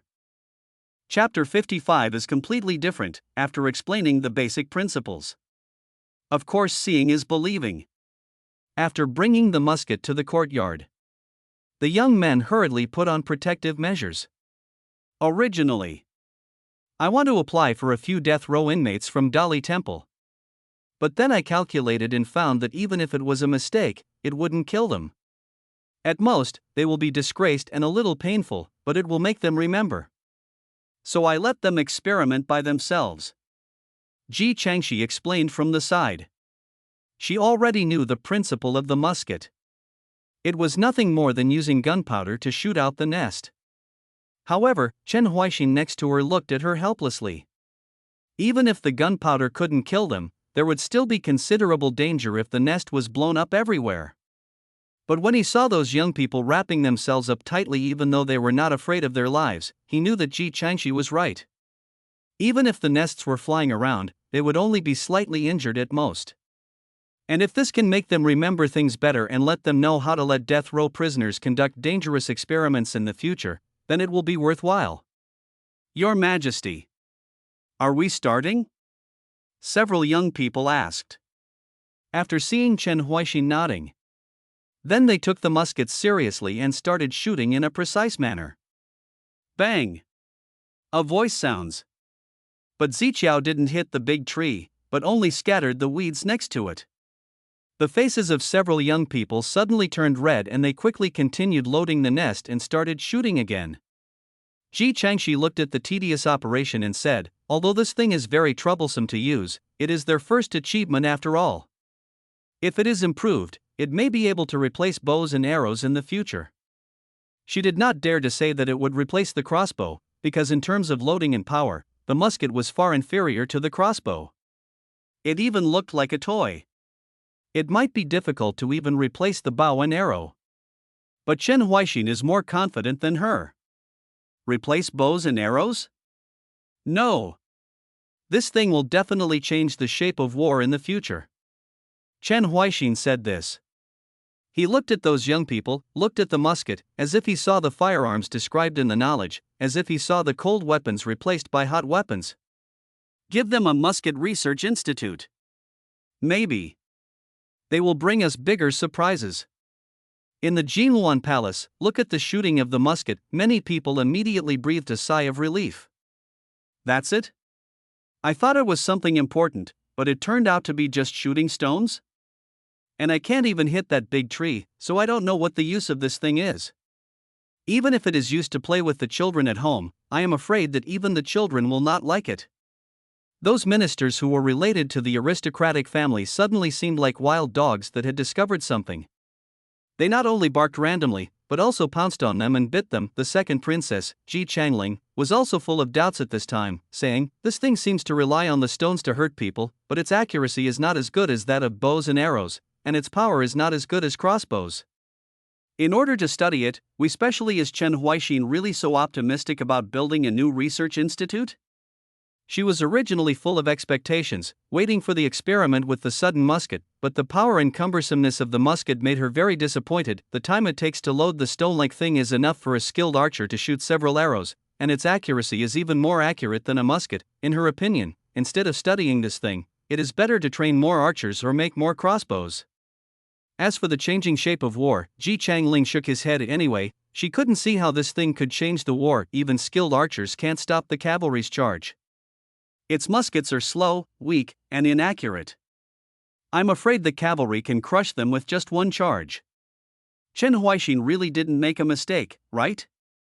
This thought flashed through Ji Changling's mind for the first time. Even Ji Qingluo, who was sitting on the dragon chair, had a little confusion in her eyes at this time. She also couldn't see where the sudden musket stood out, which attracted Chen Huaixin's attention. As for relying on it to enable the grassland tribes to sing and dance, I'm afraid it won't make the grassland tribes laugh. Ji Qingluo was a little disappointed, but just when she wanted to guide the country's destiny and continue to deduce the future, she suddenly caught a glimpse of Ji Changxi, whose face was full of excitement and his body was even trembling slightly. Long Shi? Check out the 16:9 book bar to see the correct version. This thing is indeed the future that Chen Huaixin values. Ji Changxi's cheeks were bright red. She looked at the sky mirror and said excitedly, "Now it looks like a toy. It's troublesome to load, it can't shoot accurately, and it's not very powerful. But if it can shoot far and accurately, it's powerful and can shoot continuously, so what's the situation?"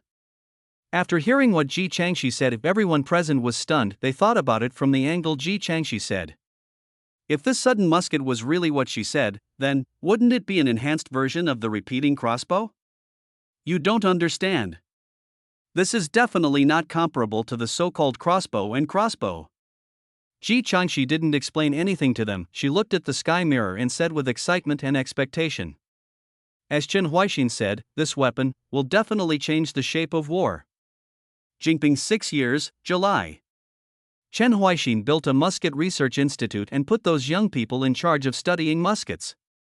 Since they have the potential and talent in this area, then let them display their talents to the fullest.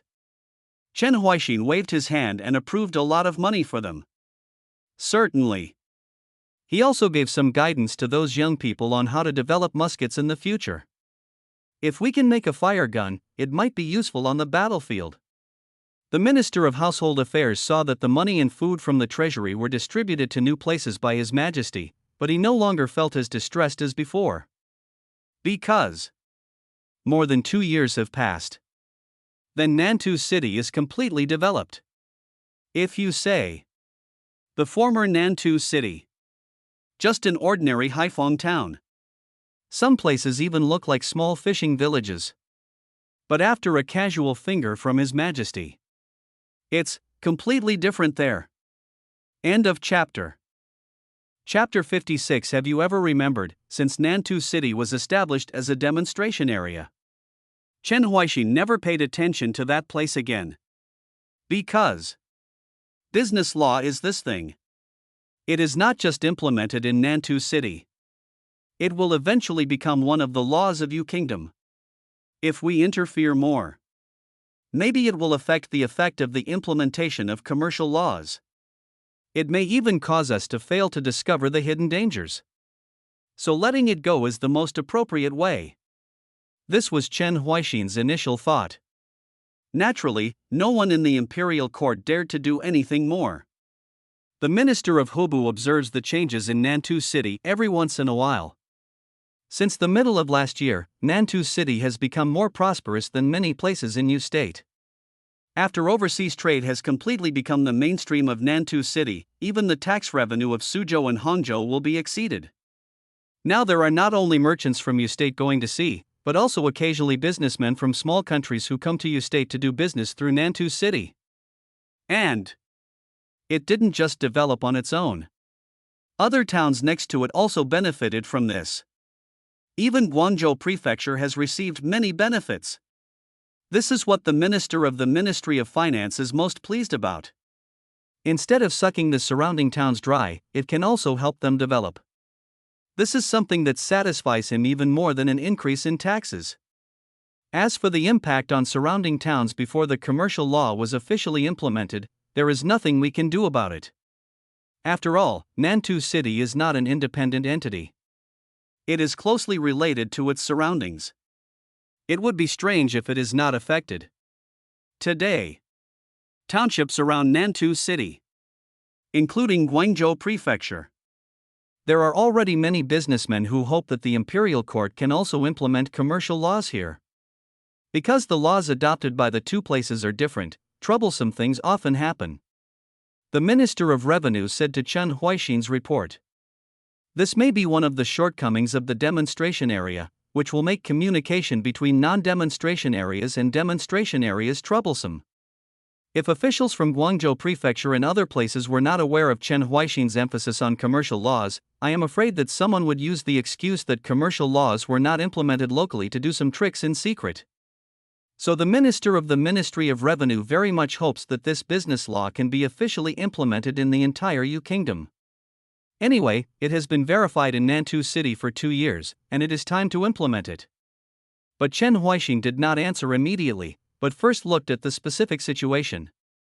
After Nantou City developed with the help of maritime trade, more and more people flocked to it, causing the city itself to continue to expand, which also led to the emergence of some problems and hidden dangers. However, the local officials also know that this is both a trouble and an opportunity. If done well, they will definitely get themselves into the eyes of His Majesty, so with their efforts, these problems were quickly solved. But the number of Japanese pirates, it is also growing. Let the safety of people and businessmen be affected. Chen Huaixin frowned slightly. According to his understanding, except for a very small number of Japanese pirates who are real ronin, most of them should be pretended to be for profit. Nowadays, Nantou City's business has increased and the city has expanded, but the number of government officers and soldiers has not increased. Some people must think that robbery can make money faster than doing trade, so they pretend to be Japanese pirates and throw the responsibility on the Japanese pirates. But other than that, there is no big problem. Find a general to lead the soldiers and station them near Nantou City. But you don't have to stay too long. Wait until next year. The shipyard should also have completed construction of ships. By then, a large number of Japanese pirates will be able to be cleared out whether at sea or on land. Chen Huaixin snorted coldly. He doesn't care whether those Japanese pirates are real ronin or fake ronin. It's clear that your country is full of opportunities now. If you have hands and feet, you won't starve to death. But if you still dare to hinder the development of your country in this way, you are going against him. And when he noticed that the Minister of Tobe was still looking at him eagerly, he nodded.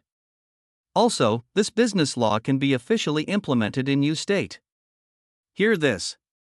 The Minister of the Ministry of Finance suddenly looked overjoyed. I obey the decree.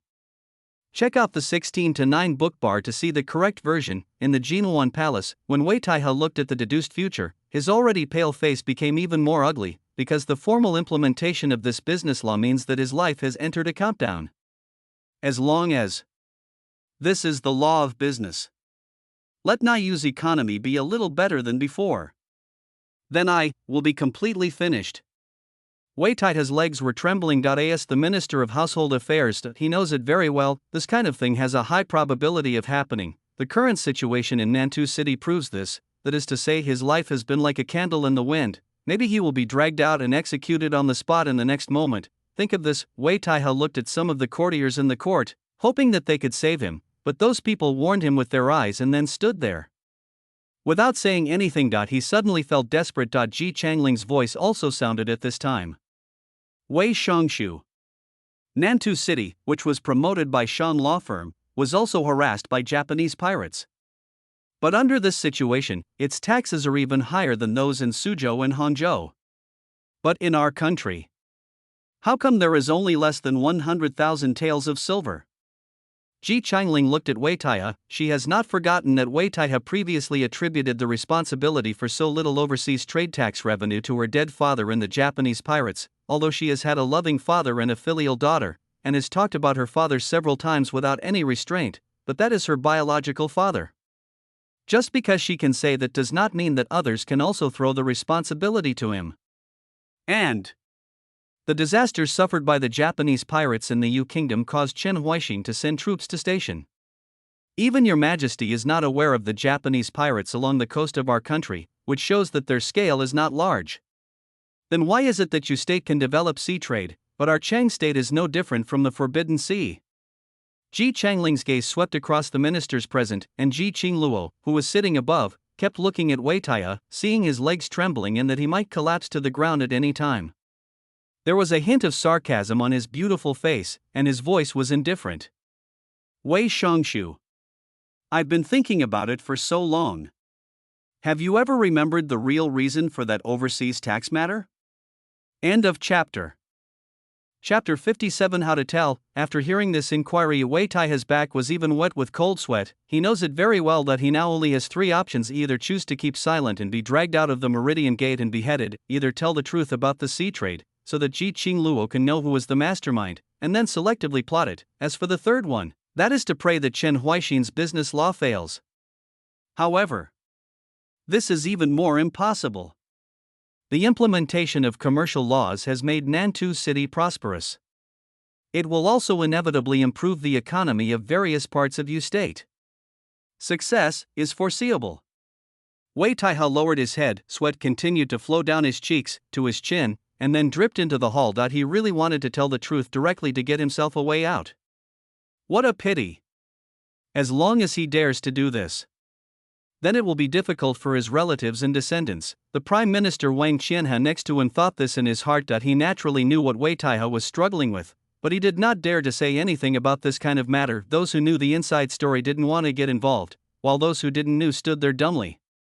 The atmosphere in the hall became extremely solemn. It wasn't until Ji Qingluo snorted coldly and the cold voice sounded again that the atmosphere temporarily eased.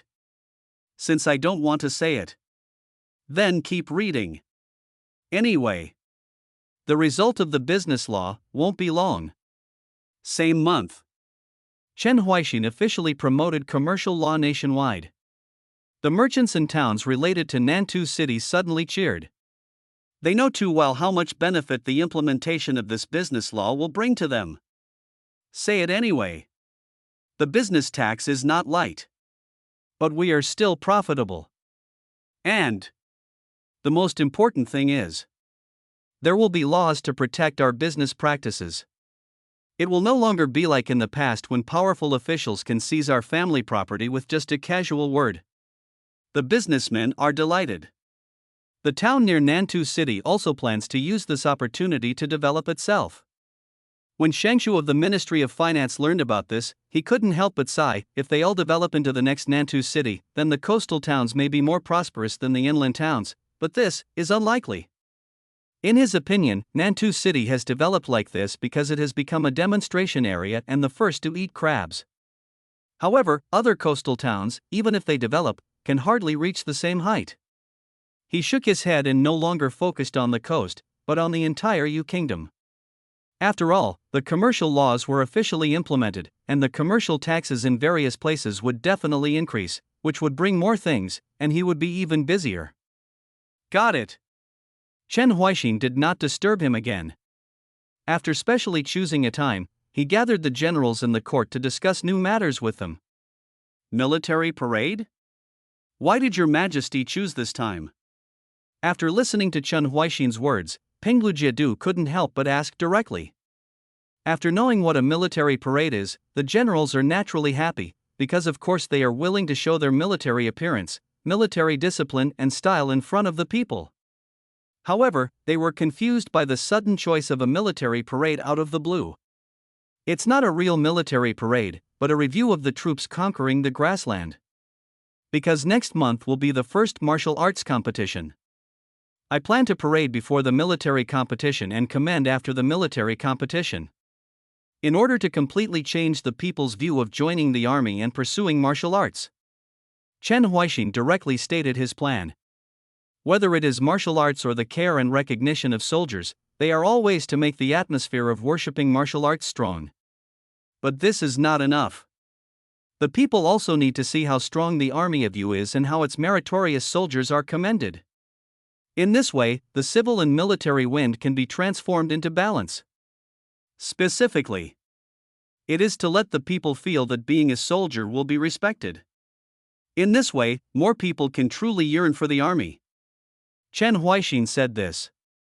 Although many people's views on the army have changed because the U States Army performed well at the founding of the country and did not loot the city or affect the people. However, due to the concepts left over from the predecessor period, some people still have deep-rooted beliefs about the army. They are still more willing to study literature than join the army. So Chen Huaixin can only use these methods to slowly reverse the folk customs. Check out the 16:9 book bar to see the correct version. After the generals heard this explanation, their already delighted faces became even more excited. I will definitely live up to His Majesty's expectations. I didn't expect that. Except for martial arts.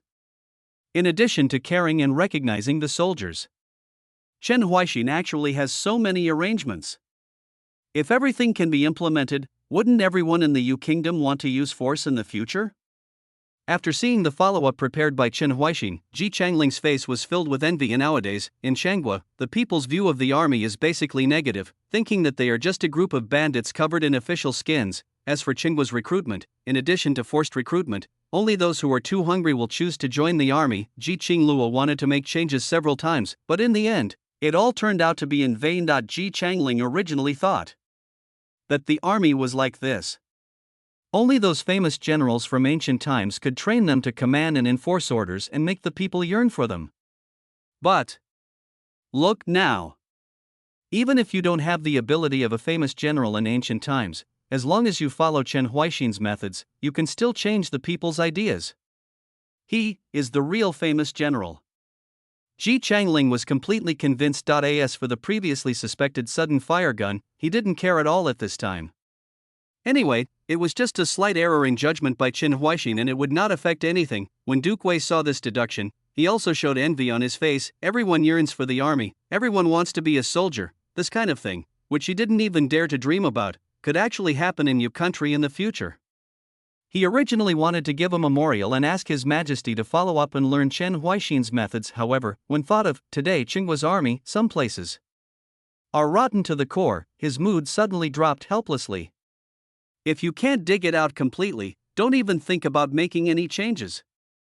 Because the prerequisite for copying the gourd and drawing the scoop is that we should be very different.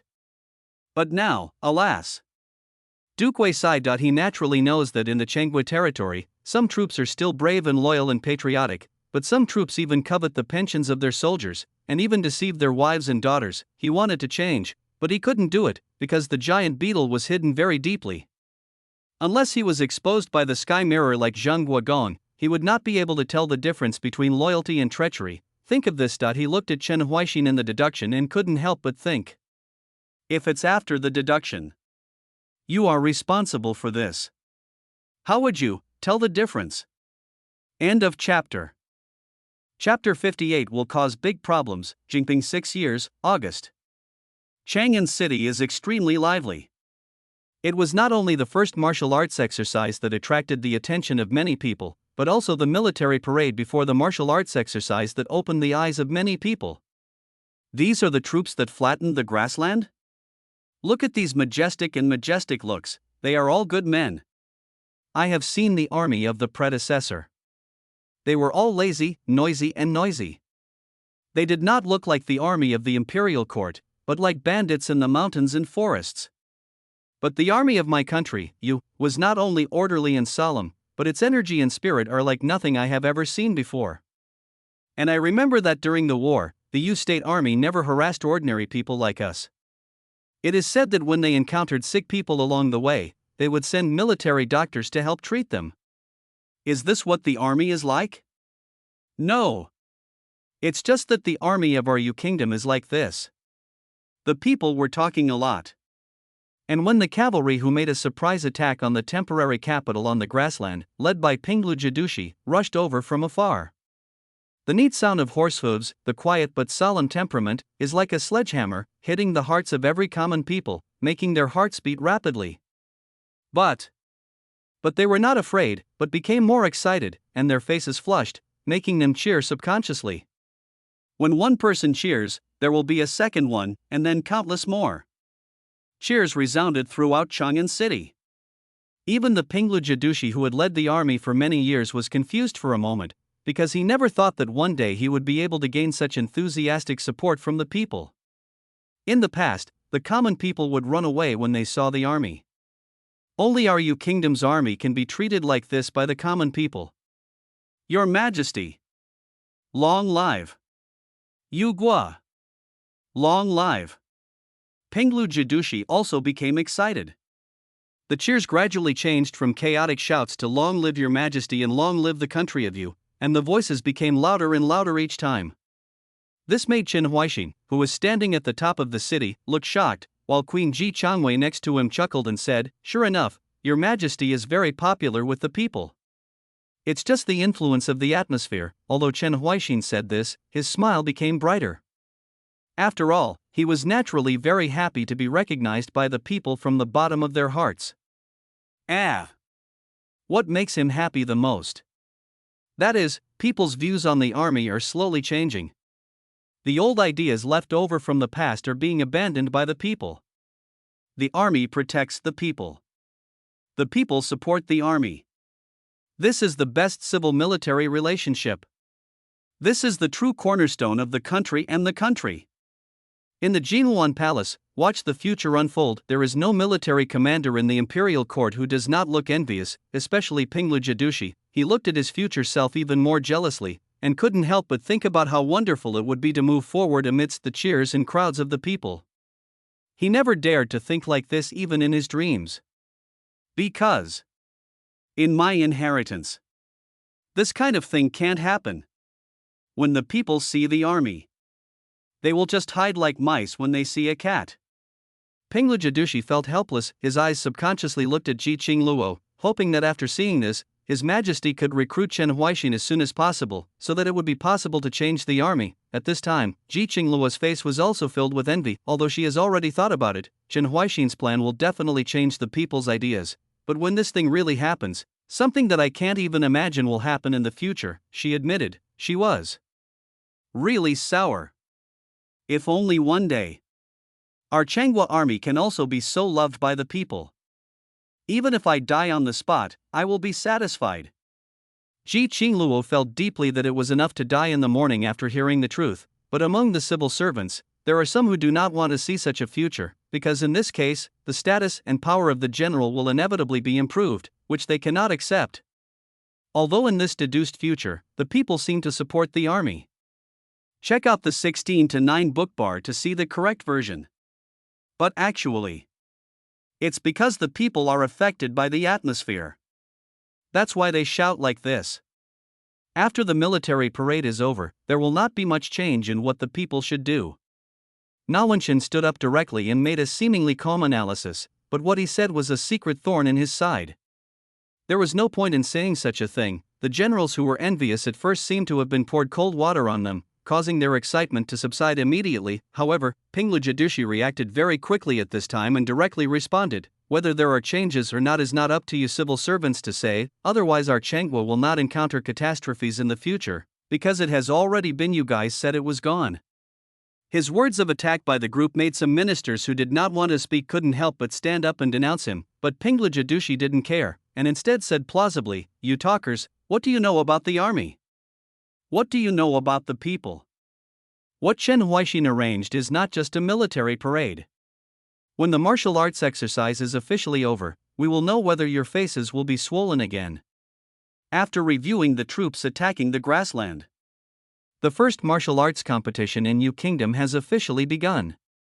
Perhaps it was affected by the atmosphere of the military parade. Those who participated in the martial arts competition were more excited than usual, and the abilities they displayed were much stronger than before. This made the surrounding people watching very satisfied, and they cheered one after another. The biggest difference between the martial arts examination and the civil examination is that the martial arts examination can be open to the common people. After all, when Wu is the first, Wu is the second. Even a 3-year-old child can tell whether an individual's bravery is strong or weak. Chen Huaixin thought in his heart. The way of literary examination still has a high threshold. At least for the illiterate people, there is no way to tell the difference between an article and a ghost painting. But martial arts competitions are different. Archery, horseback riding, weapons, etc., not only can you watch the fun, but you can also see who performed better. It can make people relax and chat with friends around them. And this also makes the atmosphere of the martial arts competition very intense, because for the people who don't have much entertainment, the martial arts competition is definitely a rare event. But Chen Huaixin also saw some hidden dangers. As people's quality of life improves, there will inevitably be demand for entertainment. Because the people are not cattle and horses, as long as they keep them and give them something to eat, they can survive. Confined for too long without any room to relax, it will cause big problems. End of chapter. Chapter 59. What is it again? Humph. Absolutely ridiculous. Whether it's civil or military, it's all about selecting people for the country. Let the people watch at will and let the people nod and comment. Is this still true?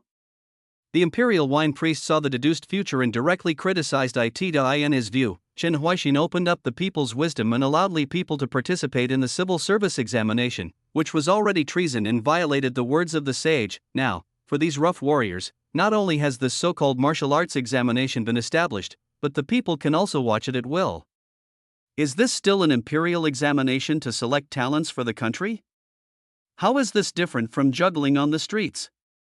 Jizhou snorted coldly. Ji Qingling, who originally wanted nothing to do with him, heard many ministers attack Chen Huaixin and the post-martial arts examination through wine sacrifices. She still couldn't help but retorted, Jizhou doesn't know anything about martial arts, so don't comment casually. Moreover, the Shiwen you are familiar with and once said that opening up the people's wisdom will destroy the country of you, it seems that this is not the case now. What's going on? Humph. It's only the beginning. In the future, your kingdom will surely suffer backlash from the people's wisdom. The sacrificial wine is still stubborn. Or rather, his position is completely opposite to Chen Huaixin's approach. Even if he wants to change his attitude towards Chen Huaixin like the Prime Minister and others, it is impossible. He can only go to the dark side, and those ministers who were related to the aristocratic families naturally stood up to support him at this time. I think the wine sacrifice is indeed correct.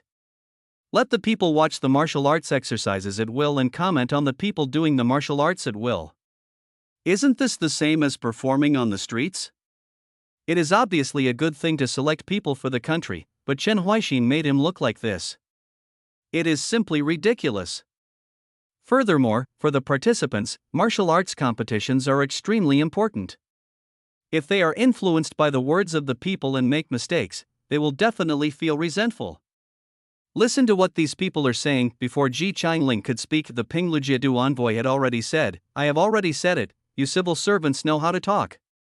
When participating in the martial arts competition, were you influenced by the people's words and made a mistake? Isn't that what you deserve? Otherwise, with this mentality, you will go to the battlefield. It will only drag down the people around you. His words immediately attracted the support of many generals. There was a rare quarrel in the hall again. However, neither Ji Qingluo nor Wang Qianhe and others participated in their debate, especially Wang Qianhe. He looked at the Tianjing mirror and frowned slightly as he thought about what Chen Huaixin said. After the quality of life improves, people will need entertainment? Is it really so? The martial arts exercise lasted for a week. During this period, not only did the people of Chang'an City gain spiritual and entertainment satisfaction, but the merchants who came to life because of business laws also made a lot of money. And after the martial arts competition is over, Chen Huaixin took advantage of this lingering feeling to directly commend the soldiers who performed outstandingly in the battle on the grassland. He personally put on the Medal of Valor for the soldiers, and would pat them on the shoulders and say a few gentle words to them. This immediately made the faces of the soldiers flush with excitement. Everyone looked at Chen Huaixin feverishly. If Chen Huaixin asked them to attack the enemy now, even if they faced thousands of troops, they would definitely dare to charge forward. And his actions were also seen by the people. Be able to be received by His Majesty in person. Can I say a few words to His Majesty? For ordinary people, this is simply unimaginable. It is not an exaggeration to even say that the ancestors are smoking. But now you only need to serve as a soldier and perform well to have such an opportunity. For a time, many people thought of joining the army. Some people even went directly to the school grounds to ask how to sign up to join the army. During the inheritance period, the impression the army left on the people was gradually broken by Chen Huaixin. And when soldiers wearing the Dayu Medal of Valor appeared on the streets, they aroused the envy and yearning of many people. Next, it is to win external victories one by one. Come and let this culture of worshipping martial arts be completely stabilized. And when natural disasters break out in various places, the army can also be sent to provide disaster relief. So, check out the 16:9 book bar to see the correct version. Your kingdom will no longer have to worry about civil and military matters in the future. Chen Huaixin's face is full of smiles. In the Jinhuan Palace, watching the future unfold that the people of Yu State yearn for and even sign up to join the army, the civil servant who had previously said that the people were just affected by the atmosphere, but nothing had changed after that, suddenly became a little ugly. He naturally knew that under Chen Huaixin's control, the spirit of worshipping martial arts in the Yu Kingdom must be much stronger than that in the Cheng Kingdom, but he really didn't expect that many people could be attracted to participate so quickly. Well, what I said is right. These literati can do nothing but talk. How could they possibly know that what Chen Huaixin did will make the people yearn for the army? Naturally, Pinglu Jidushi would not let go of this opportunity to beat the drowned dog, and those civil servants were very unhappy when they were ridiculed in this way, but they could not find a reason to refute. I can only complain in my heart that the people of Yu State would leave their big fields to cultivate instead of being cultivated, and instead want to be that stinky choba. It's incomprehensible. Jinping 6 years, September. The country of Yu is showing a prosperous scene. Especially after the commercial law is implemented. Taxes in various places have been increased to varying degrees. This made the minister of the Ministry of Finance, who was in charge of money and food, very happy, but at the same time he was also a little worried. If this continues, will there be people who waste their fields and become merchants? There will be such cases, but not many, and in the end, those who should come back to farm will still farm, and there will not be large-scale abandoned fields. Farming is engraved in the bones of the people. Chen Huaixin firmly believes in this. Moreover, the business environment in Yu State is not particularly good. There are definitely more people losing money than making money. Coupled with the restrictions of business laws, it makes ordinary people simply do not dare to bear such risks.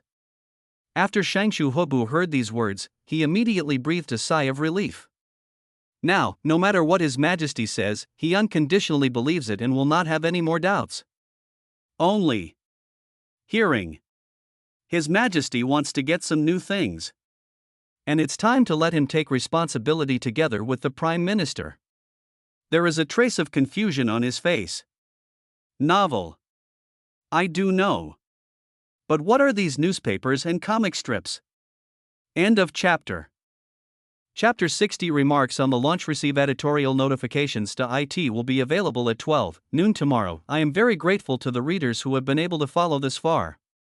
Whether you are willing to continue pursuing it or you plan to stop here, I will kowtow to you. Bang bang bang. Thanks. In fact, I have been reading the book review section, but I am relatively introverted and don't dare to communicate too much with readers. Some readers say that the pace is fast, and some say that the pace is slow. I can probably understand that it is all because the updates are too fast. Less caused, this is my problem, and after it is put on the shelves, even if I am not fast at typing, I will work hard to update it and make more updates to repay readers for their support. At last, at least 10,000 words will be updated tomorrow. Hope to be able to make a first order. Thank you very much. End of chapter. Chapter 61. Who has the final say? In the Jinhuan Palace. I saw it because of the promotion of business law, and the tax revenue of your state has been improved. Wei Taiya, the Minister of Household Affairs, collapsed on the ground. Among those three choices, pray that Chen Huaixin's business law will not succeed. Now it has completely failed. Now he can either grit his teeth and hold on, and then be chopped off with a knife, or he can tell the truth and wait for his relatives and descendants to be liquidated by the family. No matter which choice it is, he can't even afford the price. Wei Shongshu. It seems you are going to disappoint me. Ji Qingluo's voice sounded at this time. Her cold gaze rested on Wei Taiya, making his whole body tremble continuously. His mouth was slightly opened, as if he wanted to say something, but he closed it unconsciously. See this scene. None of the ministers in the court dared to speak, for fear that they would also be involved, and those officials related to the aristocratic families have been staring at Wei Taiya, seeming to be reminding and warning. It wasn't until Ji Qingluo's eyes swept across the ministers that they immediately lowered their heads and remained silent like the other ministers. In that case, then I will satisfy you. As the Minister of the Ministry of Household Affairs, I don't understand how to restore people's livelihood, nor how to tax ocean trade. Even the national treasury has been messed up by the treasure banknote policy. Such people are not even worthy of being imprisoned in Dali Temple. BR, come here. Drag it out and kill it. Ji Qingluo said indifferently. For a while, there was an uproar in the court. They originally thought that Ji Qingluo was just deliberately being serious, but in the end, he might just be imprisoned in Dali Temple like the Marquis of Changtian County and Xianshirlang before, and they would be dealt with later. But this time, Wei Taiya, the Minister of Household Affairs, was directly beheaded. Some people looked at Ji Qingluo as if they wanted to say something, but seeing Ji Qingluo's cold expression, they immediately understood that Ji Qingluo was serious. The future of Chen Huaixin deduced by the sky mirror and the behavior of the ministers in the DPRK were like giant beetles, which already made her very angry. Now Wei Taiya clearly knows something, but he is unwilling to say even a word. This is clearly contempt for the imperial power. Not killing him will only make some ministers have more thoughts in their minds. Even the kind-hearted eldest daughter of the emperor, Ji Changning, kept her mouth shut at this time and watched the guards drag Wei Taiya out, who was lying limp on the ground. The atmosphere in the hall was extremely solid. Ji Qingluo was even more angry. Wei Taiya, who would rather die than reveal a word, made one thing clear with his attitude. The influence of the family members on the ministers of the court was greater than her prestige as the emperor. Am I the one who has the final say about the country that I inherit, or are those powerful people from aristocratic families who have the final say?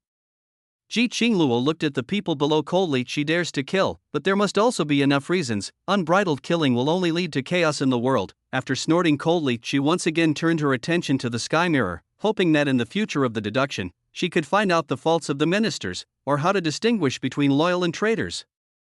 If not, we can only wait until after the deduction. Recruit Chen Huaixin immediately, she thought, and the deduction continues, as early as 3.5 years ago. Because scholars from the predecessor period criticized the imperial court, hidden dangers in public opinion emerged in Yu State. So Chen Huaixin thought about starting a newspaper so that he could guide the direction of public opinion in the country. Only, at that time, there are not many literate people in Yu State. So he could only settle for the next best thing and chose to arrange manpower to publicize the affairs of the imperial court in various places. Now, this has become a place where people gather to discuss court affairs in their spare time. Although the people just want to have fun and cannot really understand the deep meaning of these policies, and the propagandists occasionally say that a certain minister has made a mistake, it will make them more interested. And such a place can not only meet the entertainment needs of the people, but also control the direction of public opinion. Therefore, even if occasionally ministers worry that it is not good for the people to discuss state affairs, important ministers, including the Prime Minister, feel that there is nothing. Since we have done well enough, then why are you afraid of people's discussion? Why are they prohibited from talking about state affairs? The Prime Minister said this at the time. Certainly.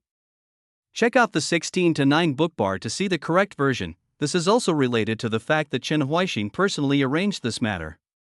Even His Majesty did not have any objections to it. As ministers, they would not have much objection. But this kind of place is still not very convenient. because only a small number of people were able to listen to the propagandists' narratives. Most of the people relied on word of mouth to know what the imperial court had done. After all, not everyone has time. Concentrate in a fixed place during the propaganda. And that place can't accommodate so many people. This shortcoming is basically impossible to solve, but if there is no more suitable method, we can only make do with it. But now, the school has been established for 4.5 years. Although most people are still illiterate, many of their children are already literate. There are only a very small number of common people who can pass the imperial examination. But there are not many children of ordinary people who know common words. Now is the right time to start a newspaper. Not only literate children will be eager to have more written articles to read, but also through the children's mouth, their parents can learn about the trends of the court. This will allow the court to completely control the direction of public opinion. Chen Huaixin is explaining. After hearing this, the Minister of Household Affairs suddenly showed a look of astonishment on his face. He can naturally see how much benefit it will bring to the court if such a newspaper is founded. At least in the future, if someone wants to distort the original intention of the court, they will be refuted by the people who have read the newspapers. No matter how bad it is, the people will remain suspicious and not believe others on the spot. And you can also make money with this newspaper.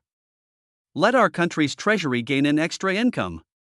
The Minister of Revenue is excited. He naturally likes this kind of thing that can make money without spending money. But Chen Huaixin shook his head and said, "No, the lower the price of the newspaper, the better. It doesn't matter even if it is a loss-making transaction, because only in this way can more people afford this newspaper. Newspapers are for publicity. If ordinary people cannot afford them, how can they control the direction of the trend?" But this makes the Secretary of the Ministry of Household Affairs feel miserable. Although the increase in commercial taxes has increased the money in the treasury, making a newspaper at a loss still has to be available to all people. How much money will it cost? Chen Huaixin seemed to have figured out what the Minister of the Ministry of Revenue was thinking. He smiled and continued, "So, I also plan to start novels and comic books, and use their income to make up for the expenses of the newspaper. This not only does not require more money from the treasury, but also enriches the people's spiritual and entertainment life. After all, people are not just for food, drink, and sleep, and don't need anything else." End of chapter. Chapter 62, Reorganization of the Government System. The atmosphere in Jinhuan Palace is still solid. The death of Wei Taihe, the Minister of Household Affairs, made many ministers tremble in their hearts, especially those officials related to the aristocratic family showed indifference to this matter, which made them hesitate in their hearts as to whether they should continue to lean towards the aristocratic family or simply lean towards His Majesty. After all, if Chen Huaixin is recruited, it's hard to say whether there is a future for the powerful people of the aristocratic family, or whether we can survive into that future before that. The butcher knife that Ji Qingluo raised has begun to bear fruit, and those ministers who had already recognized Chen Huaixin and chose to stand with His Majesty did not have so much hesitation, especially Prime Minister Wang Qianhe, that he looked at the newspaper proposed by Chen Huaixin, and his face was full of wonder. This method, exquisite. It's a pity that our country, Chengdu, doesn't have so many literate people. Otherwise, we can also start the newspaper together. Wang Qianhe was a little helpless. Even the future Yu Kingdom only started to introduce this kind of thing more than 4 years after the school was founded. Nowadays, most of the people at the bottom of Chenghua are illiterate, and most of those who can read and write are related to aristocratic families. If they really follow the founding of the newspaper, it is unknown how the contents of the newspaper will be tampered with by the family with the help of their own scholars. He may even be called second-rate, third-rate, or even inferior in the future.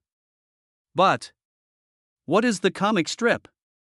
Wang Qianhe sighed and focused on another thing. He naturally knew about novels. The stories of love, gods, and ghosts written by some scholars in order to make a living were quite popular among the people, but this comic strip, this was really the first time he had heard of it. It should be related to Chen Huaixin's painting of conquering Tongguan without a single blow. Ji Changling's voice also sounded at this time. The method of using hot air balloons to spread paintings at that time was still fresh in their minds, and some of the content in the paintings were even connected. It seemed correct to say that they were comic strips. If this is really the case, even if they are illiterate people, you can also easily understand the content. This Chen Huaixin is creating so-called entertainment for the people? Wang Xin has suddenly understood, but before this, no one had ever paid attention to whether the common people needed any entertainment, because for many people, common people only needed to plow the fields with their backs to the sky and their faces to the luss, while the rich and powerful had their own enjoyment. But after Chen Huaixin saw the grand occasion of the martial arts competition, he immediately realized that the people needed entertainment satisfaction, just like the powerful people. Never pay attention to the farming of the people, but he is willing to take risks for the people and constantly improves the farming equipment and methods. Chen Huaixin is really different. After a brief explanation, Shangshu Hube immediately understood what a comic book is. As for the painting style requested by Chen Huaixin, the style of the painting was the same as that of the Battle of Tongguan, and Shangshu Hubu did not feel the slightest embarrassment. Because the painting of the Battle of Tongguan at that time still spread among the people. In order to make money to support their families, some painters also imitate and sell the original paintings, so it is not difficult to find the right person. The minister of Hube nodded and said he knew about the painting of the Battle of Tongguan, but he didn't know that His Majesty named it a comic strip, and he never thought about delving into it. But now, after being raised by Chen Huaixin, he immediately saw that there was a huge market here. Even comic books are more popular than novels and newspapers because they are simple and easy to understand. As for the content, it doesn't need to be so complicated. Aren't there some novels that were very popular during the Qiansheng period? Just draw them into comic strips. As for the new novel, remember to use new sentences in it to read it, so that the students don't understand it. Chen Huaixin said with caution. This sentence reading, which is also the punctuation mark, was taught by him when the school was first established. Otherwise, if students are separated from the teacher and don't know how to read and write articles, or they may write the 6 classics for me, or I may annotate the 6 classics, that would be troublesome. After all, he will have to carry out school reforms in the future. Some subjects cannot be like articles and can be interpreted according to one's own ideas, but must be correct word for word. The Secretary of the Ministry of Finance also suddenly understood that this novel should have the smallest audience. In fact, His Majesty wanted to promote sentence reading on a wider scale, so he published it together with newspapers and comic books. I obey the decree. Check out the 16:9 book bar to see the correct version. Jinping 6 years, October. Chen Huaixin rarely had tea with Ji Changwei in the harem. Their eldest son is now 2.5 years old and is walking around the garden under the care of the maid. And Chen Huaixin's eyes stayed on Ji Changwei.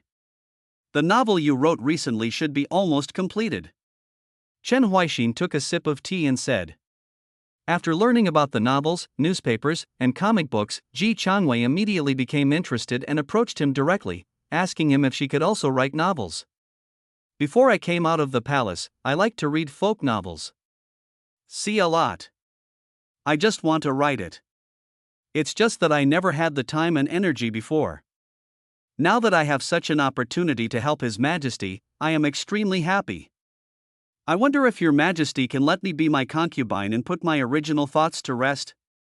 Ji Changwei said this to Chen Huaixin. Chen Huaixin naturally would not refuse. And after reading the ghost stories written by Ji Changwei, he also felt that they were very good. Whenever Ji Changwei fell into thinking, he would also use the stories in his mind to chat with her in his spare time. This Ji Changwei seemed to be inspired and continued to write furiously. And this communication. Not only does their relationship between husband and wife become more harmonious, but the novel about ghosts and gods is about to be completed. Maybe. This story written by the Queen. This will be my first new novel since the founding of the Yu Kingdom. Chen Huaixin smiles. Ji Changwei's face was a little shy, but her eyes were full of expectation. She loves to read novels, so she wrote a novel by herself. What a beautiful thing! With a smile on her face, she chatted with Chen Huaixin about daily life, and occasionally talked about matters related to the DPRK. I heard it. Your Majesty seems to be planning to reorganize the government system? End of chapter. Chapter 63 Active Change, Reorganize the Government System. This is an idea that Chen Huaixin had long ago. Only, at that time, the kingdom of Yu was first established. Everything is still unstable. Like government affairs. Because he did bring down the family members and killed too many related disciples, many scholars were repelled and afraid of him, and only a few dared to enter the court as officials. If it weren't for the fact that he had trained a large number of his own people during the 3 years he was in Yuanzhou City, and many officials from the former dynasty were willing to surrender. If he attacks an aristocratic family so unscrupulously, even if he can establish a country, it will be difficult to maintain it. Because governance is not simpler than founding a country. If the government system is reorganized at that time, maybe it will make the country turbulent. So, it has been delayed until now. Chen Huaixin thinks so. And now, everything in Yu country is on track. Some things that were impossible before can now be pushed forward. So, he first deliberately released the news to prepare the officials in the court. Even Queen Ji Changwei, who has no relatives, heard about it. Is Your Majesty not satisfied with the current system? It's not that I am dissatisfied, I just want to give future generations a new direction and leave a new idea to future generations. If we encounter contradictory problems that cannot be solved by the current system in the future, we may consider changes. In front of Ji Changwei, Chen Huaixin easily expressed his inner thoughts. Because she has no relatives. Only his words. But Ji Changwei's face was filled with astonishment. If you cannot solve the conflict, find a way to make changes. Your Majesty, are you really not afraid that such an idea will lead to chaos in the world in the future? In the Jinhuan Palace, watching your future self writing a novel, the 6th Princess Ji Changwei, who is only 13 years old, has a face full of envy at this time. Not only can she have a husband who is so good to her, but she can also fulfill her childhood dreams. You're having a great time. Ji Changwei wished that her present self could immediately replace her future self. Such a good future and such a good life cannot be enjoyed by my future self alone. But except she was thinking about this mess, when the other ministers looked at the future of the sky mirror, they all opened their mouths in shock. Even the previous death of Wei Taihe, the Minister of Household Affairs, was washed away by Chen Huaixin's words, proactive change? Chen Huaixin, he really doesn't value the country? If he wants to change the government, it's okay. After all, he is the emperor. If he feels that the current system is not working, he can naturally adopt other methods, but his real idea is really too dangerous. If it spreads, in the future Yu kingdom may be brought into chaos by his ideas, and the people will have a hard time. The future emperor of Yu kingdom will definitely hate his ancestor. The ministers were in an uproar. Even those ministers who recognized Chen Huaixin had puzzled looks on their faces at this time. If it were to reorganize and reform the government in order to stabilize the Chen family's empire, that would be fine. They could even absorb the essence from it to make Qinggua's empire more stable. But Chen Huaixin's thoughts. It's too extreme. Wang Xin, his brows furrowed tightly. He admitted that he could not understand at all what Chen Huaixin wanted to do. The Imperial Academy's sacrificial wine snorted and said, "First I want to enlighten the people's wisdom for ordinary people, and now I want to pass on this idea. Maybe after Chen Huaixin's death, the Yu kingdom will die for the second generation." If Chen Huaixin had not enlightened the people's wisdom, even if this idea was passed down, ordinary people would not know what it meant, and naturally it would not cause much turmoil. However, the combination of opening up people's wisdom and such extreme ideas will cause too much trouble. Some people may even understand that this is a method approved by the emperor, and even if nothing happens, there will be some trouble. Arrogance. Nothing. Check out the 16:9 bookbar to see the correct version. Jizhou sneered. Those officials who were related to the aristocratic family suddenly became ecstatic in their hearts after overcoming their initial shock. It seems we don't need to do anything else. Then Chen Huaixin took the initiative to report his failure. If His Majesty wants to recruit Chen Huaixin in the future, we will have an excuse to resist and oppose it. If a person with such dangerous ideas is allowed to enter the court as an official, he will be the biggest hidden danger to our country. These officials couldn't help but smile at the corners of their mouths, and the Chen Huaixin in the sky mirror became more and more pleasing to their eyes, but Ji Qingluo, who was sitting above, also had confusion in his eyes at this time. What are you thinking about? At the end of the month. The news of the reorganization of the government system has intensified discussions in the court. Certainly. The ministers only dared to discuss it in private. When you go to court, you still have to do what you have to do. Only. Judging from the worries in the eyes of the ministers, everyone is terrified and even hopes that this matter is just a rumor. But it has spread so widely. The rumor has not been refuted yet. There is a high probability that it is bound to happen. All ministers are not fools. What they all know, Chen Huaixin must also know, but even so, His Majesty did nothing. Doesn't it mean that this matter is confirmed at a glance? Some anxious people approached the Prime Minister directly, but the Prime Minister knew nothing about the matter. After driving away those who came to him, he found Pinglu Jidushi and asked, "Your daughter but the noble concubine, doesn't she know the reason? Do you think His Majesty will inform her of such a thing?" Pinglu Jidushi looked at him helplessly. However, compared to other ministers, Pinglu Jidushi is relatively stable, because no matter how he changes, as long as he holds Chen Huaixin's thigh tightly and follows his lead, his status will not change at all. But this answer did not satisfy the Prime Minister. After spending some time worrying. Jinping 6 years, November. The Prime Minister, 6 ministers, and important military generals were all recruited into the palace. Suddenly, everyone understands the thing they are worried about. Finally, there is a result. End of chapter. Chapter 64 Cabinet System. Actually, Chen Huaixin also thought about it. Everything is stable in your country now. There is no need to reorganize the government system at all. After all, most systems have their flaws. Even with his vast knowledge, he can't solve it. So, it's better to delve deeper into a system. Then eliminate the hidden dangers as much as possible. Chen Huaixin also had this idea. Only, he still gave up. He is afraid that future generations will regard his ideas as golden rules. Once something happens, the ancestral law is immutable. Then he was overthrown again by an uprising from below. And if he had taken the initiative to change and left a new direction for future generations, then when encountering huge social conflicts in the future that could not be solved at all, some people would be able to think of whether changes could be made.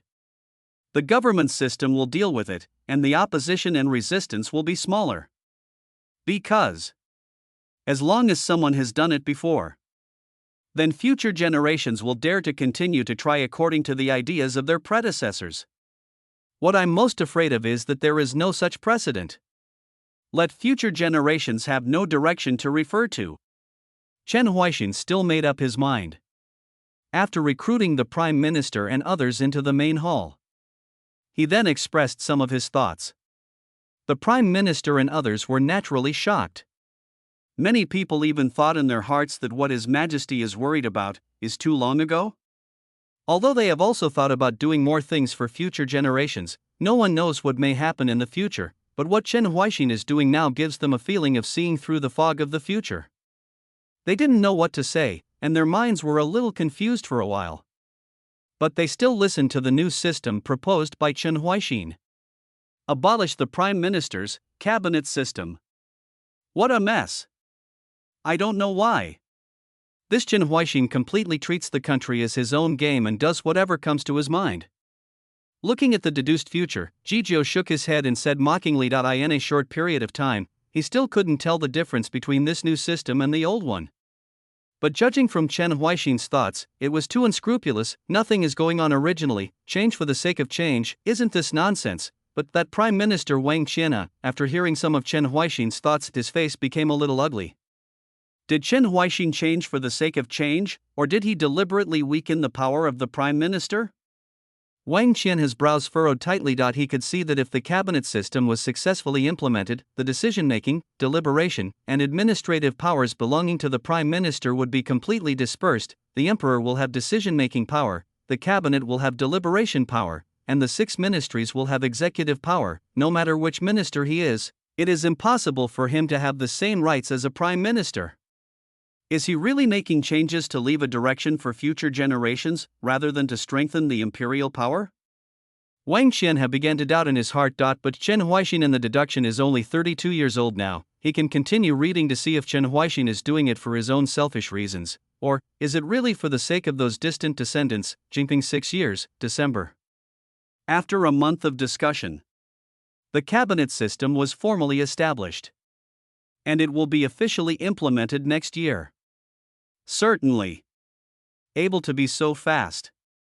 It is also because Chen Huaixin has made all preparations long ago. He has more to give his ministers time to accept. I will leave first. The ministers leave. Chen Huaixin is still sitting in the hall. Recalling the more advanced and superior systems in the knowledge in his mind, he sighed helplessly. Check out the 16:9 book bar to see the correct version, today. Society has not reached that level yet. It is even more impossible for people who have not fully opened their wisdom to accept some novel ideas. And in today's environment, the monarchy can actually lead the country forward better. Otherwise, if we take too big a step, it will only cause chaos in the country of you. We can only wait until the conditions are right and continue to take the initiative to change again. Chen Huaixin shook his head. He really wants to turn some of the ideas in his mind and what he once said into reality. But the current state has not reached that level, and in today's era, the centralized monarchy is the most superior.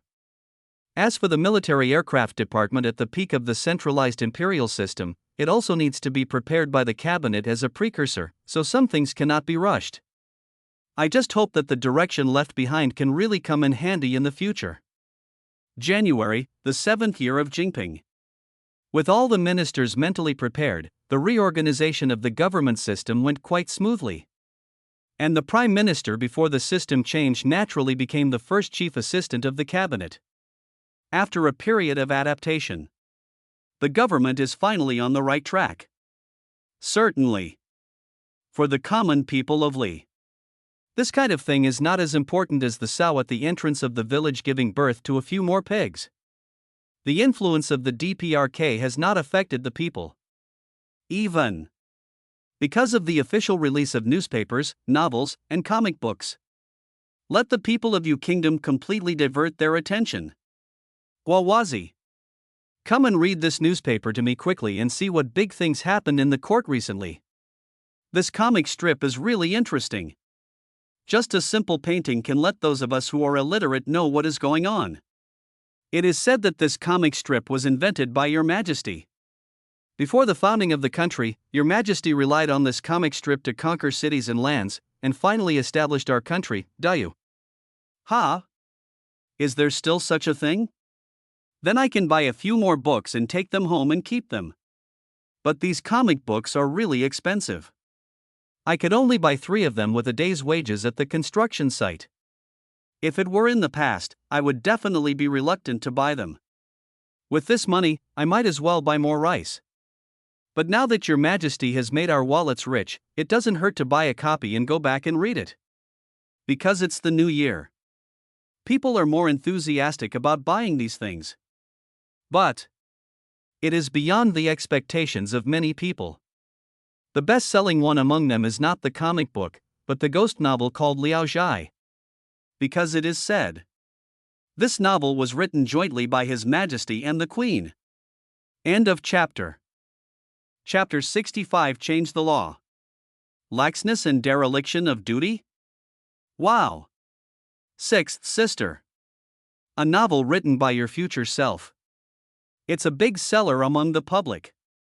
Ji Changling looked at Ji Changwei and joked, she didn't have much feeling for the so-called reorganization of the government system. Certainly. That's not to say she has become like the fifth sister Ji Changqing. No matter what Chen Huaixin does, she will be right or wrong without thinking. She just simply feels that it happened in the future after all. Whether it is right or wrong, good or bad, she can look at it further.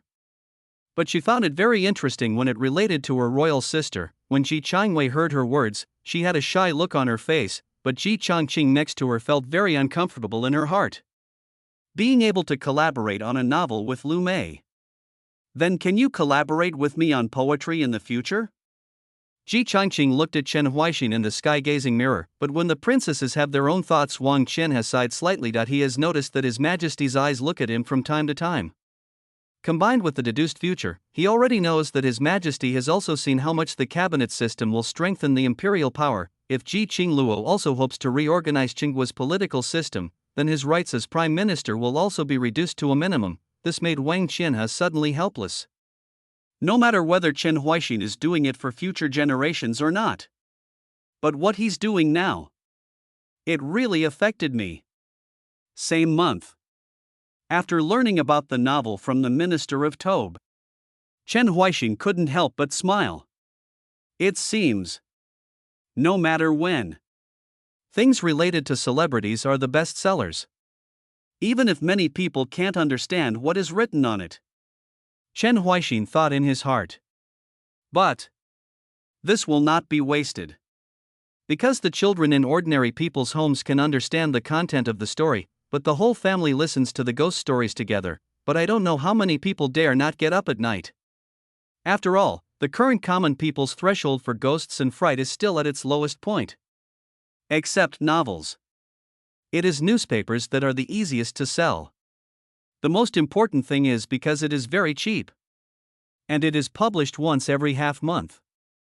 It's much faster than novels and comics.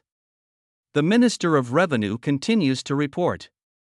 Newspapers are published every half month, also because of the help of cement roads. Otherwise, in the past, if you wanted to spread a news across the country, unless it was urgent, it would take 2 or 3 months.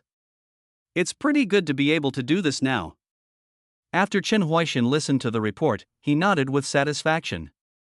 With these 3 things, we can meet the entertainment needs of the people for the time being. He believes it. After those businessmen see this business opportunity, they will definitely find ways to expand the scale of novels and comic books. As for the newspaper matter, no businessman would dare to touch it. They want to make money, but they also know what money can be made and what money cannot be made. Even newspapers full of articles about North Korea and China's policies want to intervene, so they don't dare to think about what else they want to do in the future. But wait until later. When the time is right, you can let go. Let each town get its own local newspaper. Chen Huaixin wrote down this idea in his mind. Wait until the Secretary of the Ministry of Revenue completes his report and then retires. The Minister of Punishment rarely came forward to report. Your Majesty, there are some parts of the laws of your kingdom that cannot be covered now. Do we need to add or modify them? Reported by Shang Shui of the Ministry of Punishment. The places he mentioned that cannot be covered are not that there are outlaw towns in the Yu Kingdom. It is just that due to the rapid development of the Yu Kingdom, the regulations of the Dayu law that were originally written with reference to the predecessor laws are no longer sufficient. This is also the impact that Chen Huaixin's proactive reforms had on the Minister of Punishment. Even the political system can be changed, so why should the law remain unchanged? The Minister of Punishment thinks so. Check out the 16:9 book bar to see the correct version. Chen Huaixin naturally agreed to his proposal. Let the cabinet and the 6 ministries cooperate to perfect the new law. Chen Huaixin said this. Certainly. He himself will only implement this law after reading and revising it. After all, he was so concerned about Shang law at the beginning. How can he be the master of Dayu law, which is more important now? It's a good thing to be able to think of changes. Jinping 7 years, February. The cabinet is already operating smoothly. And the ministers are gradually getting used to today's government. Even in the eyes of some ministers, today's system is more efficient than before, and many things can be handled without so much delay. For the chief minister, who was the former prime minister, it was really uncomfortable to have his power weakened, but when he thought that no matter whether it was weakened or not, the real power of the Yu Kingdom was in the hands of His Majesty, he's suddenly not so uncomfortable anymore. The founding king holds military power, but no one can really restrict it. His previous rights were only tacitly approved by Chen Huaixin. But only 7 years. There has already been a problem of laziness and dereliction of duty by local officials. Because the world is peaceful and there are signs of a prosperous age, have you started to enjoy it? The first assistant frowned tightly. He knows very well that the so-called efficiency and non-procrastination are completely the illusion of ordinary courtiers. It is only because of the emergence of this change that the local officials at the bottom suddenly felt panic, so they temporarily dealt with the matter seriously, making the efficiency much higher than before. After the chief minister discovered the matter, he did not hide it, but reported it immediately. Otherwise, if His Majesty accidentally learned of it, many people's heads would be separated. This is human nature. If there is no effective supervision, laziness and laxity are bound to appear. It's pretty good to find out in time now. Chen Huaixin did not blame the chief assistant. Human nature is something that is difficult to change. And he also continued to talk about his coping strategies. How to succeed in the exam. In the Jinuan Palace, look at the problems that Shofu encountered. Wang Qianhe immediately became energetic regardless of whether Chen Huaixin's thoughts affected him or not. The malfeasance of officials in various places is also a problem that Chenghua has today. If he could learn how to deal with it from Chen Huaixin, he would no longer have to think hard. It's just, what is the test method? 5 chapters and 10,000 words are delivered today. Please continue to support subscriptions. Thank you again, readers. End of chapter. Chapter 66. This is in line with my Desheng national conditions. Wang Qianhe frowned and thought he could probably guess it. This is the so-called examination method. It should be an assessment method for officials. After all, only for local officials to stipulate. Only to ensure that they are at least working.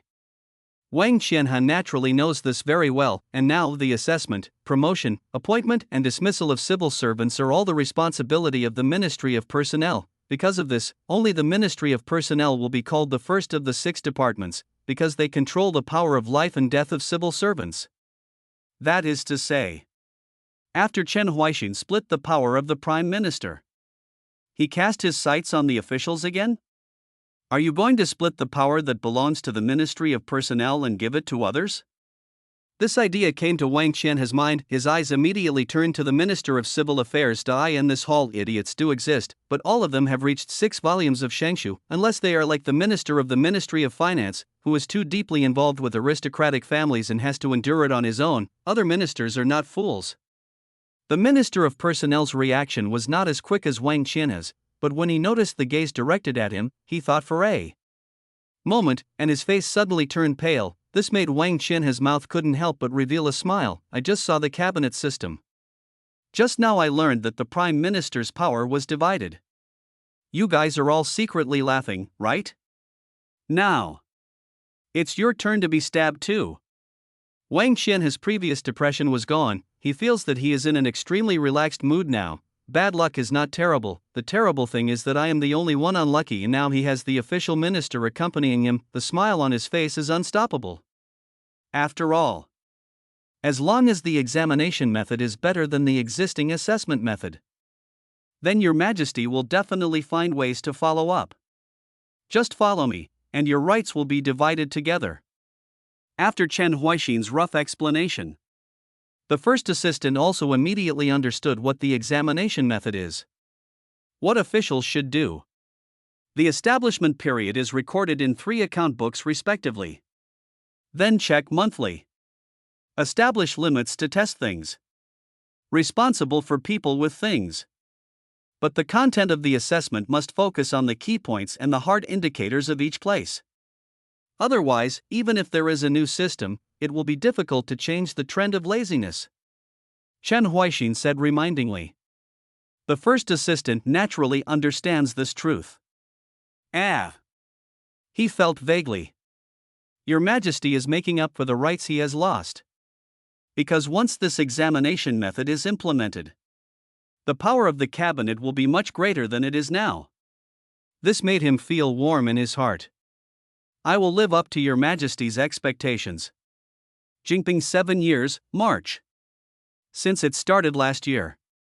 Most of the people of U-State have adopted new tools and new farming methods, which greatly increased the grain harvested last year and allowed the people to keep much more than in previous years. So, this year, no need for government urging. The remaining people also took the initiative and adopted new methods. Even some people are seeing that the government is planning to use newly developed fertilizers in experimental fields to promote food growth and fertilize the fields, so that they can be promoted to the people next year. These common people came directly to the door and begged the government, why not conduct experiments directly on their fields? Because now the people understand that what the government has researched and produced is really much better than the experience passed down by their ancestors. The government will not deceive us.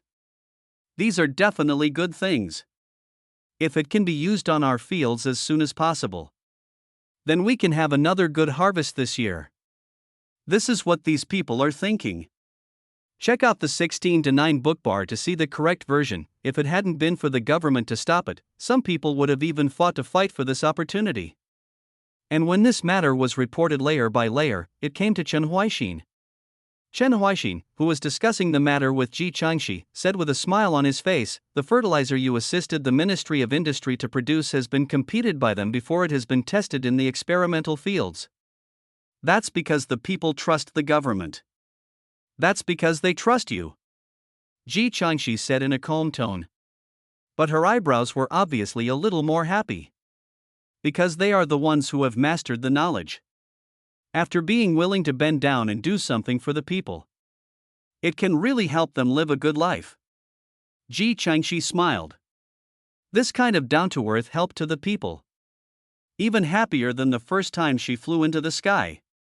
In the Jinluan Palace. Ji Qingluo looked at the deduction of the sky mirror, and a look of envy appeared on his face again. Although it seems setting up a test field is an extremely common thing, but Chen Huaixin relied on this to make the people trust the Yugua government.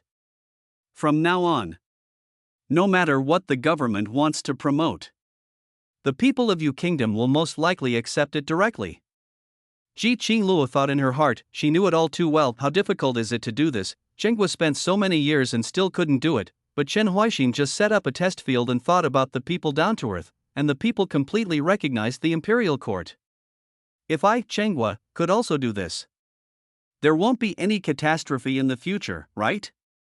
Ji Qingluo thought so. Her eyes swept over the courtiers below. But many ministers don't care about the affairs of the people. On the contrary, the examination method proposed by Chen Huaixin is the focus of their attention, because this is what is closely related to them. If we inherit the country, we will also implement the entrance examination method. Then the good days I've been waiting for are coming to an end. You have to worry about the assessment all the time. We must work hard for the assessment at all times. Are you still an official?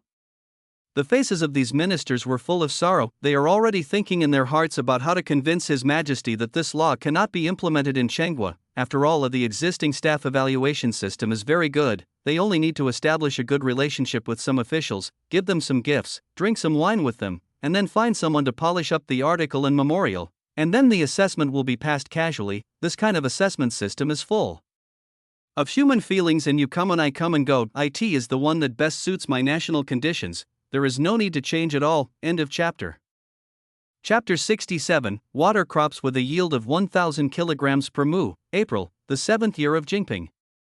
The test-taking method is officially implemented. For a while, officials at all levels in U-State are worried. Because if you really conduct the assessment according to the above requirements, I'm afraid they need to be busy for a whole month to complete it. This way, where is the rest time for me to wait? Where is the time for me to connect with my colleagues? From opening eyes to closing eyes. Can't stop for a moment. Some officials are filled with dissatisfaction. Especially for those officials who have been serving as officials in the court since the predecessor period and have now surrendered to the Yu Kingdom. They have become accustomed to the relaxed assessment of the official department, and are used to having a drink with their colleagues after finishing their work. Then he returned home drunk. Now the DPRK and central government suddenly want to change the assessment method, and they will conduct monthly inspections, and will set limits for examinations and hold people responsible for them. How can they accept this? It's not like we don't work. It's just that I'm not that diligent. And we have abided by His Majesty's regulations. We have never shown color to the people and have always been friendly to them. We dare not ignore the people's livelihood. Isn't this enough? The officials complained. Some people even think that there is no need to strictly abide by it at all. As long as part of the assessment arrangements are completed, then the supervisors and inspections should turn a blind eye. Otherwise, if we rigidly follow the above requirements and really hold people accountable, many officials may be dismissed from their posts. This will destabilize the government. Think of this. They also relaxed immediately. After all, if too many officials can't do it, you must know the law and not blame others. In the Jinhuan Palace, I saw the reaction of officials at all levels after the implementation of the law. The ministers who were full of worries before were immediately relieved. This is the examination method implemented by Yu State. Even their own officials have trouble doing it. How can it be called a good method? If Your Majesty wants to follow suit, that will definitely lead to political instability in our country. There were smiles on the faces of these courtiers. Really, you have to follow the ancestral system. The examination method is a cold assessment method. How can it be better than the humane official assessment? The essence of Qinggua's 300 years of experience in government is all contained in this back and forth. Even the Minister of Civil Affairs, who was previously worried that his rights would be divided, finally breathed a sigh of relief. His eyes looked at Wang Qianhe, as if he was saying, if you want to be unlucky, you should be unlucky yourself. The power of my official department. How could it be divided so easily? The official minister smiled. However, Wang Qianhe looked calm. He knows it very well. If Chen Huaixin dared to implement such a policy, he could certainly imagine the reaction of officials. If you want to rely on the law to resist, you will only lose your official title. And this is post-cabinet system. In the true sense, the first policy implemented by Yu State. It is impossible and cannot fail. Jinping 7 years, May. The test method has been officially implemented for 1 month. The chief assistant also handed over the statistical results to Chen Huaixin. In my country, there are so many officials who are lazy and derelict in their duties, even if it stipulates requirements. But you can only barely finish half of it? Ha! Chen Huaixin sneered. But he was not that angry. Because compared to those who are unable to complete the requirements, officials who successfully meet the requirements still account for the majority. This can only show that some people do start to slack off and enjoy themselves because of the peace in the world. But there are more people who have not forgotten the sufferings of the previous period, and do not want your country to repeat the same mistakes, and are still working conscientiously for this result. Chen Huaixin is quite satisfied. Check out the 16:9 book bar to see the correct version. Although there are borers in Yu Kingdom, the proportion is still very small. Next, just follow the regulations. If you should be punished, you should be punished. If you should be removed from office, you should be removed from office. We can take this opportunity to let those new scholars go to the bottom to become officials. Chen Huaixin said to the chief assistant. The first assistant nodded clearly. And there was an idea in his mind.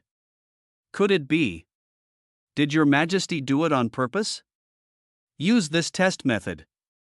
Purge those old officials, lazy officials, and successor officials, so that we can make room for the common people who passed the imperial examination from the bottom. The atmosphere in Jinhuan Palace became quiet. Many ministers had expressions of disbelief on their faces. In their opinion, pass the law requirement. It's simply not something that humans can accomplish. If you have to work hard to do these things every day, then what's the point of being an official? But the official of Yu State, most of them can do it. Why do they have to work so hard?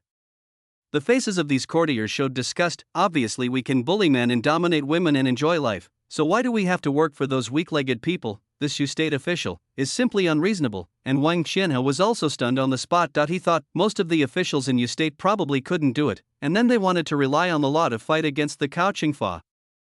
In the end, they were dealt with by Chen Huaixin. But I forgot. That's Yu country. Not Sungkook. They are all indispensable for climbing up from the bottom and making the country with broken mountains and rivers become as prosperous as it is today. Even if some people relax because of this, more people want to see that prosperous age. They want future generations to no longer have to suffer the hardships they have experienced. A look of envy appeared on Wang Qian's face. If there were such a group of officials in Changhua who did not forget their original intentions, then how could I, Changhua, have ended up in this situation? Same month. Chen Huaixin appeared in Dayu Research Institute again. Now, under the leadership of Ji Changxi. Even if he doesn't pay much attention, a lot of things can often be produced here, such as the fertilizer previously, which Ji Changxi helped them make after the Minister of Industry came to visit. And this time, he was originally in the harem, chatting with Ji Chanwei and helping her write a new novel. But a piece of news from Ji Changxi made him unable to sit still. Where are the crops grown in water that can produce more than 1,000 kilograms per mu? There are a total of 14,000 updates today, and all 7 chapters are delivered. Thank you very much, readers, for your support. Please subscribe later. End of chapter. Chapter 68: Exaggerated Yield per Mu. Vegetables in the water. Can we produce more than 1,000 kilograms per mu? Crops grown in water? Hear these words. There was an uproar in the hall, especially Mr. Sinong Temple, that he was still looking forward to it. When will Chen Huaixin be able to go overseas to take away the crops that produce thousands of kilograms per acre? This way he can also remember the thing in the hope that he can also look for it one day. But now that's the news from Dayu Research Institute, but it made him unable to stand. Because this is a high-yielding crop. It's very likely that it's in Dayu. You don't need to go overseas to find it. Sinong Temple Ching looked at the Tianjing mirror with wide eyes. High-yielding crops that will be available in Yu State in the future, that basically exists in the current Changhua territory. If it can be found, then the people will not have to suffer from food shortage. Even Ji Qingluo, who was sitting on the dragon chair, immediately put aside his thoughts about the examination method and stared at the sky mirror. Without any hesitation, he continued to guide the national destiny and deduce the future. If it is such a crop, it also exists in our country. Perhaps more people can survive. In the Dayu Research Institute. Chen Huaixin stares at Ji Changxi. He originally thought, I want to find high-yielding crops. I want to find those potatoes and sweet potatoes. At least we need to wait until the big ship is built, or even until the steam engine is manufactured, before it is possible to find it back from overseas. Before. He also sent personnel to contact merchants from other countries, hoping to discover possible seeds among those merchants. However, in the end, nothing was gained. But just when he was calmly waiting for the ship to be built, and waiting for the big voyage to seek high-yielding crops, this news about Ji Changxi. He was completely stunned. Today's territory of Yu State already have crops yielding thousands of caddies per mu? And it's aquatic? Chen Huaixin is full of confusion. This is the first time Ji Changxi sees him like this. In the past, you act very confident. Why are you so confused this time? Ji Changxi showed a rare smile. Not only because she is in a good mood now, but also because Chen Huaixin's reaction makes her feel very satisfied. Certainly. She also knows her temperament. Before Chen Huaixin could continue to ask, she spoke again. Those aquatic crops are quite common in daily life, and you must have eaten them. Have I eaten it? A very common aquatic crop? Chen Huaixin thought for a moment and then quickly said 2 names. Lotus root. Water chestnut. Lotus root? Water chestnut? We have eaten both of these things. But is its yield per mu really that much? After Chen Huaixin said the names of these 2 aquatic crops, a minister immediately spoke for everyone in this hall, all kinds of things within the territory of Changhua. There was very little they hadn't eaten, like lotus root and water chestnut, because it tastes sweet and crispy naturally. It is also a vegetable that can often be seen on their tables, but regarding their yield per acre, few people really know. The eyes of all the ministers turned to Qing Sinong Temple. Even Ji Qingluo looked at him at this time, but Sinong Temple minister's face was very bitter. Feeling the gazes of His Majesty and his colleagues, he said with difficulty, I don't know. For Sinong Temple, what they paid more attention to in the past was naturally the crops produced in the fields. Or rather, land complex. Check out the 16:9 book bar to see the correct version. It is hidden deep in the bones of the people, except for those fishermen who rely on the ocean for their livelihood because they are close to the sea. The other people are basically digging for food in the fields, so naturally they are also paying attention to this land. As for crops in the water. At most, I know it can be eaten, but more is unknown. After hearing that even the ministers of Sinong Temple did not know, the eyes of all the ministers focused on the sky mirror again. Even those officials related to the aristocratic family wanted to know what the real situation was. The lotus root and water chestnut. Is the yield per mu really that exaggerated? After Ji Changshi's prompt, Chen Huaixin naturally thought of what kind of aquatic crops he often eats. Or, be more specific, it should be called a vegetable in water. But how come their yield per mu is so high? Chen Huaixin looks at Ji Changshi. Ji Changshi didn't talk nonsense anymore. She took Chen Huaixin and walked towards the flat ground behind Dayu Research Institute. This is a place they specially created when they were assisting the Ministry of Industry in researching fertilizers. Because I accidentally discovered that the silt at the bottom of the river can fertilize the fields. So I asked the Ministry of Industry to help me build a pond here. Ji Changshi explained. Chen Huaixin can naturally understand the reasoning behind this. In the course of tens of millions of years of natural evolution, countless fish and shrimps have been buried at the bottom of the river, and finally rotted in the mud, and are rarely found by people. Naturally, it is perfect to use it as a fertilizer to increase production. There is a pond. Then naturally we need to raise some fish and shrimp to verify the conjecture about the silt. But not later. I found that just raising fish and shrimps is a bit of a waste of space. So I threw in the lotus root and water chestnuts, just to add color to it. Ji Changshi's approach. It is in line with the simple concept of today's era. It's like finding a piece of land in your yard, always thinking about what to plant on it, and if there is still space after planting, you will find ways to fill it up. It can't be wasted anyway. Wait until this morning, I suddenly wanted to eat lotus roots, so I wanted to pick some. But when I picked it up, I suddenly found that the weight of the lotus root was quite heavy. One lotus root weighs a pound at least, and one lotus root weighs 4 or 5 at least. And in this acre of pond, it is very easy to raise hundreds of lotus roots. Speaking of this, Ji Changshi didn't say any more. Because the rest is just ordinary mathematical calculations. Even if we just take 400 plants as the middle value, how many kilograms of lotus roots an acre of pond can produce has already appeared in Chen Huaixin's mind. Same. This is also true for water chestnuts. It's just that its yield per mu will be lower than that of lotus root. Standing at the edge of the pond. Look at the lotus flowers inside. Chen Huaixin's face is full of astonishment. I have never noticed such a common aquatic vegetable before. End of chapter. Chapter 69. I know too much. In the Jinluan Palace, Sinong Temple Cheng also opened his mouth wide after hearing what the future Ji Changshi said. Naturally, he immediately calculated how many kilograms of lotus roots there were in the pond. The yield per mu is more than 2,000 kilograms of lotus roots. Such a divine thing. I haven't noticed before?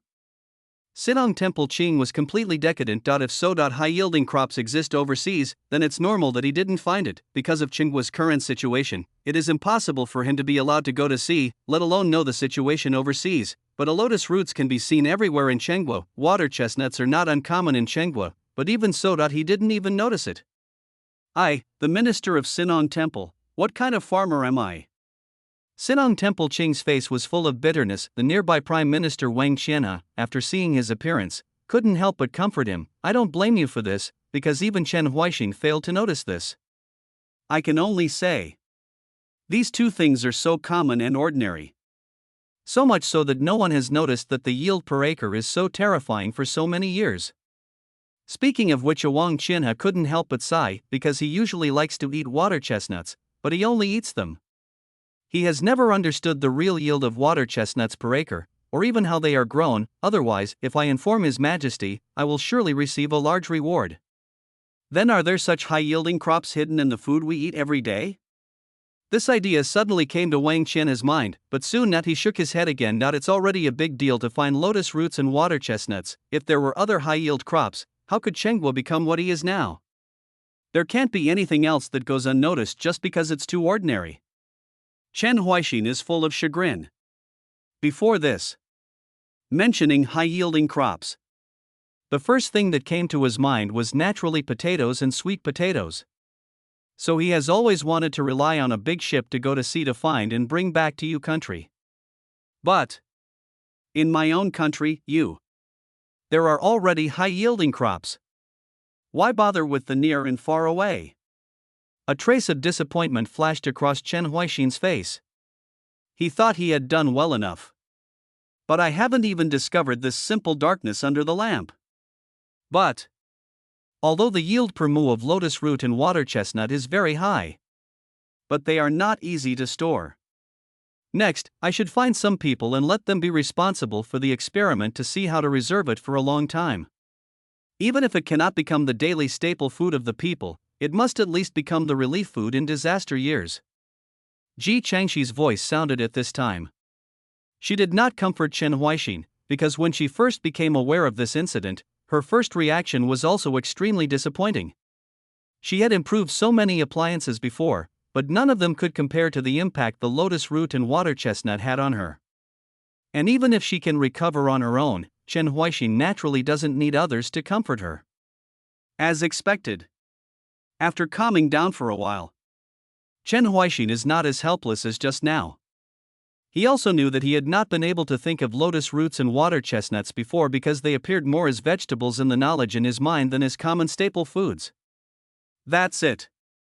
Except lotus root and water chestnut. Is there still a high output? What about the staple food or non-staple food that I failed to notice? Chen Huaixin thinks so. He first chatted with Ji Changshi and asked him to try making the lotus root into powder to see if it could be stored longer. If it didn't work, it could also be used as a raw material for fertilizer after it rotted. After waiting to leave Dayu Research Institute, he did not return to the harem. Check out the 16:9 book bar to see the correct version. Instead, he went to the palace, thinking about the high-yielding crops that might be missing. The yield of the mushroom does not seem to be very high, but its vitality is very strong and it is durable in storage. You can find someone to research it. The yield per acre of wild rice seems to be quite good, but it seems to be infected with a pathogen and is changed from wild rice to wild rice. You can send someone to look for it first. Water chestnuts, this thing seems to be able to produce 1,000 kilograms per acre, and it can also be planted in ponds. Although it cannot be used as a staple food, it can also be used as famine relief food. There are also taro and yam. How could I have forgotten these two things? Their yield is not much worse than lotus root. Although it has many disadvantages, such as eating too much will cause abdominal distension and pain, and it is difficult to store. But compared to eating guanine soil in disaster years, at least these two things can help you survive. Every time Chen Huaixin thinks of something, he writes it down on paper. Even if these things, it can't really be compared with potatoes and sweet potatoes. Some even appear as vegetables. But they can be the trump card that allows people to survive. This alone is enough. Look at Chen Huaixin's record. Wang Qian, his face twitched. He thought lotus roots and water chestnuts can be found. God has opened his eyes, but who would have thought I in the territory of the future Yu state, which is now the territory of Chengguo, there are actually many crops with high yields. Even as Chen Huaixin said, these things will have shortcomings of one kind or another. For example, the cultivation of lotus root and water chestnut requires a large amount of water. It is impossible to promote it like farming, and it is impossible to replace grains. But in the face of not having enough to eat, in the face of having nothing to eat, none of this matters. It should be the best food that the imperial court has tried to reserve for disaster relief. Wang Qianhe didn't know what to say, and the Sinong Temple Qing collapsed directly on the ground when Ji Qingluo looked over. He reluctantly stood up and said to Ji Qingluo, "Your Majesty, I am guilty. It is clear that our country has so many high-yielding crops, but I failed to find anything. Please resign from the position of Minister of Sinong Temple." If they are the same thing, it can still be tolerated, but Chen Huaixin is on the paper, but he wrote down the names of many crops, even though it is not yet clear whether these are high-yielding crops, with lotus root and water chestnuts in front. Even officials related to the aristocratic family will not think that Chen Huaixin is writing nonsense. This is Chen Huaixin. There are too many things to know. 2 chapters delivered at noon. There will be an update before 12 p.m. tonight. Please, readers can continue to support. End of chapter. Chapter 70. Born to Know It? Troubles in the Southwest. Looking at Chen Huaixin in the sky mirror, not to mention officials related to the family, even Ji Qingluo couldn't help but be stunned. This guy. It's not something you're born with, right? The knowledge he possesses is a bit too vast, isn't it? Ji Qingluo narrowed her eyes. But she didn't delve into it further. Instead, he set his sights on the body of Sinong Temple Qing, who asked her to resign. "I have failed your Majesty's trust and voluntarily resigned from the position of Minister of Sinong Temple." Sinong Temple Qing looked at Ji Qingluo and said seriously, "This is the first official to resign for so long in the future. What happened in the sky mirror made him really have no shame in being the Minister of Sinong Temple anymore." But Ji Qingluo didn't want to resign him. Even though he had been refuting Chen Huaixin before, when Chen Huaixin showed the evidence, he was the quickest to give in. He is thinking about the people, but his ability is slightly weak. As soon as Ji Qingluo had such an idea, he immediately shook his head. Compared with Chen Huaixin, not even Prime Minister Wang Qianhe can compare. Isn't it natural that a mere minister named Sinong Temple appears to be weak in front of Chen Huaixin? And the most important thing is, he is not deeply involved with the aristocratic family. Even if the ability is a little weak, but the heart is for the people, it is already very good.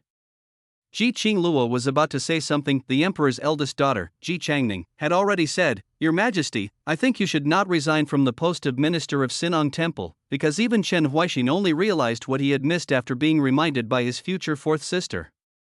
"Before Changhua, because of the immortals, all I cared about were the things in the fields, and all I cared about were the yield per mu of staple food and other aspects. I haven't noticed other vegetables, I haven't noticed crops that are inconvenient to store, and I haven't noticed things with various defects. This is really normal." Ji Changning is very serious. After all of the past immortal era still has a huge influence on them even now. Just like before Chen Huaixin created the hot air balloon, no one would think that ordinary people could touch the sky, and no one even had such an idea. In the past, the magic spells performed by the immortals were all aimed at the crops in the fields. Vegetables such as lotus root and water chestnuts were not paid any attention to by the immortals. So, Sinong Temple Qing, rather than resigning from your position, it's better to find a way to get rid of the influence of the immortals, get rid of the neglect caused by the immortals, and then think about whether there are any unnoticed crops that can be used to benefit more people. Ji Changning persuaded, and this is in line with Ji Qingluo's wishes. She looked at the minister of Sinong Temple, then at the sky mirror, followed her eldest niece's words, and said, "As for planting, our Changhua is currently short of manpower. Instead of asking for resignation, it is better to think about local products, how to plant and store better. After all, they have many flaws, which need to be solved by you, the minister of Sinong Temple." Listen to Ji Qingluo's words. Sinong Temple Qing hesitated for a while and then nodded slowly. "This time, I hope you will live up to your Majesty's trust." After recording the crops that come to mind, Chen Huaixin handed it to the chief assistant and asked him to arrange manpower to try. After knowing the reason, the first assistant also showed excitement on his face. "I didn't expect it. My country, actually has such divine objects. If it can be promoted, then the people of our country will no longer have to worry about hunger." The chief minister was full of joy. But Chen Huaixin shook his head. In his opinion, these things can be regarded as treasures at best, but they cannot be called divine objects. Unless all its shortcomings are solved. For example, the planting area of lotus root, water chestnut is restricted, and it needs to be as close to the water source as possible. For example, if you eat too much taro and yam, you will have stomach problems, and you will even feel itchy when you touch it. It has high land requirements and must be carried out. Improvements and more. But there is nothing perfect in this world. And even if they have many shortcomings. But none of these are worth mentioning when you can fill your stomach. The first assistant is already very satisfied. Jinping 7 years, June. The Minister of Industry reported good news. Check out the 16:9 book bar to see the correct version, after nearly 4 years of trying. The first batch of large-scale breeding pigs are finally coming to the market. After castrating the boar. Not only do they no longer like to fight, they are more convenient to breed, and even the meat no longer has the strange smell of the past. As for cooking, just boil the water and add some salt. The taste is very good. The minister of the Ministry of Industry said happily. The work that lasted for nearly 4 years has finally come to an end smoothly. The burden on his shoulders is lightened, and naturally he is happier. Chen Huaixin looked at the boiled pork in front of him, but he didn't say that frying was better, because for today's people, iron pots are still relatively scarce, let alone frying without enough oil. It won't be that fragrant when fried. Being able to eat boiled meat is considered a rare delicacy even in the eyes of some merchants. How much does pork cost? Currently it is still slightly more expensive than beef and mutton, because it is only raised by the Ministry of Industry. It can only supply one city at most, and it cannot be spread across the country for the time being. What if the technology is made public so that people or businessmen can breed freely? Of course there is no problem, but the market price, I am overly concerned. The Minister of Industry almost forgot that the commercial law has been implemented nationwide. Even if it is released to merchants for breeding, the price will only slowly drop. This way, ordinary people will soon be able to eat cheap pork. Your Majesty made up his mind to compile commercial laws. He was really far-sighted.